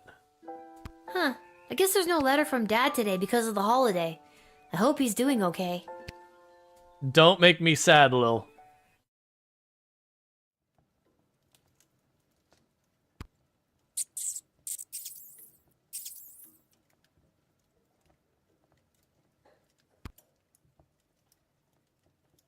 Come on, give it back already. Stop saying that! All right, break it up, you two. Lil, what are you doing here? I live here. What are you doing here? I work here. I got a job getting rid of the rats. There's a lot of rats in here, Lamont. I'm not very good at it. These rats are pretty smart. This one stole a crystal that I found. No, I found it. Ugh. Lil, can you talk to him or something? Reason with it? Listen, my friend here is not the sharpest tool in the shed. We're not in a shed. Point proven. Can you, being the more intelligent creature, just give in and let him have his crystal?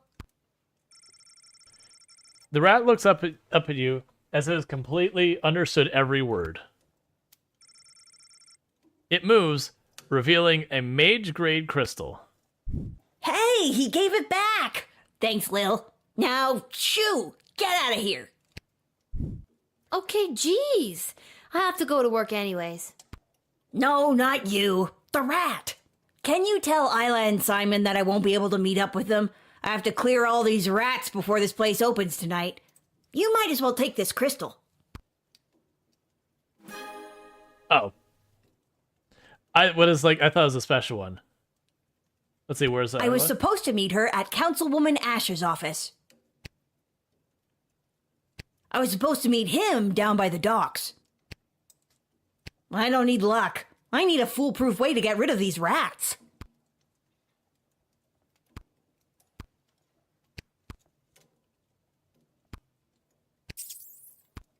Okay, so I'll just gonna squeak like last time.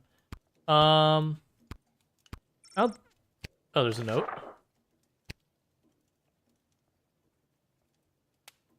Garby's Emporium of Wonder will be closed in honor of Saint Swithin's Day. Please feel free to take your business to some other establishment in town. Oh, wait, there isn't one. I'm the only shop you got. I have you people in a capitalistic chokehold. Ah ha ha ha ha. The store will be open up tomorrow at 9 a.m. P.S. If this is Lil, I saw your hooligan friends when I wrote this note, and they've got a shift's worth of crystals if you can track them down.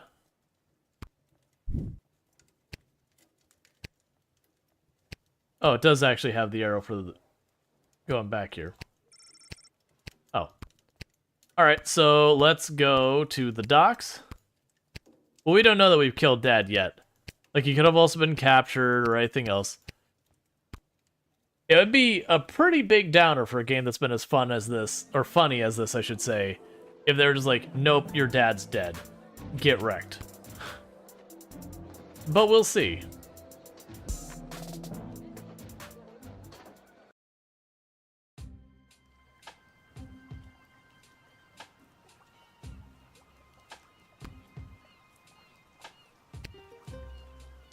Hello there. How did it go at the bank? Turns out this oligarch's money has been seized due to the war, so now I've been forced to take up residence here among these poor people. Because you're poor now too. Isn't that fun? No. Okay. Hello there, Lil. Oh, hey, Archplay Stuff. How's it going? We can't wait for the Achievement Hunter stream. I miss it was you for a month. For those who don't know Archplay Stuff, another fantastic creator on the platform and member of the Halcyon Frequency team. Plays a whole variety of fun games over there as well, so definitely good times to be had over there. But so you feel like those epilogic stories are fake? Yeah, no, I think the idea is that's supposed to be like the long term. But yeah, they've been having a lot of fun with this. Seamus McGoblin, what brings you and your family to the docks? Oh, we live here now. Things got a bit tight after the war started, so we had to relocate. It's not the prettiest or safest place to live. But... No, but this place is awful. Well, at least you're all together, right? Oh, not so. One of our boys, teeny Tom McGoblin, was lagging behind when we fled, so we had to hurry along without him. He should be arriving in the sprawl any day now. If you're working the gate, would you mind not giving him too much trouble and let him in? Sure. Of course, Mr. McGoblin. Oh, thanks, Lil. You're one of the good ones. Please stop saying that.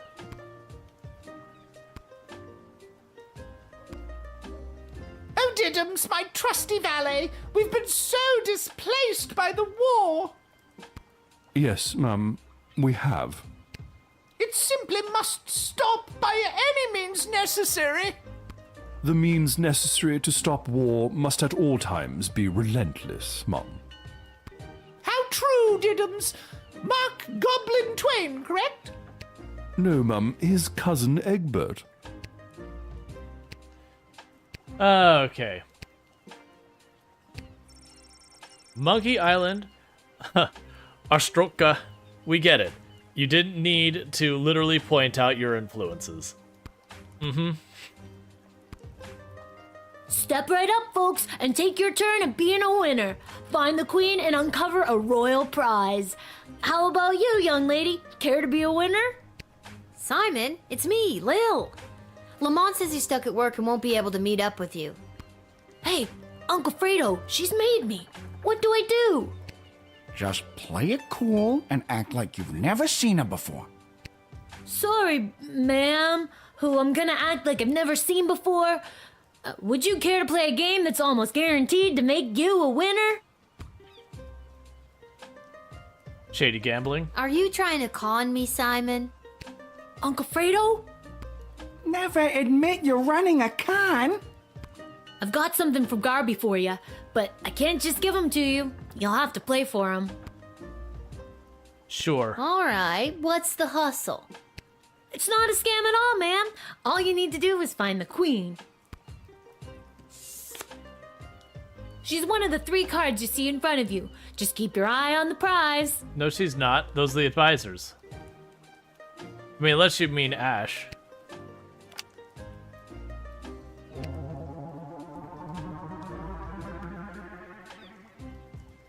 Where's the queen?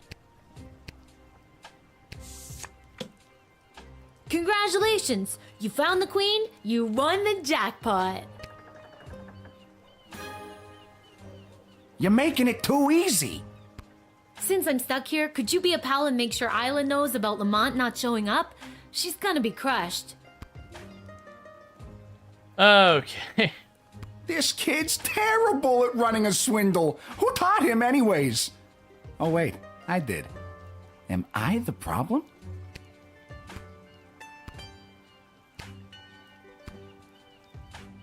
Mr. Fantastico! I haven't seen you around for a bit. My journey for the most fantastic hat took me to the countryside, where I was drafted into the war. Well, that sucks. But you're back now. Does that mean my dad is back too? Unfortunately, your father remains at the front lines. I, however, got sent home for wearing too many fantastic hats. Apparently, it was alerting the enemy to our presence. Well, I'm happy you're home, and that you got to try on some fantastic hats. But they were not fantastic enough. My journey, it continues. Also, your father gave me this letter to give to you. A letter from Dad. Yay. Dear Lil, thanks for your last letter. I really enjoyed reading it, especially that joke you told. I told it to a couple of guys, who told it to a couple of other guys, who then told it to the captain herself. And they all agreed I wouldn't be allowed to tell jokes anymore. My options were a good joke or a dirty joke, and I went with good. Yeah, no, I saw the bomb. We'll grab that in a second. I hope everyone at home is doing well. I forgot that before I left for the war, I owed my bookies some money. I put 30 gold in this envelope so you can pay him back for me. His name is Fredo. This war is tough, but they say there will be a ceasefire on St. Swithin's Day, so that's something to look forward to. But what's really keeping me going through the darkest moments is the thought of getting back to you. I love you, Lil. Please write back soon. Love, Dad. Don't you dare kill this man. I better write back to him. Hey, Mr. Capello, do you have a pen and paper on you? Fantastic or otherwise? Of course, child. Dad got a little mushy at the end of that last one. How should I respond?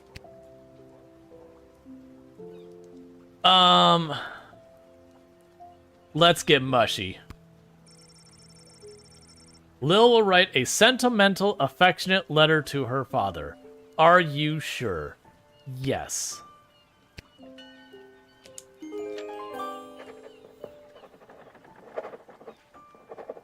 Yeah, we are mushing it up.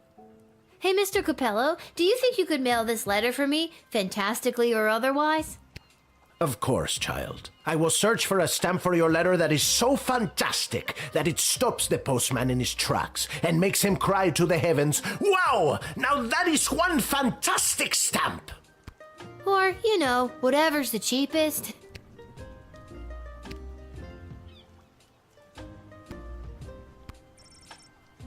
Now that can't be safe. Okay, so I can't do anything else with it. Alright.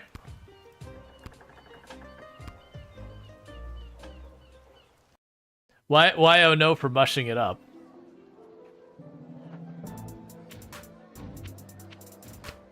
Because it seems perfectly reasonable, like, clearly Dad's feeling alone out there and all that.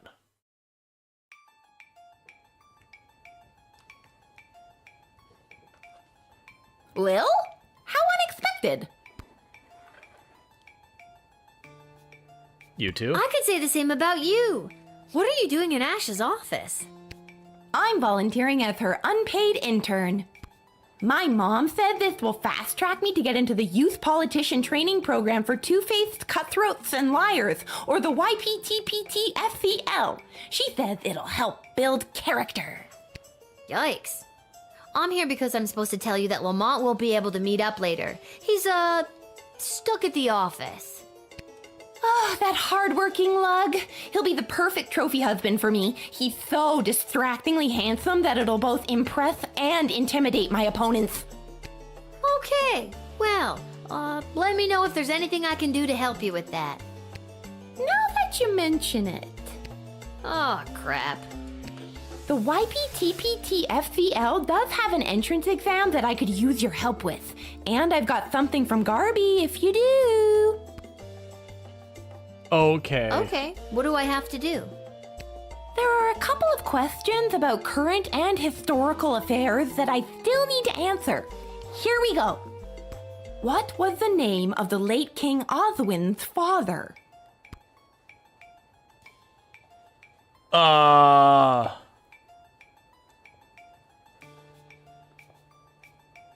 leaning towards either Artemis or Oswinmus. Oswinus. Because I think it was like Oswin, Oswin the Second, Oswin the Third, or something like that. Well, yes doesn't help me. You gotta... Weren't there two Oswins? I thought there was like three, so I'm assuming Oswinus, like Oswin was short. We're gonna go for it. Okay, question 2. What is the current name of the Goblin Ball Stadium? Yes. Let's see. I don't know, whatever, for overpriced food. Because we named it. Question 3.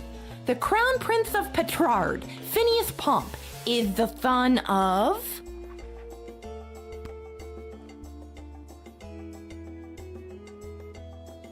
King... Oh, was it... So it was definitely Buttermilk was the queen. So yeah, it's that one. And last one. Mega rock superstar Vlad Extreme plays what kind of instrument? Probably a lute. Pretty sure it was a lute. Okay, that's all the questions. Thanks so much for your help, Lil. Here, take this. It's from Garby. One moment. TikTok's doing that thing where they're like, "You've been alive for a long time. You've been live for a long time. Clearly you're a liar." Or, I just stream a lot. Like, here it is, the late King Oswin. When do you get around to replacing those with Queen Desmona?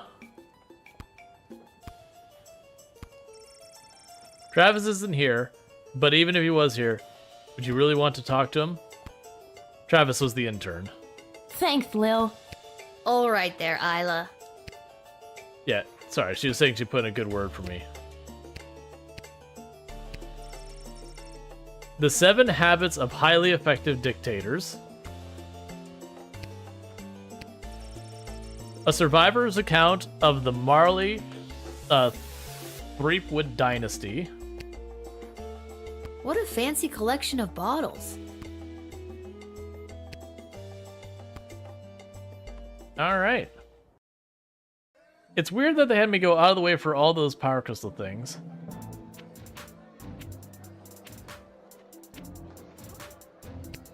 Let's check Malcolm's office and the dig site before we start our day. You don't trust Ash? Well, no, they've heavily implied that the advisors are trying to effectively overthrow the kingdom.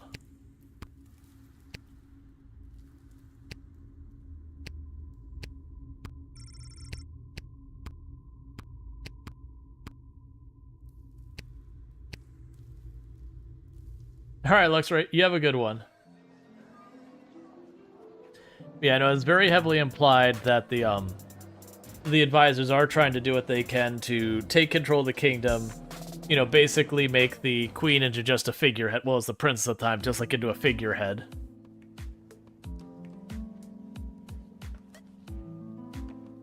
Lil, it's good that you're here. Wait, tell me, are we having this conversation for the first time? Second? Are we stuck in a loop? I'll reassure her. We are not stuck in a time loop. I don't mess with the chronometer after hours. I'm frightened enough of being sent back in time or forward in space or whatever. You know, using it at the guard shed. I'm glad to hear it. The readings I've been receiving from the device have been outside of my comfort zone. Not to mention the fact that those mages seem hell-bent on manufacturing another one. What is with those mages? It seems like for every lovable stoner like Echo, there's 3 spooks like Tyronius these days. That's an extremely perceptive observation. You're working the night shift again tonight, correct? I'd like to requisition an upgrade for one of your tools. Which one would you like me to upgrade? We've got a lot of True Spray right now, and we've already got quite a few upgrades. Let's go for the metal detector. It is done.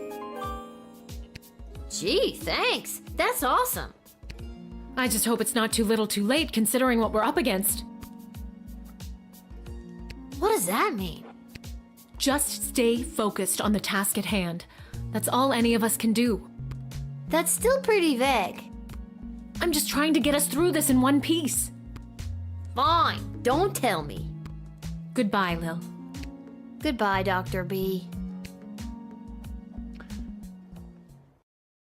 Yeah, no, I definitely use the True Spray so often because they're like, outside of like gelatinous things, it works for basically everything. Yeah, we've already been to all locations, so that's fine. Yeah, so let's go ahead and start our shift. We'll deal with monsters again if it's anything like the last time.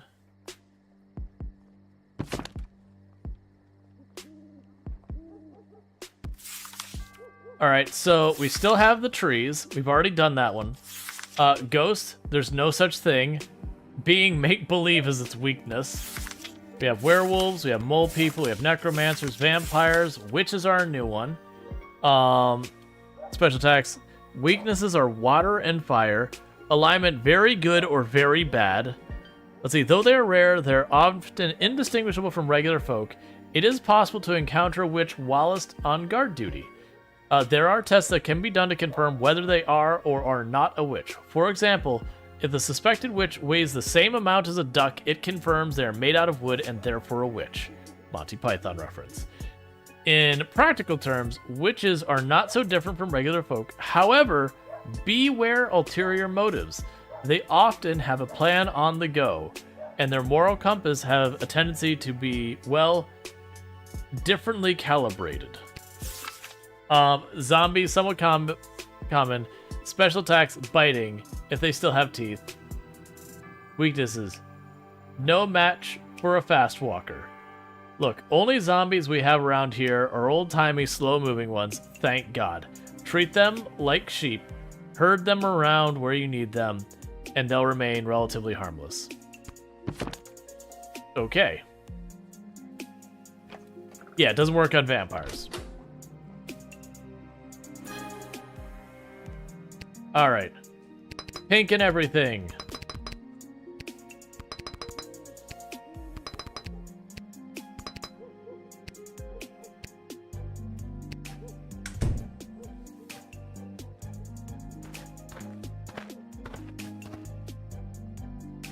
Why, hello, my dear. I'm just coming home from a long night tending the apple orchards. It's almost harvest season, and it couldn't come at a better time with the food shortage. Will you let me pass? True Spray immediately in the face. You're clearly a witch, but are you a good or a bad witch? With all of these candies wrapped in foil, I can fatten up the children of the sprawl. Then, with these delicious magical apples, I'll put the fat little piggies to sleep and bake them into delicious pies.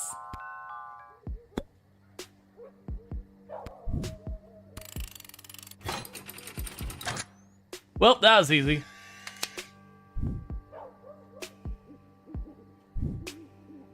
I'll get you, my pretty, and your little dog, too. What?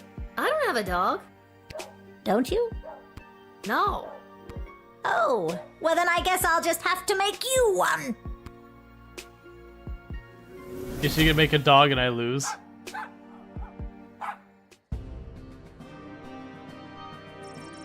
It was a little too obvious. Transformed into a small terrier, you are unable to continue your work as a castle guardsman.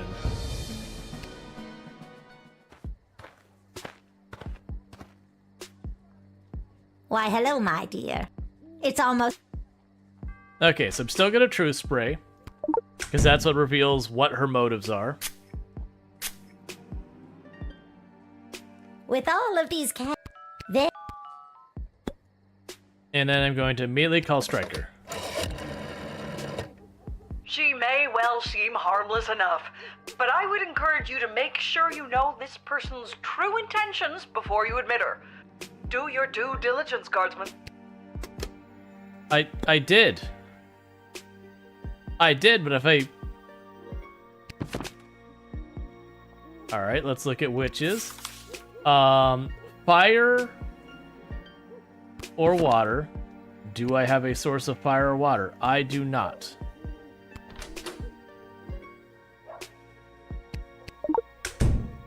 I haven't used in a while.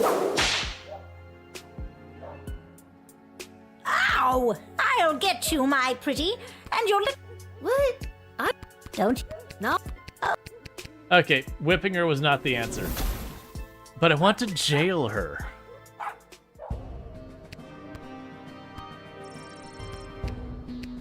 Look, at least I got to get a whip in there before that happened. Because very clearly... Why, hello, my dear. It's almost... Alright, so let's try this again. We'll true spray you, we'll just dialogue you, and then we'll see where we go from there. With all of the... Then... Okay, so just dialogue you. I've got the first apples of what looks to be a very fruitful harvest. Tee-hee! Just a little gardening humor, dear. I'm using them to make a delicious pie. It's my absolute favorite recipe from my absolute favorite cookbook. See?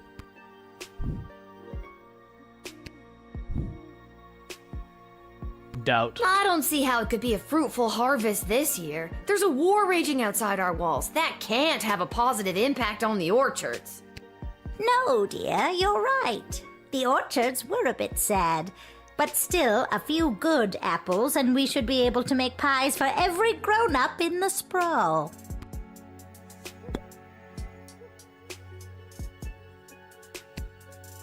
Oh, I wonder...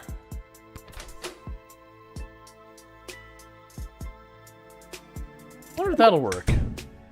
Like, X-ray your thing and realize there's something funky with the apples.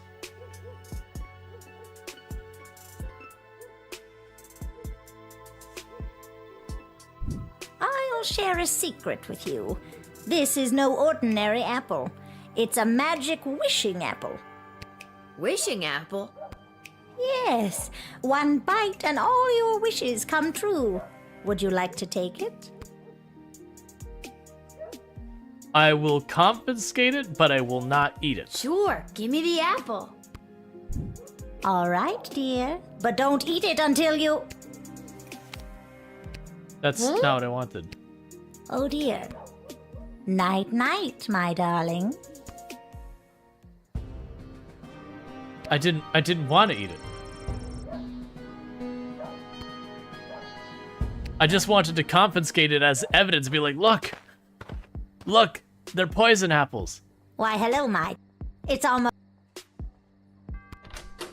Alright, so again, get her to confess.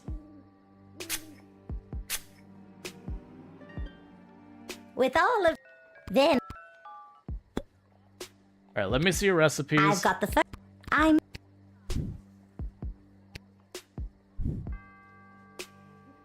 I don't see how it could... No, dear.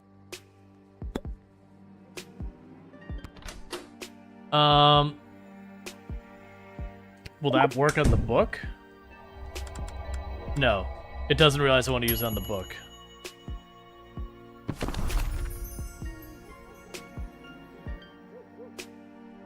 Oh. It just straight up tells me that she's a witch. Well, that's not very helpful. Let's try kicking her out, because when we try to arrest her, she immediately just, you know, turns us into a dog. But my plans! My glorious, glorious plans! And my delicious pie! You'll just have to take it somewhere else, sister. All right, but before I go, I'll share a secret with you. Wishing out? Yeah. No thanks. I've got this thing about taking food from strangers. What a clever little girl you are. Okay. Meat pies made out of kids. Well, that's a Kinder Surprise. You figured out the dastardly plan and did the right thing. No, I think putting her in jail was the right thing. She just turns me in a dog when I do it, so you know. Is the tree back? It is the same little guardsman who denied Scary Tree Monster in our previous encounter. I am here today to attend a meeting at your puny and horribly decorated city hall. Does you like how it says witches look like ordinary folk, but she's very blatantly a witch? Yeah.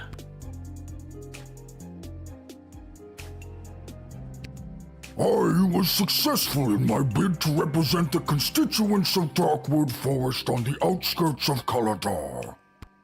You are now looking at me, Scary Tree Monster. I ran unopposed and threatened to stomp and thwomp any who entered the race against me. It was a landslide. No wonder you ran unopposed. I wouldn't want to get stomped and or thwomped either. Smart kid. Okay. In my new capacity as an elected official, I have been in communication with Councilwoman Ash and Lieutenant Stryker. They each have plans to use my newfound political capital to achieve their goals. So many options for Mayor Scary Tree Monster. Wow, you've been busy. Making connections and getting to know all the people? Sounds exciting. Yes. It has been quite an adjustment for Scary Tree Monster, but I am doing my best. It is quite stressful, though. Okay, I'm gonna confirm with Stryker. Excellent. Mayor Scary Tree Monster will be an absolute asset in aiding our defenses at home.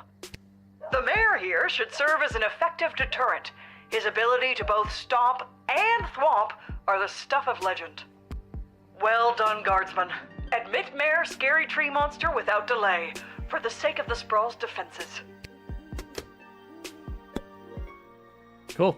Story checks out. Welcome, Scary Tree Monster, to bureaucracy and politics.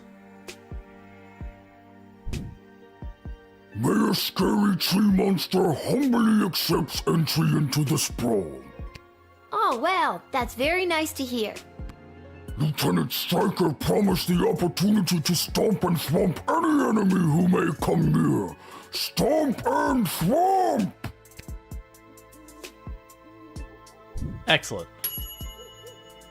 You connected Stryker to her stompiest, thwompiest new recruit in the defense of the Sprawl. Good for you.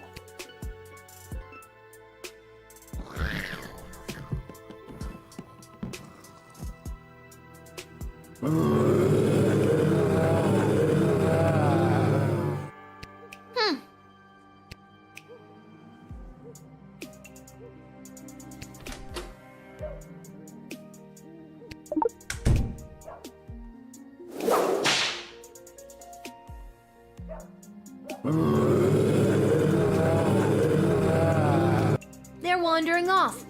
Bye, zombies! Well, that was easy enough. They're harmless, but on average, You did the right thing.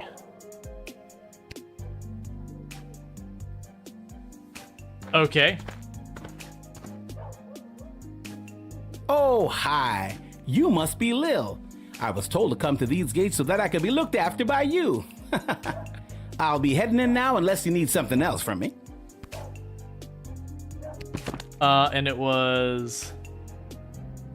This is earlier today. We had a message. Was it from Ash?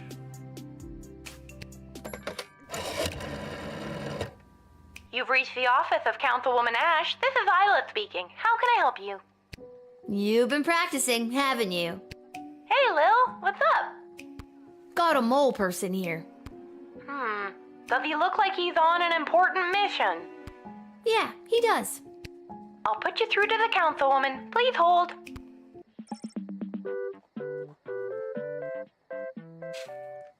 Ah, good. Puxatawny Paulie found his way to you. I knew you were the right guard for this assignment. Do not delay him. He's got a very important mission to attend to. Let him in and forget you ever saw him. Thanks. I'll take it from here.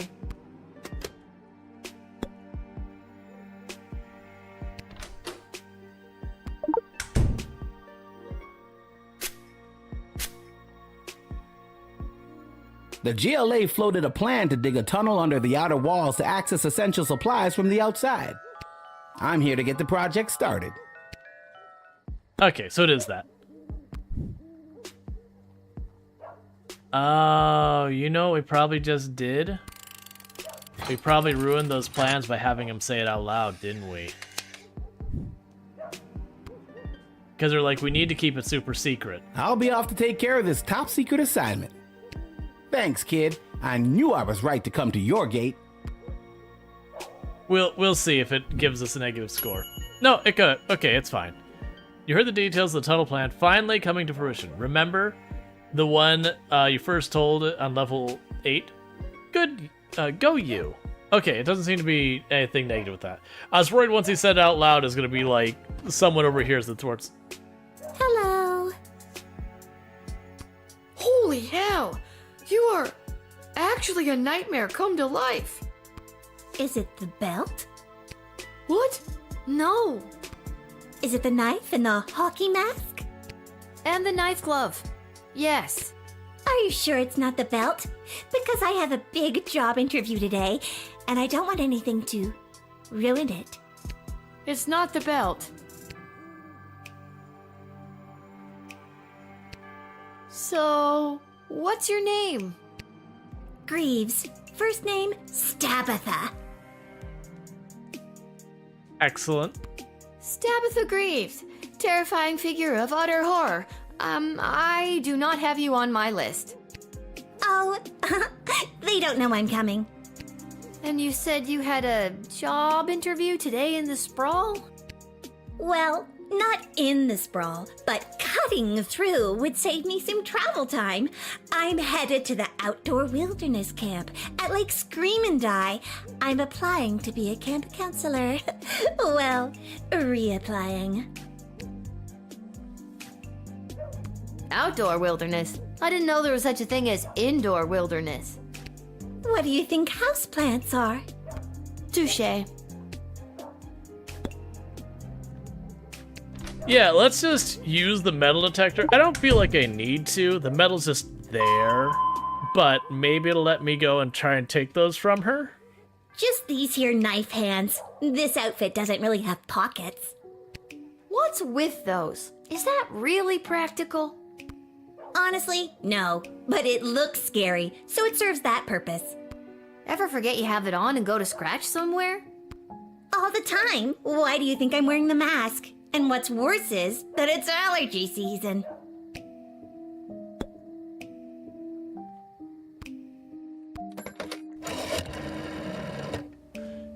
The phone lines, they don't work. It looks like the wire was cut. Yeah, you caught me. It's a thing I do to make sure the people I want to kill can't call for help. But you don't want to kill me, right? Depends on if you let me in or not. Ha ha. Ha ha. Ha ha.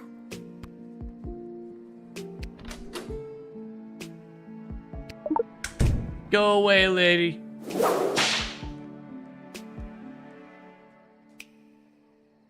Whoa, what the heck was that? What was what? That flash in your chest with all the weird writing.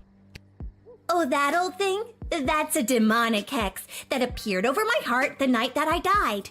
It gives me the unnatural strength and endless stamina I need to hunt down camp counselors in the woods at night. Looks good on you.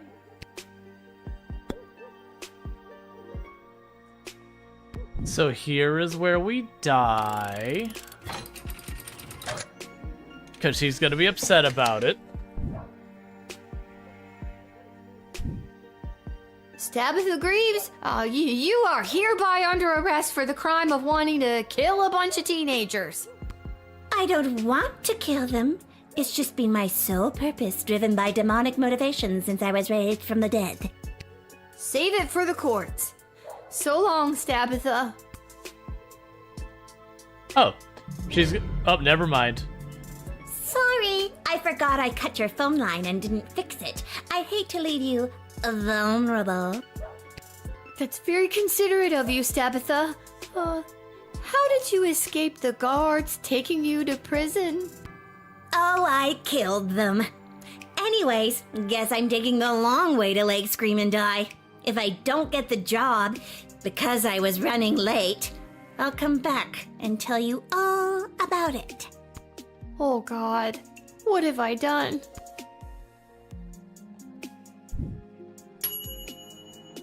Your impulse to jail this horror was correct, but as a result of your actions, half a dozen guards were brutally murdered.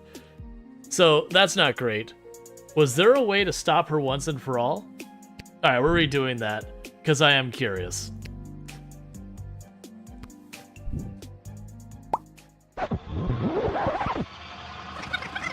Yeah, we could maybe x-ray. We could also probably just talk to her. We haven't had many cases where we've just talked it out, which means they're definitely gonna do that. Hello. Holy hell! Is it? What? Is it? And then... Are you Okay. It's not... Let's go for the x-ray this time. It could also be the true stuff.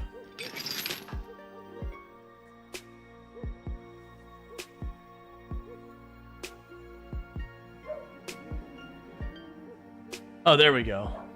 Yep, there's your problem right there. Looks like you got a demonic hex on your heart. Gonna be hard to get rid of that bugger. Seems to be written in a different language, so we're gonna need foreign parts to fix her. Oh, I don't want it removed. It gives me the unnatural strength and endless stamina I need to hunt down camp counselors in the woods at night. Can I decoder ring the heart? The eliminate no retries? Maybe.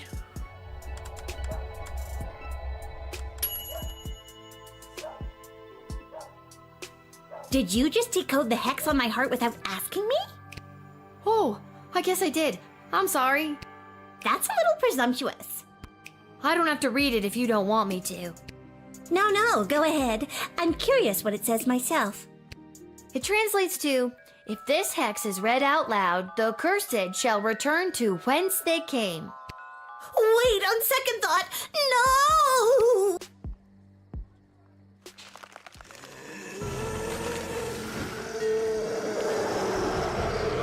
Intero? Ubi infernum sum. Hey, I remember you. How have things been?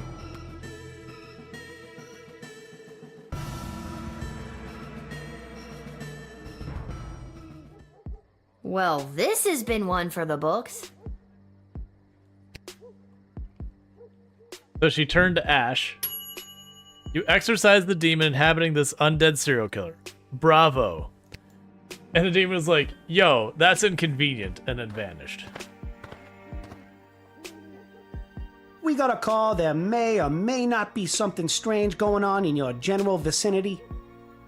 Who are you now? Ghost finders. The book says ghosts aren't real. Immediately go to jail.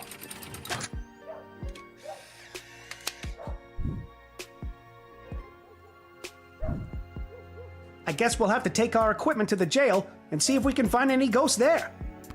And remember, kid, if there's something strange and it don't look good, just go already. Ghost Finders.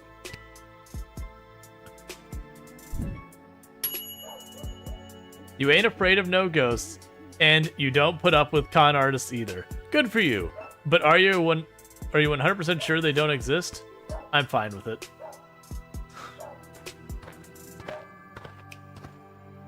We probably get extra from like True Sermon. It is imperative that you invite me in. The sun is coming up.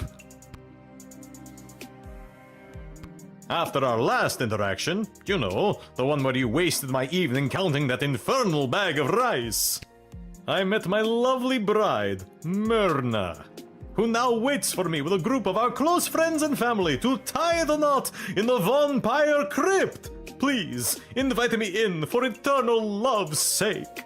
You know what? Don't make me regret this, Heinrich. I invite you into the sprawl to get creepy married. You have just completely redeemed yourself, Lil. My love, I'm coming.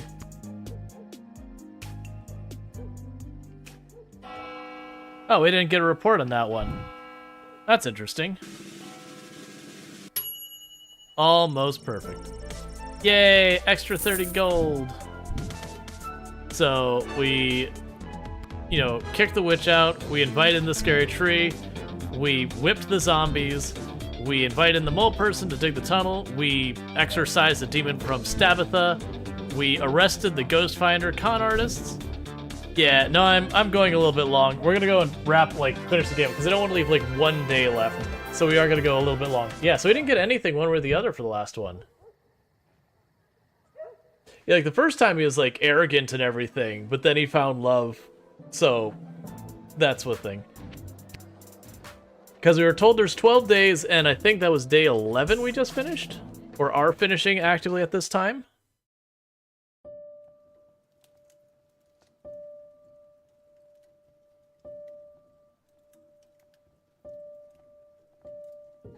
Tacos. Let me guess. We're finally gonna have the best friend taco party I've been dreaming about since level 5. Excuse me, what? You're not a part of this, Chuck. Lil, I have something important to discuss with you. Let's see, what is it? Desi, I know we talked about this, but are you sure? Lil's done a lot for us. I am not having this conversation again. It is entirely inappropriate what you've been put through. That is why tomorrow will be your last guard shift.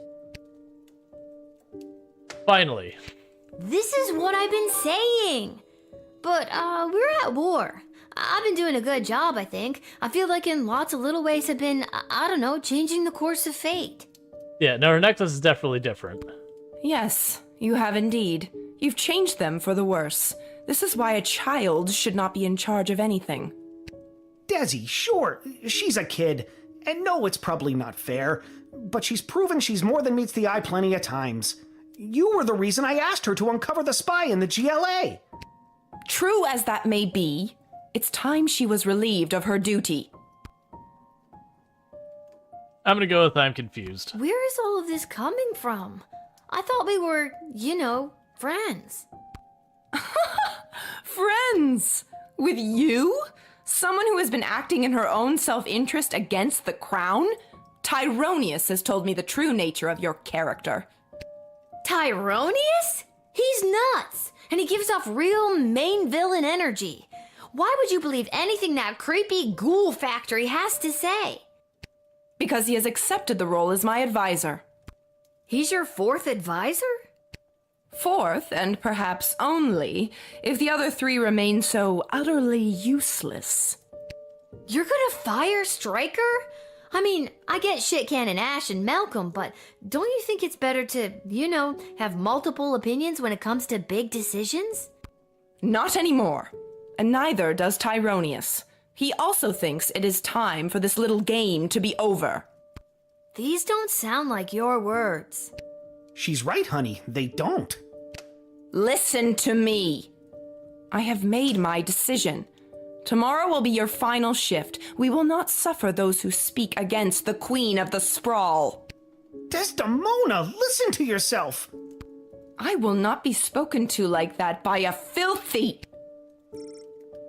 She pauses. I'm sorry. I'm under so much pressure. I need to lie down. I don't feel quite like myself right now. Lil, I'm sorry, but it's almost time for the end. Chuck, take me home. Resist. This doesn't make any sense. I have worked my ass off for you and the bloody sprawl, not to mention the idiot triplet advisors, and now you're following that Tyronius asshole's advice? Fine, I quit. You can't quit. You were already relieved of duty. This sucks. I'm sorry, Lil. I'll try to talk to her. Good night. Yeah, no, very clearly she's being manipulated by Tyronius. That her necklace has changed to be like an open eye now as opposed to whatever. Like it was just like a ruby before. Lil had foiled Brunhilde, the morally questionables, to say the least, planned to fatten the children of the sprawl with candy to bake them into pies, the witch left in a huff. She took a hard look at her scheme and really thought about why people were so often disgusted at the idea of eating pies made out of children. So she pivoted and created a line of vegan apple pies. After months of tweaking her recipe to perfection, she baked some of the most incredible pies you've ever tasted. She made the cover of the Sprawl Tatler newspaper and declared best new restaurant, and there was much rejoicing.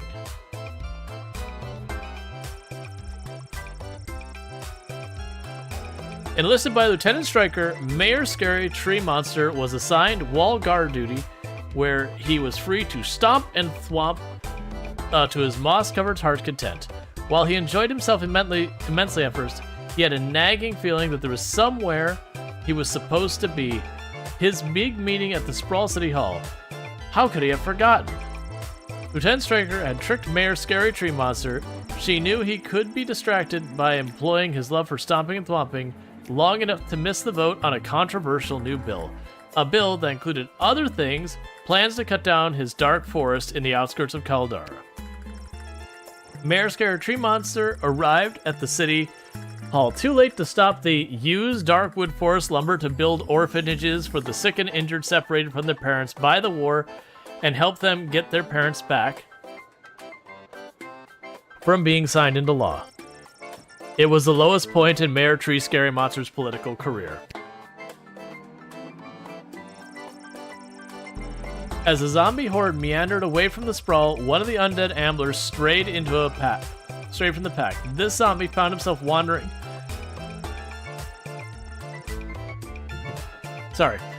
This zombie found himself wandering into the party at the beach house of Crystal Shores Lake Inez. Amazingly, he was the former owner of the house and quickly recognized by two of the former employees at the party. They knew that the guests would be alarmed at seeing their former friend in his current zombified form, so they came up with a harebrained scheme to pretend he wasn't a zombie and began to move him room to room, waving and nodding at him at unsuspecting party guests. Unfortunately, since he was a zombie and not just a corpse, this whimsical reenaction of the movie Weekend at Bernie's took a dark turn. The zombie immediately bit his two former employees, turning them both into brain-hungry monsters, and the three spent the remainder of the party biting and turning other guests. That zombie would have been the perfect host, except for one small thing. He was undead. With the arrival of Punxsutawney, I can only imagine the voice actors reading these names.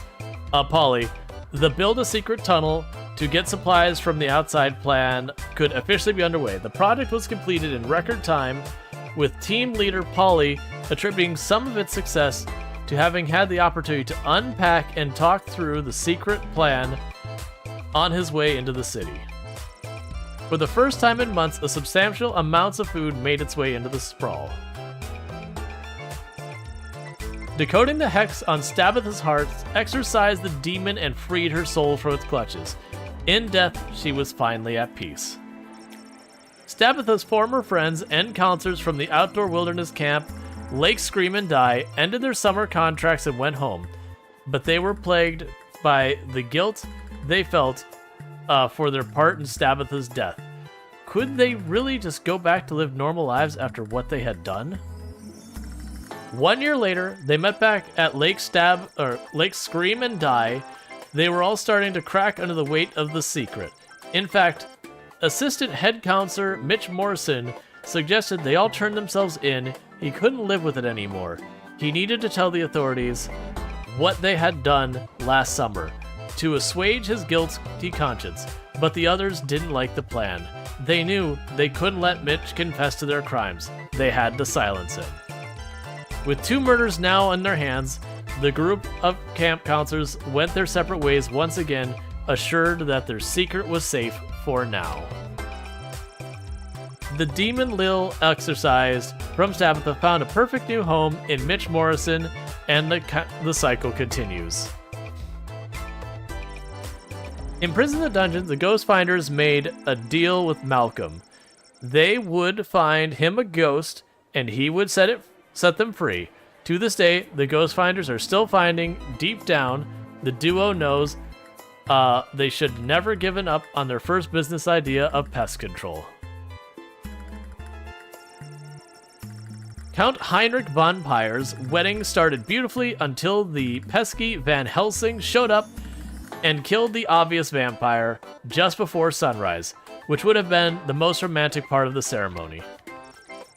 On the plus side, Myrna Herkin was free of the Count's curse and control and eventually rekindled her romance with her old fling Jonathan. They got married and had a son named Quincy. They were a very boring family. The Sprawl lost one of its best chiropractors that night. Rest in peace, Heinrich. You were too beautiful for this world.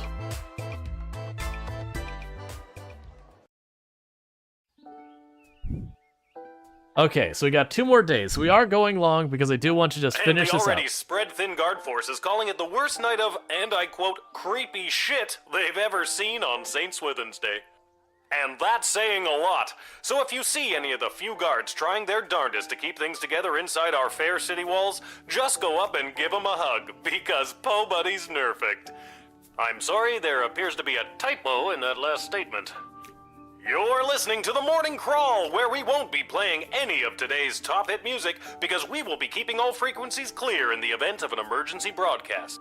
This is Dodger, signing off alone because all of my animal co-hosts were turned into food rations. Excellent.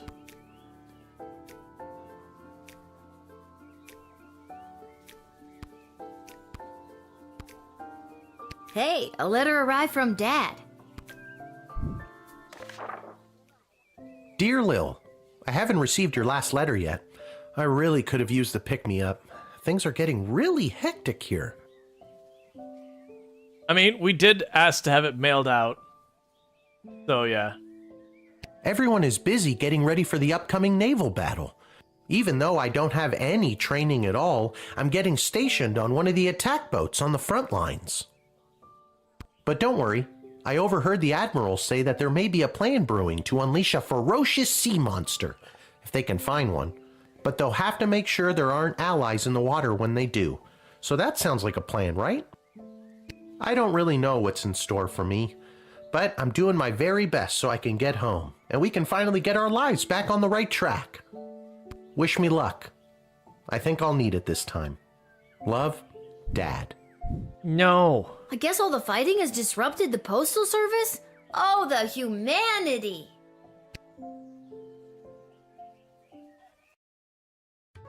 Not sure how feeling has pivoted. Yeah, like, it's definitely like a war thing. They better not do anything with Hamish. I heard the news this is your last shift down here at the shed. How'd you hear? Cecil told me. He's actually been running interference for you behind the scenes this whole game. Cecil. I don't remember who that is. He wanted me to make sure you're all stocked up for your shift. And you're still gonna charge me for it? Thanks, man.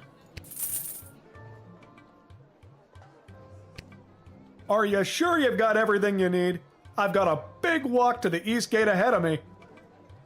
Oh, yeah, the other guard. The other guard who constantly comes by and, like, tells me I need to be places. Thanks for everything, Garby. I was like, I remember his name. This message is for Guardsman Lil. Hi, Lil. They're letting me add something to the writ. Isn't that neat? I just wanted to let you know that the Cyclops was the mole, and that GLA was able to successfully do 5 missions without incidents thanks to your help. Have a great last day. I'm sorry I couldn't convince Desi to keep you on longer. Chuck. Somebody left the door to the food reserves open last night, and the enchanted ice melted away. Looking at you, Randy. We'll need to restock with fresh, non-rotten food, so please be on the lookout for that. Middle Manager Mike Melroy. Attention, Randy's fans, friends, and colleagues. He is officially exiled from the Sprawl. MMMMM. Randy was also one who we previously fired for causing a riot. We confirmed that once again that the previous battle was lost a large part due to the drafted soldiers' equipment. It is your turn to turn coal into diamonds. See if there is any way to improve the state of the drafted soldiers before signing them up. Stryker. We have to put out a call for mercenaries to assist in our defenses. Sprawl Treasury budget has been allocated for this initiative. Try not to overspend the Queendom's money. If you get the best bang for our buck, it will be reflected in the star rankings. Ash. As a result of the Sprawl's mummies and daddies turned into cannon fodder, I'm seeing lots of vigilant hooliganism from the feral and orphaned youths. Don't be taken by their rosy cheeks and recently lost baby teeth smiles. They're real stinkers, Malcolm.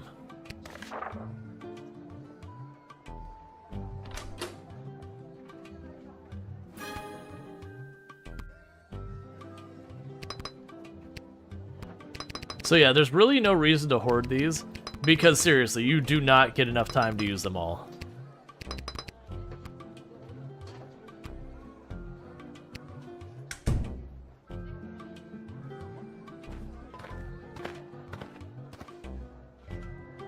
Oh, hi! It's me, Kelly. I remember you from the wedding. You hired me to serve the soup to all those bigwigs.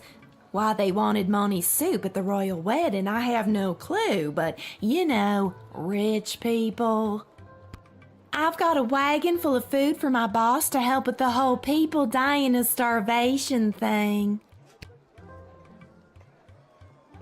Okay. Just confirm that it's actually food.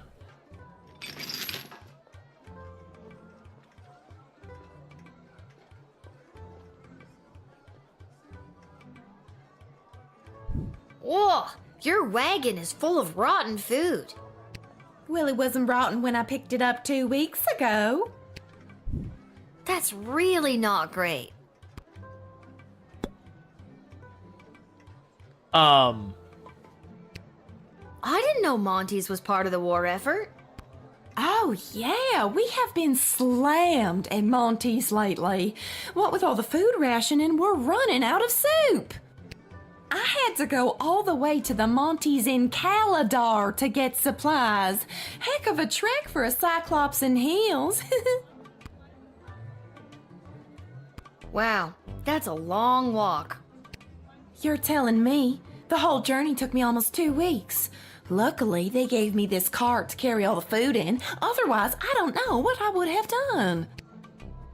I'm gonna call Ash. I assume we'd send her away, like turn her away, because you can't serve rotten food. Finally, some food! Even if it is Monty's. Home of the soup, my foot. Hey, the follow. Welcome to the stream. She says she walked here from Caladar, eh? That's quite a journey. Make sure it's edible, would you? If it is, even I will pull up a bowl. Could I have truly fallen so far? Yeah, that's what I'm thinking, is like, the food's rotten. So sorry. She's gonna be very unhappy because she walked 2 weeks and for no reason. Hey, kid, I don't gotta take this from you, too. I get enough of this kind of treatment from Monty. You want to deal with this food, then do it. I'm out of here.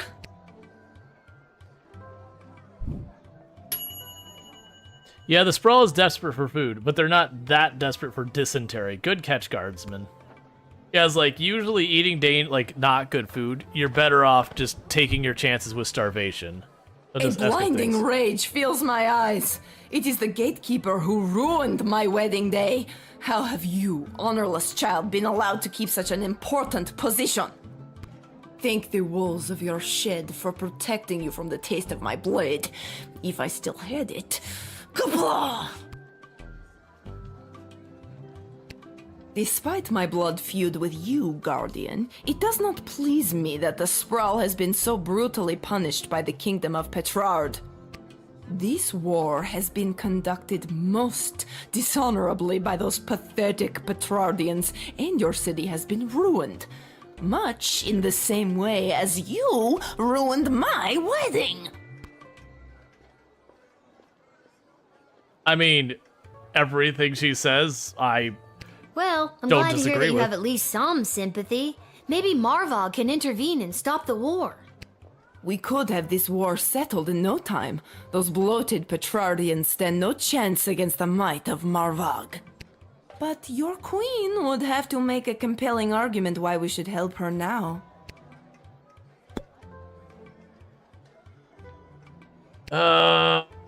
Fine. While not technically an enemy of the state, I doubt much good will come from them after the fiasco that was the royal wedding. Who knows? They could be a mole for the enemy. I'm not sure how best to sniff out their intentions, but use your tools and see what you can find out. I mean, true spray. Could the queen's mind be controlled? Well, the queen probably. I'm gonna laugh if it's actually the whip. Because, you know, she'll be like, you fight or whatever. I have come to offer a deal with the Sprawl. Give us food in sufficient amounts to continue the ballet, and Marvog will provide powerful warriors to protect you from attack. If you let me in, we shall proceed. If not, you can protect yourselves. I'm convinced. Welcome in.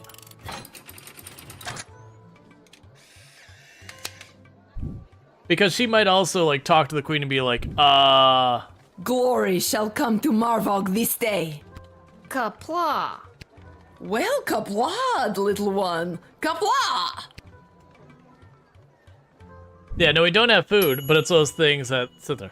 Having heard their intentions, you let them in. Now it's up to the queen and the people above your pay grade. Right. But yeah, so I know we don't have food, but that's still, like, a discussion they could have. Hail, Groundwalker. I am Marabella. Hi, I'm Lil. Anything else? I don't know. I've never been above water before. You lead the way. Okay. Okay, what you doing here, Marabella? I have an official message from the leaders of my people. This is an official notice that the thalassocracy of... The what now? Thalassocracy. It's the word used for an empire that is primarily made up of maritime or seaborne areas. Huh, learned a new word today. Continue. Okay. The thalassocracy of Bubbletown is committed... Sorry, one more time. Bubbletown? Uh-huh, that's the name of my thalassocracy. Bubbletown. Got it. On you go. Okay. The thalassocracy of Bubbletown is committed to the defense of the Sprawl. That's the end. That's wonderful news. A new ally in our hour of need? Oh, thank you, good Marabella of Bubbletown, for your message. Are you a warlike people? Well, we don't like it, but we are quite good at it. We used to be a peaceful people, skilled more in song and art, but we lost our song many years ago, and now we know only war. Oh, that's rather sad. Okay, so, true serum, I got a whole bunch of doses. Let's just go for it. Spray, she dies.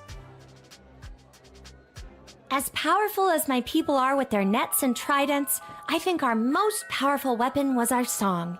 It could move the ocean itself, but we have lost it. Legend has it that our song has been sealed away somewhere secure, and one day it will be recovered. But where or when that is remains a mystery to me.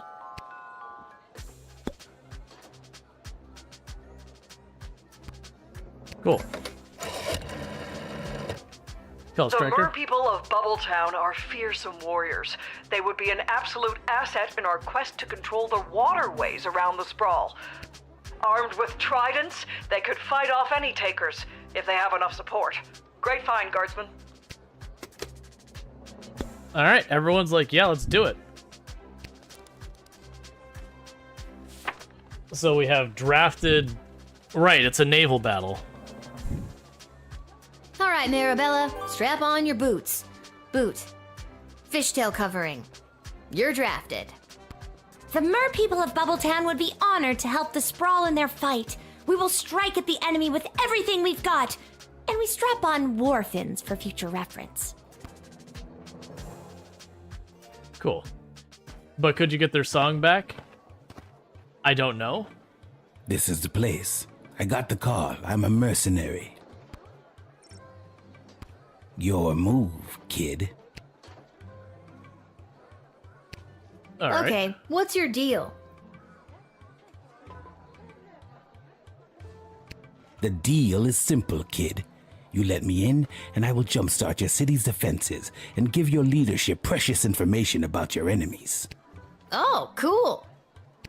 Not so fast. You don't let me in, I'm taking the same info about the sprawl and selling it to the highest bidder. Okay, come on in. Not so fast. It'll cost you. How much? Well, that's up for negotiation. Let's see. You tell me how much it's worth. All right, 1,000 gold.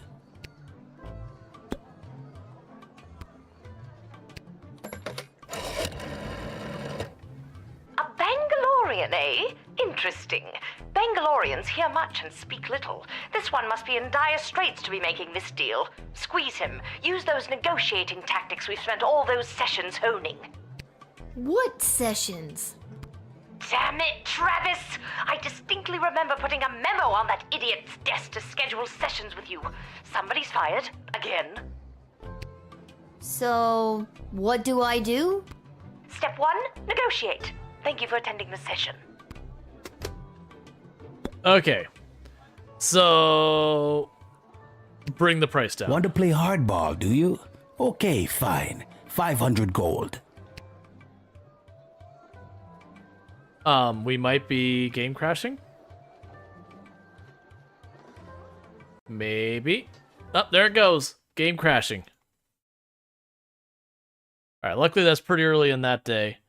So let's get that back up here. Because I do want to wrap... No, it wasn't that. It was Steam crashing. Like, that's so weird. It's not even the game crashing alone. It's Steam is crashing and then taking out the game with it. I haven't had games crash Steam before.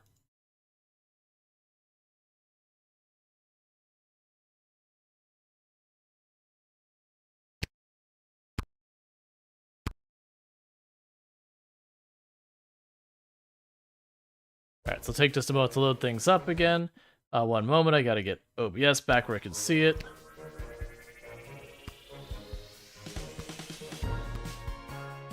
Alright, so we're like right at the end of the game, so... yeah. Isn't Tuesday like Steam updates? Oh, we're well past that time. So we're gonna try and rush through everything. And that... This is... We're gonna try and rush as fast as we can. Hey, a letter around. So we're gonna go through this really quick wish me because we luck. already did this, and I'm trying to like we're already long I on guess the all the stream. fight- So I'm trying to just get through stuff. Can you draft the mermaid differently? We could potentially try it. I don't know what I would do other than just dialogue her more. I heard that How'd you? he wanted me to. Okay.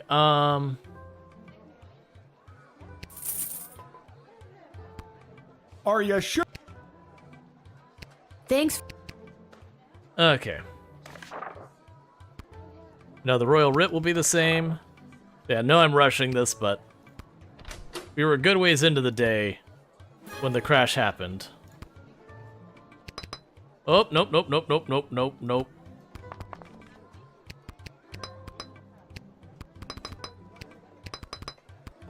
Nothing but the good stuff. All right.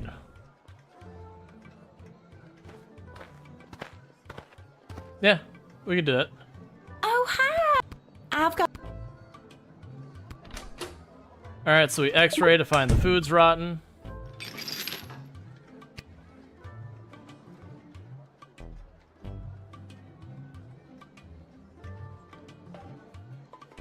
Whoa, you're Willy. That's really. They're not gonna bother with all the extra dialogue. We know the food's rotten. That's enough. Get out.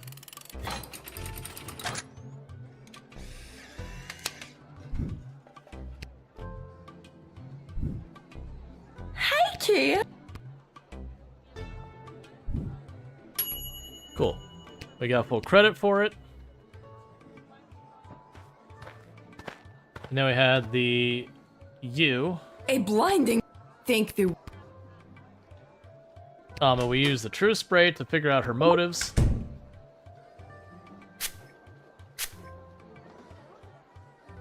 I have come to offer a deal. If you let... And we'll just let you through. Despite my blood, this war... That's actually now. Well, I'm glad to hear. We could have... But you... Let me... I wanted to send you through. Because I think the way the game actually works is there's, like, key things it wants you to do to, like, get credit for each other. Like, use the true spray to get out, you know, get their story. Glory. Kapla. Well... Alright, because I think there was 6 people for the day. Yeah, it's the same rating we got last time.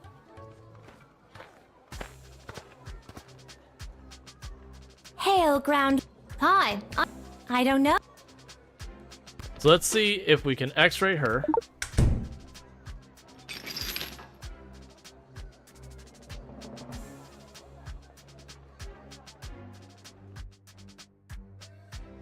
This old shell holds the message I have been sent to deliver to you. This shell retains sound. They say it can even hold on to sounds from many years ago, like an archive or time capsule. I've always wondered what other sounds might be hidden in this shell. Okay. Alright, so...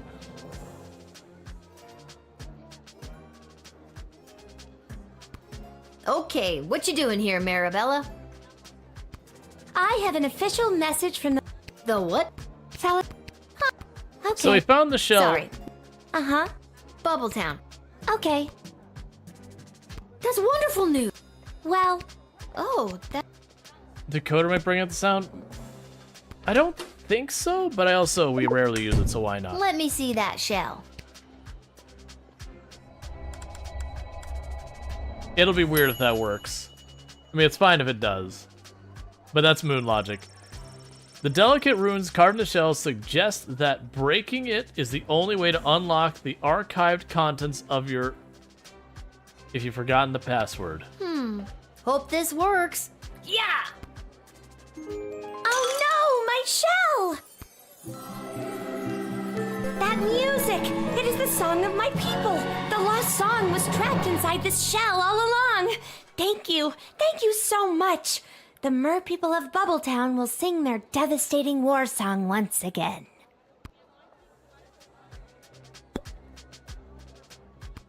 Excellent. Now reject it. No, I'm teasing. Alright.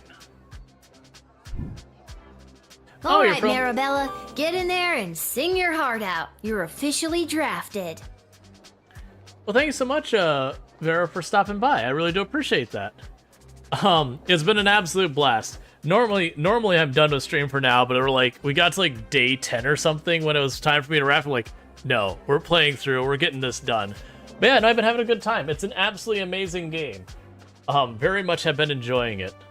It is ridiculous shenanigans, and I also appreciate that because I played the Steam Next Fest demo, and I appreciate that like it very much just completely split routes from that till it wasn't till way later we resaw the demo stuff. But yeah, no, absolutely enjoying it.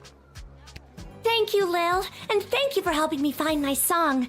And with that song in my heart, I will rip out the enemy's heart and feel their warm blood fall upon my scaled body. Nice. You do you, Marabella. Yeah, no, the only thing we've run into the whole time was I've had Steam crash on me twice, and when it does, it takes out the game as well. This is the place. But I got that the could call. be Steam. I'm a mercenary. But it happened to me when I went to negotiate him down, and I can't remember when the other one was. But yeah, I think it might be just Steam acting up, because Steam had an update today, and who knows? Yeah, no, it was when we were negotiating down the price with him. We went, talk to him, phone call, talk to him. Yeah, and jailing the werewolf. But like I said, I think that might be something going on with Steam. Your move, kid. All right. Okay, what's the deal? So this time, cool. Not and so the only reason fat. we're rushing the Okay, dialogue is come because on. we had that Not crash. so fat. How much? Well, So what we're gonna You do? tell me how much. all right. We're gonna go to negotiating him down again. I'm not gonna bother with the call again. We're gonna negotiate him down again. We'll try it for the third time, and then we'll let him in. Want to play hardball, do you? Okay, fine. 500 gold. How about 250? Never mind. Full price, 1,000 gold. Ah, dang it. Quit wasting my time. I'm leaving unless you pay me 2,000 gold right now. I'm out of here to sell the Sprawl's battle plans to the highest bidder. I doubt that you even have battle plans. Well, you're wrong. I do, and I'm off to sell them to the highest bidder. See you around, kid. Well, that went well. Let's not do it that way. Let's try that one again.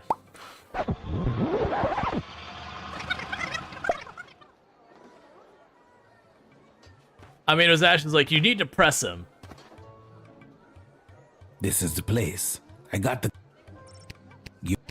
All right. So we dialogue him Okay, once. what- The D. Oh, Not so fat. okay, come on. Not so fat. How much? Well, You tell me how. all right. Okay. 6 redos per day. Yeah, it's plenty. Want to play hardball? Thank you for lowering the price.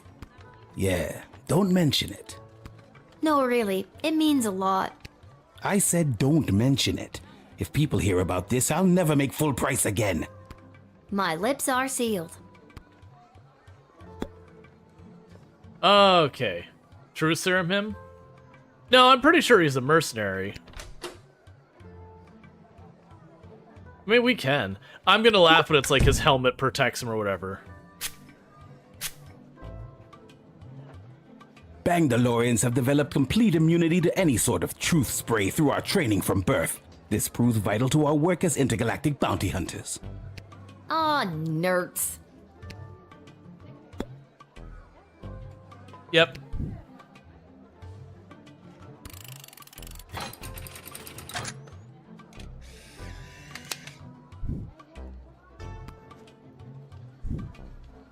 I'll assist your city with its defenses and provide enemy intel for the agreed upon price of 500 gold. Here, take this contract to the castle. They'll settle up with you.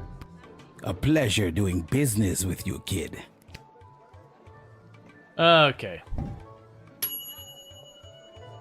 Let's see. The Bangalorean will aid in the defense of the Sprawl, and you got him to do it at the lowest possible price. Yeah, so we pushed farther. I was actually expecting to be able to give him down to like 350 or something like that, but no. Fine. Charmed to make your acquaintance, young gateminder. I am Gary Dolt, son of B and Brian Dolt, and I wish to pass. Will you require anything else? Geary, It's me, Lil, remember? Magnus the Magnificent. Of course. Pleasure to see you again, Lil. Now let me pass. I'm off to a meeting at the Mages Guild.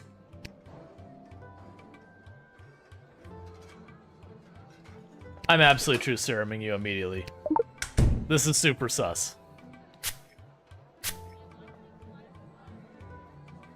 I've been summoned to the side of my mentor, the powerful master Tyronius of Thanatos.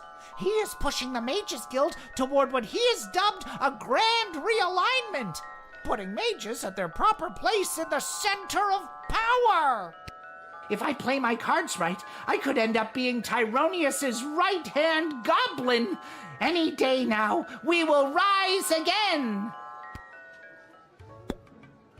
And prison.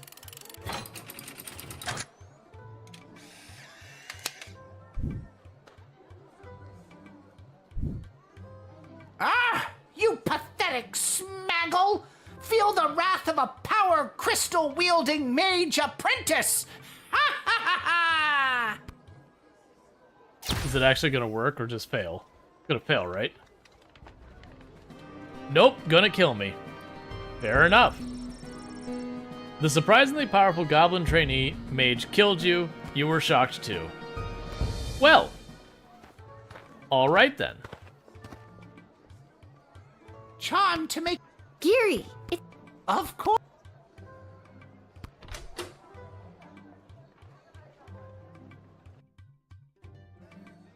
There was a story about him getting a magic wand on his birthday. Yeah.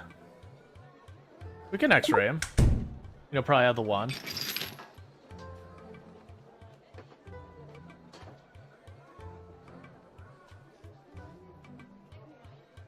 My magical skills have flourished exponentially ever since my precious birthday present. Julian, that sweet simpleton, gave me this. I added the pure, unrefined power crystal to my wand, and now I can truly feel the magic coursing through my veins. Mine. My wand! My power crystal! You tricked us into giving it to you! The tricksy little gate guard stole it from us! Our power! Our present! You seem really precious about it. Clearly. Oh, it just... Okay, literally that was it. I was like, alright, now to arrest them. Yeah. You took away this darker, more powerful version of Gary the Goblin's new toy. He's getting too precious about it anyways. Maybe you could use it to break the necklace that's controlling the queen? Maybe.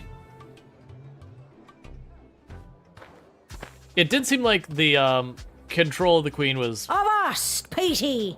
dicey. There blows a fine, upstanding guardsman. Upstanding guardsman, We'll take our ship and blast our way through whatever scurvy barnacles are attacking the sprawl's waterways. Yar! So, you're saying you'd like to be drafted? Aye, that's a much more concise way to say it, yar. Oh, we actually are out of... Sure, we'll metal detector it. Oh, I had a metal detector. Okay, it does detect that. Yar, I do like the cut of your jib, young scallywag. Take ye this, a tank of some of the fermenter's finest, to remember me by. Think of me when you're singing your pirate shanty. I'm 12, but I'll take it for my dad when he gets home. Thanks for the grog. Actually, it's an IPA. Big juicy IPA, Was there talk about keeping allies out of the water? Oh, yeah. That's right. We are supposed to be keeping allies out of the water. Ahoy there, landlubber. The name's Captain Jane Pigeon, and this here's me fine... Old seed. Wow, a real-life pirate. You want to defend the sprawl from England? Aye, Aye, I've heard tell there's plenty of doubloons and booty to be had by sending some enemies down to Davy Jones's locker. I'm not sure I understood all of that, but still, wow. Yeah, well, the question is, so the actual dialogue said, our dad said, hey, well, it's not the writ, it was our dad's letter. Our dad said that they were going to try and bring a sea monster if they could find one. And that it would be bad if there were allies in the ocean if they do. But the thing we don't know is, are they actually going to find a sea monster? Because otherwise, what would be the purpose of getting the song for the other people? So it's really kind of a... Maybe, I think the mermaids are the sea monster? It's a hard call, because you have conflicting things. And we got the merfolk, their songs that are more powerful and everything else. But then we have the supposed maybe sea monster that may or may not actually happen. But also our dad has been a completely unreliable source for literally anything. So I am going to not draft the pirate.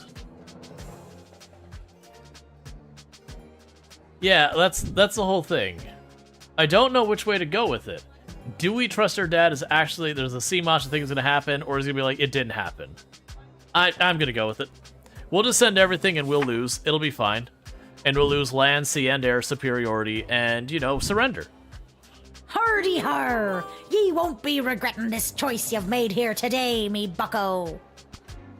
Won't regret it, Let's go show these bastards why they should steer clear of Captain Jane Pigeon and the dread ship Fermenter. What's the worst going to happen? Probably a game over situation. Hello, I'm here to join my family in the refugee camp at the docks. Aww. Yep, we're straight in.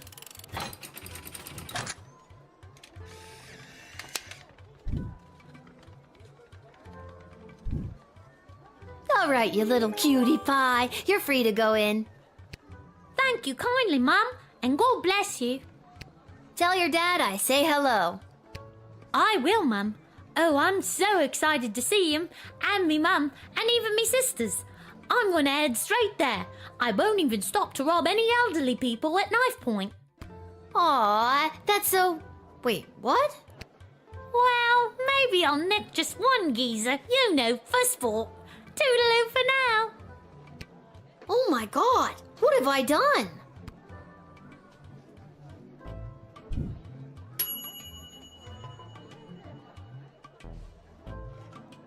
You've known Jameis McGoblin since level 2. He'll be overjoyed to see his son. Yeah, no, it's fine. I don't feel a reason to go back in that. Hi. Is this where to sign up for the draft? Yes, it is. Wonderful. Would you like to be drafted to fight in the war? Oh no, it's not for me. It's for him. For who? My pet fish, Dennis. I'm not sure that I can draft a pet fish. Does Dennis want to fight? He wants to fight, all right, and he is very good at it, I promise you. Nope. Nope. Nope. Nope. Straight to nope. Nope. Nope. Nope. I'm sorry. I can't draft you. Not me, remember? It's for the fish. I'm sorry. I can't draft him either.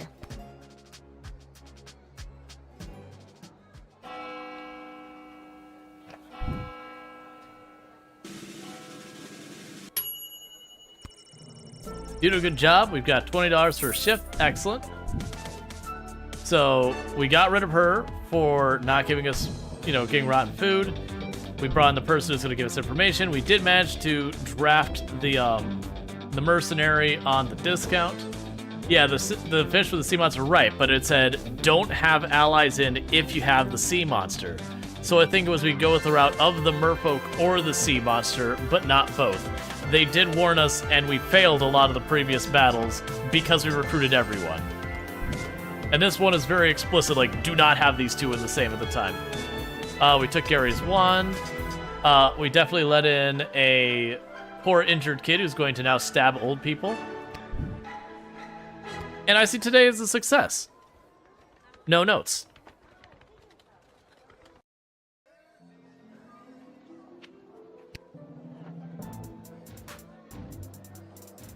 Now, this battle, our dad is actually on the front lines, so that was the other thing, is they warned...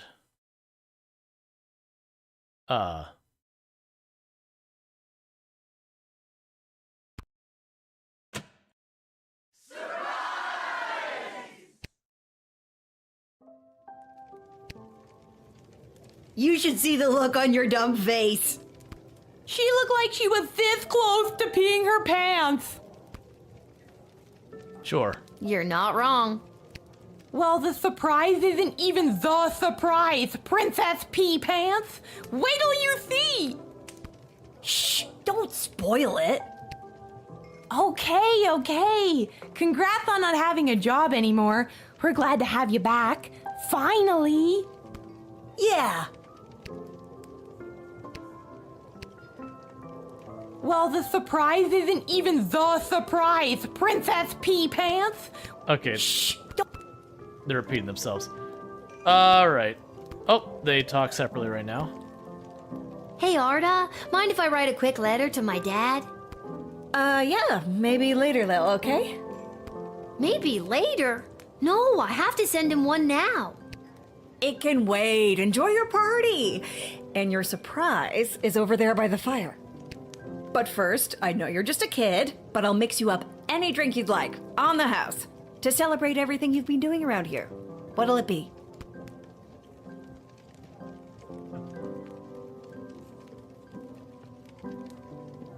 This... Sure, it'll explode. Coming right up.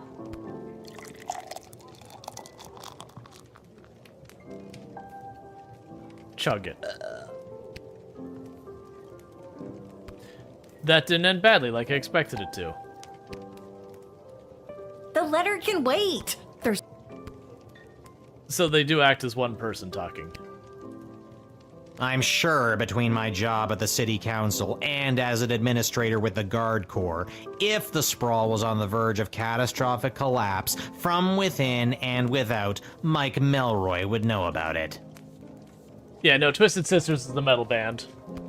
I may be baked out of my gourd, as per usual, but I'm telling you, I'm seeing bad omens everywhere. Something very bad is about to go down. Oh, Lil, congratulations. What a party. Are you having a good time? Yes. Honestly, I am. I'm really feeling the love, Echo. What's a love echo? I'm gonna miss this.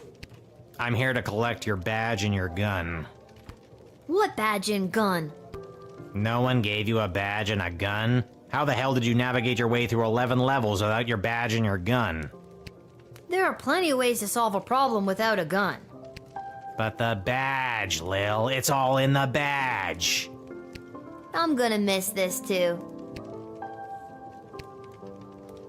Okay. I'll be sure to tell your tale in my travels if we survive this. Peace, little sister. Alright. It's gonna be Dad's back. Magic lovers of the sprawl, please put your hands together for the one, the only, the Edward, the Great Magician. Alakazoo, Alakazee. I only now notice the poster in the back.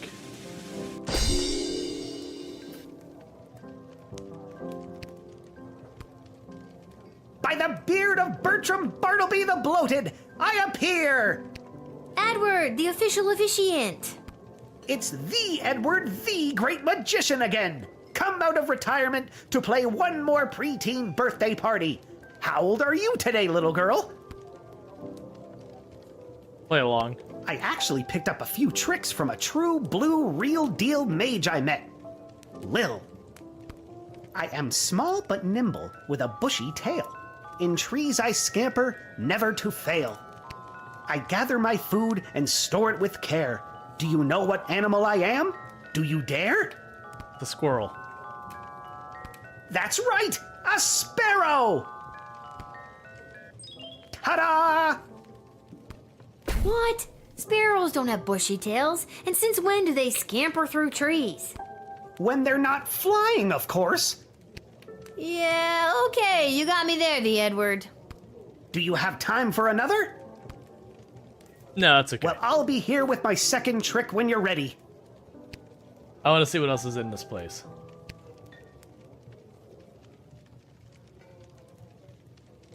There she is, my little guardsman. Dad? What are you doing here? Oh, I missed you so much. What is going on? You stopped writing letters. I got worried something had happened to you. What could happen to me? I wasn't the one off fighting a war, remember?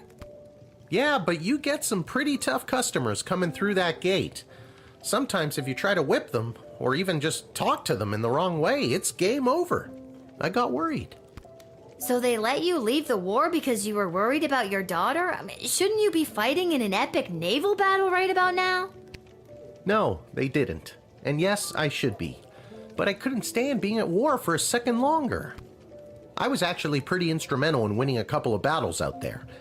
I did some amazing things for a chubby, middle-aged guy. I think all because I was thinking about you and wanting to keep you safe. Happy. Things have been hard and weird and creepy, but I'm so glad you're here. I feel like I can take on anything if you've got my back. And I'm glad you didn't die. I'm glad I didn't die too. I could die any day now. This isn't about you, Mrs. Abernathy. All right, Seamus. I'll be up to tuck you in soon. We can figure out what the rest of our lives will look like in the morning.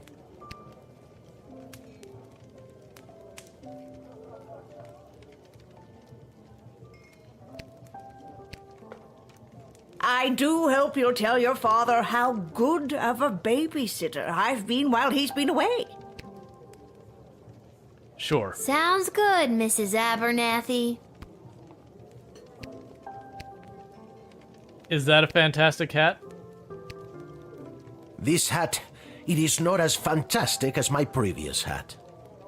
What? Really? Because I have to say, that's a pretty fantastic hat.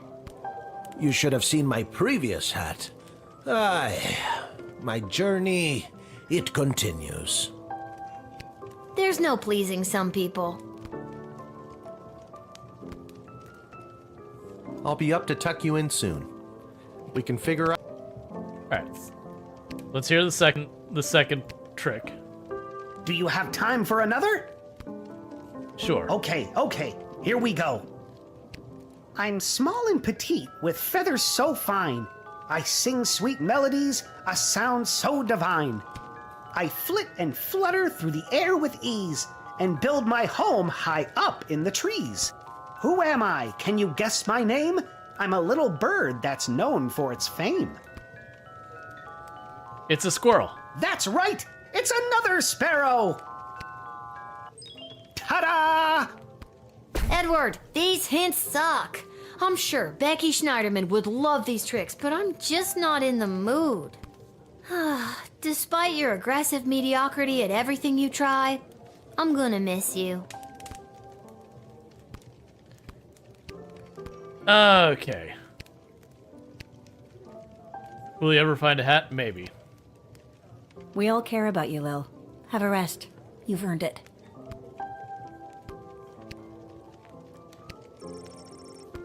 Alright, let's head to bed. Going into day 12, which is supposed to be the end of the game from what we were told.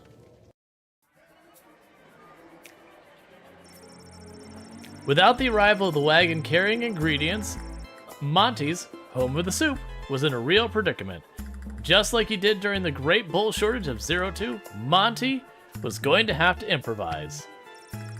Throwing eggshells, wood shavings, and anything else that seemed remotely edible into the pot, Monty created a new signature menu called Slim Pickin' Stew. Everyone who ate it experienced intense gastrointestinal pain and explosive diarrhea. At the restaurant, it took a substantial bribe with the health inspector and a very large mop to clean up the mess. Kelly put in her 2 weeks' notice and started looking for another job. She was tired of being indirectly responsible for poisoning so many people.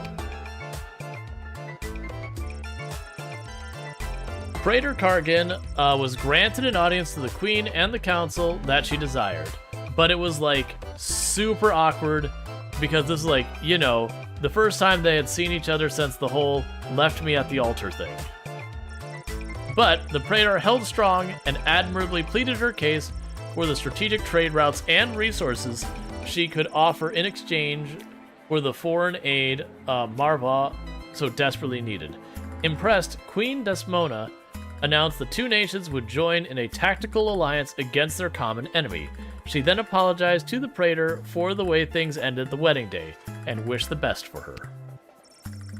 Not knowing how to react to this genuine show of emotional maturity, Praetor Kargan panicked and started asking her if she was still with the loser goblin, and saying things like, I want you to draw me like one of your Galadar girls. Nobody in the room was impressed by the behavior, least of all Chuck.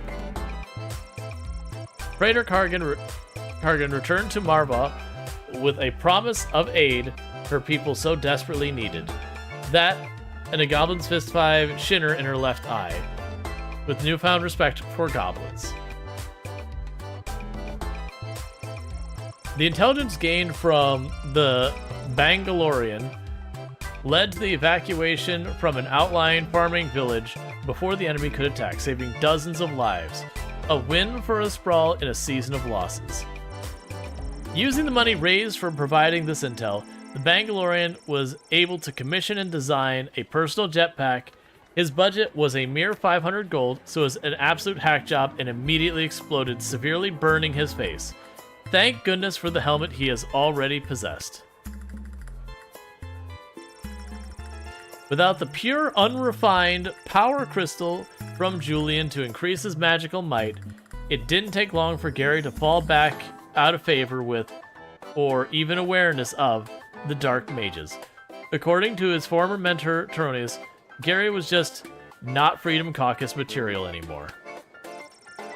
After being unceremoniously dumped by the Dark Mages, Gary went back to his work with Julian at the GLA.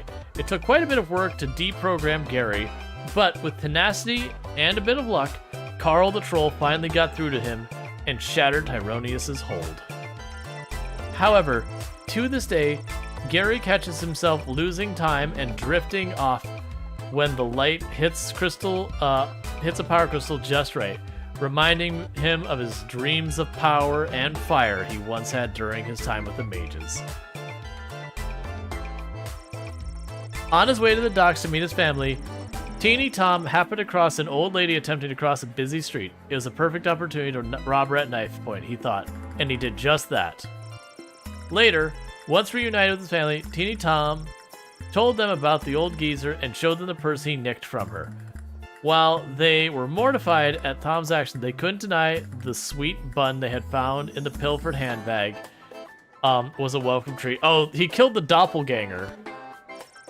Across town, the old lady was rushed to the hospital with knife wounds. While the doctor was distracted, the old lady shapeshifted and took the form of one of the nurses and escaped the examination room. A trail of mysterious orange ooze was seen leading out of the hospital. So by helping him, we got the doppelganger stabbed. Alright, so will we win this time? This is not looking good. Yay, we won one!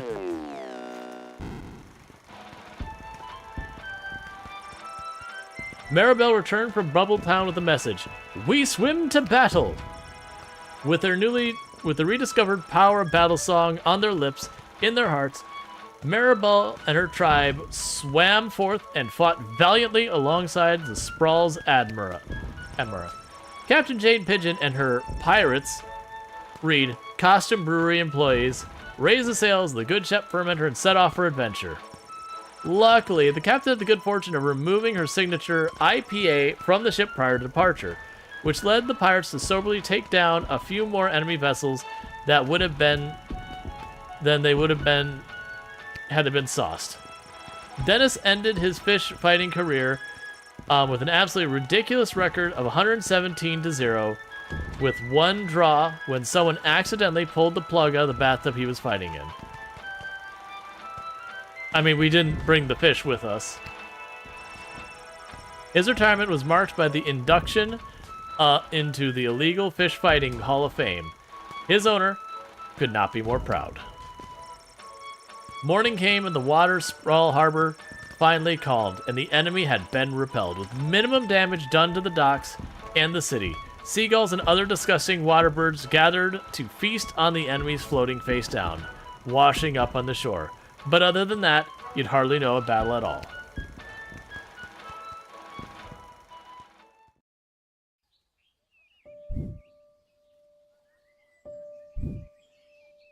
We have just received word that the enemy has overtaken the Sprawl's military forces.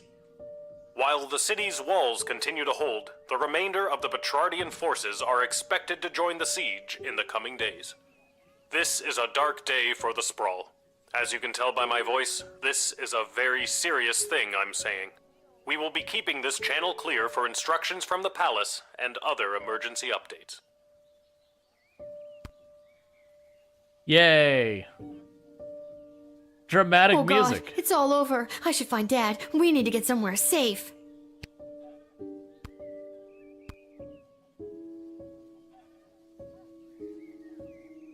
Let's see, those 2 days of getting everyone killed probably didn't help.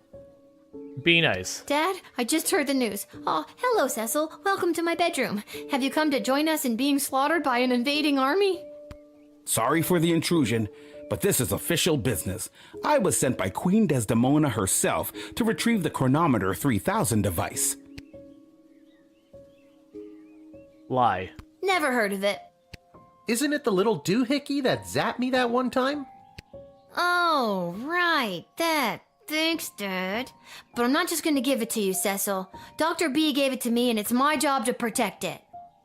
Well, my instructions are to bring you with me to the war room if you don't comply. Then it sounds like I'm coming with you, Cece. Don't call me that. I'm coming too. I know you got fired, but does that mean I did too? Should I be at work right now? Fine. Dad, suit up. What makes you think I've got a suit? Right. Let's go. Okay. Yeah, so clearly we're going to the war room, and we're going to confront this and sort out whatever it is with the mages.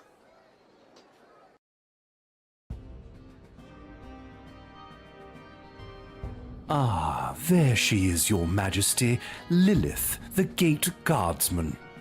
Yes, Lilith. I see you chose not to simply hand over the Chronometer 3000 as requested.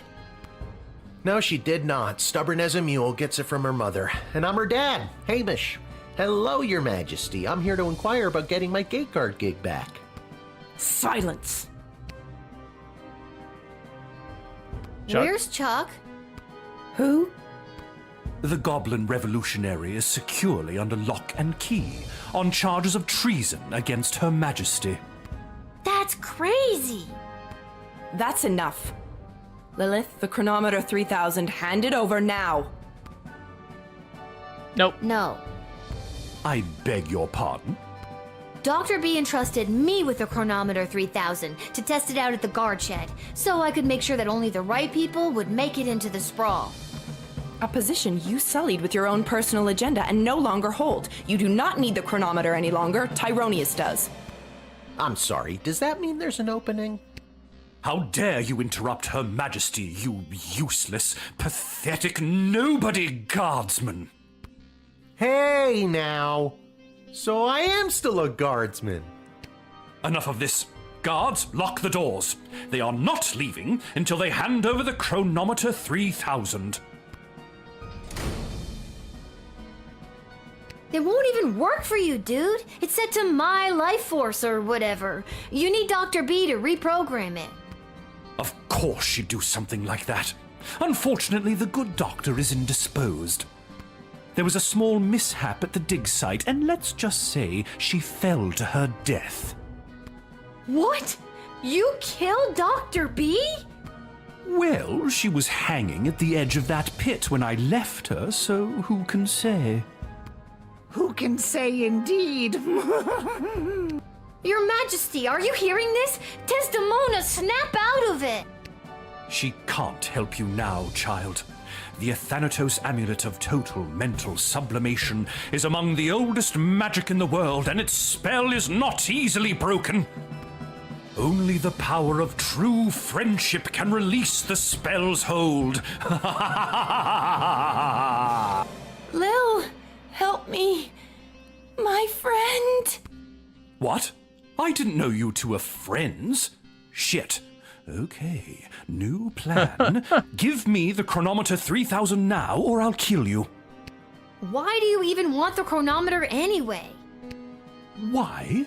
What do you mean, why? The war is lost. Thousands of soldiers have died, and worse, those bloated Petrardians have access to the dig site. The sprawl has only been on the forefront of technological and magical advancement because of the power crystals discovered there. That's why you have the chronometer 3000 in the first place. But now the dig site is lost to us due to your poor choices. Make the right one now and hand over the device. Say I was to hand it over. How would you fix everything?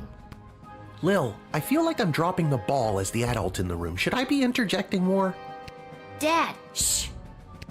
All I have to do is get the princess to marry Prince Phineas instead of the Praetor, and kill the leader of the Goblin Liberation Army before he can interrupt the wedding ceremony.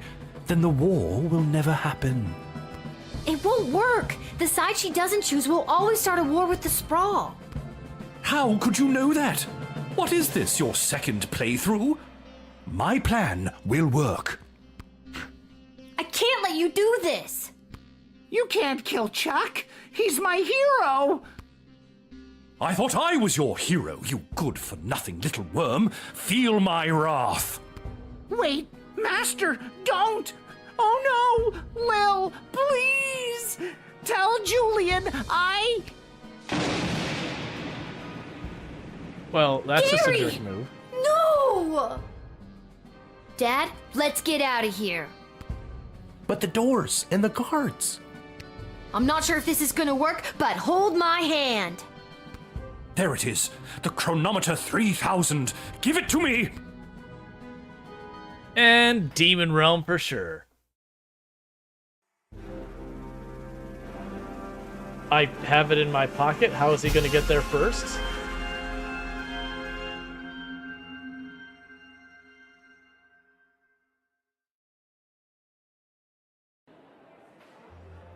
What happened? Where am I? The palace. Oh, the wedding. But it's not the same. Desdemona's gonna marry Praetor Kargan, and there's that bastard Tyronius, and he's got my chronometer. What is he gonna do? I now pronounce you married. You may now kiss. Oh my god, Dad! No! No, no, no, no, no, no, no! I've been pincushioned with arrows a few times in my day. Ugh, but this time they hit something important. To think I've lived through a whole war only to die at a wedding. Lil, I'm sorry I failed you. I love you, Lil. Well, I hate it. Dad? Don't do this to me. This can't be happening. Dad, please, come back. I would be more upset, but we have a time machine. Even without that infernal goblin interfering, things still escalate. This won't do at all. Oh well, off to another timeline with more favorable variables.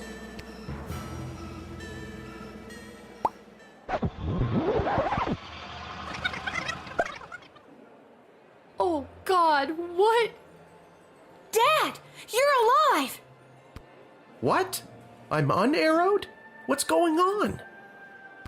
I don't have time to explain. I'm sorry, I'm inconveniencing you? I've got no time for another tutorial.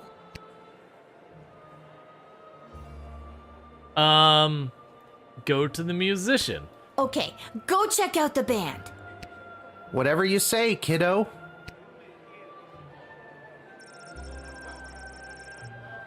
Select the Edward efficient if you need to advance to the next timeline.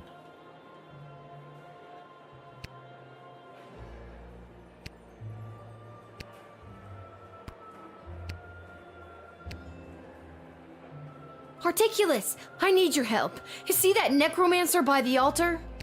I didn't until you pointed him out. How very strange. Well, he's protected by a force field. Do you have a spell or something that could help me with that? I know spells that might work, but I'm not technically licensed to cast it. Life or death? This is a matter of life and death. Spill it. Okay, fine. There is a loophole. If the ancient elven hymn Et Fici Pulmentum in Brachus is being performed, my license increases by 3 levels. Then I'd have no problem casting the spell for you. What does the title of that elvish song mean? No one knows. I'll see what I can do. Okay. Oh, darling, a wedding is a terrible bore without a truly delicious bubbly. My dear darling councilwoman Ash always hides a bottle of the good stuff somewhere in her office. I see.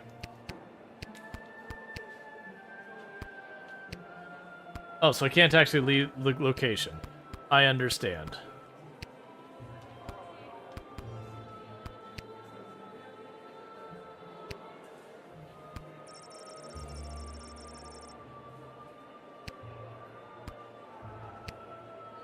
Ouch! What is that? Some kind of force field?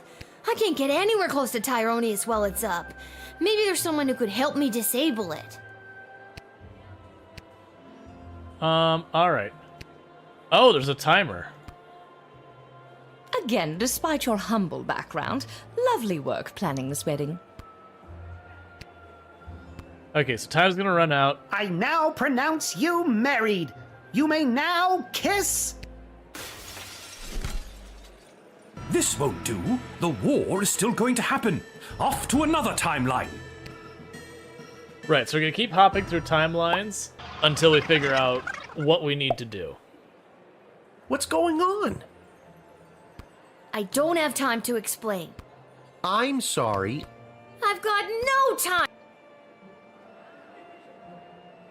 Go to the food table. Go get something to eat. Whatever you say, kid. Okay. So...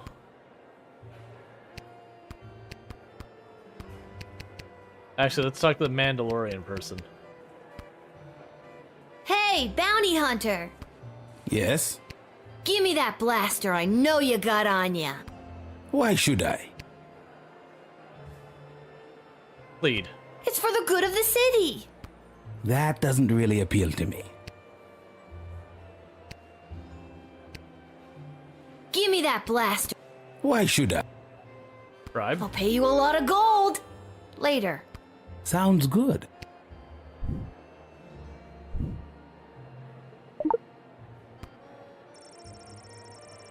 If you face Tyronius with Hamus, he will be equipped with this weapon.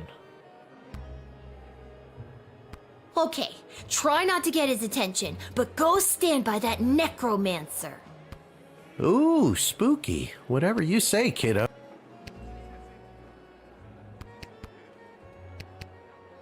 So will the blaster let us get past the force field, or... Ouch! What is...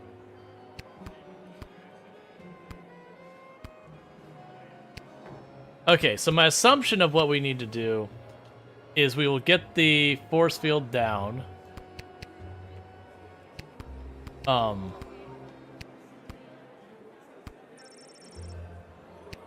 Malcolm winks at you knowingly.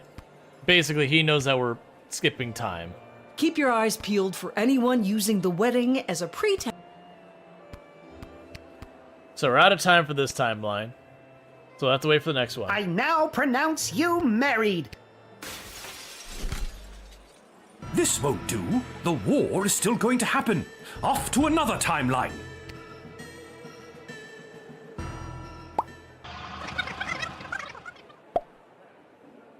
What's going on? I don't have time. I'm sorry. I've got no. Okay, try not to get. Ooh.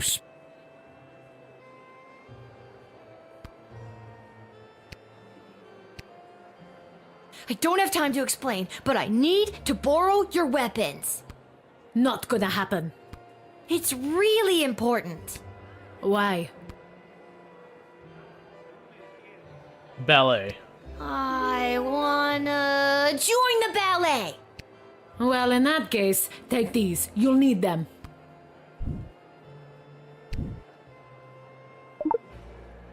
Oh. So I have to get a weapon in each timeline, and I've got to manage to get rid of the force field. Echo! I need your help. See that necromancer by the altar? I didn't until you pointed him out. How very strange. Well, he's protected by a force field. Do you have a spell or something that could help me with that? I'm an old wizard, Lil. I don't know if I still have it in me. This is a matter of life and death. Spill it. Okay, fine. I need a shard of pure ice to complete this here magical elixir to cast the spell you need.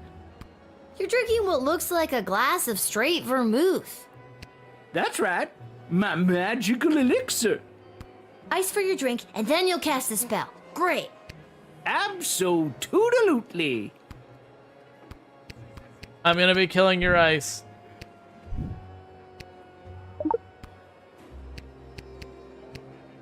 Alright, so we've got the ice. Got it. Cheers, Lil. Bottoms up. Now for the spell.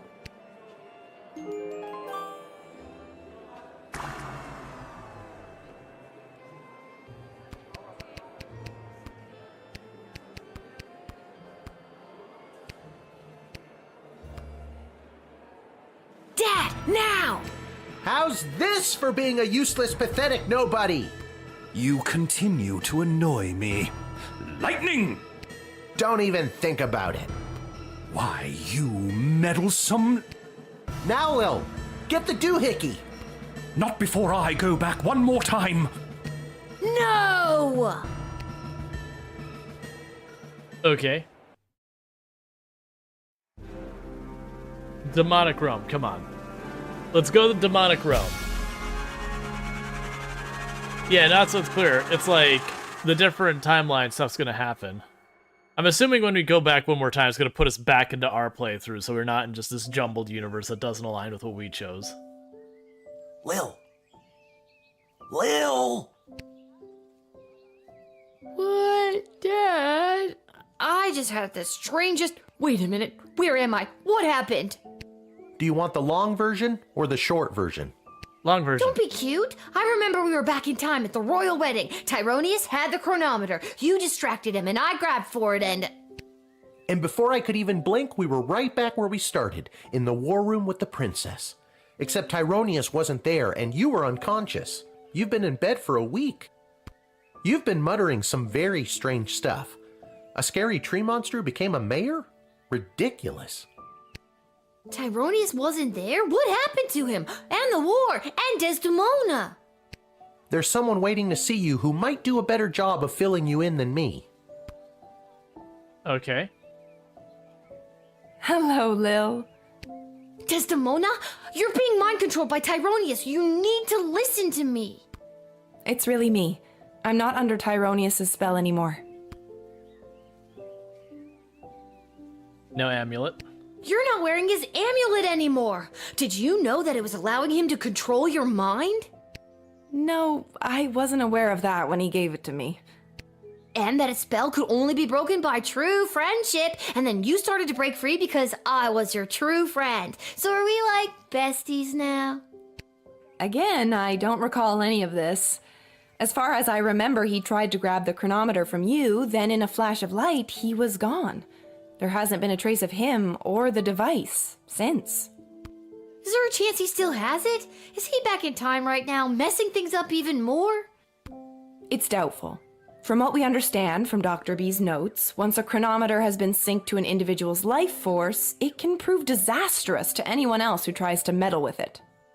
So, Dr. B? She's really... Yes. Unfortunately, she remains dead. When you reappeared without the chronometer, we lost the ability to go back and fix things, including the terrible things I may have said or done while under his control. I'm so sorry. Can you ever forgive me? Dad. Of course I can. You weren't you. I can only imagine what it would have been like to be under that creep spell. Thank you, Lil.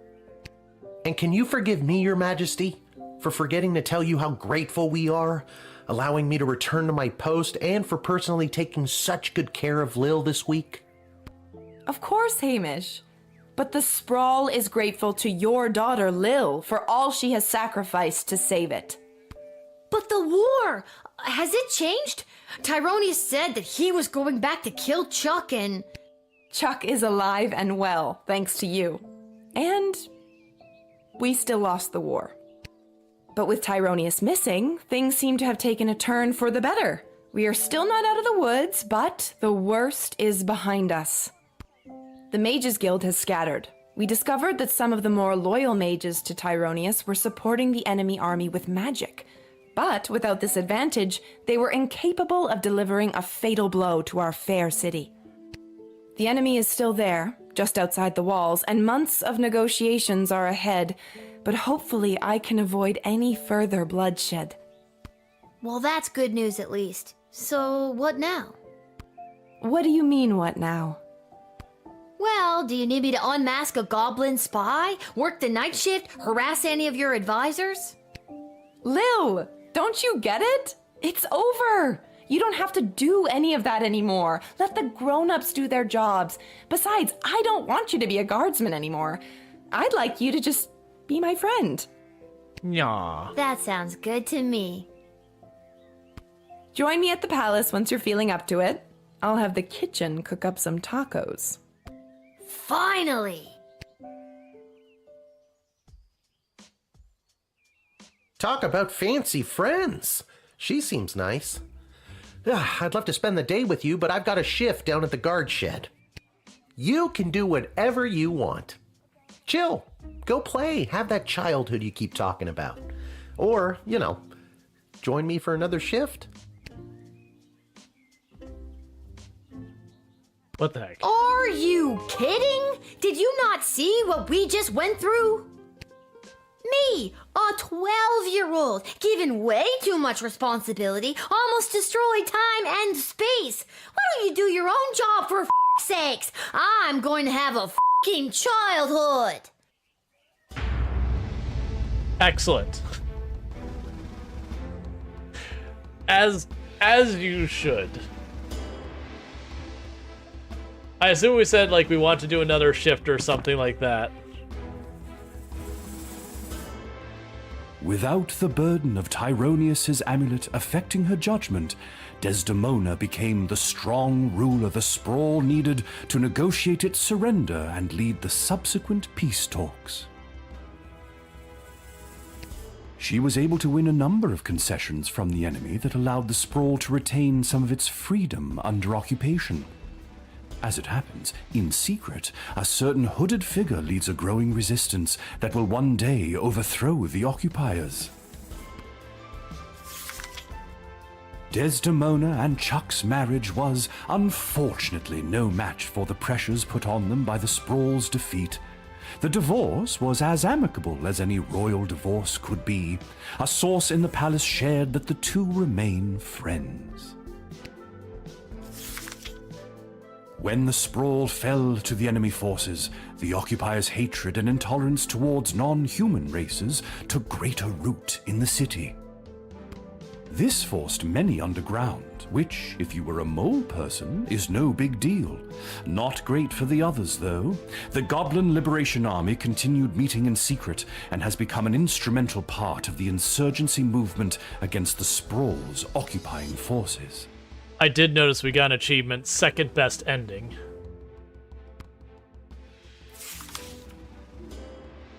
On the final day of the war, a power-hungry Tyronius used the wicket on his 3 rival advisors.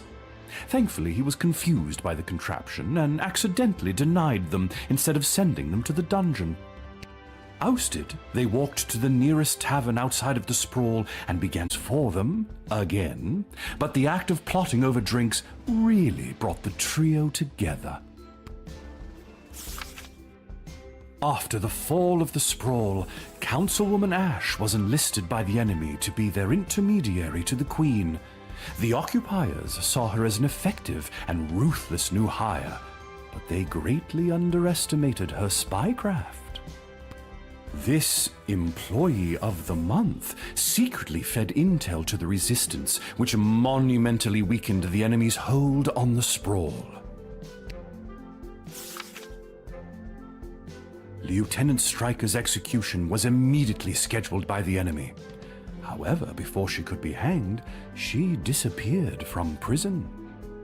Cries of "Viva la Goblution" were heard in the vicinity of the dungeon, and although she hasn't been seen, it is believed that she is in hiding, assisting the insurgency.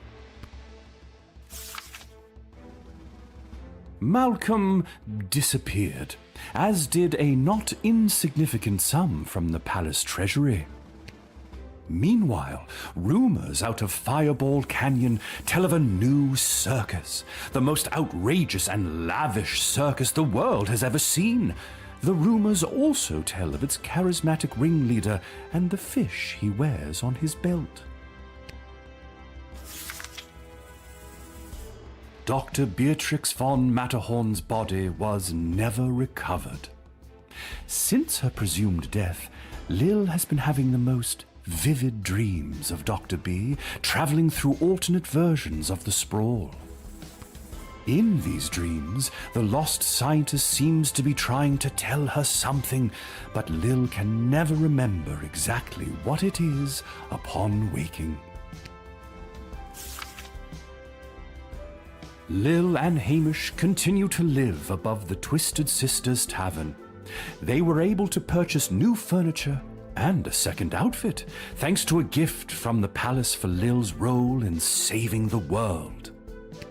Lil vowed to never set foot in the guard shed again. All she wanted was a proper childhood, and to even sometimes throw rocks at things. With that being said, our new Goblin Ball season is upon us, and Hamish has been trying to wear her down. He lives in hope that she's got at least one more shift in her.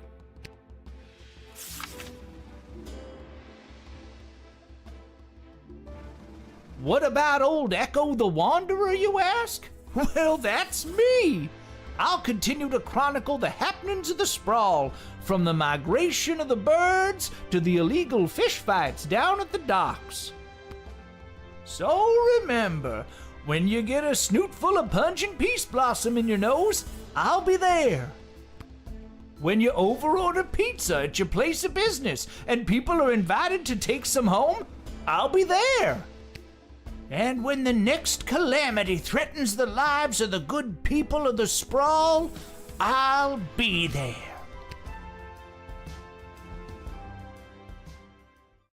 Okay.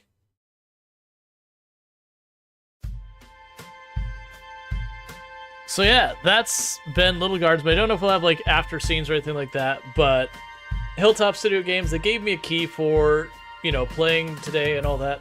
I very much enjoyed it. I'm glad we kind of sat down and knocked it out all in one. I do know that's been a very long stream, which I say with this being actually shorter than I normally used to stream. For those that have been around much for a while, I, for over a year and a half, almost 2 years, did 11-hour streams, and I only recently dropped it down to 9. So I'm actually not even up to what my old time was. But yeah, so that does tell you, for a playthrough, about 10.5 hours. well, probably 10 once you consider like stopping to use the restroom and intros and all that. But yeah, no, I kind of wanted to knock it out when we got to like day 10. It was getting right time to be wrap stream. I'm like, all right, there's 2 days left, and I suspected day 12 was gonna be a fast day, which it was, because it's gonna be whatever the story was getting wrapped up. But yeah, so I'm glad he played through it because that means it's, you know, you can do all that. While this is going through, I guess first of all, to go through my thoughts, I loved the humor. I have no accessibility complaints about it whatsoever. Yes, the screen does do the scrolling thing, but it's controlled by the player, so it seems like it's not that bad. The humor was on point. There is up to your eyeball and references, and like some of them are old references. A lot of them are very new references. Like we had the Mandalorian was in there and a whole bunch of good stuff like that. The devs have been absolutely wonderful and everything. Like a lot of times I have to like run devs around to like get keys and all that, and then they want to delay giving the keys so you can't leak it or whatever, and I didn't have to deal with any of this. It's just like, hey, can I get a key? And they're like, yeah, we're already aware of you. You know, we'll just get the email so we know where to send the key, and they got me all squared away, so I really appreciate that. But we played the demo and had a good time, and we played the full game and also had a good time. I do think with the variety of stuff, so I wouldn't say you do another full playthrough. What you probably do is you replay the days and see how it goes through, and like chapter skip and all that kind of thing to see like all different ones. I'm not going to do that on stream because You're it's still here? It's over. Go home. Well, I guess you are home. But in case you're not, go. I figured there'd be something there. But yeah, so that was Lil Guardsman. I had a really good time with it. So what's going to probably end up happening here is I'm going to... Does it say 100%? Yeah. So we didn't get... To give you an idea, with playing through that... Oh, that killed the music. That's fine. Playing through all that, we only got 16 out of 37 achievements, it looks like. To give you an idea, if you're an achievement hunter, I am assuming... Because I saw I got an achievement for winning the naval battle. I'm assuming I also get achievements for winning the air and the ground battles and all that kind of stuff. The music is a bit loud right now. Yeah. Total chaos run. But yeah, so what's going to end up happening is we are going to be switching to our ending stream screen. I'm going to go ahead and end the stream over on YouTube and all that. I do apologize about the music interrupting. It is just a thing that happens in a lot of these games.